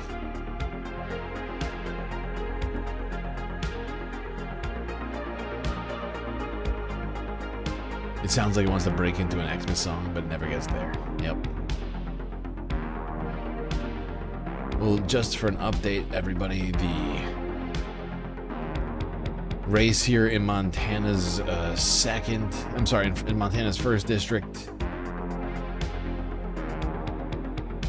remains close. 54% in. Forstag behind by 3.7%. His racing towards Busey has slowed down somewhat in the last few minutes, but also the count coming in seems to have slowed down as well. So I can't say for sure if that's evidence of anything. I am seeing California shit coming in now. Boom. Hold on. California's happening. significant piece of real estate. Kings County, it looks like we got 70% of the vote here. Now, again, we're getting into toward the Central Valley here.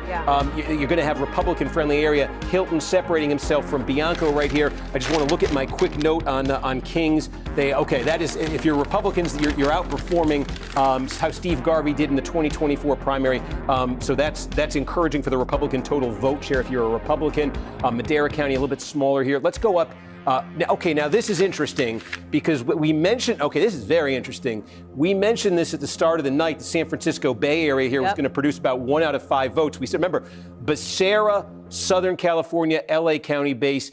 Steyer, more of a Bay Area base, we suspected. We're in the Bay Area. This is the smallest of the Bay Area counties, but take a look at this. Steyer is running behind Becerra here. Again, this is that vote by mail that came in before Election Day. Hilton, the Republican, leading here. Republicans don't typically do well in Napa County, but it does show, look, that Hilton's basically secured 3/4 of the Republican vote right here. But I think that's notable that Becerra is running ahead of Steyer right there. This is a giant one.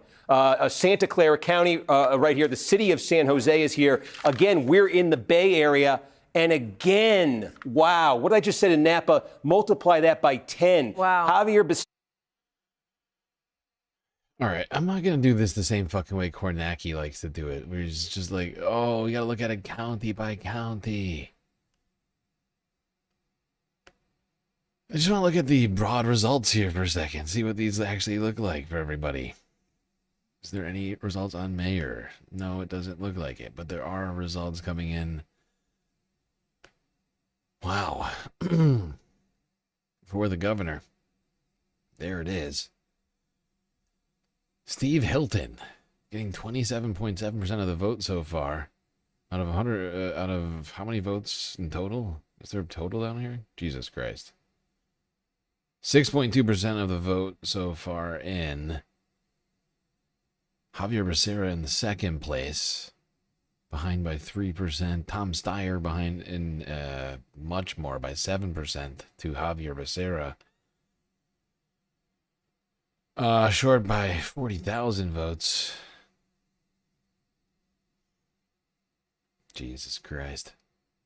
And Katie Porter picking up 23,000 votes right now.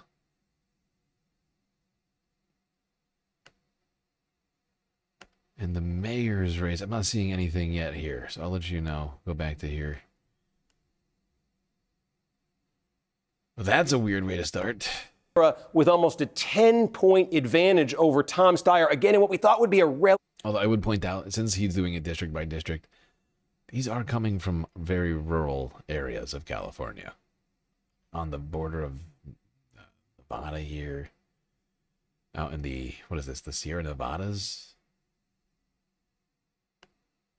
Strength area for Steyer. Also, by the way, Matt Mahan, he is the mayor of San Jose. This is probably as good as it's going to get for him tonight. He's 11%. He's a distant 5th right there. Really clarifying. Again, the polls were suggesting it had sort of come down to these three. Seeing Mahan running that distantly in his home county reinforces a sense that the polls were directionally correct, that we may be looking at something between these three candidates tonight. And again, Becerra moving up into Northern California. We've seen 2 counties report from that San Francisco Bay Area, both of them giving Becerra an advantage over Steyer. Taking a look going down the coast here to San Luis Obispo County here, 40% of the vote in. Hilton with what kind of separation there? A little bit more than double what Bianco got. That's a combined vote for the Republicans of 45%. And again, that's running north of, Steve Garvey had been the main Republican candidate for the Senate in 2024. In that open primary, he got 36% in this county. So the combined Republican vote is running higher there. We said higher so far in Kings County, higher elsewhere than it did in 2024. We'll see if that holds. That's an interesting thing we're seeing in these results. Becerra with an advantage over Steyer there, not quite as pronounced. Again, going through, we pulled Madera County up on the screen. We'll spend a little bit more time here on this. Hilton, again, more than double over Bianco. Becerra with an advantage over Steyer, a little bit more slight right there. This looks like Placer County we're getting. This is pretty big. You're talking about the Sacramento suburbs. I know it extends all the way there, like to close to like Tahoe and the Nevada line, but most of the population's right there in the Sacramento suburbs here. It's a pretty big piece of. All right, we're going to pause on Kornacki and do this now. I think this will be a productive exercise. We're going to go and look at how our candidates are doing. I think the best way is just to go down because there's so many races. This is just go through these one by one. Just going to zoom this in so it's more visible.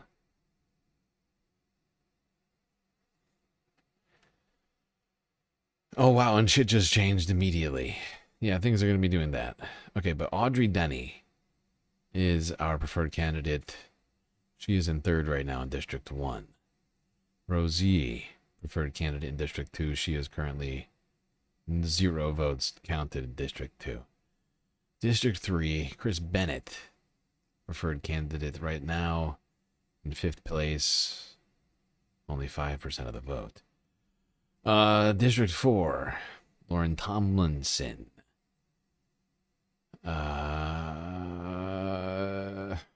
Did she move districts? Oh, no, she's District 5. It's Eric Jones in District 4. He's got 21%, second place. I think doing the best out of anybody so far that we've seen in the list. District 5. Oh, right. Tomlinson moved over here. And we were between Tomlinson and Vandenberg. Both of them seemed like decent candidates. Tomlinson is currently leading the two, but in 5th place. 39% in there. Matsui leading Vang, but not by much. Oh my god, May Vang is super close with Matsui right now. Only 3% between the two of them. This is one that got the Hassan bump, if I'm not mistaken. Nicholas Carjuza not doing good here. But not super shocking. Didn't have the biggest campaign, but it's also only 0.2%. It's only I see. It's only 0.2% of the vote in. Okay, I shouldn't get ahead of myself on that one. 0.2. These are moving very slow. Okay. Let's see. District 9. Who was this? Oh, Josh Harder was the incumbent Dino Democrat that I had on recommend, but not great. Which is why he had this.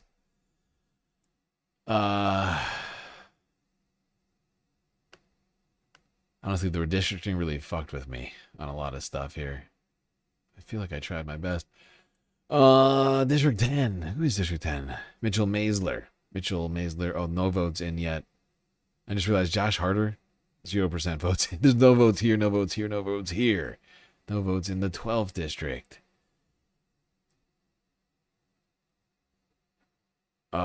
Actually, both. Wait, hold on. Latifah Simon's already advancing with, okay, very nice. It's already been called. They must have already dropped out. I'll give her one of these. That's a nice start. That's a nice start. I'll take that. Okay. Latifah Simon advancing. District 13 coming in. Daniel Garbe Rodriguez is in 4th right now, 25% of the vote in. No votes at the 14th, 15th, 16th, 17th, at the 18th. Zoe Lofgren is currently leading this one, but she is an incumbent Dino Democrat. Not the best campaign, in my opinion, out of Zoe here, in terms of priorities-wise. But I didn't see anybody compelling running in the race. Ugh. There's a GOP, an independent, and another Democrat. I didn't, like I said, didn't find all that compelling. So it's the incumbents that are moving forward right now. It was him, and why did I do that? She hasn't won. What am I doing? My brain just broke. My brain. So we get for multitasking. She's just winning. It's 15% in. I'm calling the election already. Jesus Christ. This is ridiculous! Who's in charge of the stream? All right. California 19th. John Doherty. He's in 4th place right now.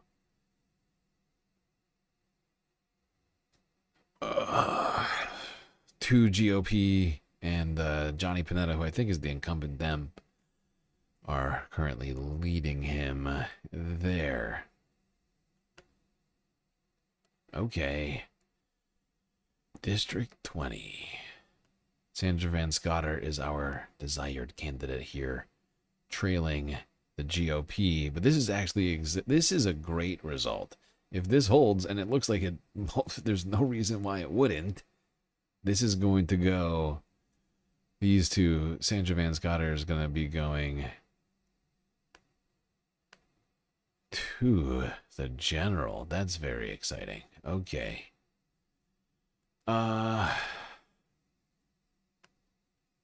Let's see. District 21. Lauren Hubbard is our desired candidate. Unfortunately, Lauren didn't have a very strong social media game. Is in 4th place right now with 44% of the vote in Viegas in the 22nd district. Currently in 2nd place. Could if Randy can hold out here, that would be good. Okay. 24. There's so many elections. You see what I'm saying? You see what I'm saying about this? There's so many elections. In California, it's out of control. It's because there's a lot of people. This is what democracy looks like, I guess. Representative democracy. Teresa Lynn Hodge, 2nd place right now. That's another good one for the moment. 43% of the vote in. Leading the 2nd Democrat in the race by 5%. Obernolte, who I think is the incumbent Republican in this district. Looks like he is currently... Actually, wait. Oh, this was the other thing I was going to do. Where did I put it? I should be doing this whole fucking time. God damn it. I got to make this smaller somehow. We only need California right now, right? Okay. You got a plan. No, don't do that. You're an asshole. You know that? You're an asshole. All right, I'll figure this out. This is going to be going on for a second. But I was going to go look at the map on 270 to win. To look at which districts. I think you can hover over these at least and see them. Yeah. So, right, see, if you go over here, this is it. This is 23rd. Jay Obernolte. He's the incumbent since 2021. It's his 3rd term. Or he's looking for a 3rd term. So yeah, I was right about that. But this is taking up too much space. I guess I can just put it like over here. Make this kind of smaller, I guess. Really only need that much of it. We don't need to look at fucking Kornacki's face. Where are we? Oh, it just got called. It just got called. Okay. Oh, okay. Obernolte, right. He just got called. Now it's between these. Okay. All right. Sweet. Perfect timing since we're already on that freaking election. Let's go to the District 24. Elena Pascarella was our desired candidate. It doesn't look like she's doing super good right now. Yeah, 4th place. She's an independent. There were not a lot of good candidates in this one, I'll tell you that much.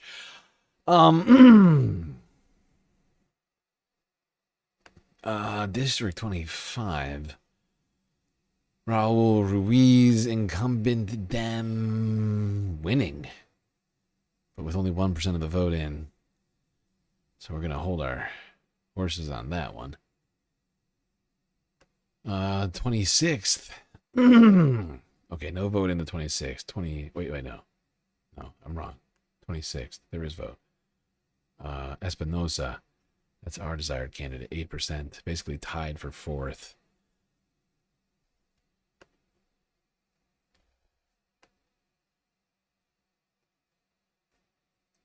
Okay. Caleb Norwood, no vote there.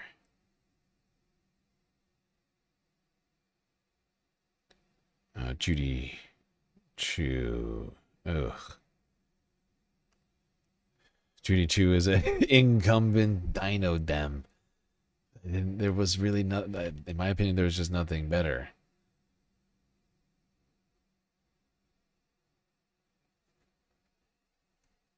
It looks like she's probably gonna go to. There's only 3 in the race. She's probably gonna go to the general.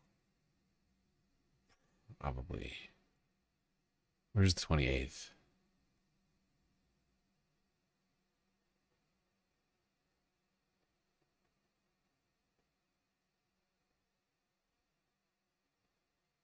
I don't know where the 28th district is. God damn it.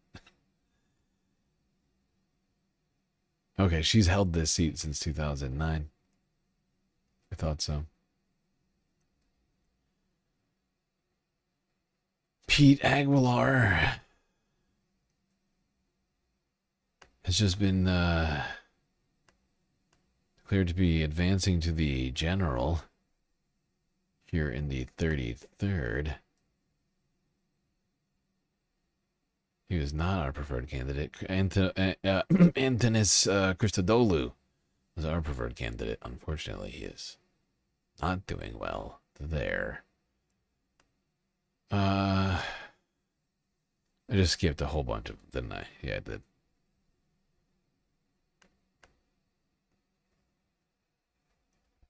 $33 was called? Yeah. Yeah, we just saw that. District 26. Yeah, Chris Espinoza. We already looked at that one. District 27. Caleb Norwood. 4th place right now. Jeez.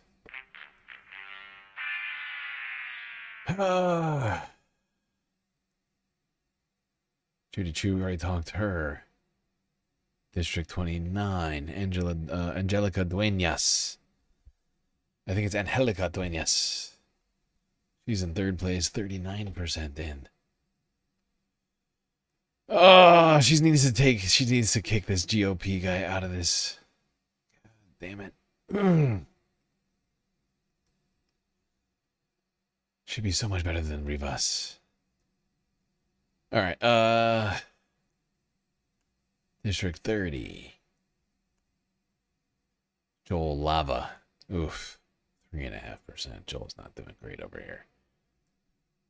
Looks like Friedman and Myers are the most likely to go to the showdown. District 31. Gil Cisneros. Not shocking that the incumbent Dino Dem made it to the... is going to be making it to the general most likely there. Chris Ahuja in District 32. He's currently in 5th place. God damn, these jungle primaries are wild. There's so many candidates in all of these. Holy fuck. Come on! District 34. Angela Gonzalez Torres. She's actually looking like she might make it to the general here. District 35 already called for Norma Torres and M. Cargile. Norma is unfortunately a Democratic Dino Dem. Incumbent Dino Dem. The incumbent Dino Dems continuing to win on name recognition and access to capital right now. Where's the... that doesn't matter. I'll do it later. Hold on. I'm going to work on this in the background. I'm going to let Kornacki talk for a second. Try and go through some more of this.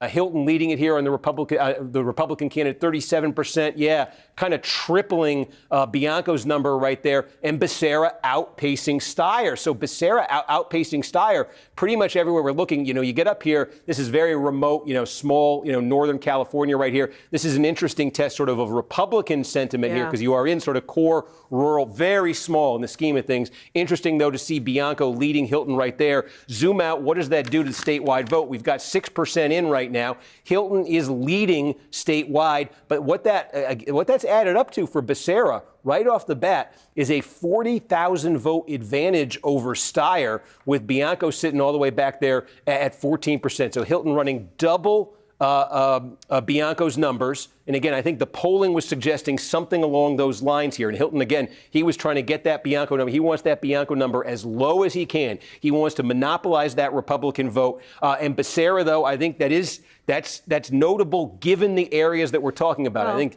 these are the two biggest sources of vote that we've gotten so far here. San Bernardino County, and again, this is going to be like 5% of all the vote cast statewide tonight is going to come out of San Bernardino County. About 5% is going to come out of Santa Clara County. Those are the two biggest counties that have reported so far. We took you through some of the others that are also significant, but again, you can see it here in San Bernardino County. Hilton, he would like more separation with Bianco, but again, there's Becerra with an advantage over Steyer. Everywhere we've looked so far in that Democrat on Democrat contest, Becerra's had the advantage over Steyer. You could even look here. These are smaller counties here. Becerra with the advantage. Merced County, this is a bigger one here. And again, Hilton running in first. Becerra, though, with the advantage over Steyer. So we're seeing this in one county after another. Hilton, Bianco, Becerra, Steyer. Steyer's got to start finishing ahead of Becerra in some of these counties. Now, again, Santa Clara, I think if you're Steyer,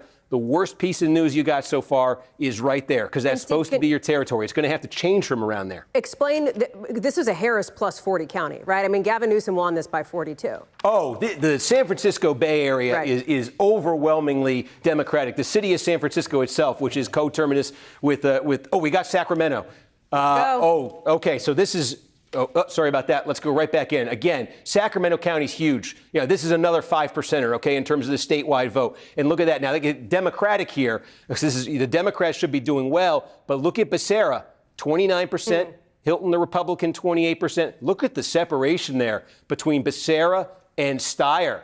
I think that's the most significant we've seen so far. And then Chad Bianco running back there at 10%. Boy, if you're Becerra, between what you've seen so far, right here, sorry about that, right here I'm going to get that right here out of Santa Clara County, right here out of Sacramento County, and the fact that everywhere else we looked at Placer County, take a look here, in Nevada. I'm just seeing if there's anywhere here where Steyer is running ahead of Becerra in the vote so far, and so far, there isn't. So what that nets out to statewide is we now have close to 10% of all the votes in here in California in this primary. Hilton running in first. Again, doubling up. When I say doubling up, close to 28%, 13%. And the name of the game there for Hilton is he wants as much separation as he can, because there's an awful lot of Democratic votes still out there. But Becerra, I think the story of the moment in these initial returns is right there. That advantage that Becerra has opened up over Steyer. And I think the key to that advantage, again, it's early, but the key to that advantage is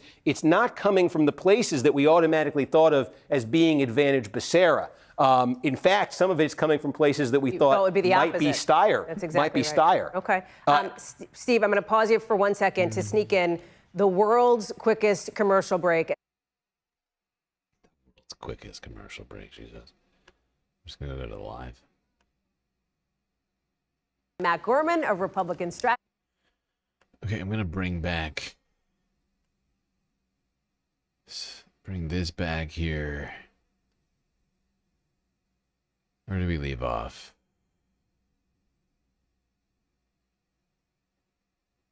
Somewhere around here, I think.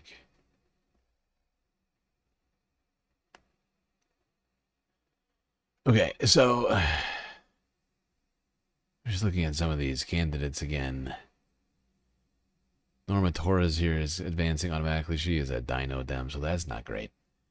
36, Marianne Shamma. She is in 4th place. We are not seeing good results here, people. I was trying to remain optimistic. But these votes are coming in hot and fast. We are not seeing any great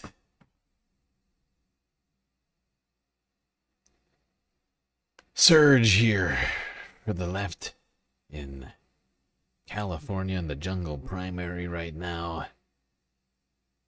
As you can see, over and over and over again, Todd Lombardo here in 7th.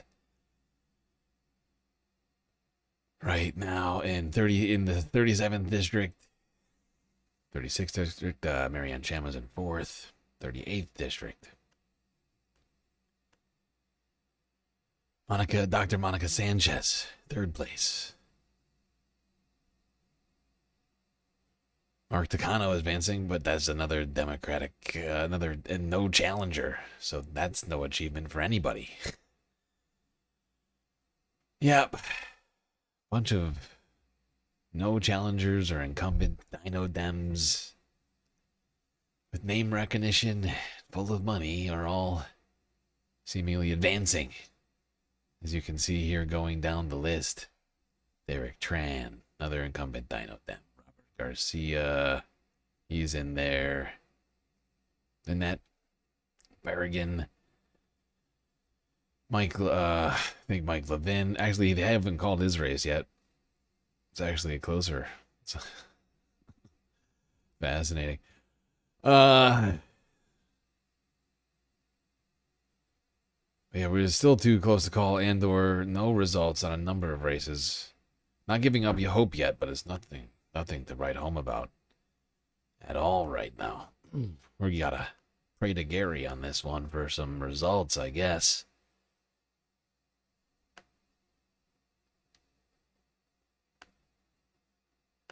And NBC News along with Ashley Etienne, former communications director for Vice President Harris.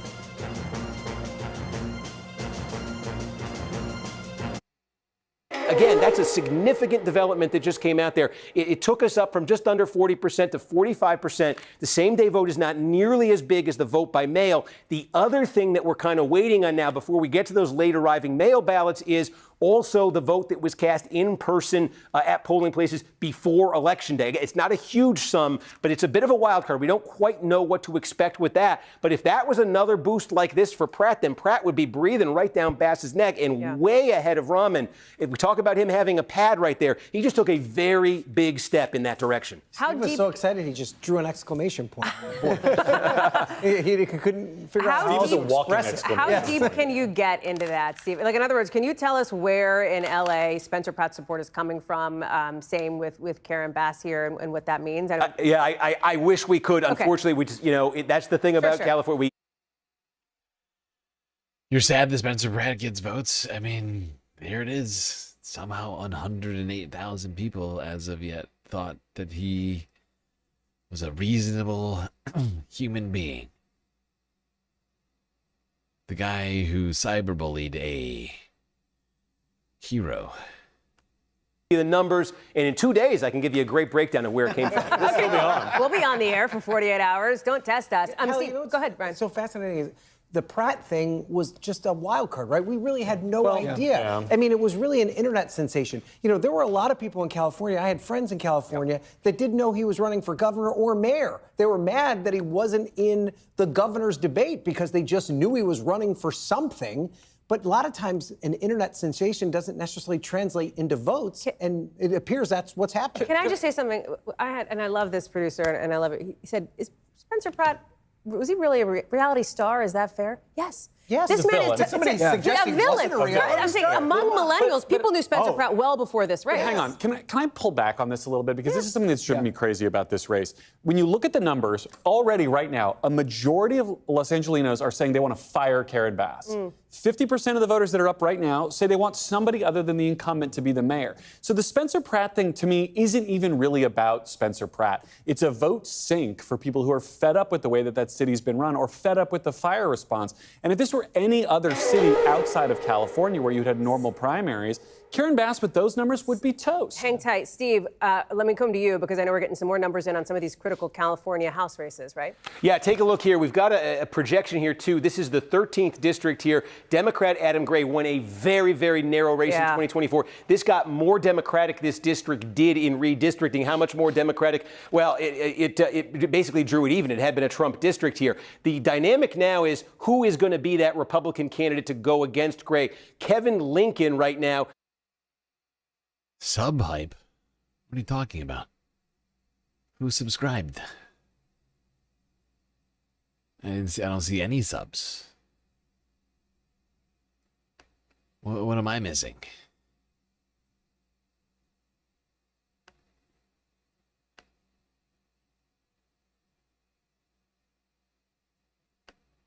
Leading by 10 points here. The significance for...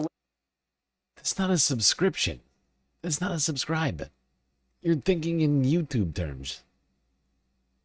You're over there thinking in YouTube terms right now. This is Twitch. You're on Twitch right now, Looney. It's not sub-hype. That's not a thing. That's not what is happening right now. He is backed by Trump.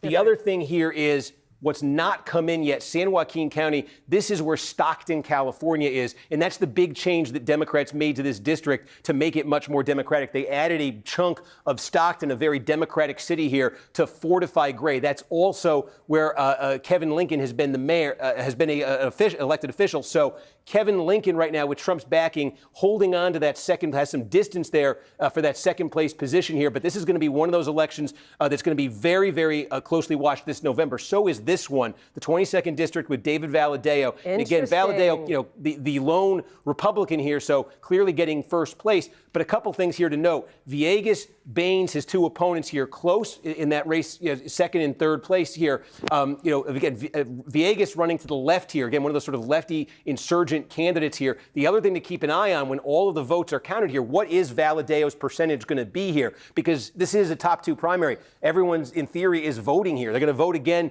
in November, but Valadao is the only Republican on the ballot. He's running at 43.7%. He's going to have to get over 50% in November if he's going to get reelected. So keep an eye on that number as it comes in tonight, what that ends up looking like. We have nothing yet from the 11th district. We had showed you the 48th district here. Again, this is the this was redrawn, and I want to see which county.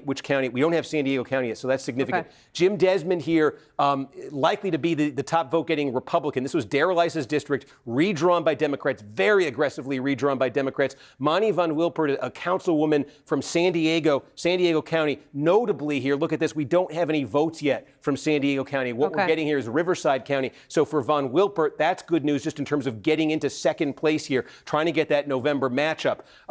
So those are, some of the House races we're looking at here. Steve, I'm going to come back to you in a second on California 22, the Valadao race, because I want to talk about the Dems in that race. But let me first get a vibe check, if you will, with Liz Kreutz, who's in L.A.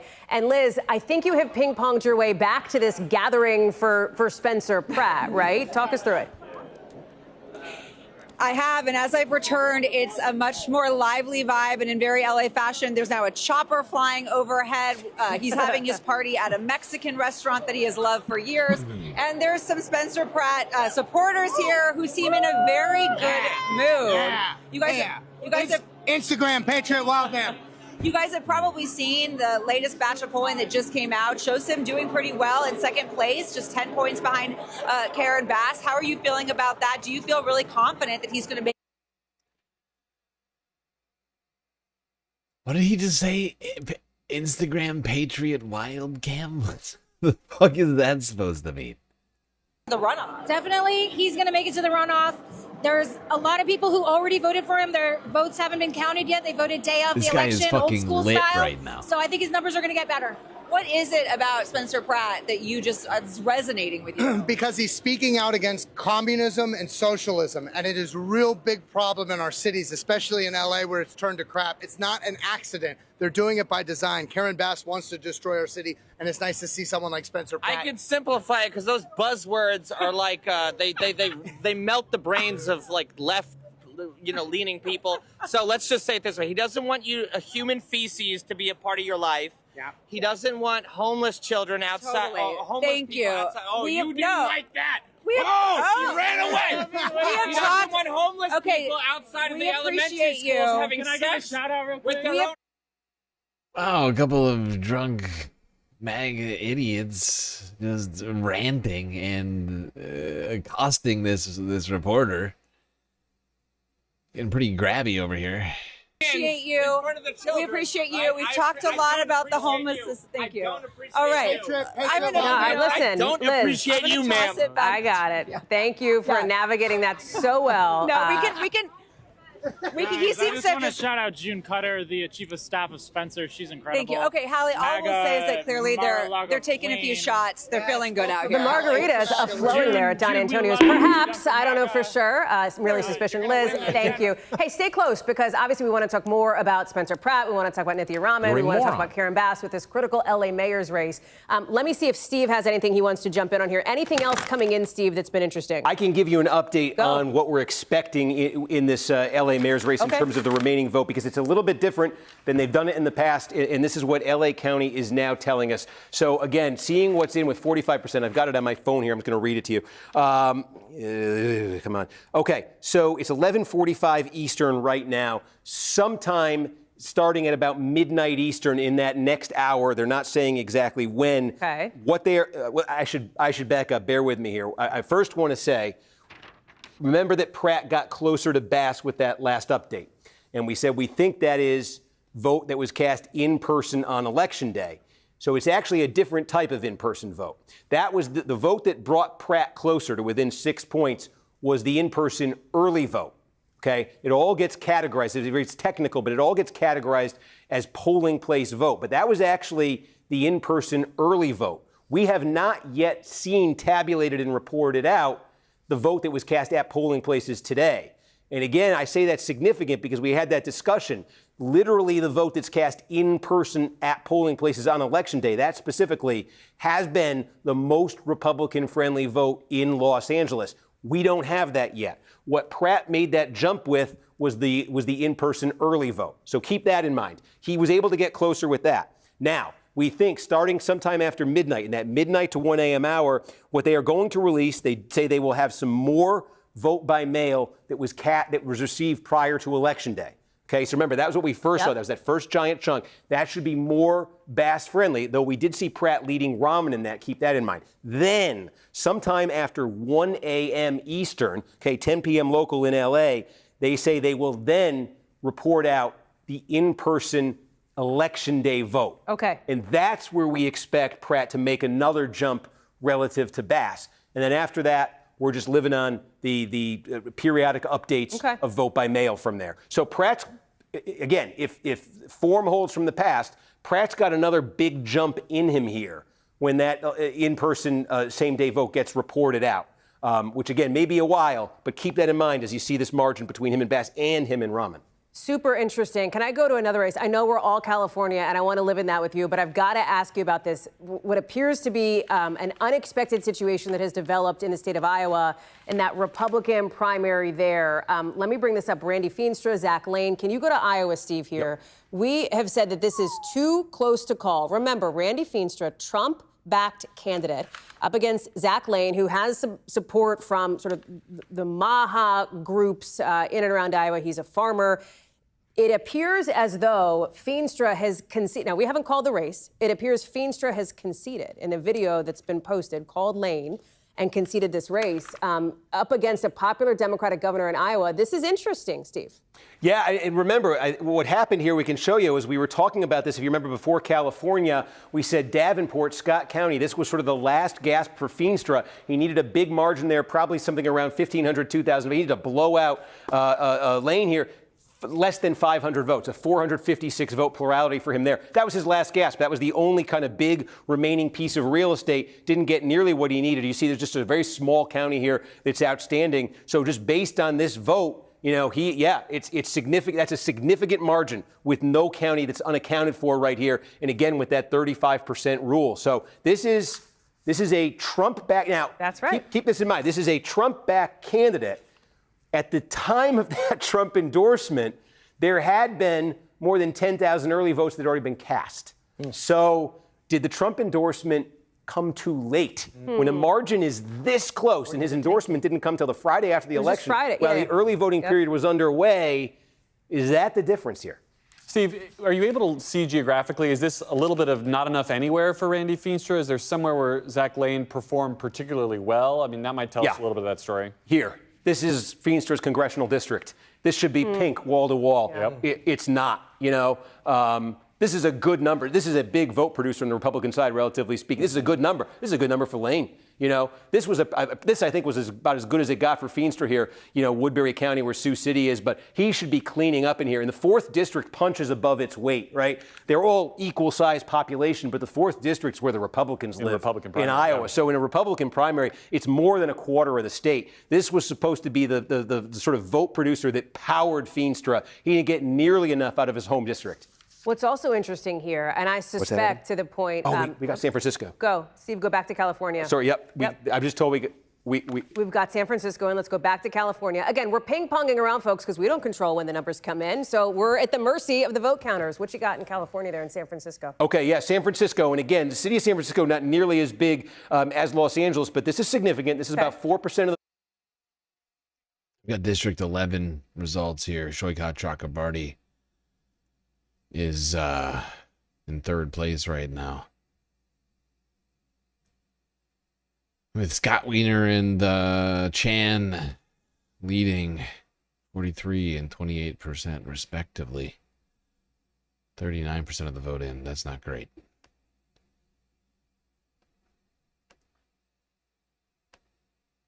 Wants to see this. And Tom Steyer, this is, you were saying, where in the Bay Area is Tom Steyer getting what he wants?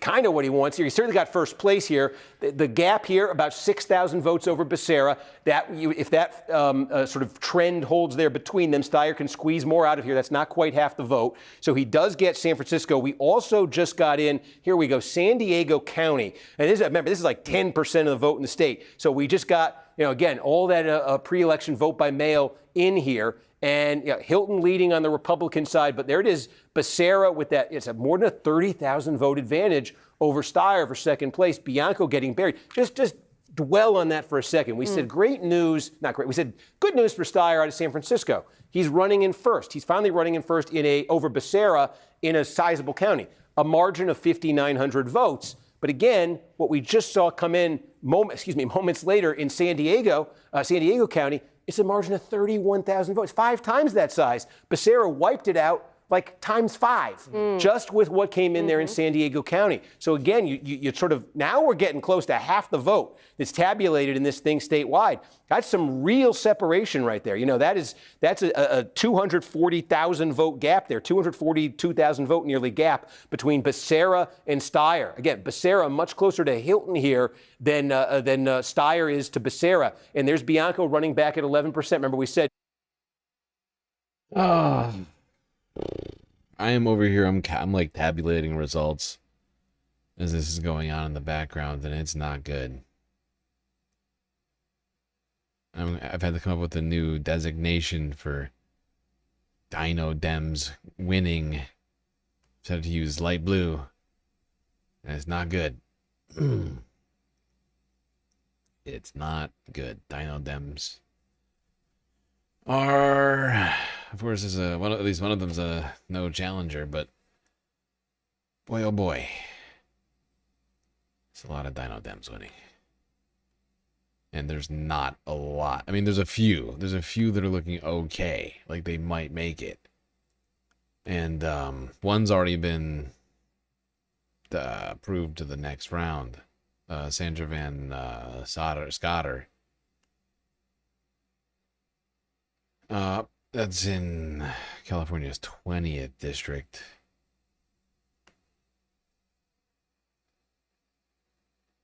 That's already been declared, but it's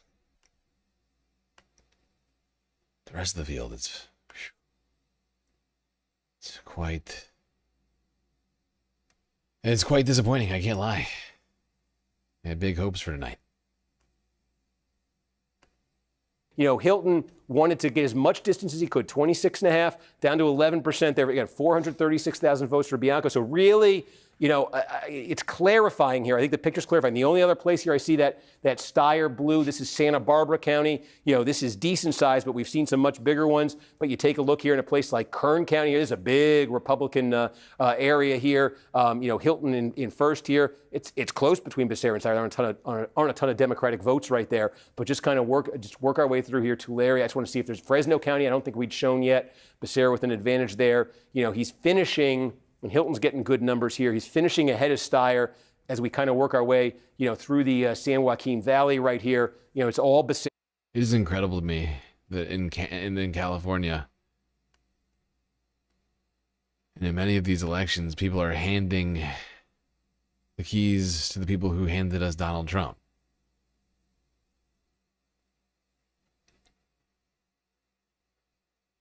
Pretty disappointing, and seems like bad decision making.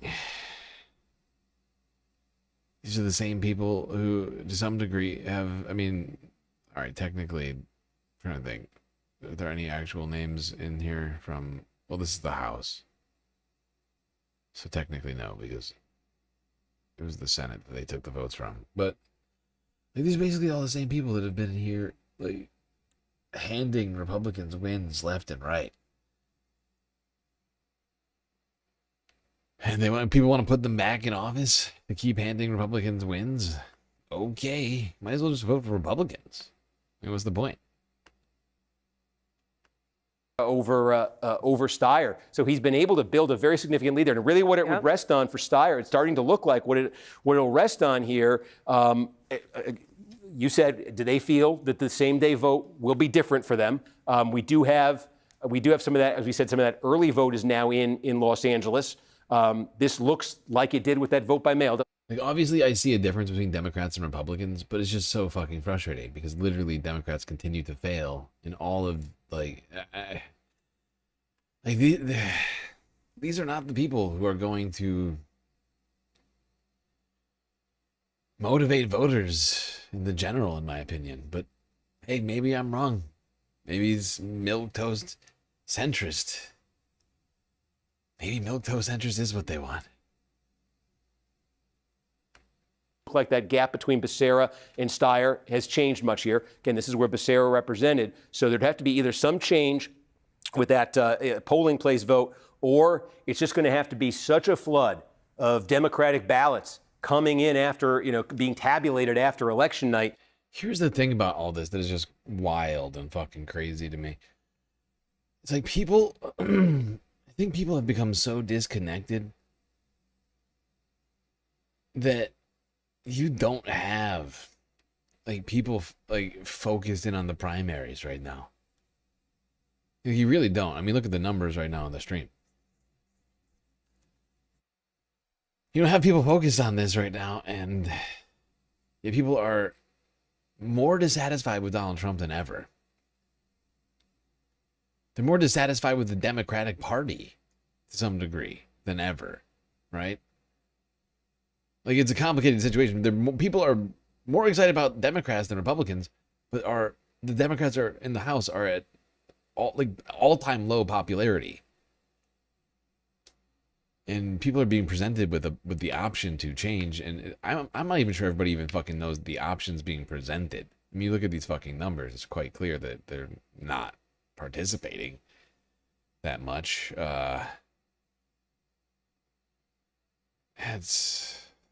Does not bode well. Does not bode well for the future.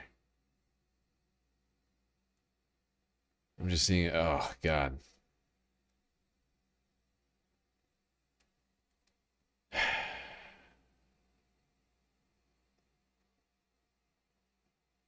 This is a rough one.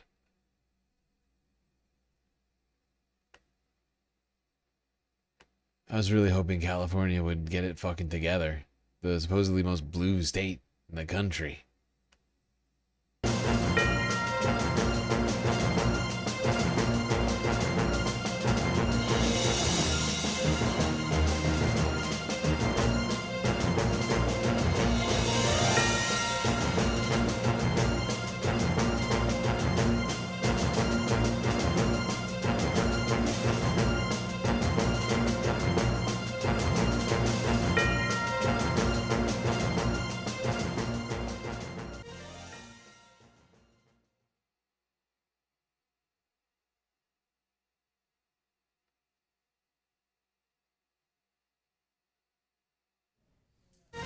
Welcome back to NBC News. It is the top of the hour. The polls have been closed in California for just about 60 minutes, and it is already shaping up to be a big night there as we are seeing votes still coming in.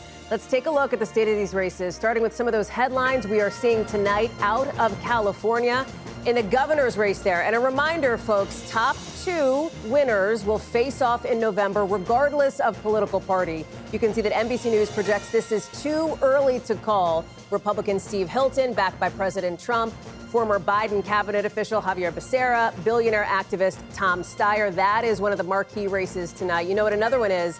The LA mayor's race. This is also too early to call at this point. The incumbent mayor, Karen Bass, facing challenges from both her left, Nithya Raman there, and her right, Spencer Pratt, a familiar name to anybody who watched reality TV in the early 2000s, reality show villain who has made the case that Bass has not done enough in response to those devastating wildfires in Los Angeles, central to his campaign. Allegations Bass denies.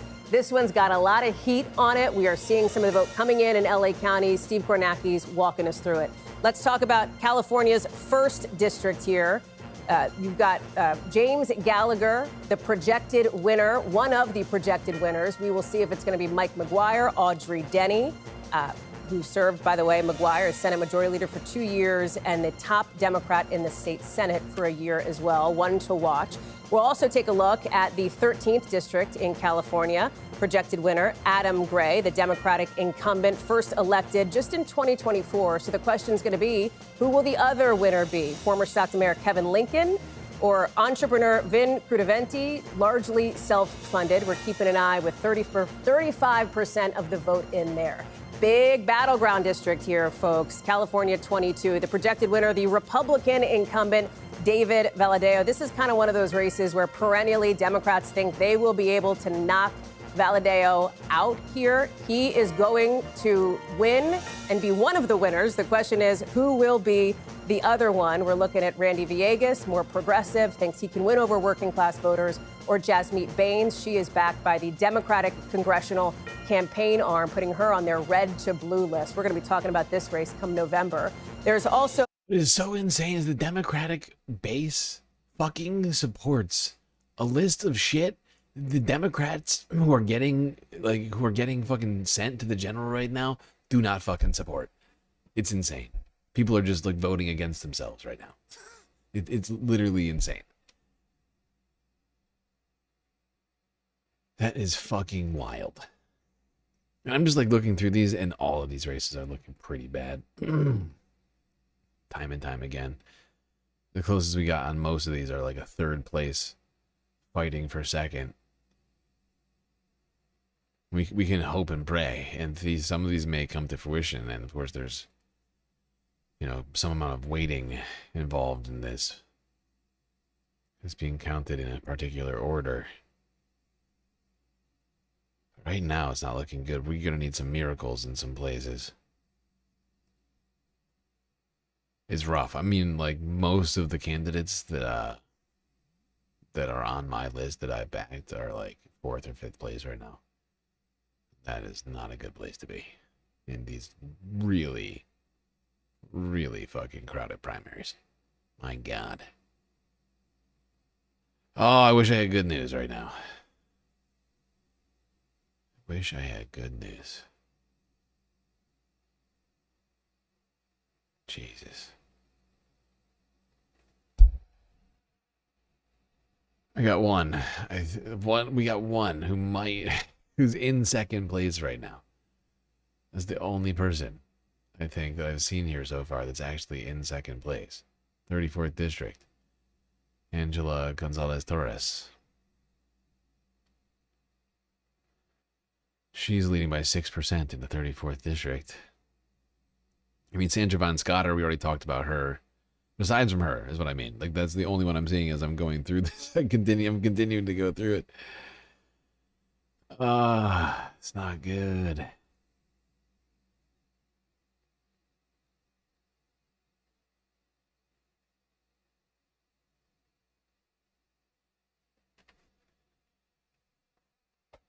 Oh.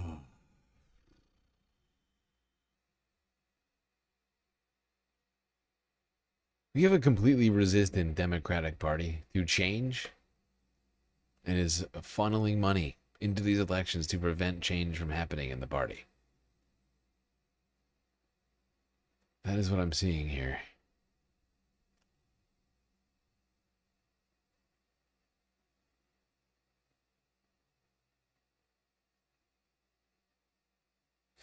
Ferret's in third place. Yeah, all the God damn. 4% behind. She's not anywhere near close right now, and that's already been called.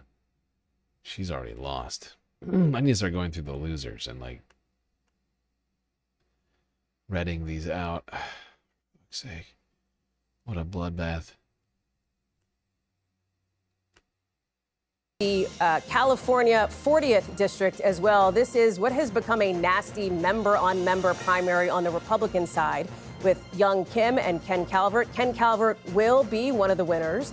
At this point, we'll likely be talking about this one in November. Kim has made the case that Calvert has been in Washington too long. Calvert has made the case that Kim is simply not MAGA enough for this district. One to watch. Let's talk about Iowa now and the Republican governor's race there.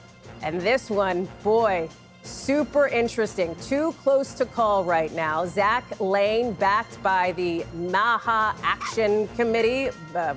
Health Secretary Robert F. Kennedy has his backing as well, with Randy Feenstra, Republican congressman who President Trump has backed, who, based on NBC News' reporting, has conceded to Zach Lane. We have not called the race. You can see too close to call there, but this is a bit of a surprise, considering it does not appear that the president's endorsement got Feenstra over the finish line. Lane, if it is Lane, will end up facing Rob Sand, popular Democrat in Iowa there. Montana, let's talk about the Senate race in that state. Again, this is a place that has not elected a Democrat statewide since 2018, but Alani Bankhead is hoping to change that. The Air Force veteran, the projected winner in that primary. There will be an independent in that race, along with a Republican as well, Kurt Alme. New Mexico, the Republican governor's race, a projected winner here, and that is going to be Gregory Hull taking on Deb Haaland in that one. Let's get to... Okay, I got another Dino Dem here. The glimmer of hope. Second place right now. The 23rd district. Teresa Van Hoge. I'm sorry, Lynn Hoge. Teresa Lynn Hoge. She's leading right now by 4% in second place. Not in first place. Going up against a GOP candidate in a red. This is in a red district, I would point out.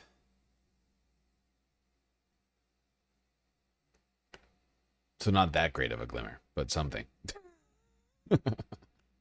Kornacki at the big board on the night we have seen so far. Some interesting races, Steve. Some races we're definitely going to be talking about in a few months.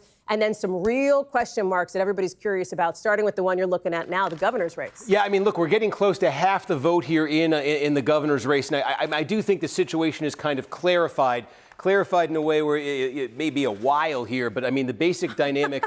Wait a second. You're not allowed to say it. Clarity we call that, for forever from now. We call that California clarity. Yeah. Or you think you know, but it takes a week to find out. Thank you. We're grading on a curve here, exactly, Garrett. So, look, the clarity is the separation that we've seen now between Javier Becerra and Tom Steyer, the two leading Democrats in this race, which stands at about 250,000 votes, the Becerra advantage over Steyer in the statewide count. You see Steve Hilton, one of the Republicans, the top performing Republican, actually running in first place right now. Chad Bianco, the other main Republican, a distant fourth. The question is that a distant enough fourth for Hilton? Because we're getting to the point now where we have largely seen in these counties, just about all these counties, that big pre-election day vote by mail release. That's getting us to, almost all the counties filled in, almost half the vote. Now, we still have, as we say, there's that same day vote that's getting added in other places here, so this is going to tick up. But the upshot of it is this. How many total votes have been cast? Look, over 1 million for Hilton,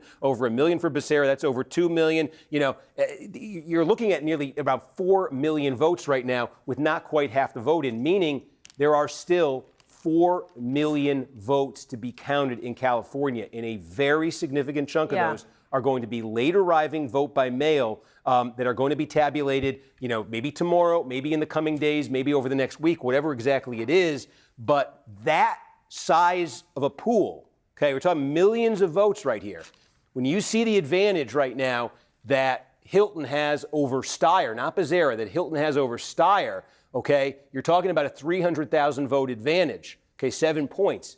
But in a pool of millions of votes, late arriving vote by mail, if it's dramatically more Democratic, which we've seen in the past, 300,000 votes is something that Steyer could overcome, and he could potentially pass Hilton.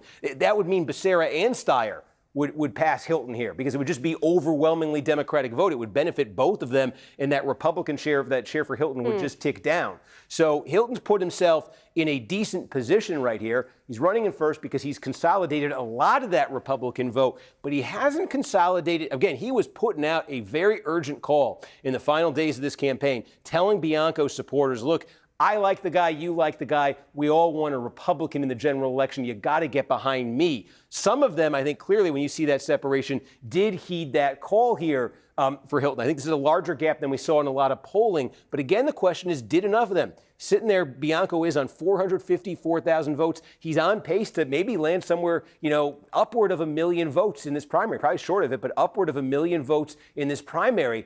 How much of that, could Hilton have used? Now, again, he very well could make it here into this runoff. But I just, when you see this gap, I would flag it here because, Steyer right now, it's not so much about, when I say some clarity, I don't think it's as much now about Becerra versus Steyer. I think it's about both of them versus Hilton and those later. They.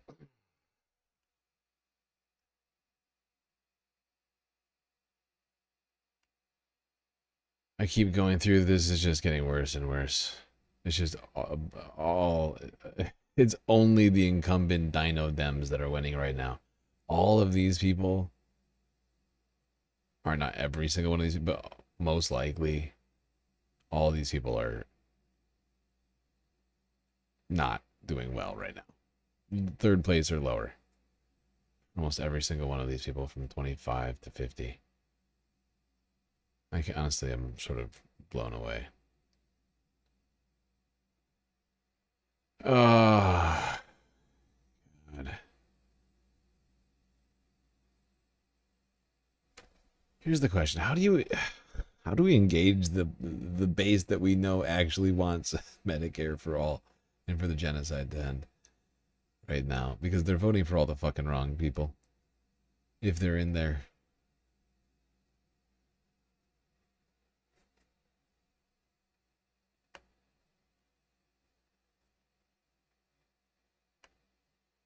Vote by mail. Can I ask you, you described it as you feel like, is looking at the numbers here, Steve Hilton might be in a decent spot with the separation. Where does he need to perform to upgrade the decent to comfortable?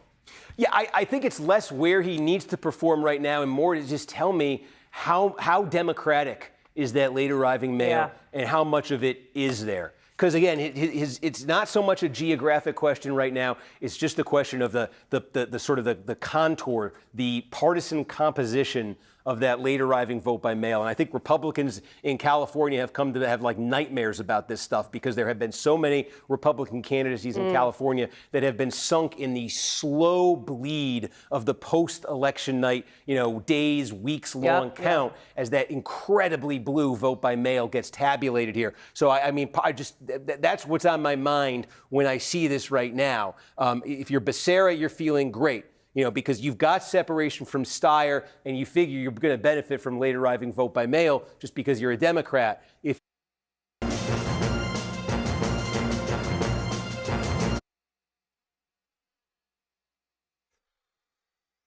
Jesus. I think I might end the suffering. I mean, for the love of God. This is not a good result right now. Let's go down the list. I mean, Audrey Denny right now, she's in third place, behind by 25%. to the second place candidate, Rosie, 5th place. I mean, behind by 4,000 votes to the second candidate. It could happen. It could happen. It's just not looking good right now. It's 38% of it in there, and they've already decided one of the candidates. So it's the fight for second. The 3rd district, Chris Bennett is at 5%. Behind by 30,000 votes right now in 5th place. I mean, Eric Jones is a slightly different story. 3rd place, behind the GOP candidate who's in 2nd place, behind by 4,000 votes, and only 4%. And that's like one of the better stories right now. That's one of the people who actually has a fucking shot.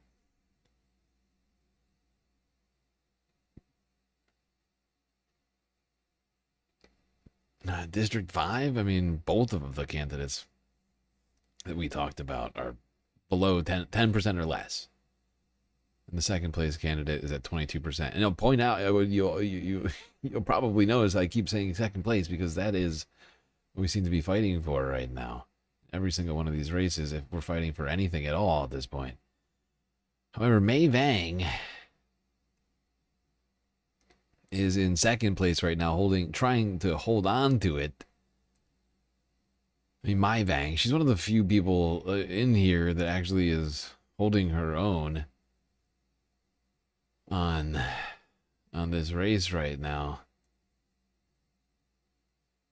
No more than 8,000 votes separates the top 3. She's right in the middle, although anything could happen right now. Votes continue to be tabulated. Nicholas Carjuza, 3rd place, behind by 20%.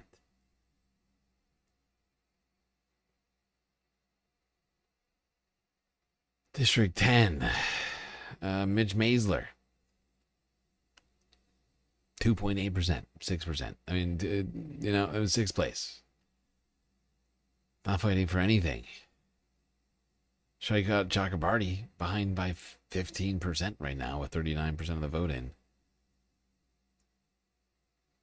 It's not looking good for Shaikat. Doesn't seem San Francisco has embraced him at all. So we're going to get Scott Wiener and whoever C. Chan is.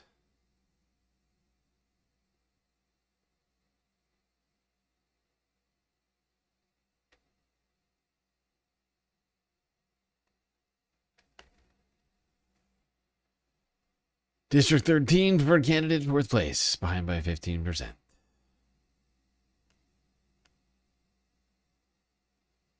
District 14, the candidate is 7th place, 2%. It's just this, I mean, just going down through all this is just depressing. This is the current situation.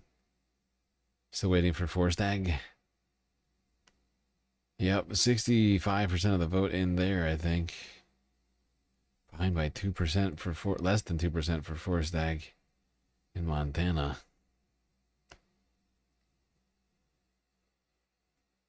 Unfortunately, Montana Senate primary didn't go to Michael Black Wolf, who was the galactically preferred candidate there. This is actually somehow, I mean, got to be the worst turnout yet. Somehow California has been the worst.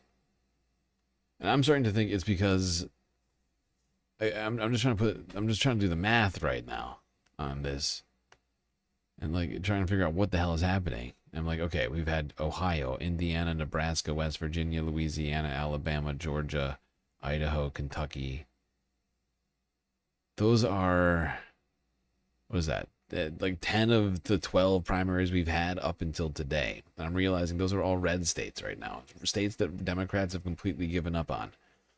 And are probably weren't at all interested in funding candidates.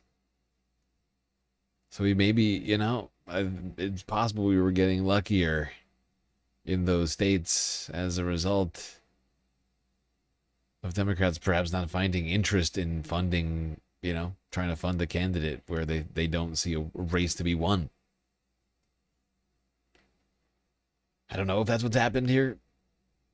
And I mean, I don't know if that's the right calculus to have made for Democrats, but I'll fucking take it at this point, considering what we just saw in California. We're witnessing in California at this moment. Because this is not pretty.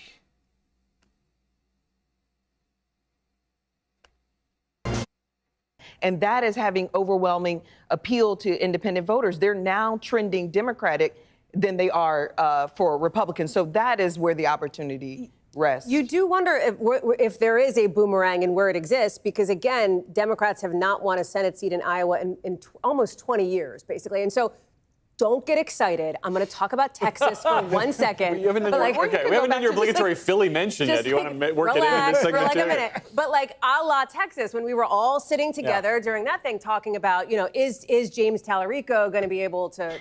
Yeah. But there are some places but Iowa is more like Georgia than it is like Texas. Okay. In a lot of respects. And we had a Democratic governor not that long ago. And Hinson's a far better candidate than Ken Paxton. Like Hinson is. I think we're not talking about her to go back to that point. And I will say this. We saw this in 2020 when Joni Ernst was running against Teresa Greenfield.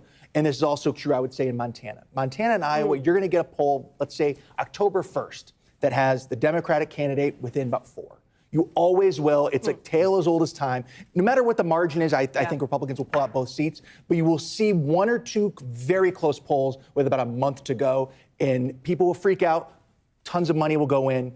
And things will go back to equilibrium. But again, one last thought on Iowa. I mean, why that could be the sort of like leading indicator here. It's also a demographic, play here. In Iowa, if you're going to win, you're going to need to win white voters, white men, like the people who've been working class white men who've drifted so far away from the Democratic Party. That's a big lift. But if you're doing it there, we're not having the California conversation at midnight. We're talking about a bigger. But are Democrats happy that Josh Turk's the one that is going to be telling that story in the state of Iowa instead of Zach Walz?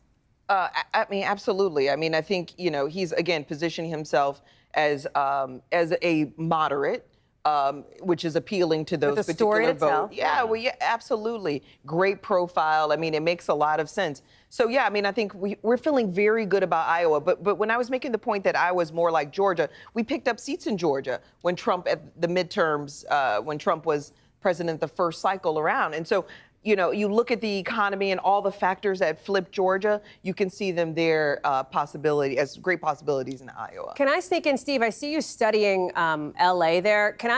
If you have something, do it. Otherwise, I got a Montana question for you. We just got, we did. This is about 4,500 new votes that just came in here in L.A. So this is in a small chunk. Adam, how did it break? Steve is talking. Oh, there it is. Bass 40, Pratt 20.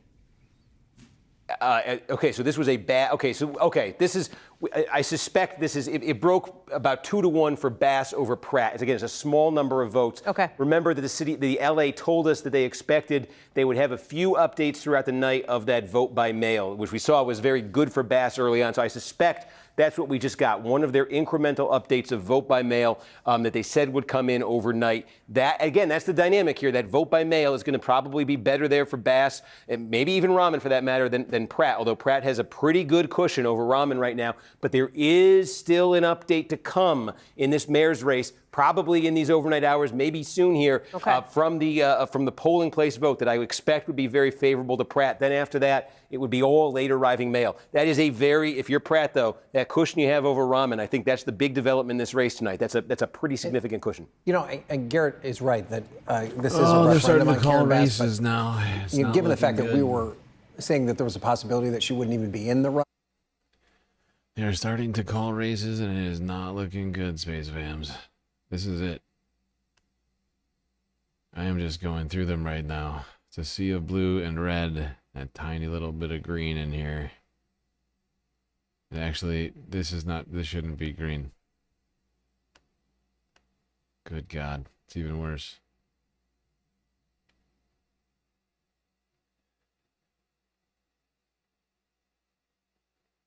Oh, it's not good. It's already 1, 2, 3, 4, 5, 6. 6 candidates down. I'm putting down red now because they are calling both candidates now in multiple races.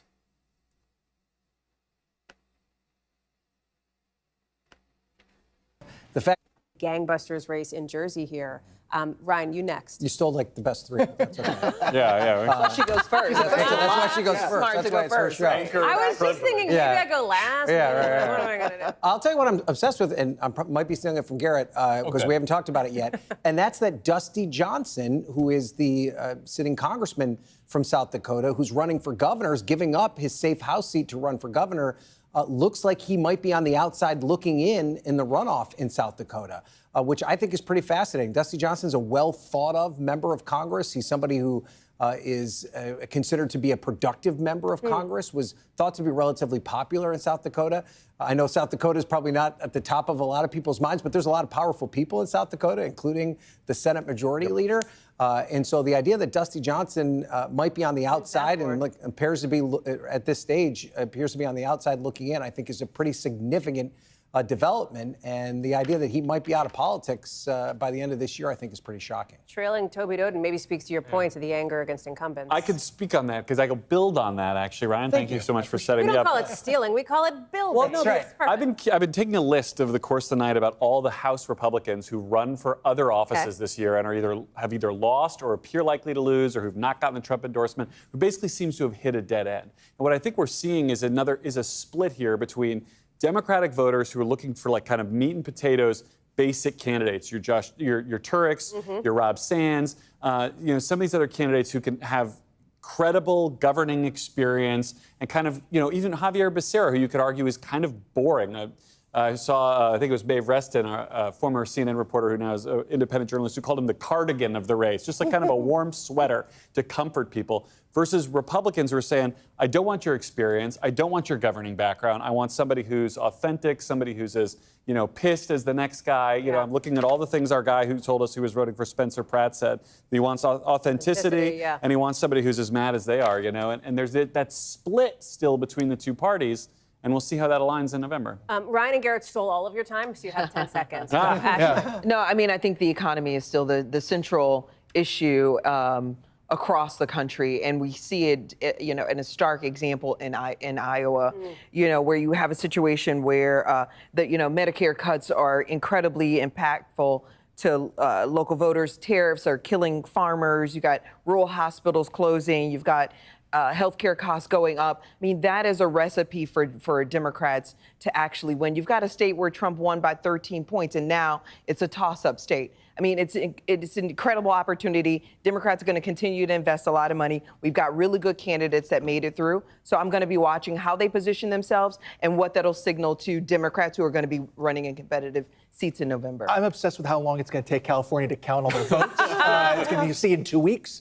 No, but like Tom Kaine's race is a perfect example, right? If Tom Kaine is surviving politically on election. Iowa's 4th just got called. Ashley Wolf Turnabane lost too. Fuck me.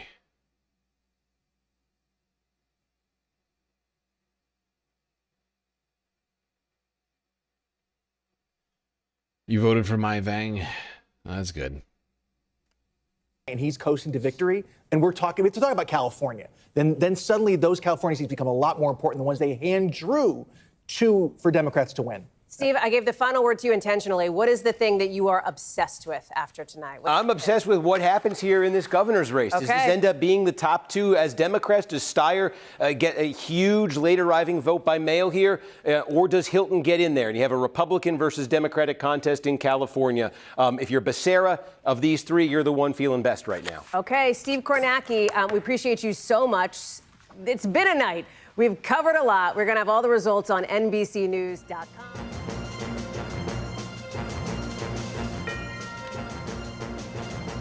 All right, we're switching over the transmission over to Kornacki Cam here over in, this is like an interim studio between 3A and 3A West here at Rockefeller. Steve is walking back on onto our set, in front of our board. What a night. What a night. We got people left? Yes. Okay. Yes. Oh, for fuck's sake. This is a fucking disaster.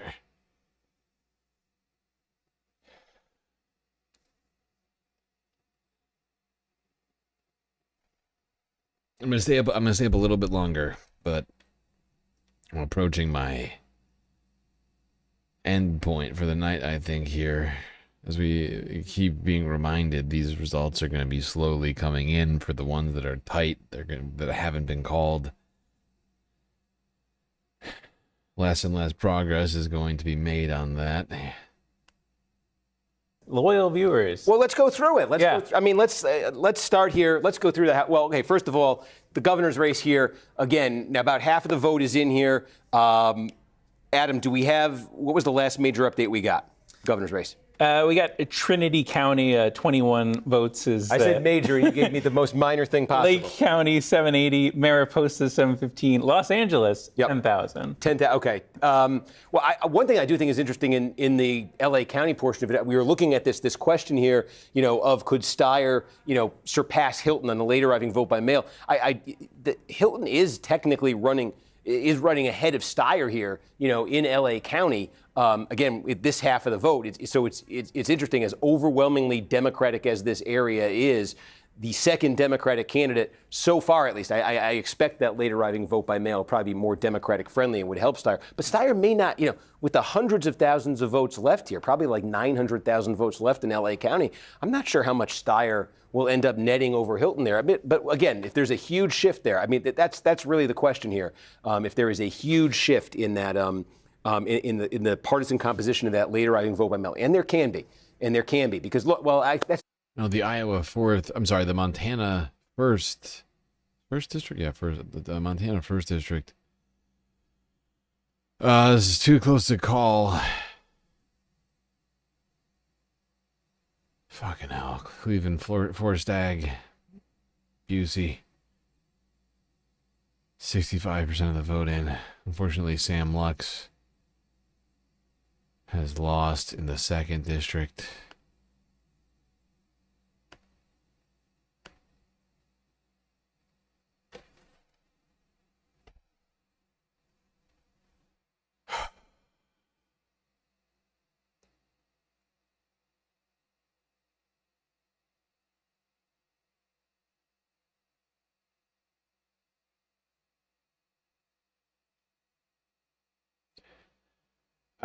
God, I can't believe just how bad of a night this was.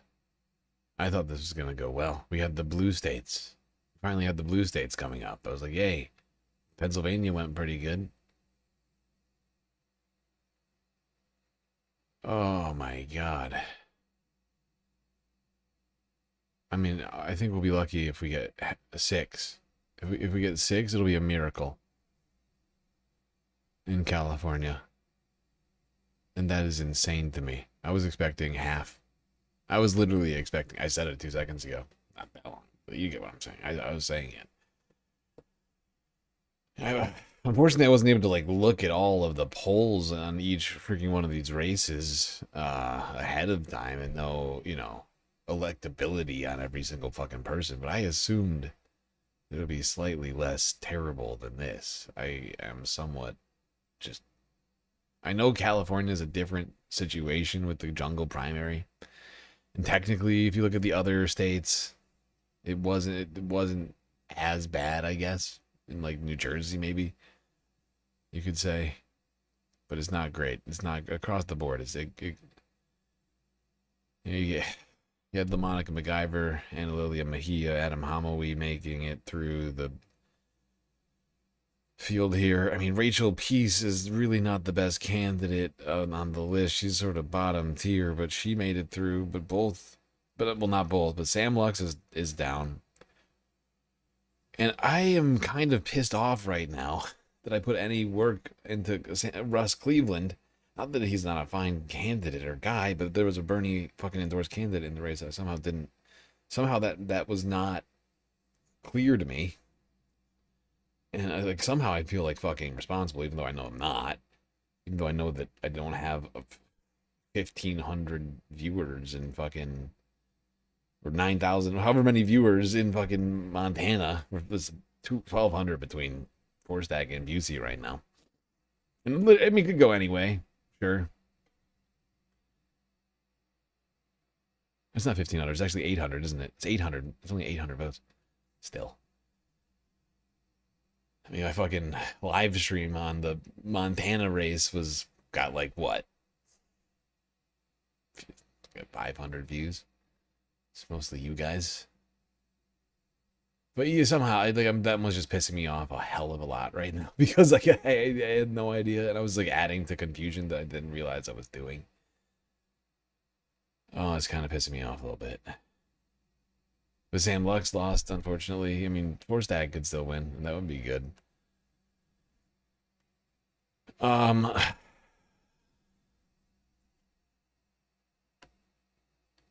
mean, just going through this list, I mean, yeah, Latifah Simon, Rokana, Sandra Van Scotter winning in California. Shaikat doesn't look like he's going to win. All these other candidates, I mean, Mai Vang, I think Mai Vang will make it. I think maybe Mai Vang. I mean, go back through it. I mean, you got Mai Vang, who's close. Rosie is not getting over that finish. I just don't see it happening. I mean, I'd love to see it happen, but like 3 Republicans in front of her. Chris Bennett's in 5th place. Eric Jones could maybe take 2nd. Mai Vang could maybe hold 2nd. And then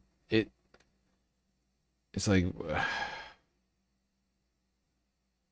the guy who's in 3rd and the 19th has now been officially lost.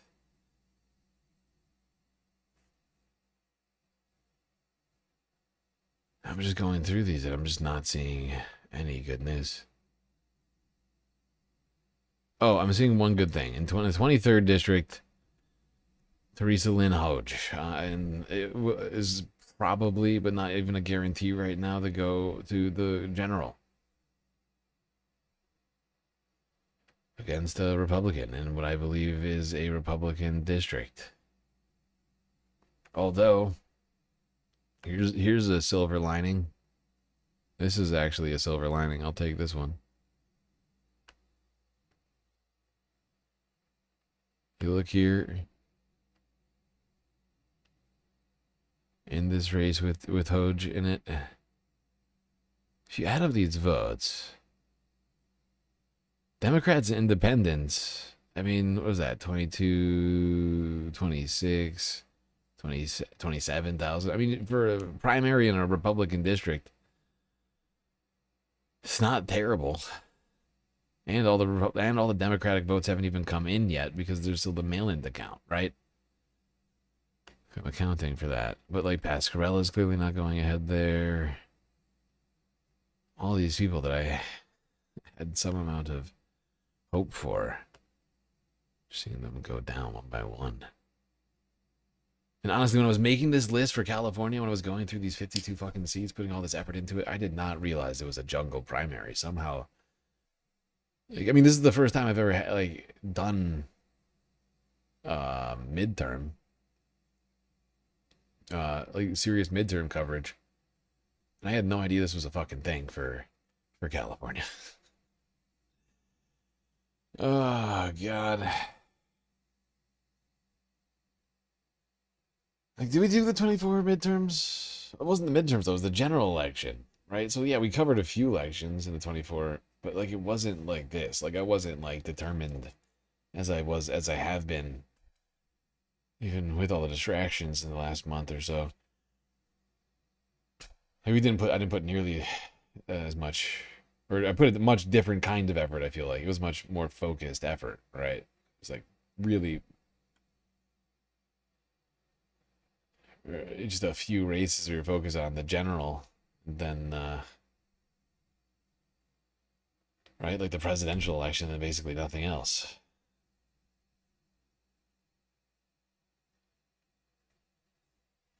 But yeah, no, I'm just looking through this. I just don't see. I don't see it. We'll be lucky, I said, if we get 6. But I just want to sit here and revel in the terrible right now. So going back here.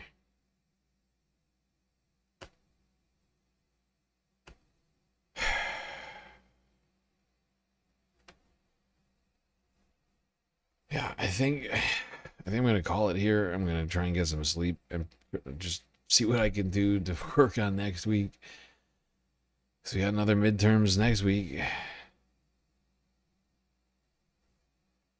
God, we need to fucking do something about all this. I don't know what it is, but this is not the Tea Party moment that I had been thinking we might be having, you know? We got these wins in these red state primaries.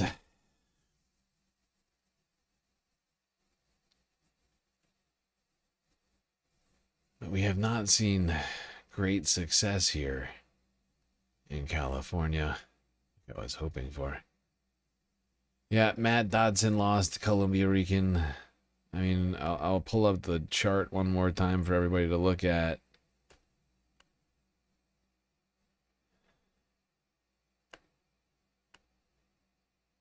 But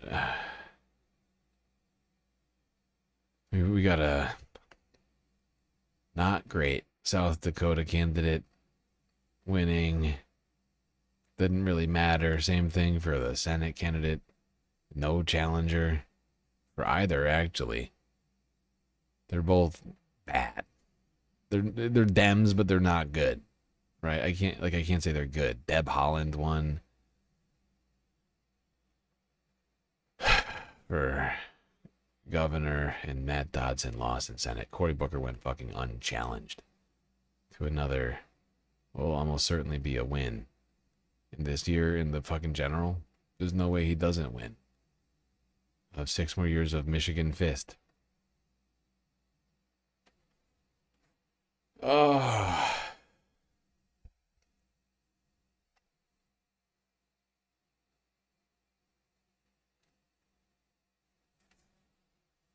Is Lujan the governor's brother? I didn't even know that particular detail about him. I just knew he sucked. In New Jersey, I mean, you had 3 more than 3 incumbent Dino Dems. 1, 2, 3, 4 incumbent Dino Dems with no challengers. But of course, the good Dems, the good incumbent Dems did have challengers. Shock of shocks. Those thankfully won, the good incumbent Dems, as well as Adam Homowy here. Rachel Peace, who was not great. She's got an asterisk next to her name, but Terry Reese, John Shue, Brian Varela, and Musab Ali all losing their races here. Of course, all 3 incumbent, no challenger Dems in New Mexico are going to the general. But no clear winner. Sam Forstag trailing by 1.9%. In Montana's first, Sam Lux losing in the second. And Michael Black Wolf, unfortunately, has not won his race either. That's more red on the board.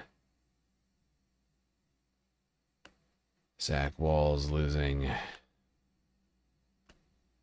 Chuck Schumer's preferred candidate going ahead, and what was, I thought, at one point, a decent candidate. Until I actually spent more time actually looking through it. They put a lot of effort into that one, I think, what I can tell. I think they did a lot of tricky shit to try to pull that guy across the fucking finish line. Rob Sand, no challenger here. Went unopposed to the general for the. Well, it's not an R. This isn't a red. This is actually a this. This is a blue. And this is a fucking blue. I changed my system somewhere through here. I need to go back through it. But it's not good. There's a lot of fucking blue in here. Yeah, this was a rough one. Nothing like back here where we were seeing some fairly good things happening. Ay, ay, ay.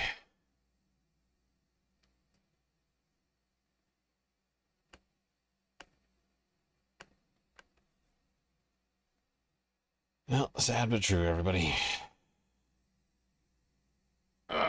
And we didn't even complete the galactic content goal. C'est la vie.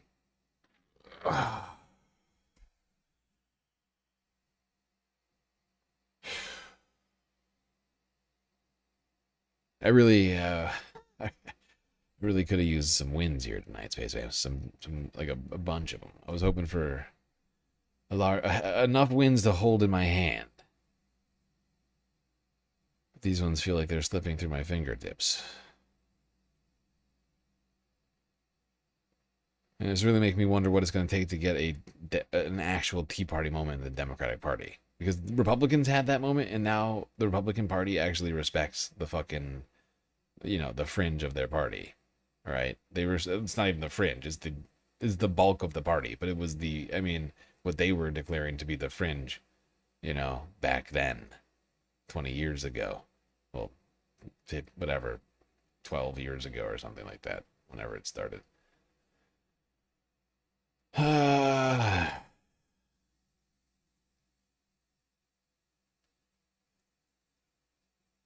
I don't feel like I thought we had that energy up until right now. Now I'm questioning everything. Do we have that energy coming, or are we complacently ushering in the same Democratic Party into power in 27? The same Democratic Party that told us that the economy was fine under Biden, that continued to fund the genocide, and basically brought Donald Trump to us by, playing Republican light. Honestly, here's the thing. Because this is the sort of thing that's going to reduce people like me being out here fighting for the Democrats in the general, right? Like, I'm going to be less interested in doing that. Of course, I'm still going to have to sit there and parse and be like, probably this Democrat's probably better than the Republican in the race, right? But it's just like, it's just so disincentivizing because I know so many of these people are so trash. And you shouldn't want people like me disincentivized. People like me who are generally, have a lot of energy for all of this stuff and want to, move the country forward and want Democrats to get elected, right? But basically, people like me are getting, pushed back right now. And, maybe this is, maybe this is a sign for a third party. I don't know. But the Democratic machine has clearly embraced itself. And we, the left, are scattered and not organized enough right now to pull out important wins in the places where we should be pulling out wins, right? Because honestly, will it be great if we create a Democratic Party that takes over a bunch of red states with progressives? Yeah, but it'll be a fucking it'll be a real weird world if we have a bunch of like progressive Dems in red states and blue dog Dems in blue states. It'll be very strange. It'll be a very strange time to be living through. But I guess that could happen. Oh my God.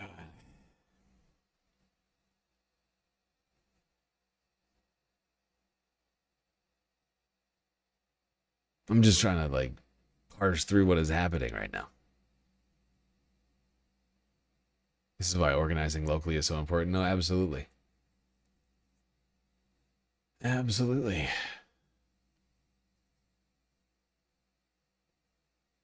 The fact is, we do need like international recognition for these candidates, and we somehow got to make that happen. Right? Because, I mean, like, we got to, like, Mom Donnie pulled it across the finish line, sure, by knocking doors and organizing. But then it got picked up nationally, and people were donating across the fucking country to the campaign and donating their time.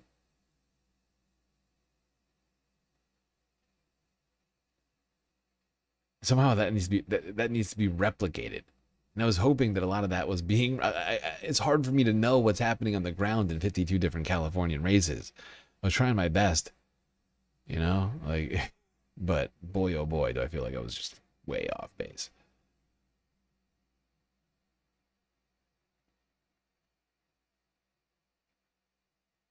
You know what? Before we end this, I know what I'm gonna fucking do. I know what I'm going to do. Can our Tea Party be a color be yellow? Something, maybe, yeah. There's a thought. I'm just gonna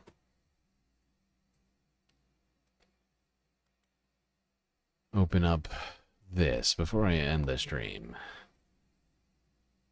I'd like to see what Hassan Piker is saying right now.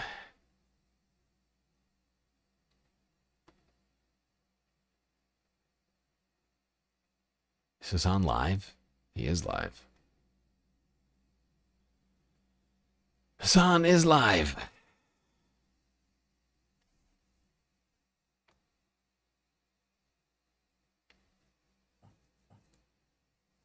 I have no sound.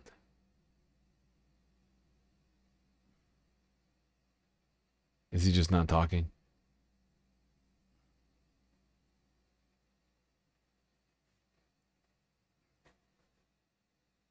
I don't think Latino voters voted in poll at all. I mean, we'll see. We'll see what the demographic breakdown looks like.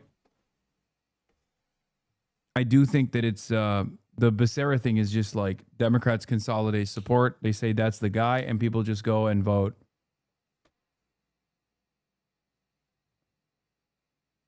Yeah. Hey guys, at least Tony Durden is leading by 4 over that rat bastard Larry Roden.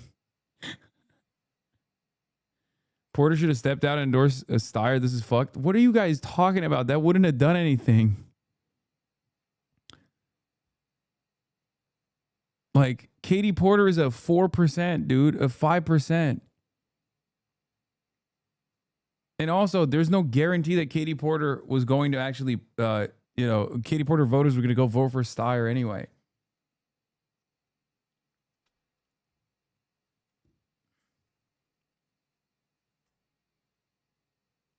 If Katie Porter endorsed someone, she probably would have endorsed Becerra anyway.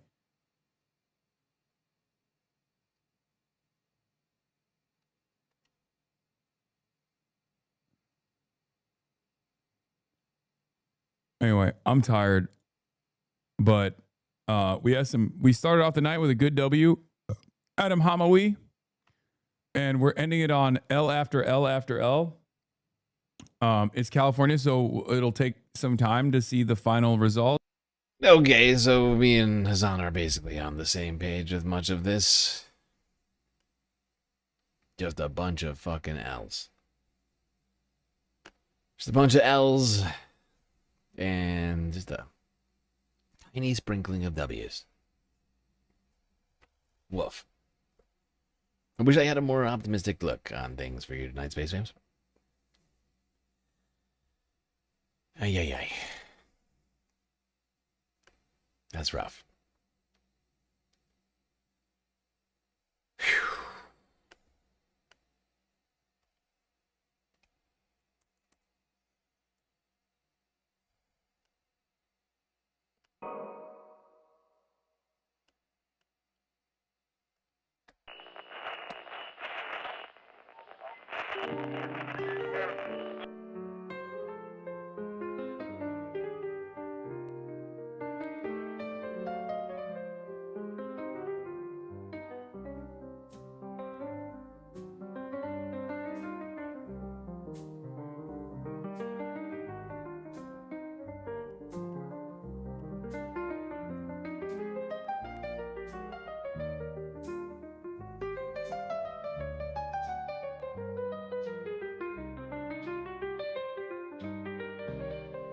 Well, we got through another stream. It was quite long and also arduous, but thankfully we had each other to get through it. But that's gonna be it for me tonight. Till I see you next. You stay classy, Galactic Stream Nation.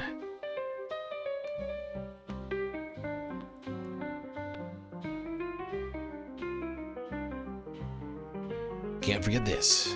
These are your galactic patrons. Gabby, Goth Dogs, Aaron W, Schmegley, PB, Midi, Afroponics, Narwhal by Nature, Interplanet Janet, Godcat, Robot Cat, Disco Wolf, Callie Braiding, Sammy, Geodragon, The Anti-Corporatist, Obsessive Audio, Mowinoip, Nadia, Choki, Scout, Selena, Omegastar, Sasha G, Pitchforks Dragon, Vincent Morales, Donald James X, Evan from Portland, Lovely Pariah, Mish, Becky, Decipher, Icebreaker, Columbia Rican, New York, Will in Detroit, Sisyphean Task, BC, Free Palestine, Neurologist, HBX, Manda, Lori Lunchmeat, Carl Gaslightocracy, Age Larson, Frizzla, Benny Honda 99, Dark Sparkle, CJ from the 6, The Reference Frame, Glitchmaster, Social Butterfly, The Anarchist, Perfect Cell, Winnie and Robin, Young Chris, Echios, Yes, and Hecate. That's right, all these people here have helped produce a show which your eyes and ears just got done enjoying. You can too for just a few US dollars a month on Patreon.